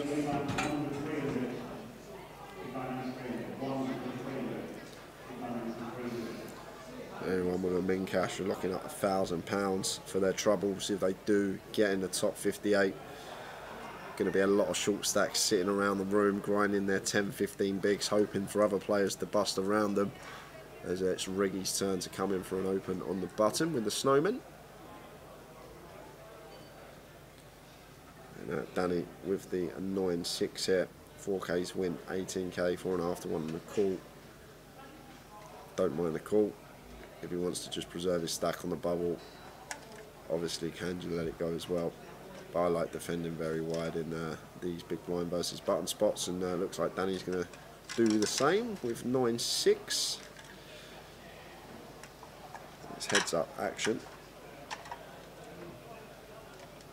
Jack 10-7, 2 clubs. So gut shot for both players. Riggy with the better hand though, has a pair with his. Danny picks up a pair with his now on the turn, but still wants to be checking this one over to Riggy, who now is going to come in for the low continuation bet. Probably makes the assumption that Danny's going to be leading some of his Jack X here on the turn. Obviously he may check hands like 10-9, 10-8 twice as Danny from his perspective, but Riggy comes in with a tiny bet of a third pot, basically to try and get a free showdown on the river. The times that it is checked to us, we can just snap check back river, unless the river's a 9 of course, then we want to be going for value. But I'm assuming that's what that bet was on the turn from Riggy, choosing that sizing, the Queen of Diamonds, and now it can only go check check. Anything else I'll be pretty shocked. That should be going Riggy's way, the pot. 7. I said, got anything else, I'd be pretty shocked. But what's Riggy up to here? What are we trying to get called by? Has he gone 75k? Yep. Oh, okay, it's not 75, it's 40k effective, obviously. My mistake, guys, it's just over a pot size bet. Putting Danny to the test here. Maybe trying to get Danny to fold a 10 or a Jack. Obviously, we block the 8-9, which can be in there some of the times. But Riggy does actually have the best hand here with the pocket eights, unbeknown to him. But went huge there. I was just expecting him to snap check back. Maybe he's just bluffing with the best of it. Adam Weston on Facebook says, is this 100% live or is there a delay? I'm guessing. No, 30-minute delay with Workham. We're live though, me and Tower. We are live watching the 30-minute delay same time as you, so we can chat with you guys in the chat box. We're on a 30-minute delay. Obviously, if you're watching it live and you saw the whole card, you'll be able to text somebody. So we work on that 30-minute delay. No hand has ever taken 30 minutes in the history of poker. Security reasons say we have to have a delay, and we watch the delay so we can talk to you guys in all the chat boxes around the country. We've lost another one. I've got more bad news. Will you come have some good news? Who we lost? Go on, who we lost? Kevin Charalumbus. Oh, Kev Charalumbus was on our feature table earlier in session number 2. He is our 61st place finisher, which means 60 remain. We're 2 off the money, 1 off the bubble. When we lose one more, we'll be going hand for hand. Well, Adam, it's not a stupid question. It's always good to ask if you're not 100% sure. We could be now, Tower. Well, we are unaware of Baz's hand, but Danny's going to shove this for 10 big blinds. Oh, when he's run into it, we could be on the bubble. Unless Danny can find a king or a 9, 10 big blinds. A bit unlucky running into the ace-queen here. Wow. That has to go in. Not phased about the min cash. He wants to try and win some pots, but going to need... There it is. Come on, Danny. King on the flop. Just faded an ace and some backdoors. Oh, that's a bad card for Danny. Now fading. Any ace, any club. Deuce, ace or club to fade. Oh, it's an ace from space on the river. Being buried. Danny Gormley, 60th place finisher. And if my bust outs have been correct counting down, I'm assuming we're going to have hand for hand now. Wowzers. I'm pretty sure that should be the case. See it open. Unlucky to Dan. Looks like Katie's about to shuffle, so maybe we're not hand for hand. Maybe she's not been told just yet. Wowzers. Well, well, well.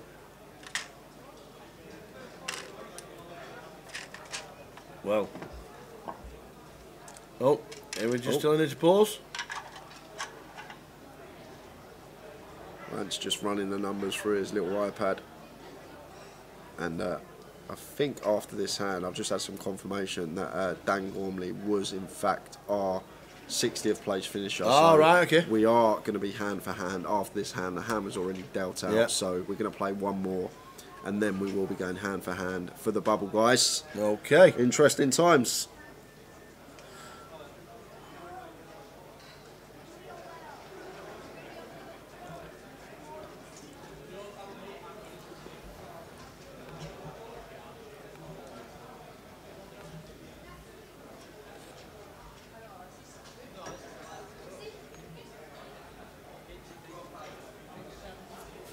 Wowzers.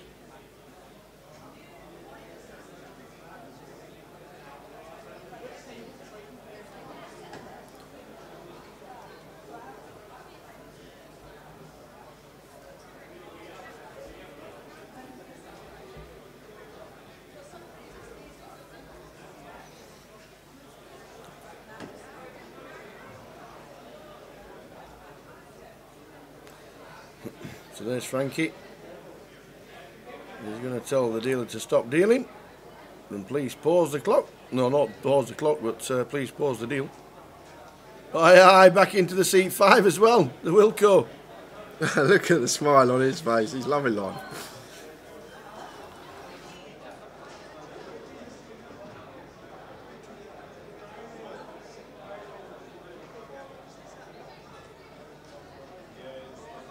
So Wilco's back. Same seat as earlier. Yes, Jim. But now we are on the stone cold Le Bubble. Worth £1,000. Everyone going to lock up at least 1,000, except one player out there will be going home with nothing.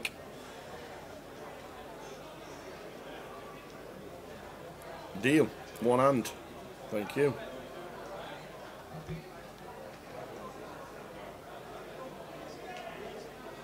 Adam Wilkinson comes to seat 5.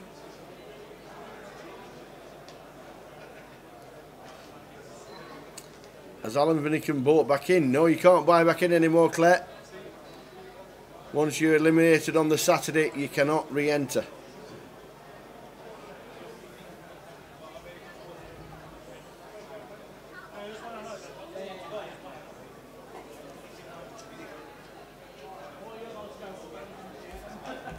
Saturday's like doomsday for the poker players. You're eliminated, you go home. Or you play assignment, or you play cash, or you go to the bar.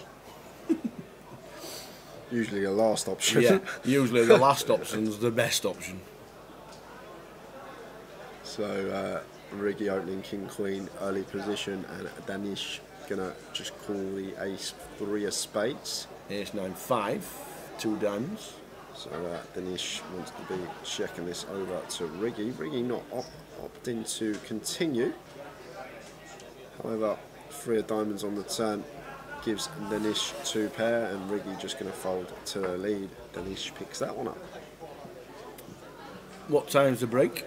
Break is at 10-2, so 10 to 8. It might. It might not be a break though, because if we are still on the bubble. Oh yeah, of course. No breaks while on bubble tower. That is true. I weren't too sure what time the break was, actually. Hiya Dave. David Editon says, what was the buy-in? Buy-in was £750. And first place is £105,000. Just shows how busy it was.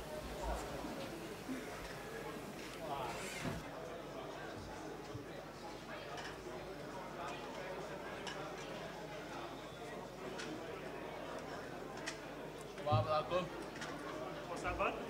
Are we good? Yeah, all good, man. How you doing? Fantastically. You've been doing the stable match today? Or? I've got like 2 hours here earlier. Okay. I'm about as good as you're going to get here, so I just want to miss the first hand. So we are hand for hand. We're hand for hand? Yep, hand for hand. We're hand for hand, which means every table starts dealing at the same time. So there's no advantage to anybody around the room for slow playing, for making. I like I see one just wheels round to see what's happening. He's like in the middle of the floor. Joe's just like the middle of the floor. So yeah, if dealers deal one more hand, shouts Frankie. Everybody stands up, see what's happening. Don't know why Riggy's moving around. He's in no danger. He's not really bothered about a min cash, is he? So Riggy. It might have been one of his friends on the outer table, you know. Might have been all in. Someone he's got a piece of. A lot of reasons you might get up to have a little sweat. Yeah, they don't pay just uniques of the GUKPT. It's normally round as close to 10% of the field as they can within the bracket that they do. That's what normally happens. They normally work on 10% of all entries, or as close to. That's what normally happens on GUKPT. Blind on blind here between John and John. Joe and John, sorry. 4. Lovely flop here for Bousey, who's just been smashing the flop sometimes, and Joe with his 8-eye going to come in for a lead. And Bousey with 2 pair, not going to be going anywhere. Now it's up to Bousey whether he wants to start building the pot, potentially raise here, or whether he's going to just call and take a turn in position. He opts for the latter. Nice fill up on the turn. Yeah, what a fill up. Yeah.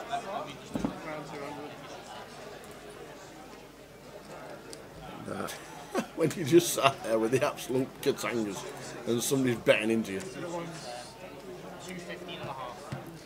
Better 9.5, should be a call. Yeah, I think he's just going to call here, Tower. We get to. He's hoping for an ace on the river. Please. We've just got too much of it, like blind on blind. He's going to have a whole host of hands here. Joe with a king and a 4 in our hand. It's hard for him to have something here. So just going to keep them bluffs in. And I think Joe might wave the white flag here, Tower. He's got the 10 of clubs in his hand. We prefer Bousey to have the clubs. Yeah. So he's going to bet from Bousey, I think it's enough. And the thing is, King X now isn't going to fold on the river because the Queen means he's going to be chopping with all other King X. He's aware he can't ace King because we just completed pre. So we're not ever folding a King. Bousey can still have a 4 here. Checking the big blind, he has all the 4X. So I like after Joe gets called twice, it's just not barreling it off here. Actually thinks about the spot and what hands Bousey's supposed to have in this situation. Quite chunky, about 26. 27. And action back over to Joe. Kind of ace high. I guess we are ahead of some of Bousey's range. Hands like 5-6 of clubs, 5-3 of clubs, those type of holdings. But I think with ace high here, wow, he's going to flick it in. He's going to flick it in. See the bad news. Not just the king, but the lot. Must have just thought Bousey had clubs. Must have just thought he had clubs. Well, Bousey looked at 285,000. Mel Barnes says, when's the next GUKPT and where is it? It's in Leeds. Leeds 3 weeks today. Will be on day 2 in Leeds. Full schedule is on the Poker Live app, GUKPT.com. And all social media regarding Grosvenor on Facebook, Twitter, YouTube and on Twitch as well. But Leeds starts on the 15th of September until the 26th.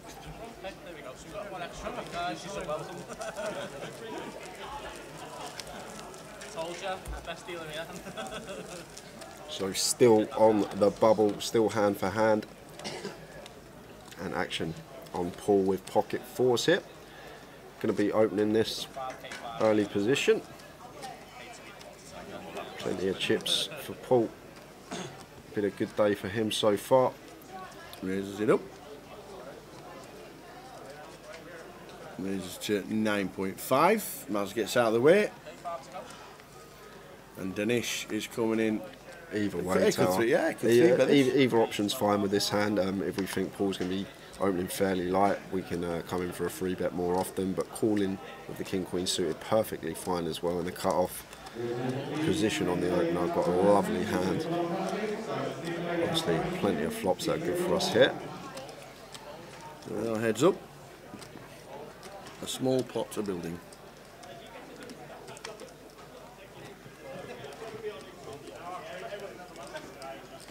7-2-7.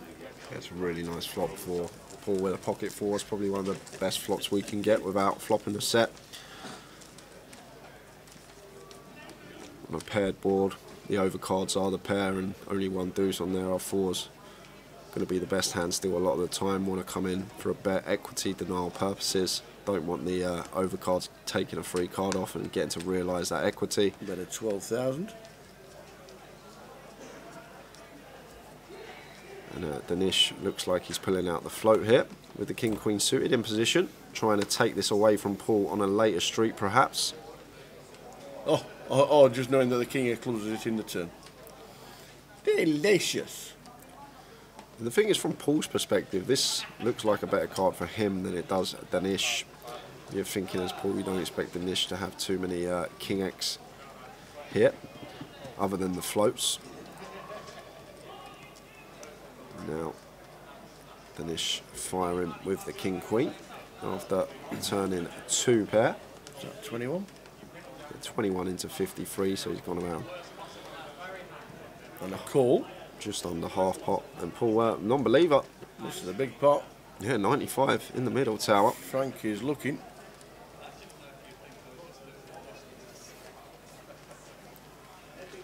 Is the 6 of spades. So if we get a showdown, nice pot for Danish.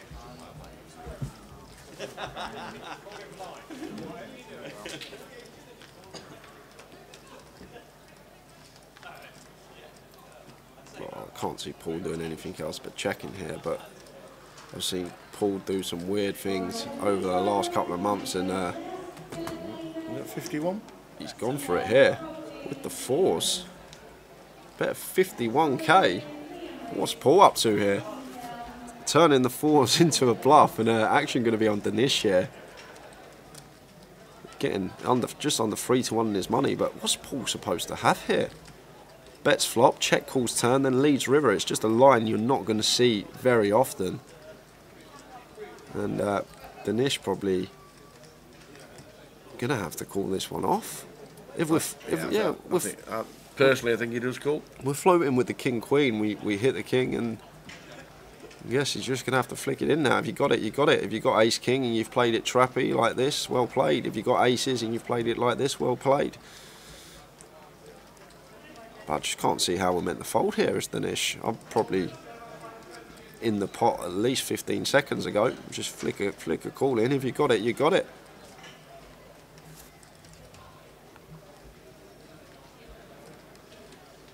He's a proper head scratcher for Danish, this one. It seems like he's actually contemplating folding this one. I don't see how we can fold. How we float this hand on the flop, we bet it for value on the turn, and then we fold to this river lead. I know this looks really... It does look quite strong from Paul. And the thing is, what hands are Paul going to take this line with a bluffer? Maybe a hand like ace-10 of clubs, ace-jack of clubs. Like a hand that continued flop, picked up a club draw instead of double barrel, opted into check call and then went in for a bluff on the river. But you just won't see this line very often, guys. It's just such a rare line to see. Bet call and then check call turn, then lead river. Like, it's a line you may see when the river changes it. Great call. It does call, and Paul going to show the fours, and there's something going on one of the... Frankie's took a lot of interest in this hand. Frankie's took a lot of interest. Should we see what's going on the out table, Tower? I think we should. After that big hand. Looks like we have action on the outer table. Who's that? Is that aces? No, nines. Nines against ace now. Player at risk is Kevin Dowling. Gonna need to find fade an ace, and it's ace on the turn and a 4 on the river. Couldn't you get the fade out from? Ace on the turn. Oh man, Kevin Dowling on the very same hand that we just watched an absolute monster on the feature table. That is meaning that Kevin Dowling. Wow, we're in the money, guys. Wowzers. What a brutal one to take. When you see that flop win the nines, you're happy, and just an ace from space on the turn, and that means we're in the money. You see the flop and you just think, oh, that'll do. And then there's 3 outs to fade. Doesn't get it.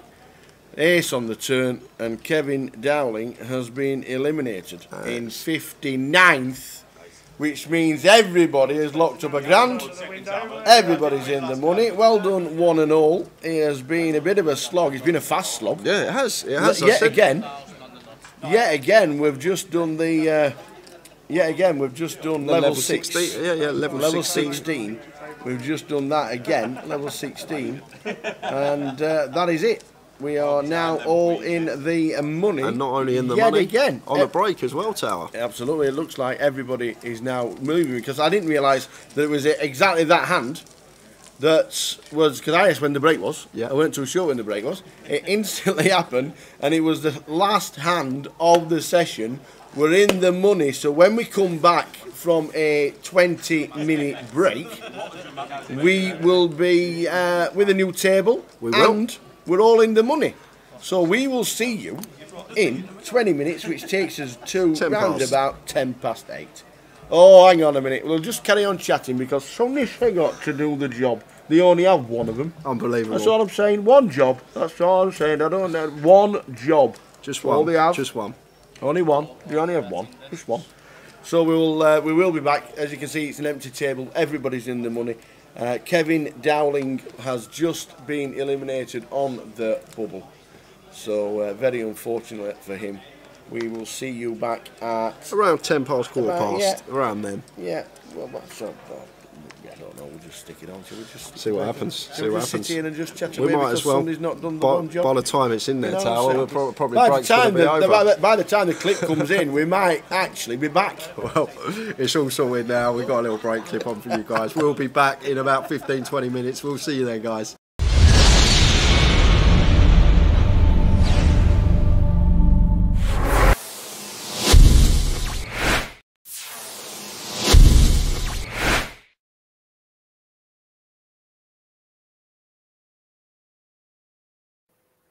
One thing we will miss, because it's a World Series online festival, is we'll miss a Phil Hellmuth entrance. There's been plenty. I've been there myself. Well, the four years it was in London, I was there myself. You had the Lady Gaga's one year. You had the Caesar. What's been your favourite? Caesar. I mean, I just got asked this question, so I know the answer. They just asked me. Caesar, man. I thought, listen, first of all, for Caesar, I was in the best shape of my life.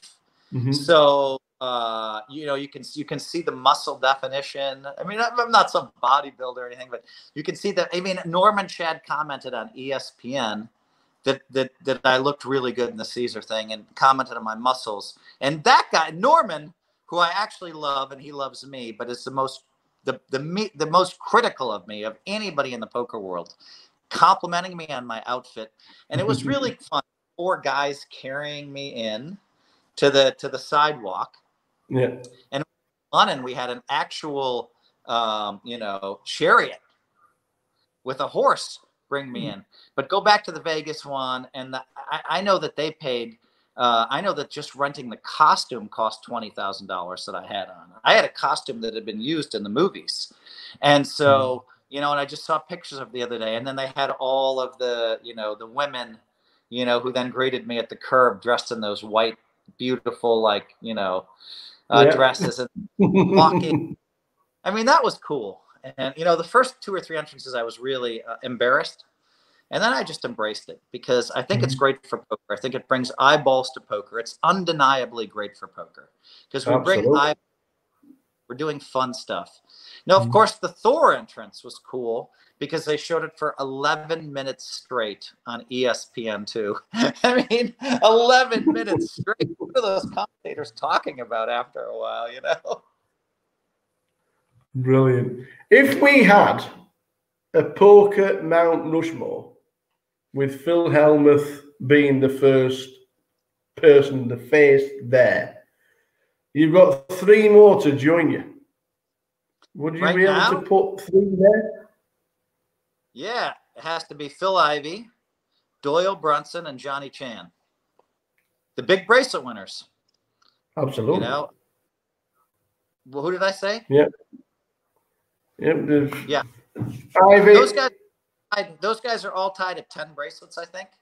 Mm-hmm. And all have been, Johnny Chan, people don't know how great he is. Like, he's been playing in the biggest games in the world almost every day since the 1980s. Mm-hmm. I mean, it's only when the young generation gets a chance to play with him, in the biggest poker games in the world that they say, wow, because they don't know how great he is. And Doyle, up until the age of 83, 84, was playing in the biggest games in the world and winning every single month. And Phil Ivey, great at everything. And so right now that's the Mount Rushmore of poker. It could look differently in the future. Negreanu is, going to clamor for one of those spots and may well get there. Eric Seidel, another great player who's performed well all over. He's won a fortune in the cash game. Seidel has. He's won a bunch of bracelets. He's won high rollers. Eric is another great player. He's right there. So Negreanu and Seidel are right there. And there's some other guys too, but I think that's enough to mention for now. Touching back to your bracelets, you've got 2 in Raz. Was that always your second favourite game? It seems to me like Raz, I bought into all the hype of everybody saying, oh, we hate Raz, we hate Raz. There's only, because everybody hates Raz because there's so much luck involved. They perceived it to be all luck. And then for me, the light went off one year. And I won my first Raz bracelet. And what people miss is it's a great game for reading abilities.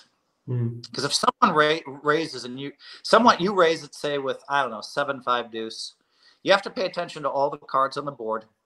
And the guy behind you re-raised with ace 3-4, and he hits a 3 and a 4. Most people just fold. Yeah. You hit an 8 and a 9. You have a 9 made. Most people are just folding right there because he re-raised you, and all you can see is his ace up. Unbeknownst to you, he actually has 2 pair, but it looks like he has a 6 low or a wheel. So that's where the skill in Raz comes in. Knowing when someone paired and when someone didn't pair, and then representing a hand when you don't actually have it. And so there's all this skill in Raz. And so what happened? My eyes opened up, and I have a first. And then another bracelet, and then a second. I have 2 firsts and a second and a 5th in the last like 6 years in Raz. It's crazy. I just keep getting there. And so, I think I have the best record in the history of Raz now with Ted Forrest, who's we've always recognized as the best Raz player in the world, is second. He's right behind me, but I passed him for best record. But I mean, yeah, he might be a better Raz player than me. I have a better record than him, but let me win another Raz bracelet or another second, and then I can really say I already have a better record. But the separation is this much. We've had players turn up. We've had them hyped up. They've disappeared. They've had new players come. They've been the best. Then they've disappeared. 31 years ago, you won the main event and you've stayed at the top since then. How have you managed it? Yeah, I still remember someone telling me in 2008 that this was the greatest player in history. And I asked somebody, I said, who is the greatest player? And he told me this is the greatest player in history. And then I basically by 2009 the guy disappeared. So I mean, really, this is the greatest player in history. Why? Because he had a hot year or two in online poker, and so they've come and go. This guy is great and he's gone. This guy's great and he's gone. This guy's great and he's gone. I've watched everybody, and then they not only that, they come in and they say they're greater than me. So they have this thing where people want to bet results against me every year at the World Series of Poker. And I don't make those side bets because I want to stay single-minded. I don't want to think about anybody but me. I don't stake people during the series. Occasionally I'll take a small, but I just want to think about me and winning the bracelet. And so this younger generation comes up to me in 03, 04, 05, 06, 07, 08, 09, every year. And I say, if you want to bet most bracelets won versus me or better results, go see Doyle Brunson. Doyle Brunson's made millions of dollars betting on me, and he's happy to bet you and take your money. You know what I mean? Unless you are better than me, unless you can get better results. And so, and then I think it was a year or two ago that Negreanu said all these players are better than you. And I said, listen, here's what I'll do. You choose. And I was playing with Daniel a little bit. I was getting him to post quicker than he wanted to on social media. I already had my next 6 tweets in my mind. And so I'm like, yeah, name 30 players that are better than me, or 40. And so we put a list out, and I said, I'll bet $100,000 per player on bracelet 1. And he said no. He didn't want to pay me. I think maybe it was 30, but he didn't want to pay me $3 million every time I won a bracelet. Well, since I did that, I won 2 bracelets, so I'd be up $6 million. But his guys might have won 6 bracelets, so maybe I'd only be up $5.4 million.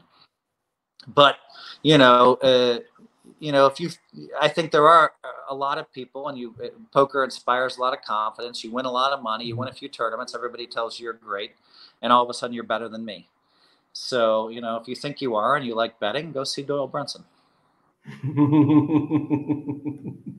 And finally, with everything that you've achieved, both on and off the felts, how would you like to be remembered? And would you have done anything differently?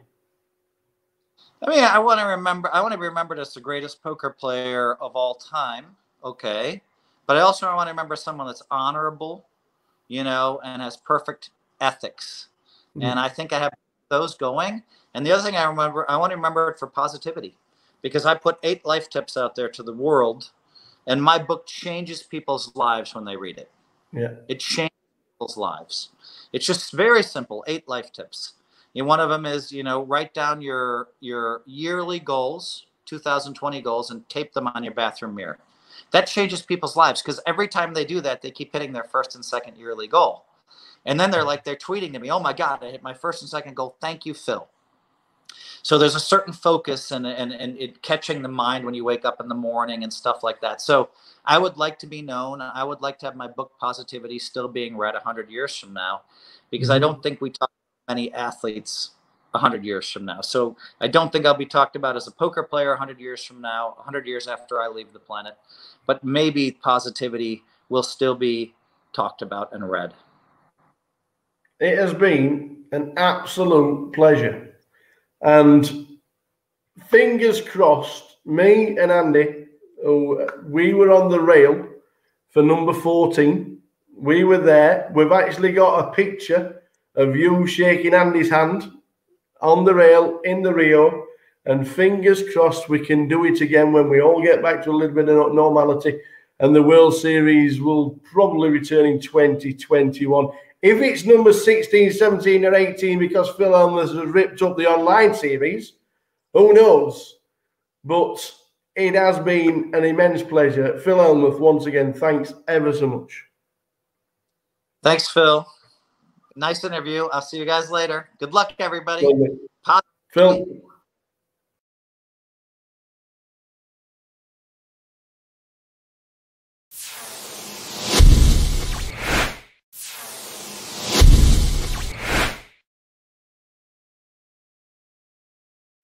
When we started an hour with the tower, Andy from Cardoon Direct, he says, you know what, I'm just going to send a tweet and you never know what will happen. I'll send it to the biggest, the most prolific poker player of all time and see what happens. And then we get a reply saying, do you know what, guys? Why not? So it is my pleasure. And the heart's going a little bit because even though it's absolute great pleasure that to introduce a guy that's got just about 24 million in life earnings. He's 22 all-time moneyless. He's got 15 bracelets. He's the only person to win the World Series main event and the World Series of Poker Europe main event. It is the great pleasure of mine, and fingers crossed by the end of it, he'll have just entertained us all to introduce to you guys the one and only Mr. Phil Helmuth Jr. How's it going, Phil? Oh, thank you very much for this, Phil. This is an absolute pleasure. When Andy sent that tweet, he says, who shall we get? And we were like, well, why not aim for the top? And this is as high as you can get for us. Thank you. Thank you. Yeah, when you send out a tweet, you never know what's going to happen. Absolutely. We're starting with lockdown because we're obviously in strange times. We don't know what life is going to be like after. Is it ever going to be normal again? What has lockdown been for you? What's it been like? Well, March 8th, I went to Draymond Green's surprise birthday party. I started skipping tournaments March 1st. I didn't go to the LAPC. I didn't even play in the Bay 101, which was in my backyard, the World Poker Tour here, because my friends were on top of this early and were warning me. But Draymond Green had a 30th birthday party. We all loved him, and we wanted to show him. So we took a private jet down at 5 p.m. or 6 p.m. We had a dinner in LA. We went to his birthday party, and the jet left again at maybe 1 a.m. So I was back home by 3. But other than that, March 8th, I was locked in. I mean, I the most I did in 88 days is I went 2 blocks away from the house. And even then I felt like, so, the lockdown, I didn't anticipate that I'd be staying in place as much as I did. I didn't anticipate that I would play as much poker. I literally played poker at least 6 days a week. And I'm a guy that plays once every 10 days with my group of friends.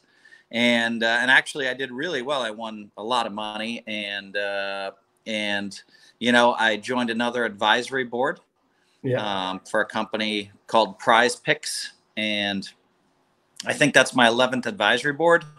Some of my companies, it's been fun to watch them, you know, kind of flourish. Not everything goes wrong during a pandemic. Some companies do well, and one of them is Endgame Talent Agency, which, you know, just keeps getting new customers, and we're growing, and it's crazy. Yeah. And so spent some time talking to the company founders that, you know, that I'm on the advisory board of, and so I'm surprisingly busy. And so I can't really say that I've been bored, you know. And then last week, finally, I went over to my best friend's house, Chamath Palihapitiya, and then I went to Cabo, flew down to Cabo for 4 days and flew back. But we were on my friend's jet. So, and then I've been locked in for the last 8 days, back and stay in place. It's certainly strange times for everybody, and obviously everybody was hoping that the World Series was still going to take place. Even though it's not your fault, is this the first World Series or the potential World Series that you would have missed since you were old enough to play? Yes, I have not missed a series. I think I missed one World Series of Poker, Europe. And that was in 2018. I just told the guys, I said, I'm not going back. You know, you should go every other year. And I was trying to make a point. I missed it. So I don't miss World Series of Poker ever. I don't miss World Series of Poker Europe ever, and I don't plan on it. So now, of course, today, big news. They just announced that, you know, they're going to have 85 bracelet events. It's enormous. From July, online events from July 1st. So I just called the, you know, the president of the ARIA, Steve Zanella, and he tells me that, you know, we're in pretty good shape at the ARIA. We're really going to be very, you know, safety minded. Yeah. And then, you know, reading some articles about it, it seems like MGM has the best protocols for dealing with COVID. And of course, Wynn's up there with them. But I mean, that, you know, of all the casinos, we're the best. And so the ARIA, so I feel very safe there. So July 1st, I'll be staying at the ARIA for a month. If they open, they might open the 4th of July. And looking forward, I mean, there's one event per day. So, you know, I think it's, you know, I'm going to be opening up a little bit going down there. And but I do feel like they're taking all the precautions at the ARIA.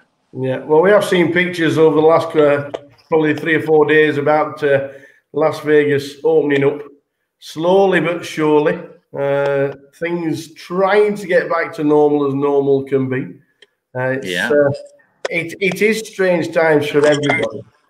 But I'm just going to whiz you back. I'm just going to whiz you back to 1989 when you actually went like that. And then you went like that. And I saw that picture. And it's a clip. If you love the game, it's a clip that you watch over and over again. Obviously, we win it. If we'd have come second, if we'd have finished second to Johnny Chan, who won it the 2 previous years, do you think your career would have been a little bit different, or was this the path anyway? Yeah, you know, I mean, that's a fair question. I mean, that final hand, he had ace-7 of spades. I had 2 black nines, but there was a hand before that, you know, where I had ace-10 against 2 10s, and I was lucky, and 2 deuces. I mean, it was a 2-way knockout to go from 4-handed to 2-handed. And if I lose that pot, then who knows? Maybe I don't win. I still think I'd probably have 15 bracelets, but you never know. I mean, it was a very you know, and you have to remember, I mean, there's lots of times, as if you want to be, you know, one of the greatest poker players, you always have your money in, generally speaking, with the best hand. Yeah. And you take a lot of beats over the years, a lot of big beats, and, you know, but I have to, you know, you got to look back and realize, well, I had ace-10 of spades. Don Zuin had 2 10s. Steve Lott had 2 deuces, and I hit, and we were all in 3 ways. I wasn't all in, but it was a key pot for me to hit, and be thankful. And that's a good question though, because who knows? But I know this. I was already a professional poker player. I was already having tremendous success everywhere, and I feel like I would have continued along those lines. Yeah, and continue. Oh, obviously, and continuing. Obviously, 1989, you win the lot. But your dad wasn't overly enthused about it all, was he? But did Dad know best?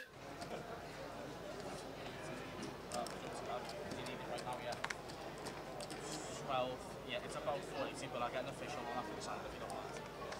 So it's 12.5 raise and it falls on a 40.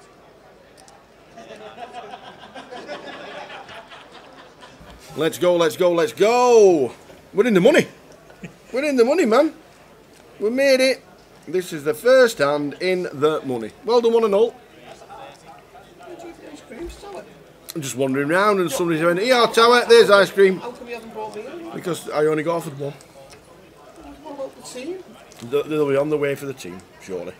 You just get yours first. Just get yours and just come in and eat ice cream in front of everyone. Because what will happen, a different valet will bring different ice creams in and then he'll act like he hasn't had one yet and he'll get another tub. I know Tower's game. I am the Tower. You are the Tower and you are eating ice cream. It's not trifle. So we're in the money. Everybody's locked up £1,000. Well done, one and all. We'll give you eliminations when we get them around the room. Welcome back to level number 17 of the tournament.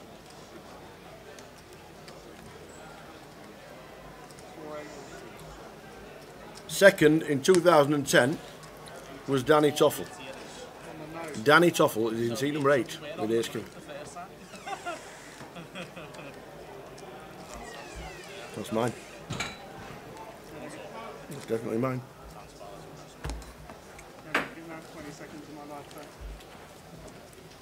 Good old Danny.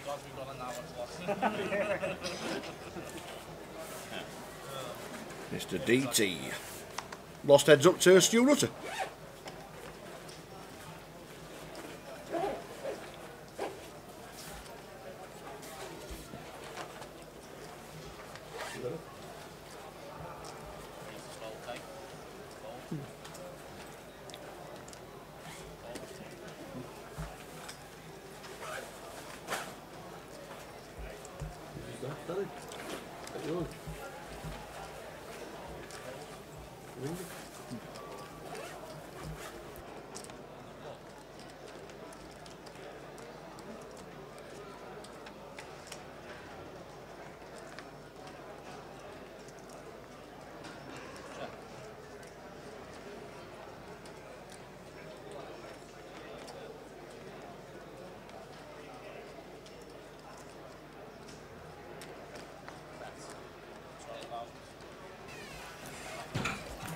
So off underway. This is the penultimate session of the day, guys. 2 more to go. 4 hours of poker. This going to be a good table for us. In 1 is Aksat Mavji. In 2 is John Walker. In 3, Alexandra Wooten. In 4, Matthew Bushell. Leon Campbell in 6. Sebastian Skalinski in 7. Danny Toffel in 8. And in 9 is Paul Dunn. Big Paul.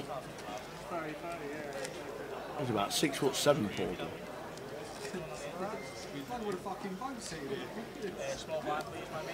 So we're in the money again on level 6 of the day. Just 2. Well, yes, the very, very last hand.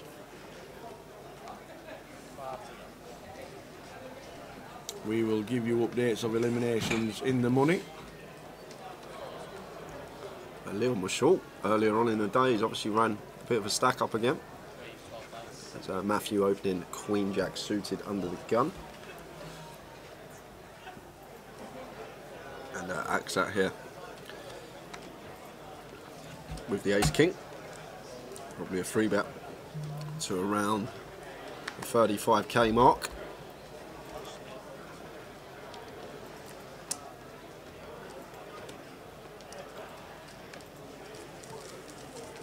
Try getting a read on Aksat Tower.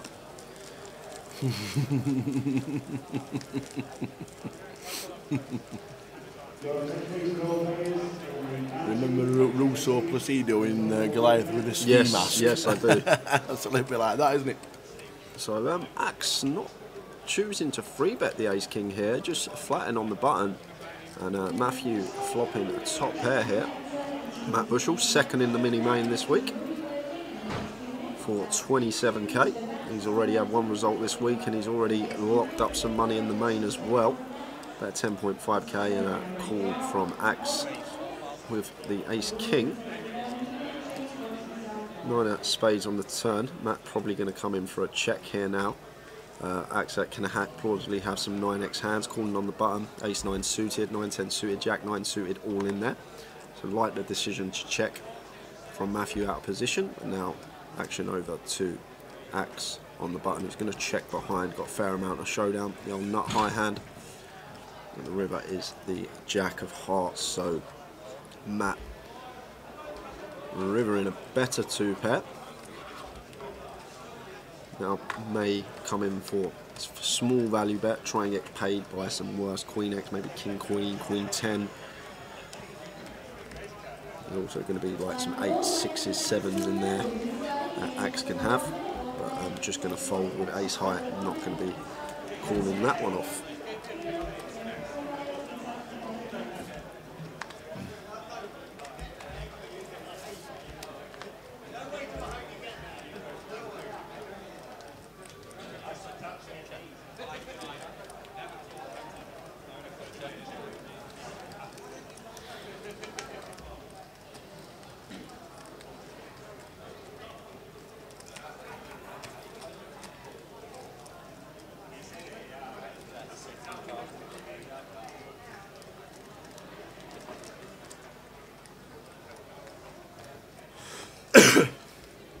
So we are in the money.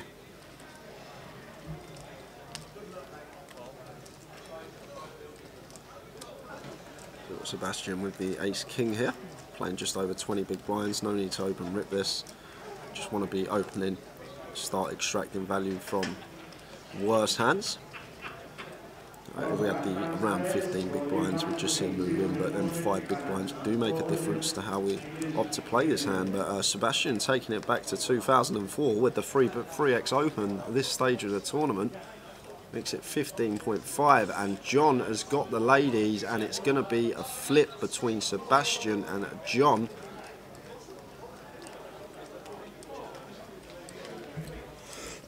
Showdown, please. Queens, Ace King, the proverbial best flip there is.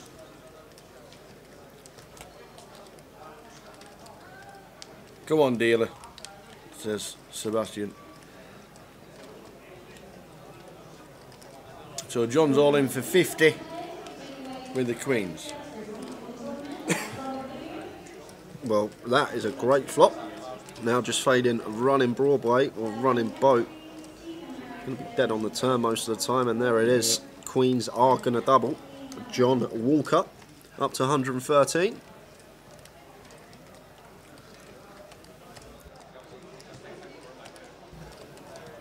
Sits back down, tells all his fans on the outer tables, I've just doubled up.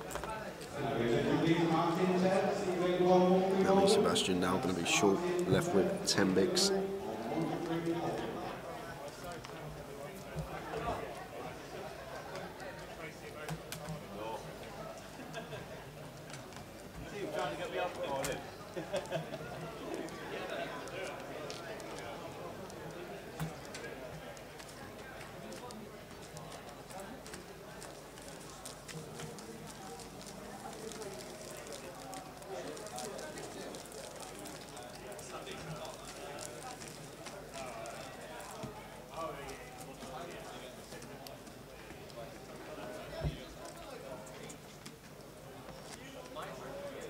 I had a rundown at the dinner.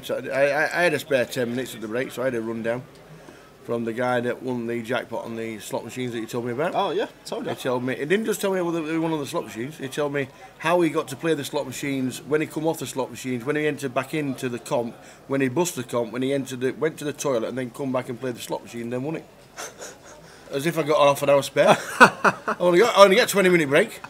19 minutes if it was that. Oh, that's funny. Sebastian all in here is Jack's not going to get. Oh, he's going to get some action. He's going to get snapped. Leon with the Kings, and he's going to snap this one off. And Sebastian has run into it here. Going to need to find a Jack. Unlucky Sebastian. He's gone 2 hands. Ace, king and jacks, 2 hands on the tron. It looks like exiting the building. Tim Buckley says Facebook has gone down. PK's on the case. Thank you very much for letting us know.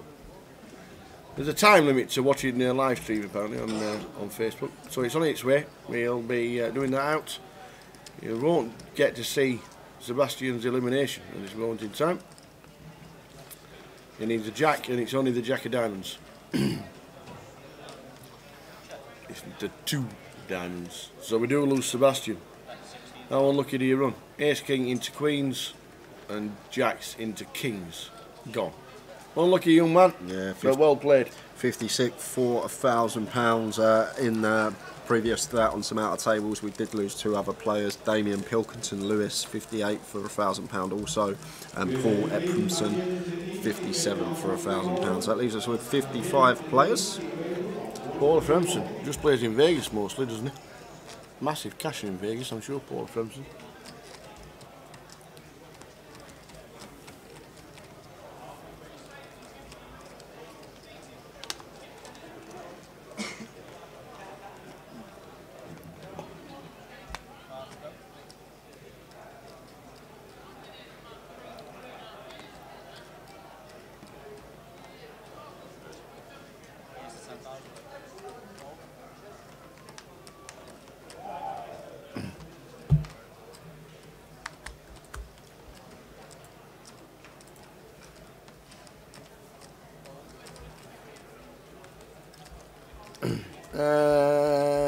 Doodler MLFC, why is the mean cash so low? Yeah, I think when they worked it out at the top, they'd not really looked at the bottom, and I think it was just a bit of an error because obviously the amount of runners we've had, not used the prize brackets that they used didn't go that far.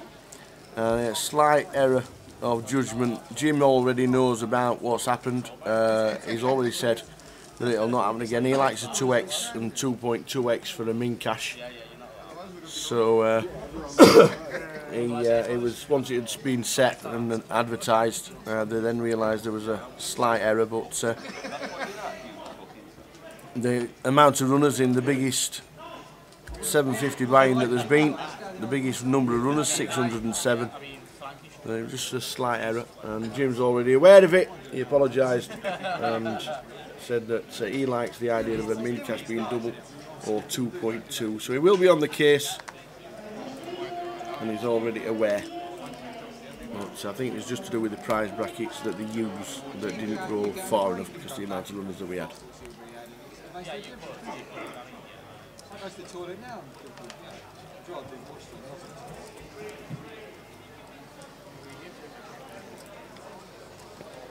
So looks like it's Alex opening. No, it's actually John coming in for a limp here, under the gun +1 with ace-6 off at this stage of the tournament.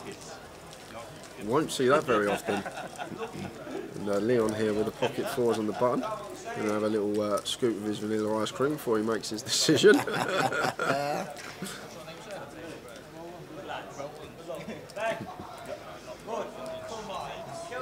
Thought he'd be coming in for the cold call. Oh! So shootout, well, that's what you've done to me. Flop time. So limp pop. King 7, Queen, 2 spades.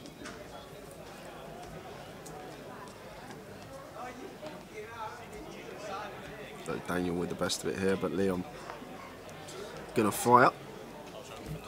Bet of 8k. And Daniel with top pair here, not going to be going anywhere. But Paul and John will both get out the way, and we'll see a turn card, which is the deuce of clubs.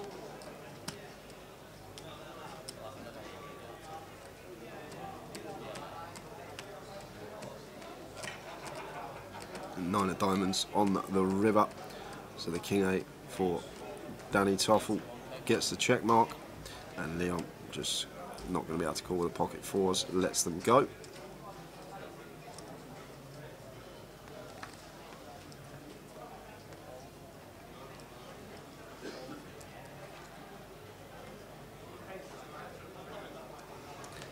Max has just announced that some sad news in the last hour. True poker character passed away at RIP Rasterfish.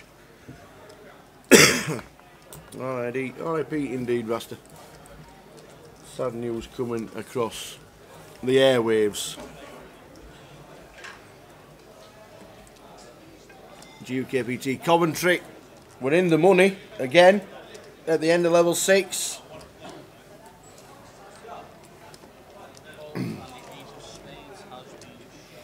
We were astounded in London, weren't we, about the level 6 bubble? In Manchester, yeah. Sorry, in Manchester. Yeah, Manchester. It might have something to do with the new structure as well, Tower. There's a couple of levels in this structure where the jumps from the big blind is more than like 30%. So it might have a little something to do with the structure as well, maybe. The average stack just never drops below 40 though. 40 bigs. If you've got 40 bigs in your average stack, you're in decent shape. Yeah, but the thing is, it's skewed a lot of the time because you've usually got a couple of players in the field who's got like 200 big blinds or like just absolute chunks, and that does skew the average, and it doesn't account for all the other shorter stacks in the field. But it's still new to us. Bubble bursting this early. We'll see in future legs if it continues. But we've got an all-in and a call here, so we're going to go to the action. Paul Dunn is all in with ace-6. Needs to hit one of them because he's up against 10s. 9, Queen, 9 is not the best luck for the aces. No redraws. We need an ace. They're all in the deck, but he doesn't find it. It's the 4 of hearts on the river. Paul Dunn eliminated. 55th for £1,000. Well done, Paul, for £1,000. Well done, 1 and all for cashing. Well done, Paul. Good to see him driving up to Coventry. I think he still lives down in Southampton, stroke Portsmouth, somewhere around there. Hotel room with number 13.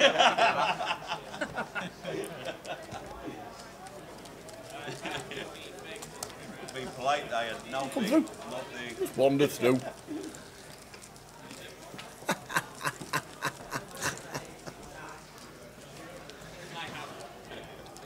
I know, it's Booby's taking the good chair. Booby's taking the new testing chair. How is Billy Henderson getting on, says James Macaulay. We will try and get you... I'll have a little look.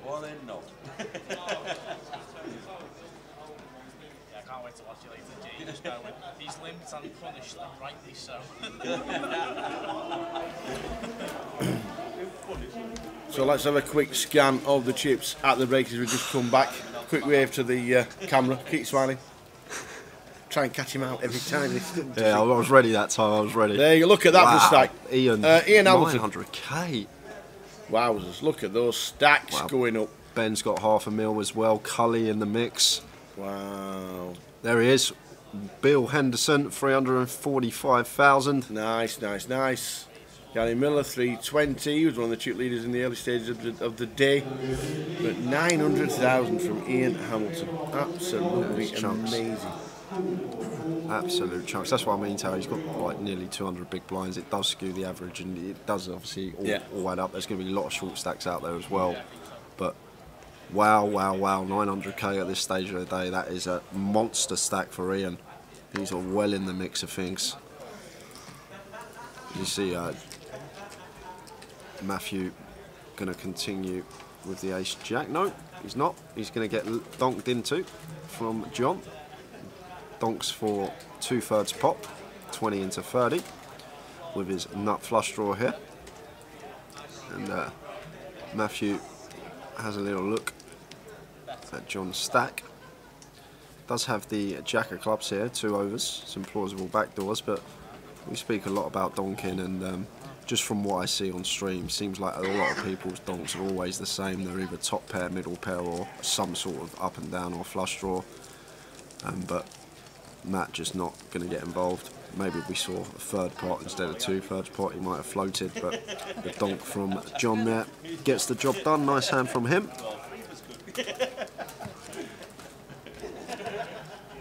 Has Corinne bust? No, whole boy. Corinne is still in the field. I think she's a bit shorter than what she was previous session, but she is still in the field.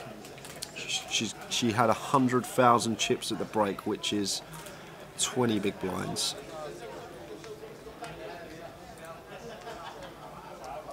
So next hand.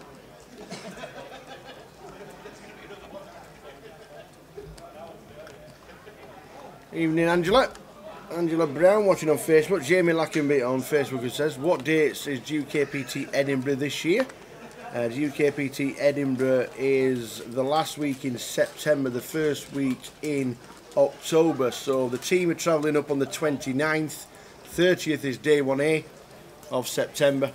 And the final will be the 3rd of October on the Sunday. I'm guessing the club will be doing satellites, but it is literally just the main. If you're playing the, if you're playing for the packages on Grosvenor Poker, the package for Edinburgh is a £750 main ticket and £750 expenses, because there's no minute to throw your money at. So literally, it's a bit of a bonus.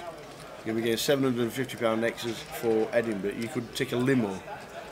In fact, Seattle Scott could come back with the extras. He could win himself a seat and fly back premium economy. First class. He could even be sat with a pilot for 750 quid. So yeah, the dates are 30th of September until the 3rd of October, inclusive for the 4-day main event, and I'm sure the club will be running plenty of satellites as well.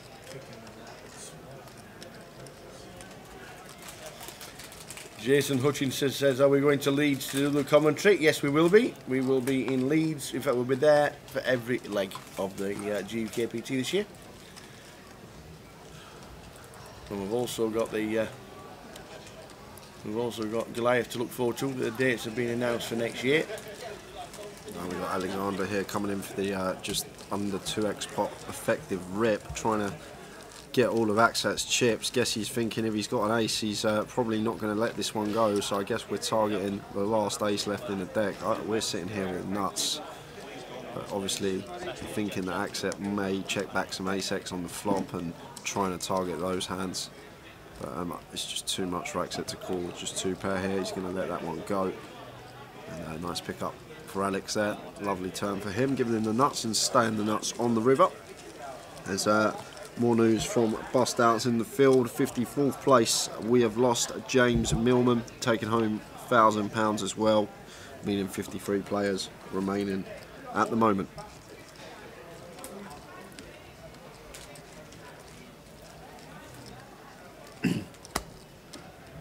And at 10:30 we have some live entertainment. We've got live entertainment for everyone at 10:30. As when we arrive back for the final session of the day after the break, there's going to be a little bit of music going on behind us. Yeah. Saturday night here in Coventry. Yeah, it's just one of those things that was overlooked. We know where we are. We're in in between the casino and the Rico Arena. Lady G's is directly behind us. If you hear it later on, we apologise, but you can sing along because everybody knows Meatloaf.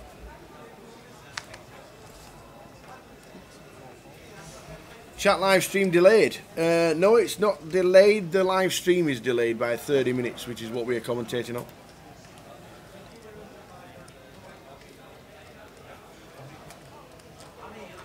So we watch the pictures 30 minutes on the delay, just like you do, so we can chat with everybody in all the chat boxes that are available.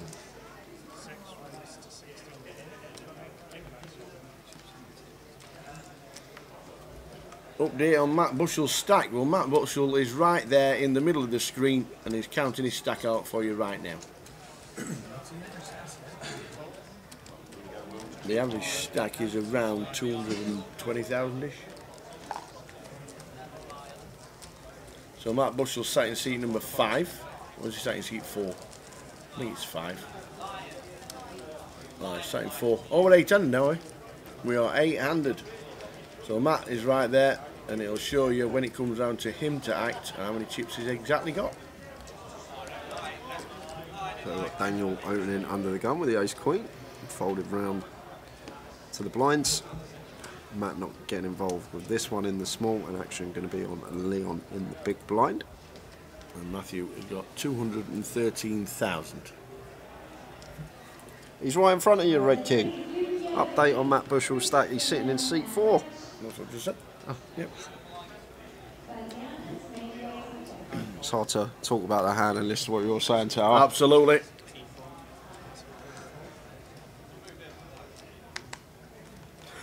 King of the world. For the free content for the boys, ask Matt Bushell about his King of the World prop bet. It's comedy gold. We might just have to do that. And the King of the World.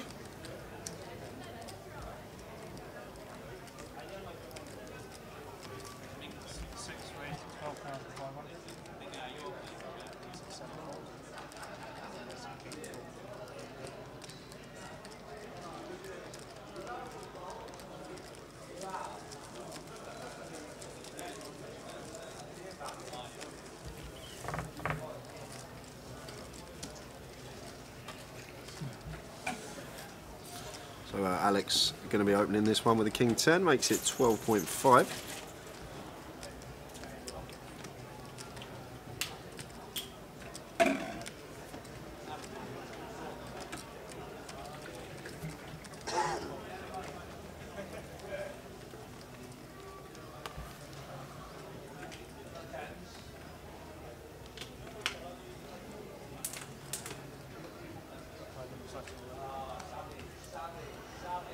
A6 deuce, 2 spades.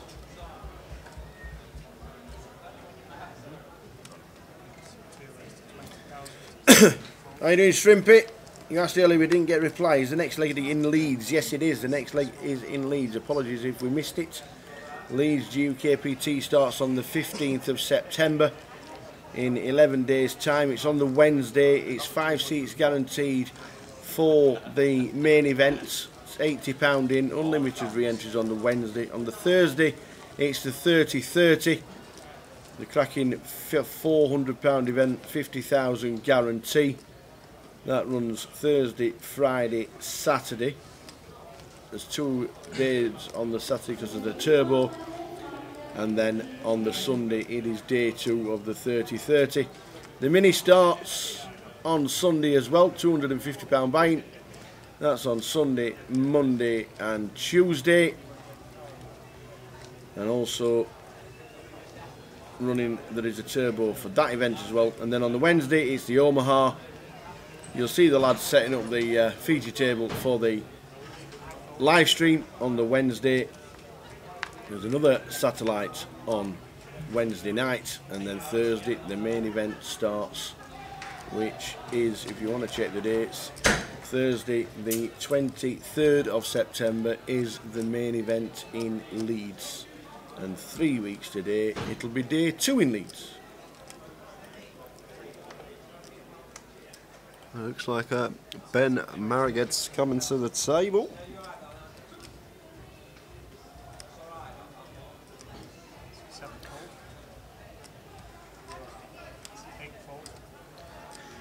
So continuation bet from Alex after opening ace-8 early position, bet of 17 into 43, between third and half pot, and Leon just king-jack here.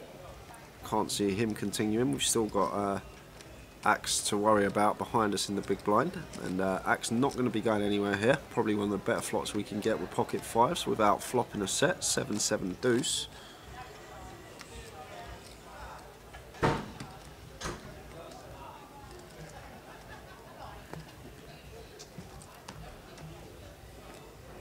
Instead, Axe just opts to move all in, trying to perhaps deny equity 2 overcards, but we would be getting snapped off by any 2 pair hand, and then we'd have 2 outs. But in this situation, I guess we're trying to shove and get a hand like Alex has to fold.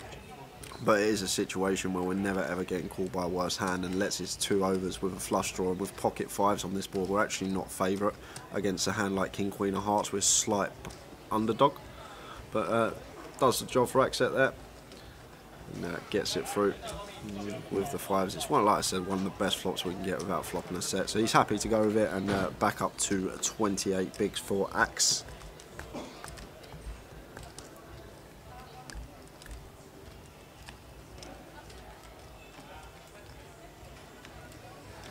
Alice has rather they only pay 9% of the field. It's normally 10%. It's just slightly awry this time.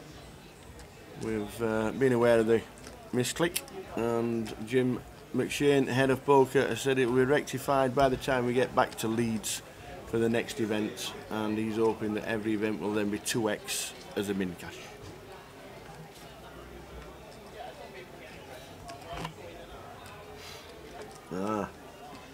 Ali says he's just tilted because he would have cashed.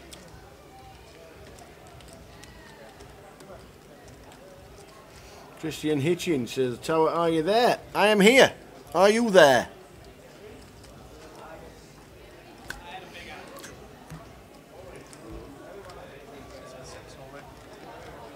Yep. Here's some good answers about the action tracker, which is one of the most thankless jobs there is. Dave sits behind the scenes, doesn't say a word to anybody for 4 days. It's not like that, it's just because we don't like him. But it's it's poor Dave. It's the most thankless job, and that's it's such a hard job. They're sitting all day absolutely putting bet sizes. You have to listen to the dealer at all times. You can't miss a hand because we complain if it's slow or it's misclicked or something like that. It's a hard job. It ain't easy, and it's thankless. Because you only ever complain when something goes wrong. We never say, well done, Dave.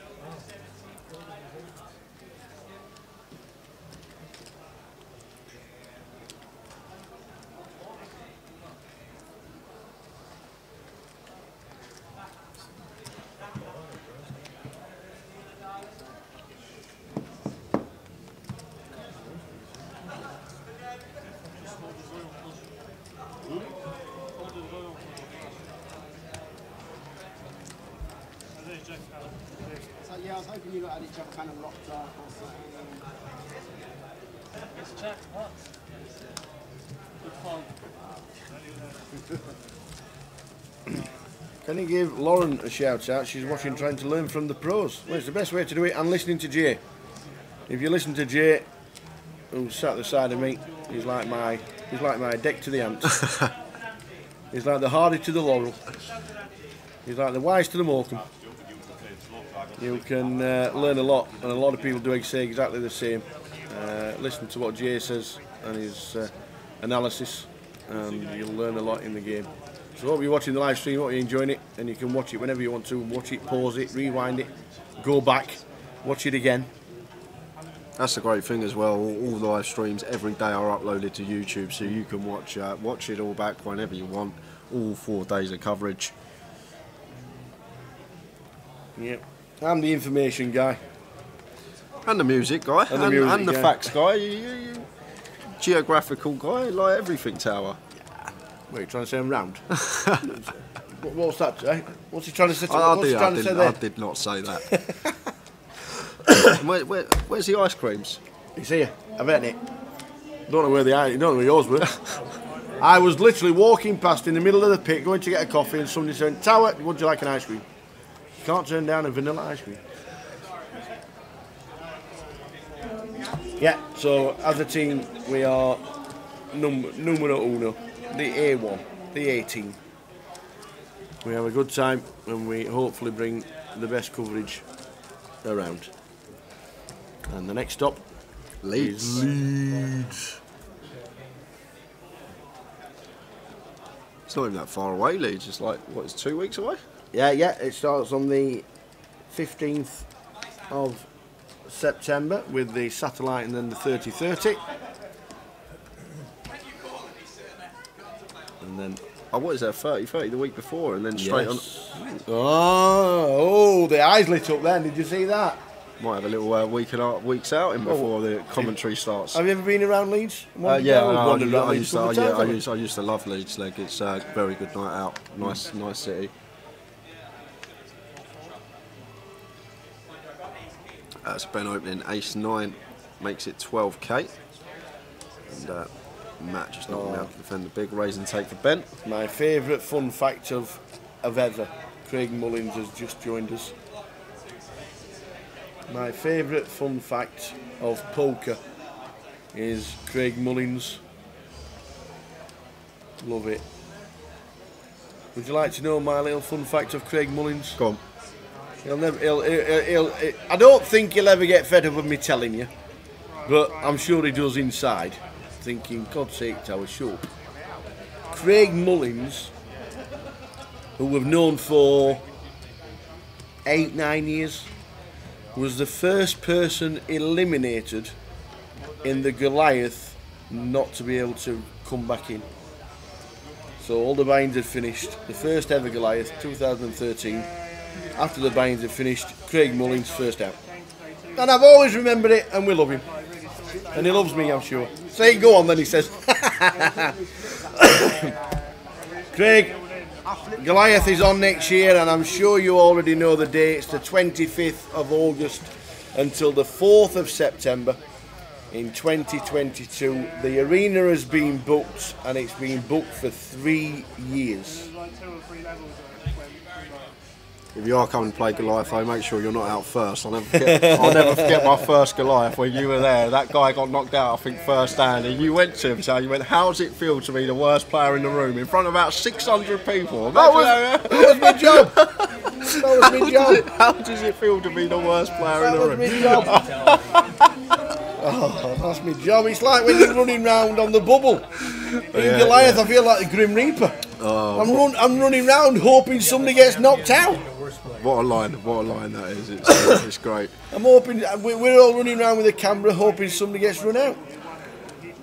Oh, King, Queen, 10 flop. Matt flopping top pair up and down straight draw. Leon up and down with backdoor straight draw himself. Ben with Broadway draw just ace high. I can't see Ben continuing this too much once there's a call in the small, but he is. I guess it's going to be deuces through nines that we can fold out from the small blind range, but a lot of the time this is going to be very good for the hands Matt's meant to be peeling in the small. Going to be a lot of Broadway holdings in there, the 10 jacks, queen jacks, king jack, king queen, king 10 suited, all those type of holdings, but Ben with all the chips just going to put his foot down, apply a bit of pressure, and Leon now getting a price to call with his up and down and backdoor flush draw, closing the action for the flop. So only option for us here is to make the call. No need to raise. Ben has ace jack in his range. He has kings, queens and 10. So just want to make the call and see a turn, and freeway to the turn we go.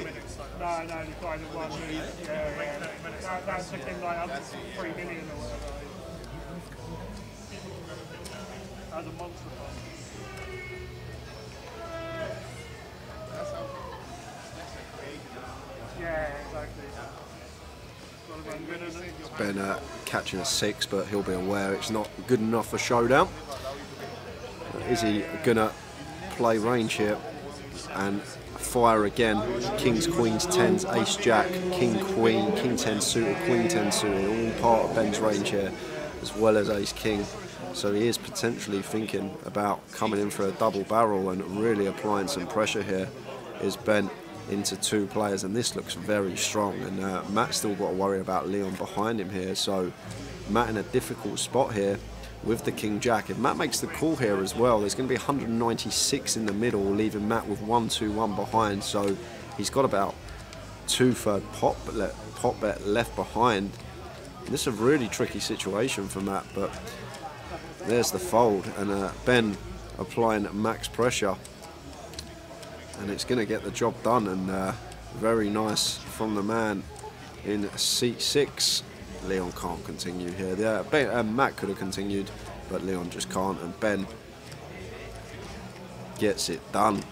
Just saying, I've got all the big hands here. I've got the kings, queens, 10s, ace jack, ace king, king queen, king 10 suited, a whole host of value hands on that board, and just using it to his advantage, and just picks up a lovely pot. Up to 550k, definitely will be one of the favourites left in the field.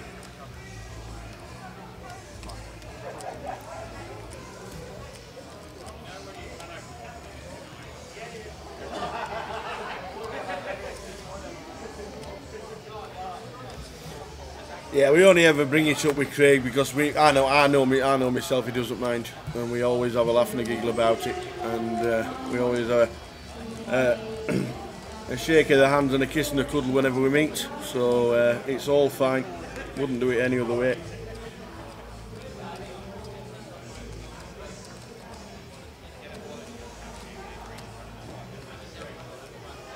But now GUKPT Coventry.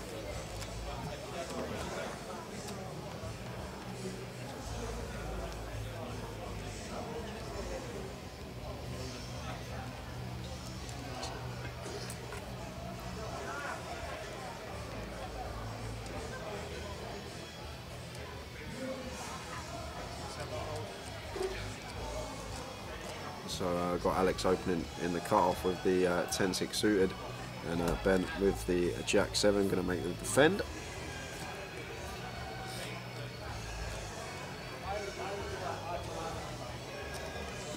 Hey, on this Sunday watching Meatloaf.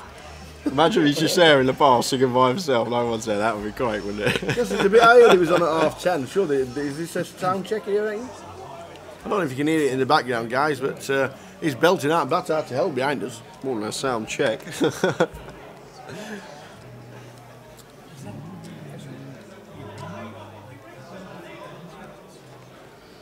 Aye. Running across the bottom. All the players who have been eliminated. We saw Paul Dunn, James Millman, Rennie Share, Dan Rogers. Oh, Matt Davenport's out. Whoa, Matt's out. Second in the last one we had. We've said that a few times this event. Yanis Carclins, Jack Hardcastle. Jack Hardcastle out in 49th. Eliminated from the event. I wonder if he got careened. Imagine. Oh my days. He could have done. It's not out of the realms of possibility. So 58th down to 50th, I think it was. With the blinds at 2.5, 5. Damien Pilkington Lewis. Paul Fremson. So John opening 10-9 suited, makes it 10k to go. And Daniel not going to defend the Queen 4 in the big blind. But there, you see guys, running across your bottom of your screen, some of the bust outs since we've been in the money. Jack was the last player out. Level 18, Johnny boy, still in. Let's get smashed, fuck it, let's get the champagne out. What? You got the bag? So they're the guys that have been eliminated from 58th down to 50th. Yeah, I think Jack was 49th. Was Jack 49th, was it? Yeah, he was, yeah. That actually means as well, we've actually got a page up now. 1390 everyone's locked up. Top 48, 1390 guaranteed. Little 390 quid in everyone's pocket. Beautiful.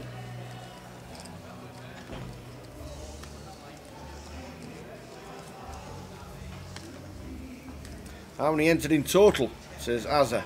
607.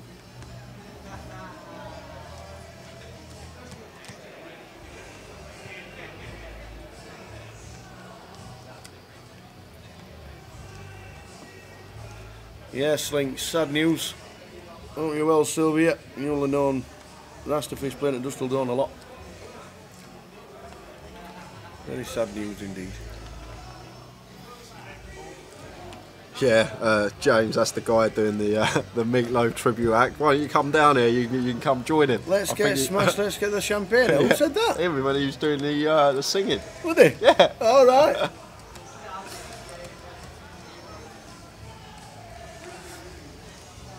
Coventry G Casino place to be tonight.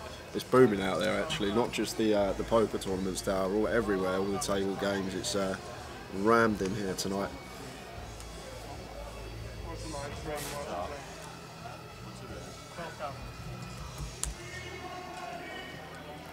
Go on, Meatloaf. I tell you what, that was impressive. That through 3 walls. Yeah. That was pretty good. That. God. Strong effort.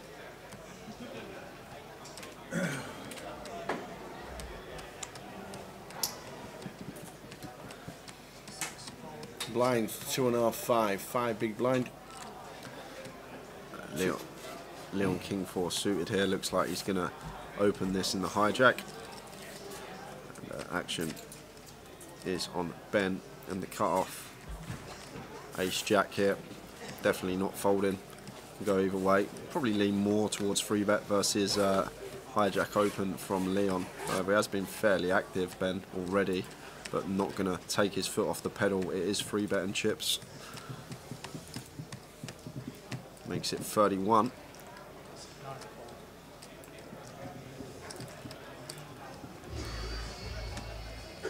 And John gonna let the 8-5 go, not cold call in there, and Leon with the King 4 of clubs out of position versus Ben. Probably gonna just have to let this one go. If we do want to continue, we're probably gonna have to come in for a 4-bet here. but I think we can find a better spot. As I always say, we're on an hour clock, got plenty of time. But we've now got someone on our left that is more than capable. But I just think we could get a much better spot throughout the day, rather than 4-betting the King 4, because we just can't call. That should be out of the realms. And Ben shows in the ace. Well, just Paul Fletcher, evening gents. The White Lion must be flying tonight. It's Saturday night. Have you got a chip leader breakdown? We can show you the chips from the break about, what, an hour ago was it? Yeah. Would it be the chip counts? Or is that the... it was 15 minutes ago, so it weren't actually so if you're too just long watching, ago. they're just scrolling on the bottom now. Right under there, right there. They were at the break. These are the leaders, 900,000. These are the top 20 stacks. As you're watching now, obviously things have changed a little. But Macapac second in chips. Ben at our table right now. Cully Sidhu got chips.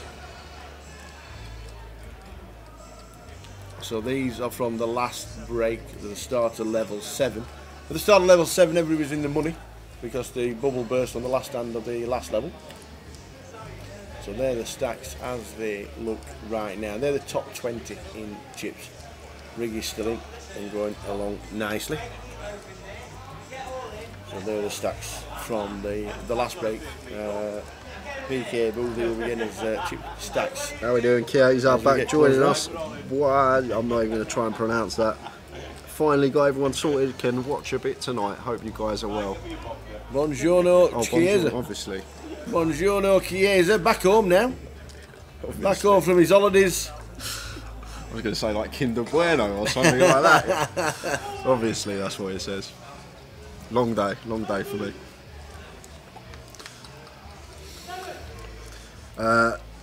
UTS Sobros says, how many tour stops does this poker series have? We have Leeds, Edinburgh, Luton, Blackpool and the grand final remaining this year. So we've got 5 more stops, and in 2022 it's going to be a huge year because hopefully everything will be back to normal. We're going to have a great schedule for next year. We've obviously got a lot of legs income in the back end of 2021, but there's so much going on in the GUKPTs. Great events, great numbers. Every single main is worth playing. It's just the numbers have been incredible. Any chance of a Corinne cam? We will try bringing her. Yeah, all live streamed as well. UTSO Bros. Yep. Every main event, me and Tower cover it from start to finish, day 1A all the way through until we crown a winner on the Sunday. Indeed we do. Well, you made it from the family holiday back home.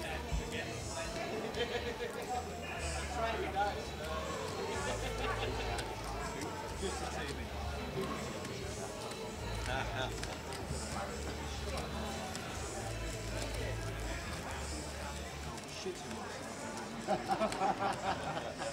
can smell it. What am I doing? The kids are watching. What am I doing? I'll never do it again, I promise. Obviously lost his sense of smell over there.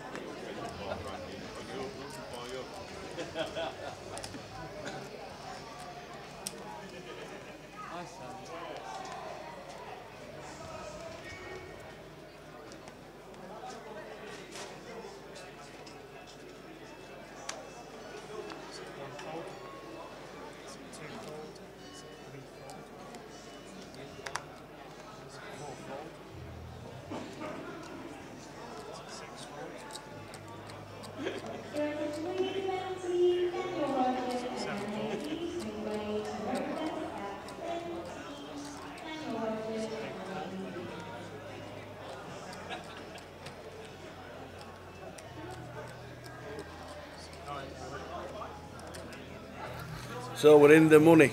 Last person out we saw 49th was Mr. Jack Hardcastle. Another cash for Jack. Guaranteed £1,390 now.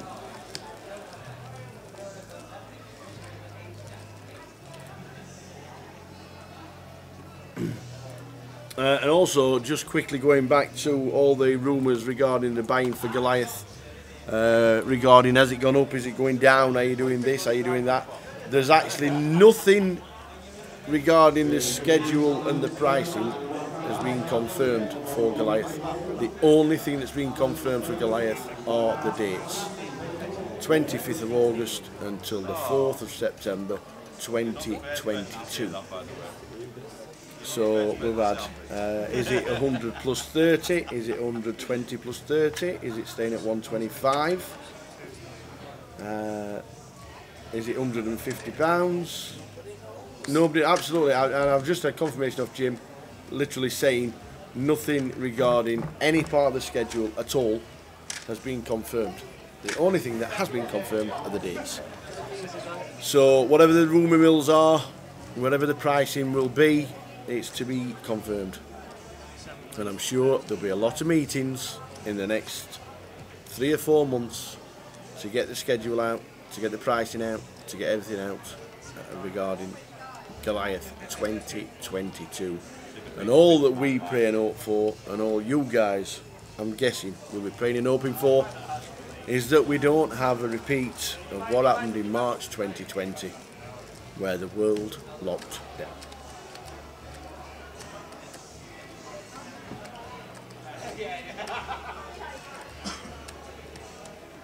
God, get fast. God. Oh, I'll get it. Oh, you got it. What do you want?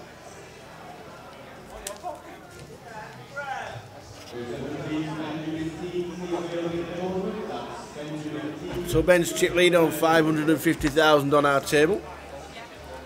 We have a new dealer coming through. Big Dom. Big Dom. Here he comes. There's one couple in there. There's 2 people in there. He's got. You've still not learned, have you? You've still not learned, have you? You've not learned that half a cup. So if you press it twice, you get a full cup. What are 2 halves, mate? A whole. 1. Yeah, I know. Okay. I'll learn So anyway, it sounds all right because they've literally. I've just been told that they've brought it forward, so he finishes earlier for the live stream. But no one's in there. There's nobody's there. There's one couple sitting at the table, and the rest of the room's empty. There's 2 people in there. That's it. Such a shame. And is he good? He's good. Can hear him. Yeah, body. Let me have another look.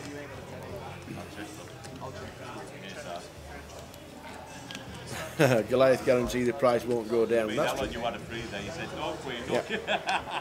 That was it. It's not like you'll be. All we know is Goliath 10, Goliath X, whatever you want to call it for next year. Cheers for that, mate. I need every penny. Everybody is excited and everybody wants it to go on from what happened in the last 2 Goliaths. I've missed them. Fair standard 20. Big. Now I'm big. That's your last.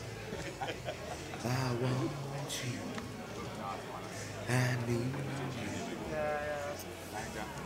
We're not writing that down.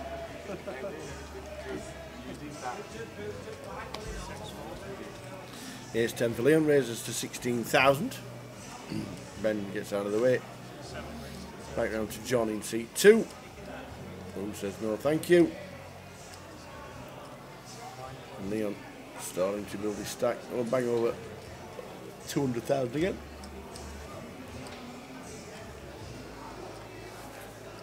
I've not checked the numbers for the side event in a while. Let's have a look up. Let's have a quick look for the side event numbers.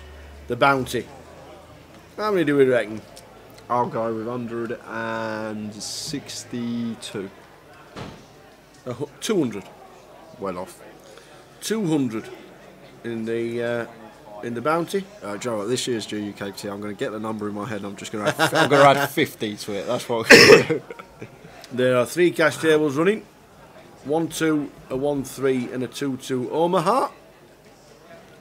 And there are 200 runners in the side event. That is incredible.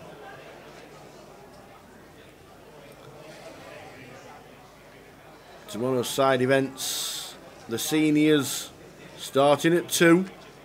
20,000 starting stack on a 30-minute clock. And the 200 pounder, the last event, starting at 4. 30-minute clock again on a 20,000 stack.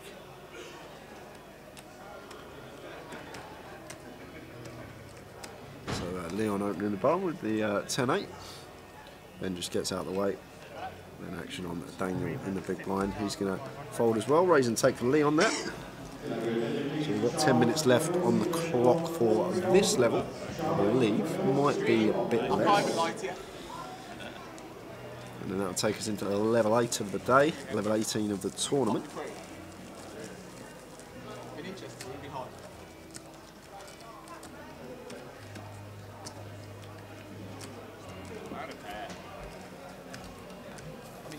And Paul Fletcher says, can you give a shout out to the landlords? Matt and Ellie been announced this week. They're semi-finalists in the Landlord of the Year Awards. Hoping not to get cooler. Well, if you are watching, good evening, Matt and Ellie. Good evening, Matt and Ellie. Good luck. Nice that your mum and dad have put you forward for Landlord of the Year award. Yeah, there we go. We've got some tea. Half a cup, if you haven't heard already, guys. Oh yeah, we've got half a cup. And what are the 2 halves, mate? Oh yeah, a full cup. And good luck, Matt and Ellie, in the White Lion. I forgot what town it's in. All I know is near Wigan. Is it Warrington, was it? No, it definitely wasn't Warrington, because I'd heard of Warrington, because we had to Google what the town was. Anyway, they're watching, and the pot washers in Spain. Chris Maguire. They must pay well. Yeah. Yeah. None of that minimum wage malarkey in the White Lion. Oh no.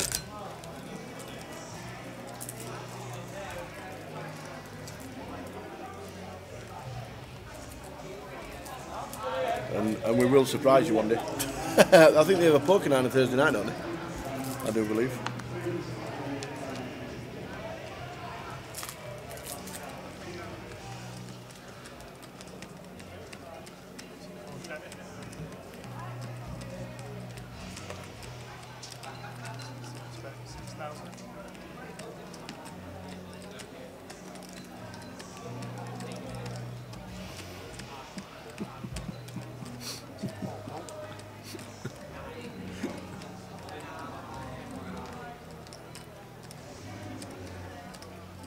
Ah, Wrightington, that's right. Nice one, Dennis.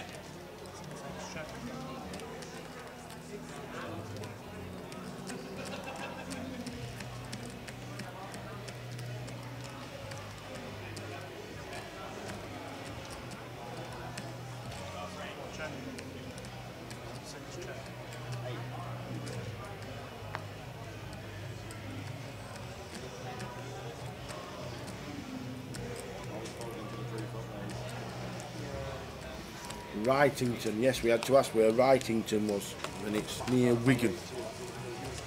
Thanks for that. Axe with the ace king, 10,000 to call. Should be a 106,000 with the blinds. He's got 20 bigs. Only going to go one way here for Axe, and that is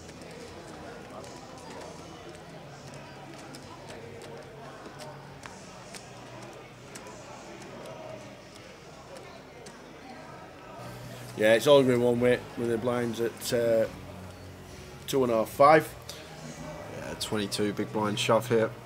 Close this one for Leon. If Axe is shoving the right range here, if he's going to incorporate like his pairs in here, Leon's going to have to call this one off with the pocket nines. He's going to ask for a count, but the thing is, Axe here should have 7s, 8s, 6s, 5s. When there's an open and a call, we've got just over 20 bigs. Then pocket pairs are the hands that are really good to be shoving, and they're going to be in there a lot of the time. Obviously, there's only 5 hands that are actually behind 2 as Leon, and that's 10s plus. We can be in a flip some of the time, a lot of the time even, but the thing about this spot, we are going to have Axe dominated some of the time. He should be shoving all his pairs, so we can potentially have him draw into 2 outs but Leon just thinking about this one. But nines, personally, online you would see this go in, but I know in a live setting it can be a lot different. People may tend to overfold hands that you'd see go in online situations. And if Leon's got to read that Axe isn't playing too loose and he is one of the tighter players at the table, and maybe he's not going to shove his deuces, threes, fours, fives, maybe just sixes, sevens, eights, then Leon might make the fold. But I just think for 22 bigs here after this action, yeah, that's it. It's a right play here from Leon. In it goes, and now we'll see Roland get out of the way.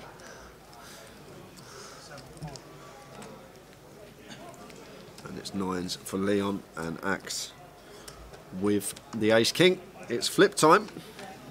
Who's flipping good? We'll find out, Tower. We will find out. I think an ace and a king in both of the mucks, so Leon, bigger equity favourite than he'd usually be in this spot. So off to the flop we go. Axe needing to hit to stay alive. And there's the hit, but wow, straight flush draw. Straight flush redraw? Redraw. Wowzers. But heart or a 9 we are looking for. Jack no good, because that would give him the bigger straight. Needs to be a heart or a 9. Just nothing changes on that turn. Looking for a heart or a 9, otherwise it's going to be a double up, and the Jack no Jack. good. He's no Both good. Players making a straight. Ace king doubles for Axe. Oh wow, yeah, Roland folded ace jack of hearts, he would have flopped the royal. He folded ace jack of hearts, I forgot, he would have flopped the royal. Ace jack of hearts. I'm just telling everybody now, I've just folded ace jack of hearts. Oh. Just the flopped royal folded. He's got a story for the bar later. Guess what I folded earlier? Ace jack of hearts seems to be a good hand making royals, so I'll tell you that. Aye. Wowzers, flops royal. That happens like once every gazillion hands. So making a royal flush is one thing, but to flop one is just gosh. Unlucky Roland. Right thing to do at the time was third. I would too.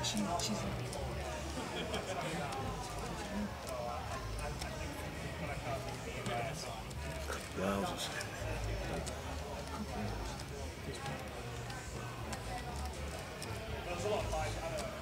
Imagine that Tower getting it in freeway with Savvy called it, getting it in freeway with the worst fit, just flopping both your opponents dead. Good night. Get that little tick by your name. Amazing. But correct fold at the time, we all know that. But wow. Yeah. Stay there.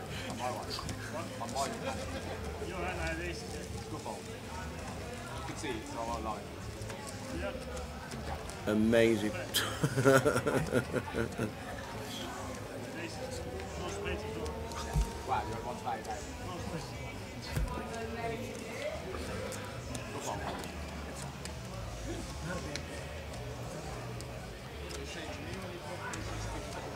It was a good fold for me. Yeah, for you. I like it. So we're all in the money. Odds of flopping a royal flush is 1 in 649,741. It's even money. Yeah, they do or you don't. 50-50 every time. That's what we always say. It's 50-50. Yeah, they do or you don't. There you go, Paul Fletcher, the White Lane in Wrightington. £20 bad beat buying on Thursday. All welcome, no ringers. Me and Jay's going to turn up one weekend, we are honest. We're definitely going to turn up one weekend. It's a bit tight. He's not folding aces though. He's Roland, first to act. Well, in the cut-off because everybody else has folded. Yeah, just wants to open.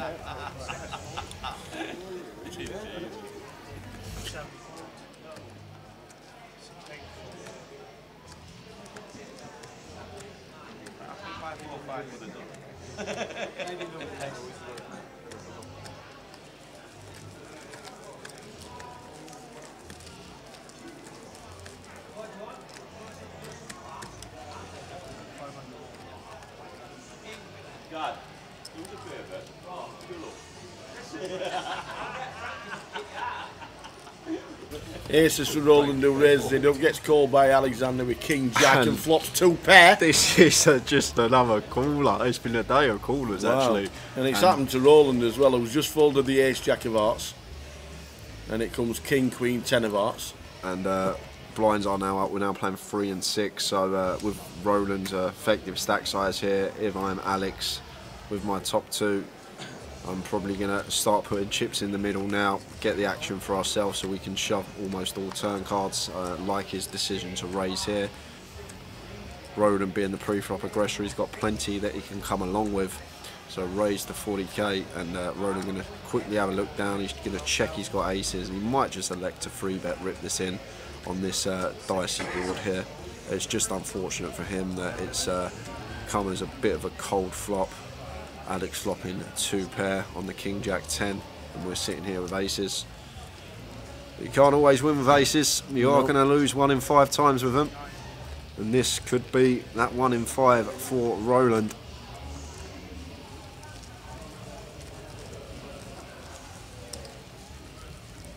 Just going to take a bit of time here before he'll move all in.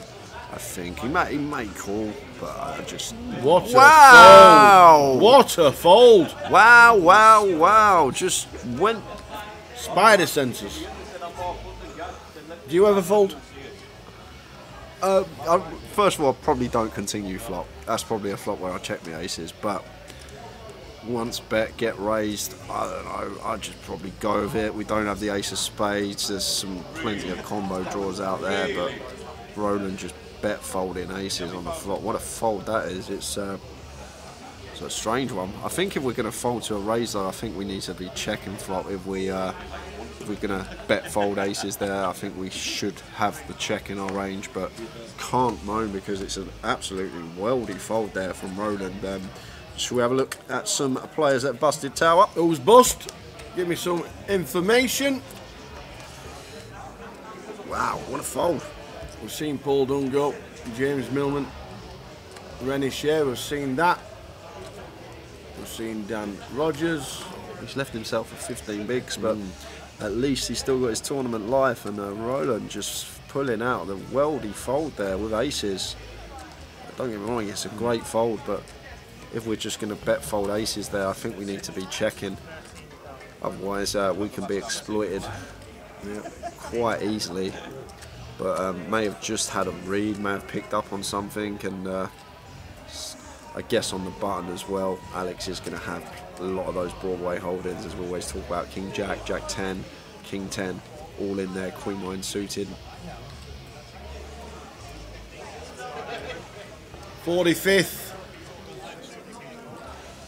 Jam Nicks 90, out in 45th for £1,390, and 44th was Umesh Katecha for the same 1390. We got a 28 big blind rip here, blind on blind. Alex just pulling it in with the Queen 6, applying the pressure to Matt, sweating once Matt's in the tank.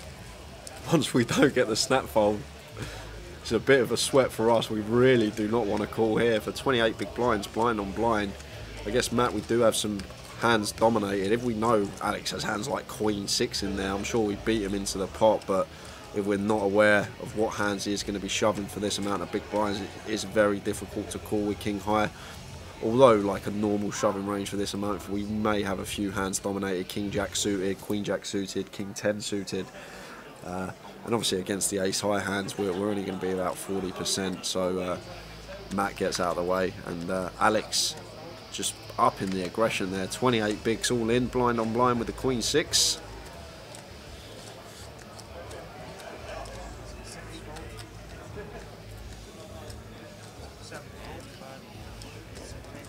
Yeah, I'm still pretty shocked at the aces fold from Roland. I know it's an absolute boss fold, like made the correct fold at the correct time, but I think if we are going to bet fold them, we just need to incorporate that check in on that board and check call instead. But it's still a weldy fold. It's can't moan when someone's folding aces correctly on the flop as well. It's not even like a river fold with aces, it's a flop fold with aces, and it's a correct one. So merit to Roland for doing that, and if he does have a very deep run in this tournament, it will come back to that hand, and I always say folding is where you make your money in poker a lot of the time. You've got to be able to fold in the correct scenarios. Wow. Let's have a wow at that. I finally put it on. Wow. I see a little bit of my little blind. This is the girl bit. Where's his accompaniment? Well, he's got two people on the guitars either side of him, one on the bass, one on the electric. Oh, right, okay. He looks after me, you'll pick the grind, he looks after me with small blind.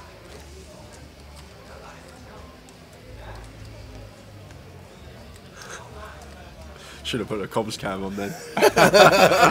You've been catching me off guard all week. So they're the eliminations in order, all the way down, scrolling across the bottom of the screen. Jamie Nixon out in 45th. And in 44th is Umesh Kotecha. So bottom two here for Leon on the 6-4-3 up against Roland with the King Queen of Diamonds. He's going to check behind. Which is the Deuce of Spades on the turn.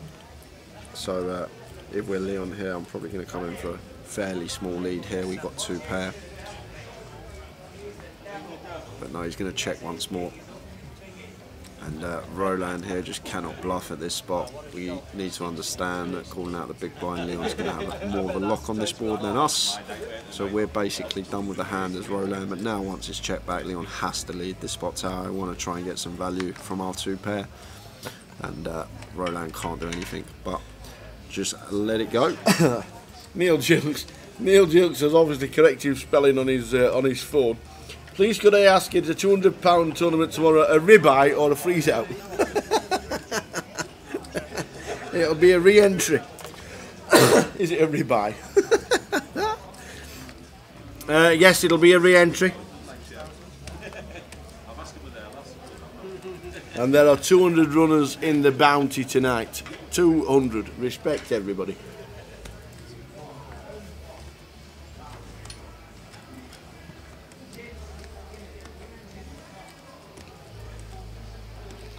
Danny Toffle's staring me down here. He was. Danny Toffle was staring right into my eyes then.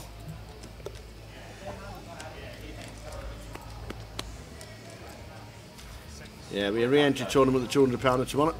If you fancy it, starts at 4. So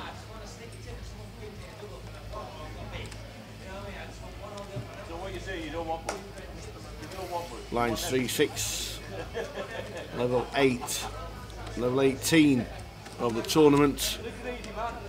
After this level, there will be a 15-minute break and back with the final session.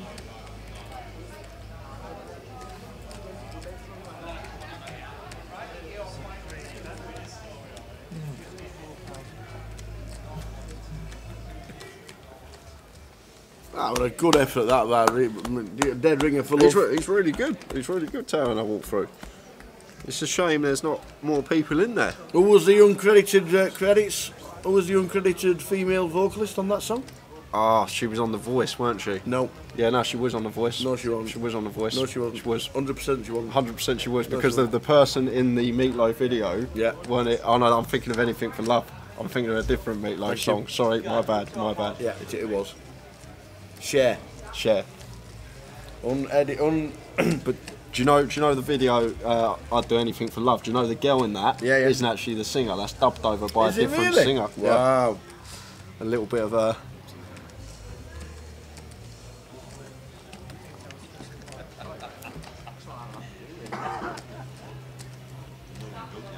Yeah, my mistake, Tower. Yeah. I was thinking of a different Share song. sang on Dead Ringer for Love. I only know. Uncredited vocals. I only know 2 Meatloaf songs, so. Bat Out of Hell. And I'd Do Anything for Love. That's it. For Yeah, love. there you go. Don't you know Paradise by the Dashboard Light? Oh, one of the greatest karaoke tunes of all time. Free If bet. he needs any help, I'll go and join him. Free bet from John and Roland just letting go of the pocket sevens. Not sure. I'm surprised Roland didn't just open ship the pocket sevens there for the ace jack, the aces, the sevens. It's all happening. And he's down to 11 bigs. Might be looking for ladders.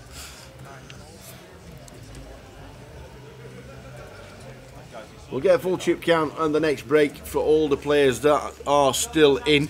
Still got a long time to go, got about 45-50 minutes on next break. Yep. But we will get an updated chip count for all the players that are in when we go on to our final break of the day.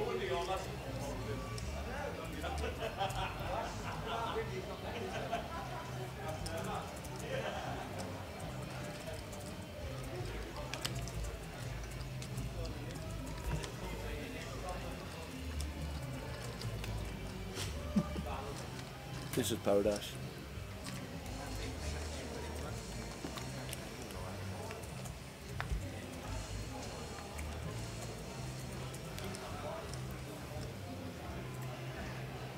So blind on blind.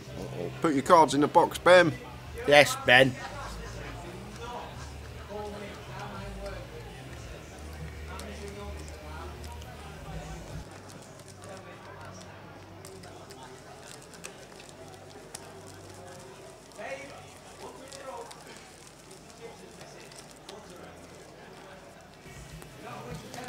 So Ben raises to 18k and Danny gonna call in position.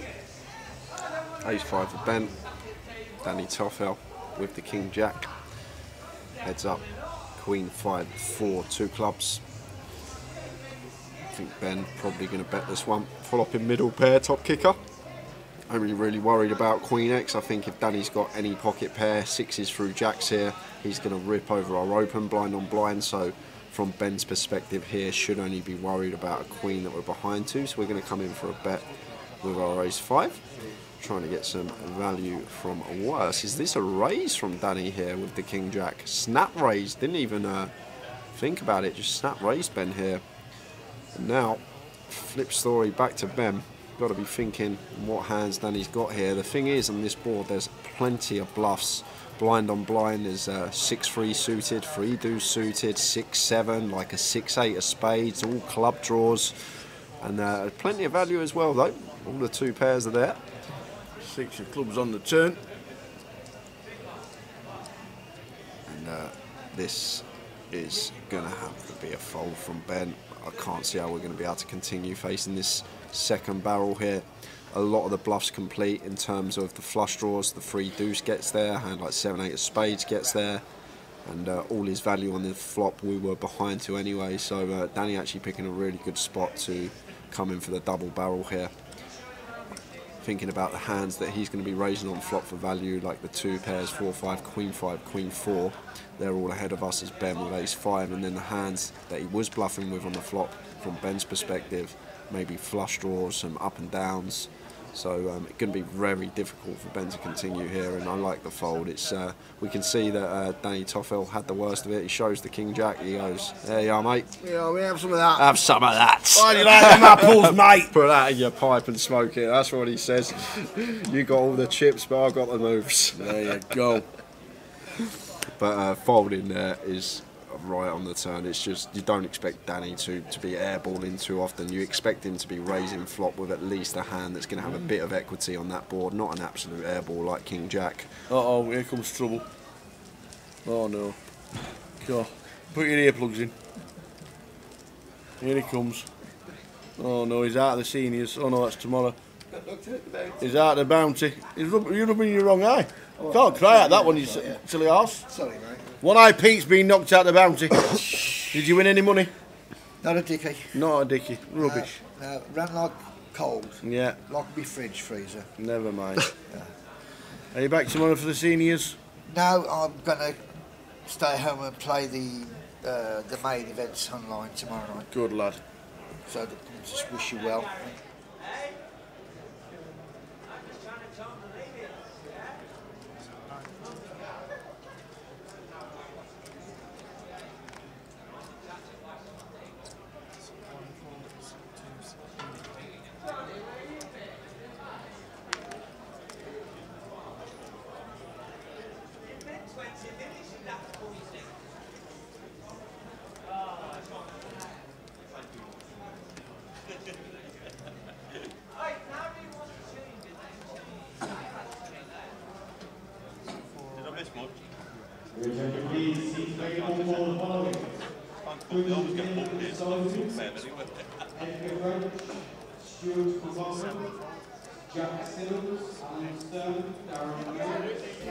Nice one, Peter.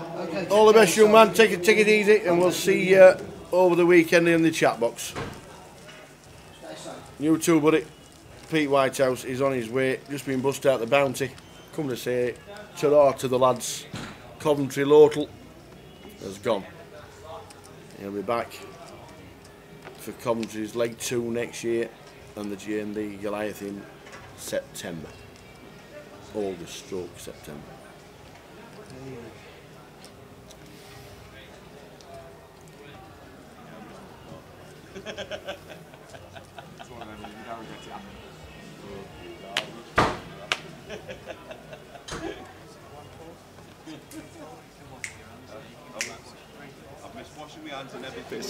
This doesn't sound like me, love. No. It must be on a break.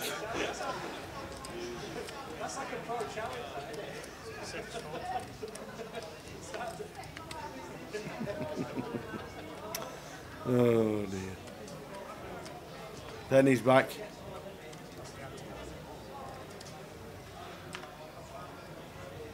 My son's barber's only doing old-fashioned haircuts. I told him to mull it over. Terrible. Hey, terrible. Dear. Love it.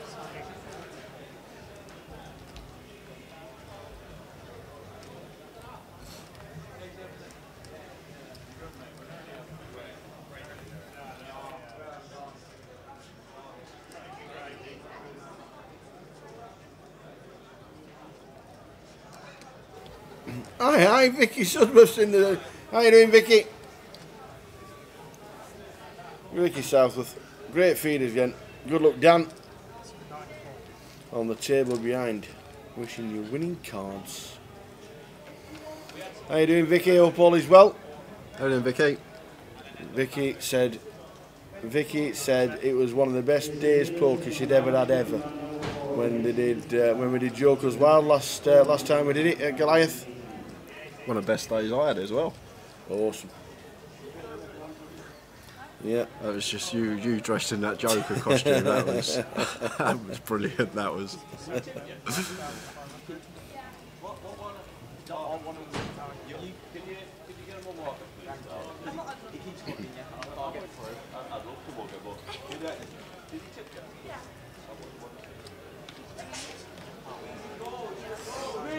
How many are left? We, says Red King, have got 45. Well, Jamie Nixon was out in 45th, and Umesh was out in 44. So there's 43 left. 43 left. £1,390 locked up. We're in the money. 58 got paid.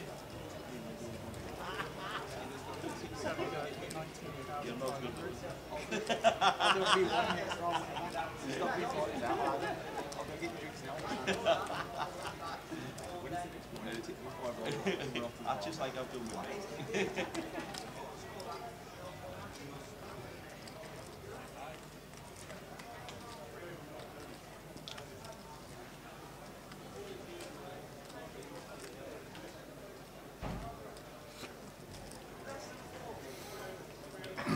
Ricky says, all is well.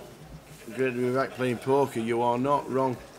And was definitely the best game ever, the Jokers Wild. Can't wait for next year. Yeah, I think we know there's no guarantees on what's going to be running in the schedule yet, but we'd like to think the Jokers Wild is coming back again. This coming back to the table. Ben's going to do some chips here. It's actually a raise to 13k. That's a little graphic error there, and a free bet from Alex to 30k. So Ben's actually got 17 to call. He's not folding the jacks here. It's just how he wants to proceed.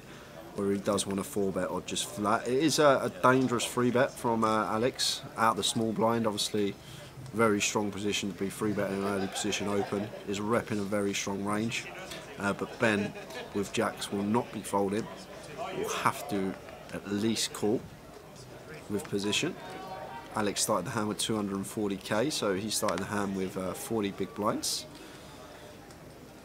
I doubt Ben's going to want to get 40 bigs in with jacks against the small blind 3-bet, so I think he's probably just going to pill in position tower, and there is the pill, and we're going to go heads up to the flop, and we won't be wanting 10, 9 or 8 high boards, Ben. That might save him a little bit of money. King 9-5, 2 spades, and Alex wants to be continuing here. Start trying to get some value from Ben's potential King Xer out there. Can have pocket pairs in his range as well. But don't need to go big here as Alex. You could go around 25k around the third pot, which is fine. But he's on 50.5 and Ben just snap folds the jacks. Do you want another tower exclusive? Are you ready for it? I am ready. I am ready for another tower exclusive. The only confirmation of Goliath next year at this moment in time is there is a Joker's Wild. It's been confirmed. Slim down into that costume. Are we doing a tag team again? No idea, absolutely. No, the only confirmation at this moment in time for everybody out there that enjoyed Joker's Wild, and I think everybody who played it did. It'll be back again for Goliath 10 or X or whatever it's going to be called. We can't wait. The dates are set. If you're not tuned in over the weekend, Goliath dates are set 25th of August until the 4th of September. Joker's Wild is on. No confirmation of dates and when it will be running, but that'll be talked about in plenty of meetings between now and Christmas, I am sure. But we'll be doing it all again, which is great. Phil Christie says, how much was this event? This was £750 buying. And the prize pool was in excess of £400,000.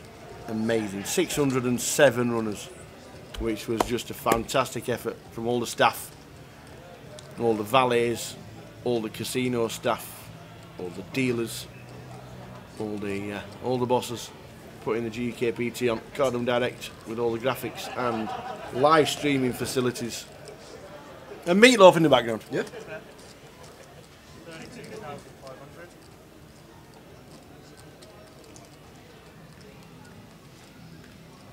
8, 10, 6 is the flop. We see Matthew and Leon in a small blind, big blind coup. Both players catching a piece. Leon with middle pair, Matt with bottom. Leon going to come in for a bet here, and Matt, after catching a piece, has to call at least once. Turn is the 5 of clubs, so Leon still has the best hand. Might go small here and potentially check back river, but he is going to stop for the check here. River is the Queen of Spades, and got an easy check here as Matt. Can't see Leon ever betting here. Trying to think what we're trying to get called by with the 8-3, and snap checks it, says 8. 8's good.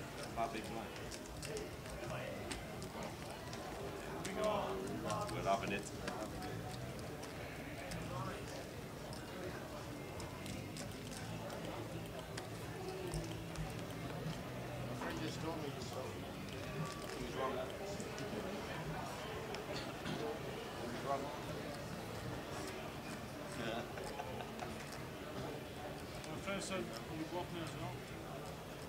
You might be right.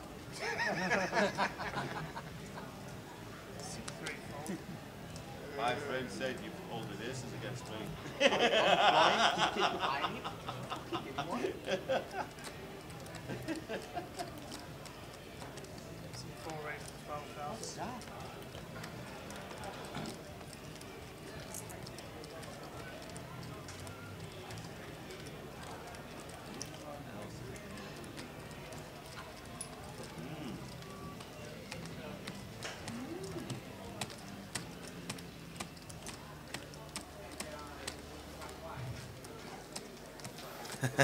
Yes, Vicky. Joker's Wild confirmed. Woohoo! We'll just have to take it down again. Well, if the music's right, you know what I'm saying.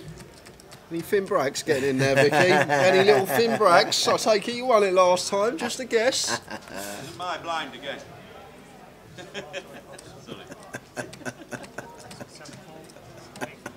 New costume for Tower. Oh, if only I could show you.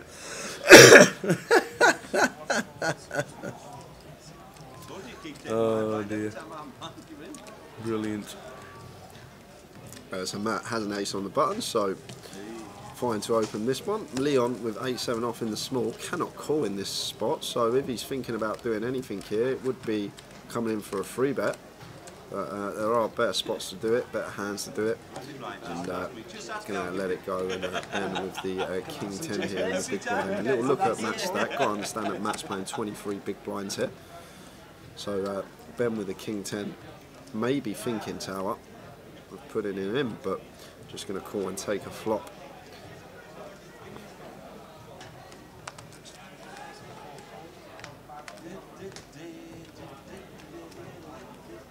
Heads up, here we go. Jack 9 5 2 hearts. So Ben with the gut shot and overcard to the board. And Matt with the ace of hearts. Backdoor flush draw, just ace high at the moment. If you're going to continue, don't need to go too large. Around 10-15k is perfectly fine. It's gone even smaller than that from the looks of things. He's gone 12.5k.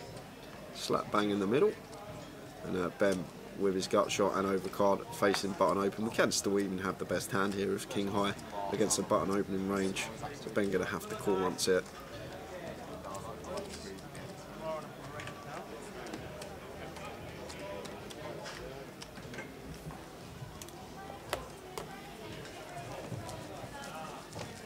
There's the call, so to the turn.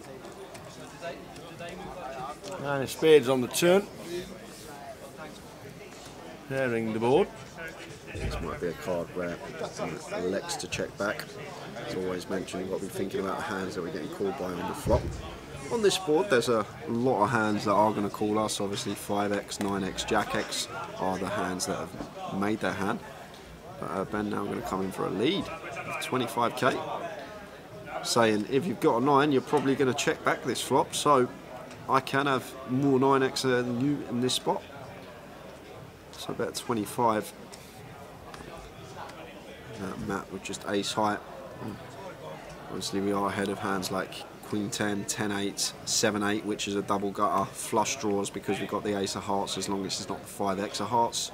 Although the 5x of hearts is probably a check spot. So if Ben does have a flush draw here, we do actually have the best hand as Matthew, as well as the straight draws. There's plenty of straight draws in there. 10-8's up and down, 8-7's double gutted, Queen 10's up and down, and then Ben actually has the gut shot in this scenario, the King 10. I may be thinking about coming in for a hero, but going to let it go, and well played. Ben again takes it down with the worst of it. We've seen that a couple of times the last couple of hours. Nice lead from him.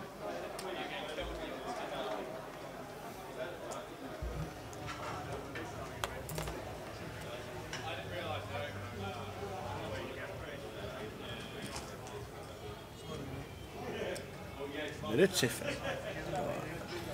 So in the money, we had 58 players getting the money. We are now down to 43 players. Last two out were Jamie Nixon and Umesh Kotecha.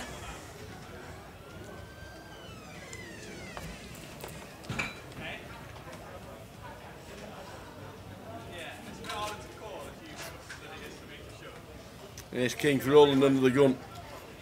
12 bigs. They're going in. They are going in.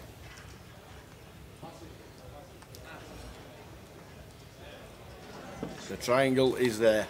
I'm all in, he says. Thanks for coming.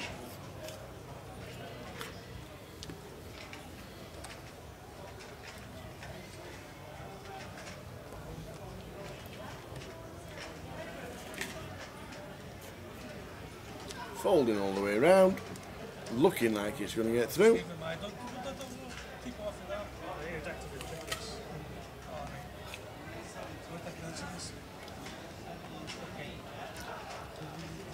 And it does indeed, it gets through.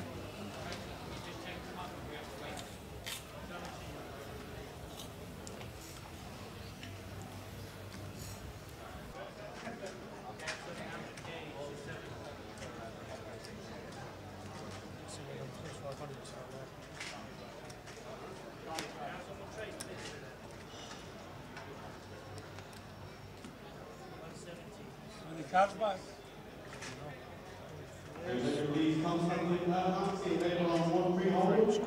So we nicked the blind of the antes. Roland is now on the big himself.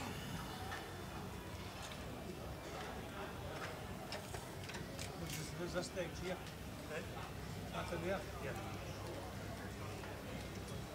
I'm going to sit us here at the road. I think for the first time today we can see an empty table somewhere. Amazing.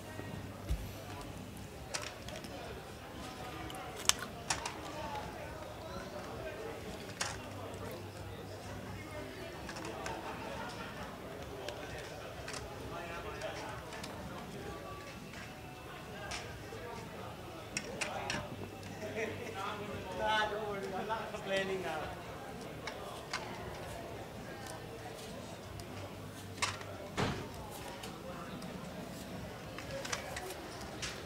Oh. On it.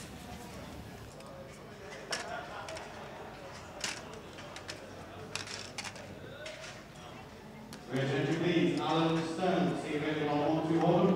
That's Alan Stone, see available on 1 2 order.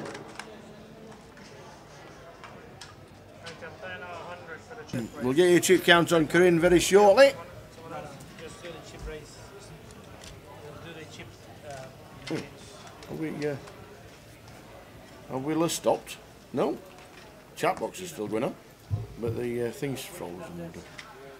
1 minute, people. Yeah, Mick the Mod says.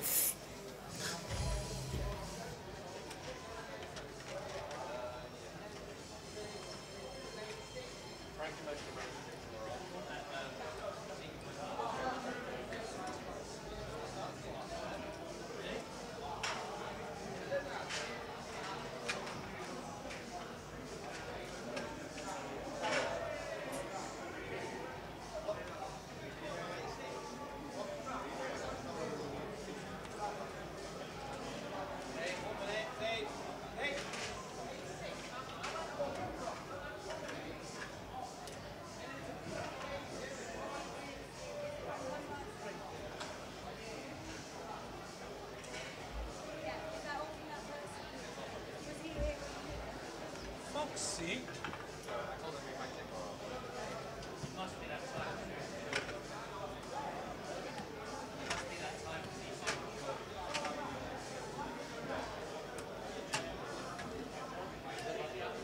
Go on, you want to sort that thing? That's something. Go to get in our tailbox, can't tell you. Sorry, mate, sorry.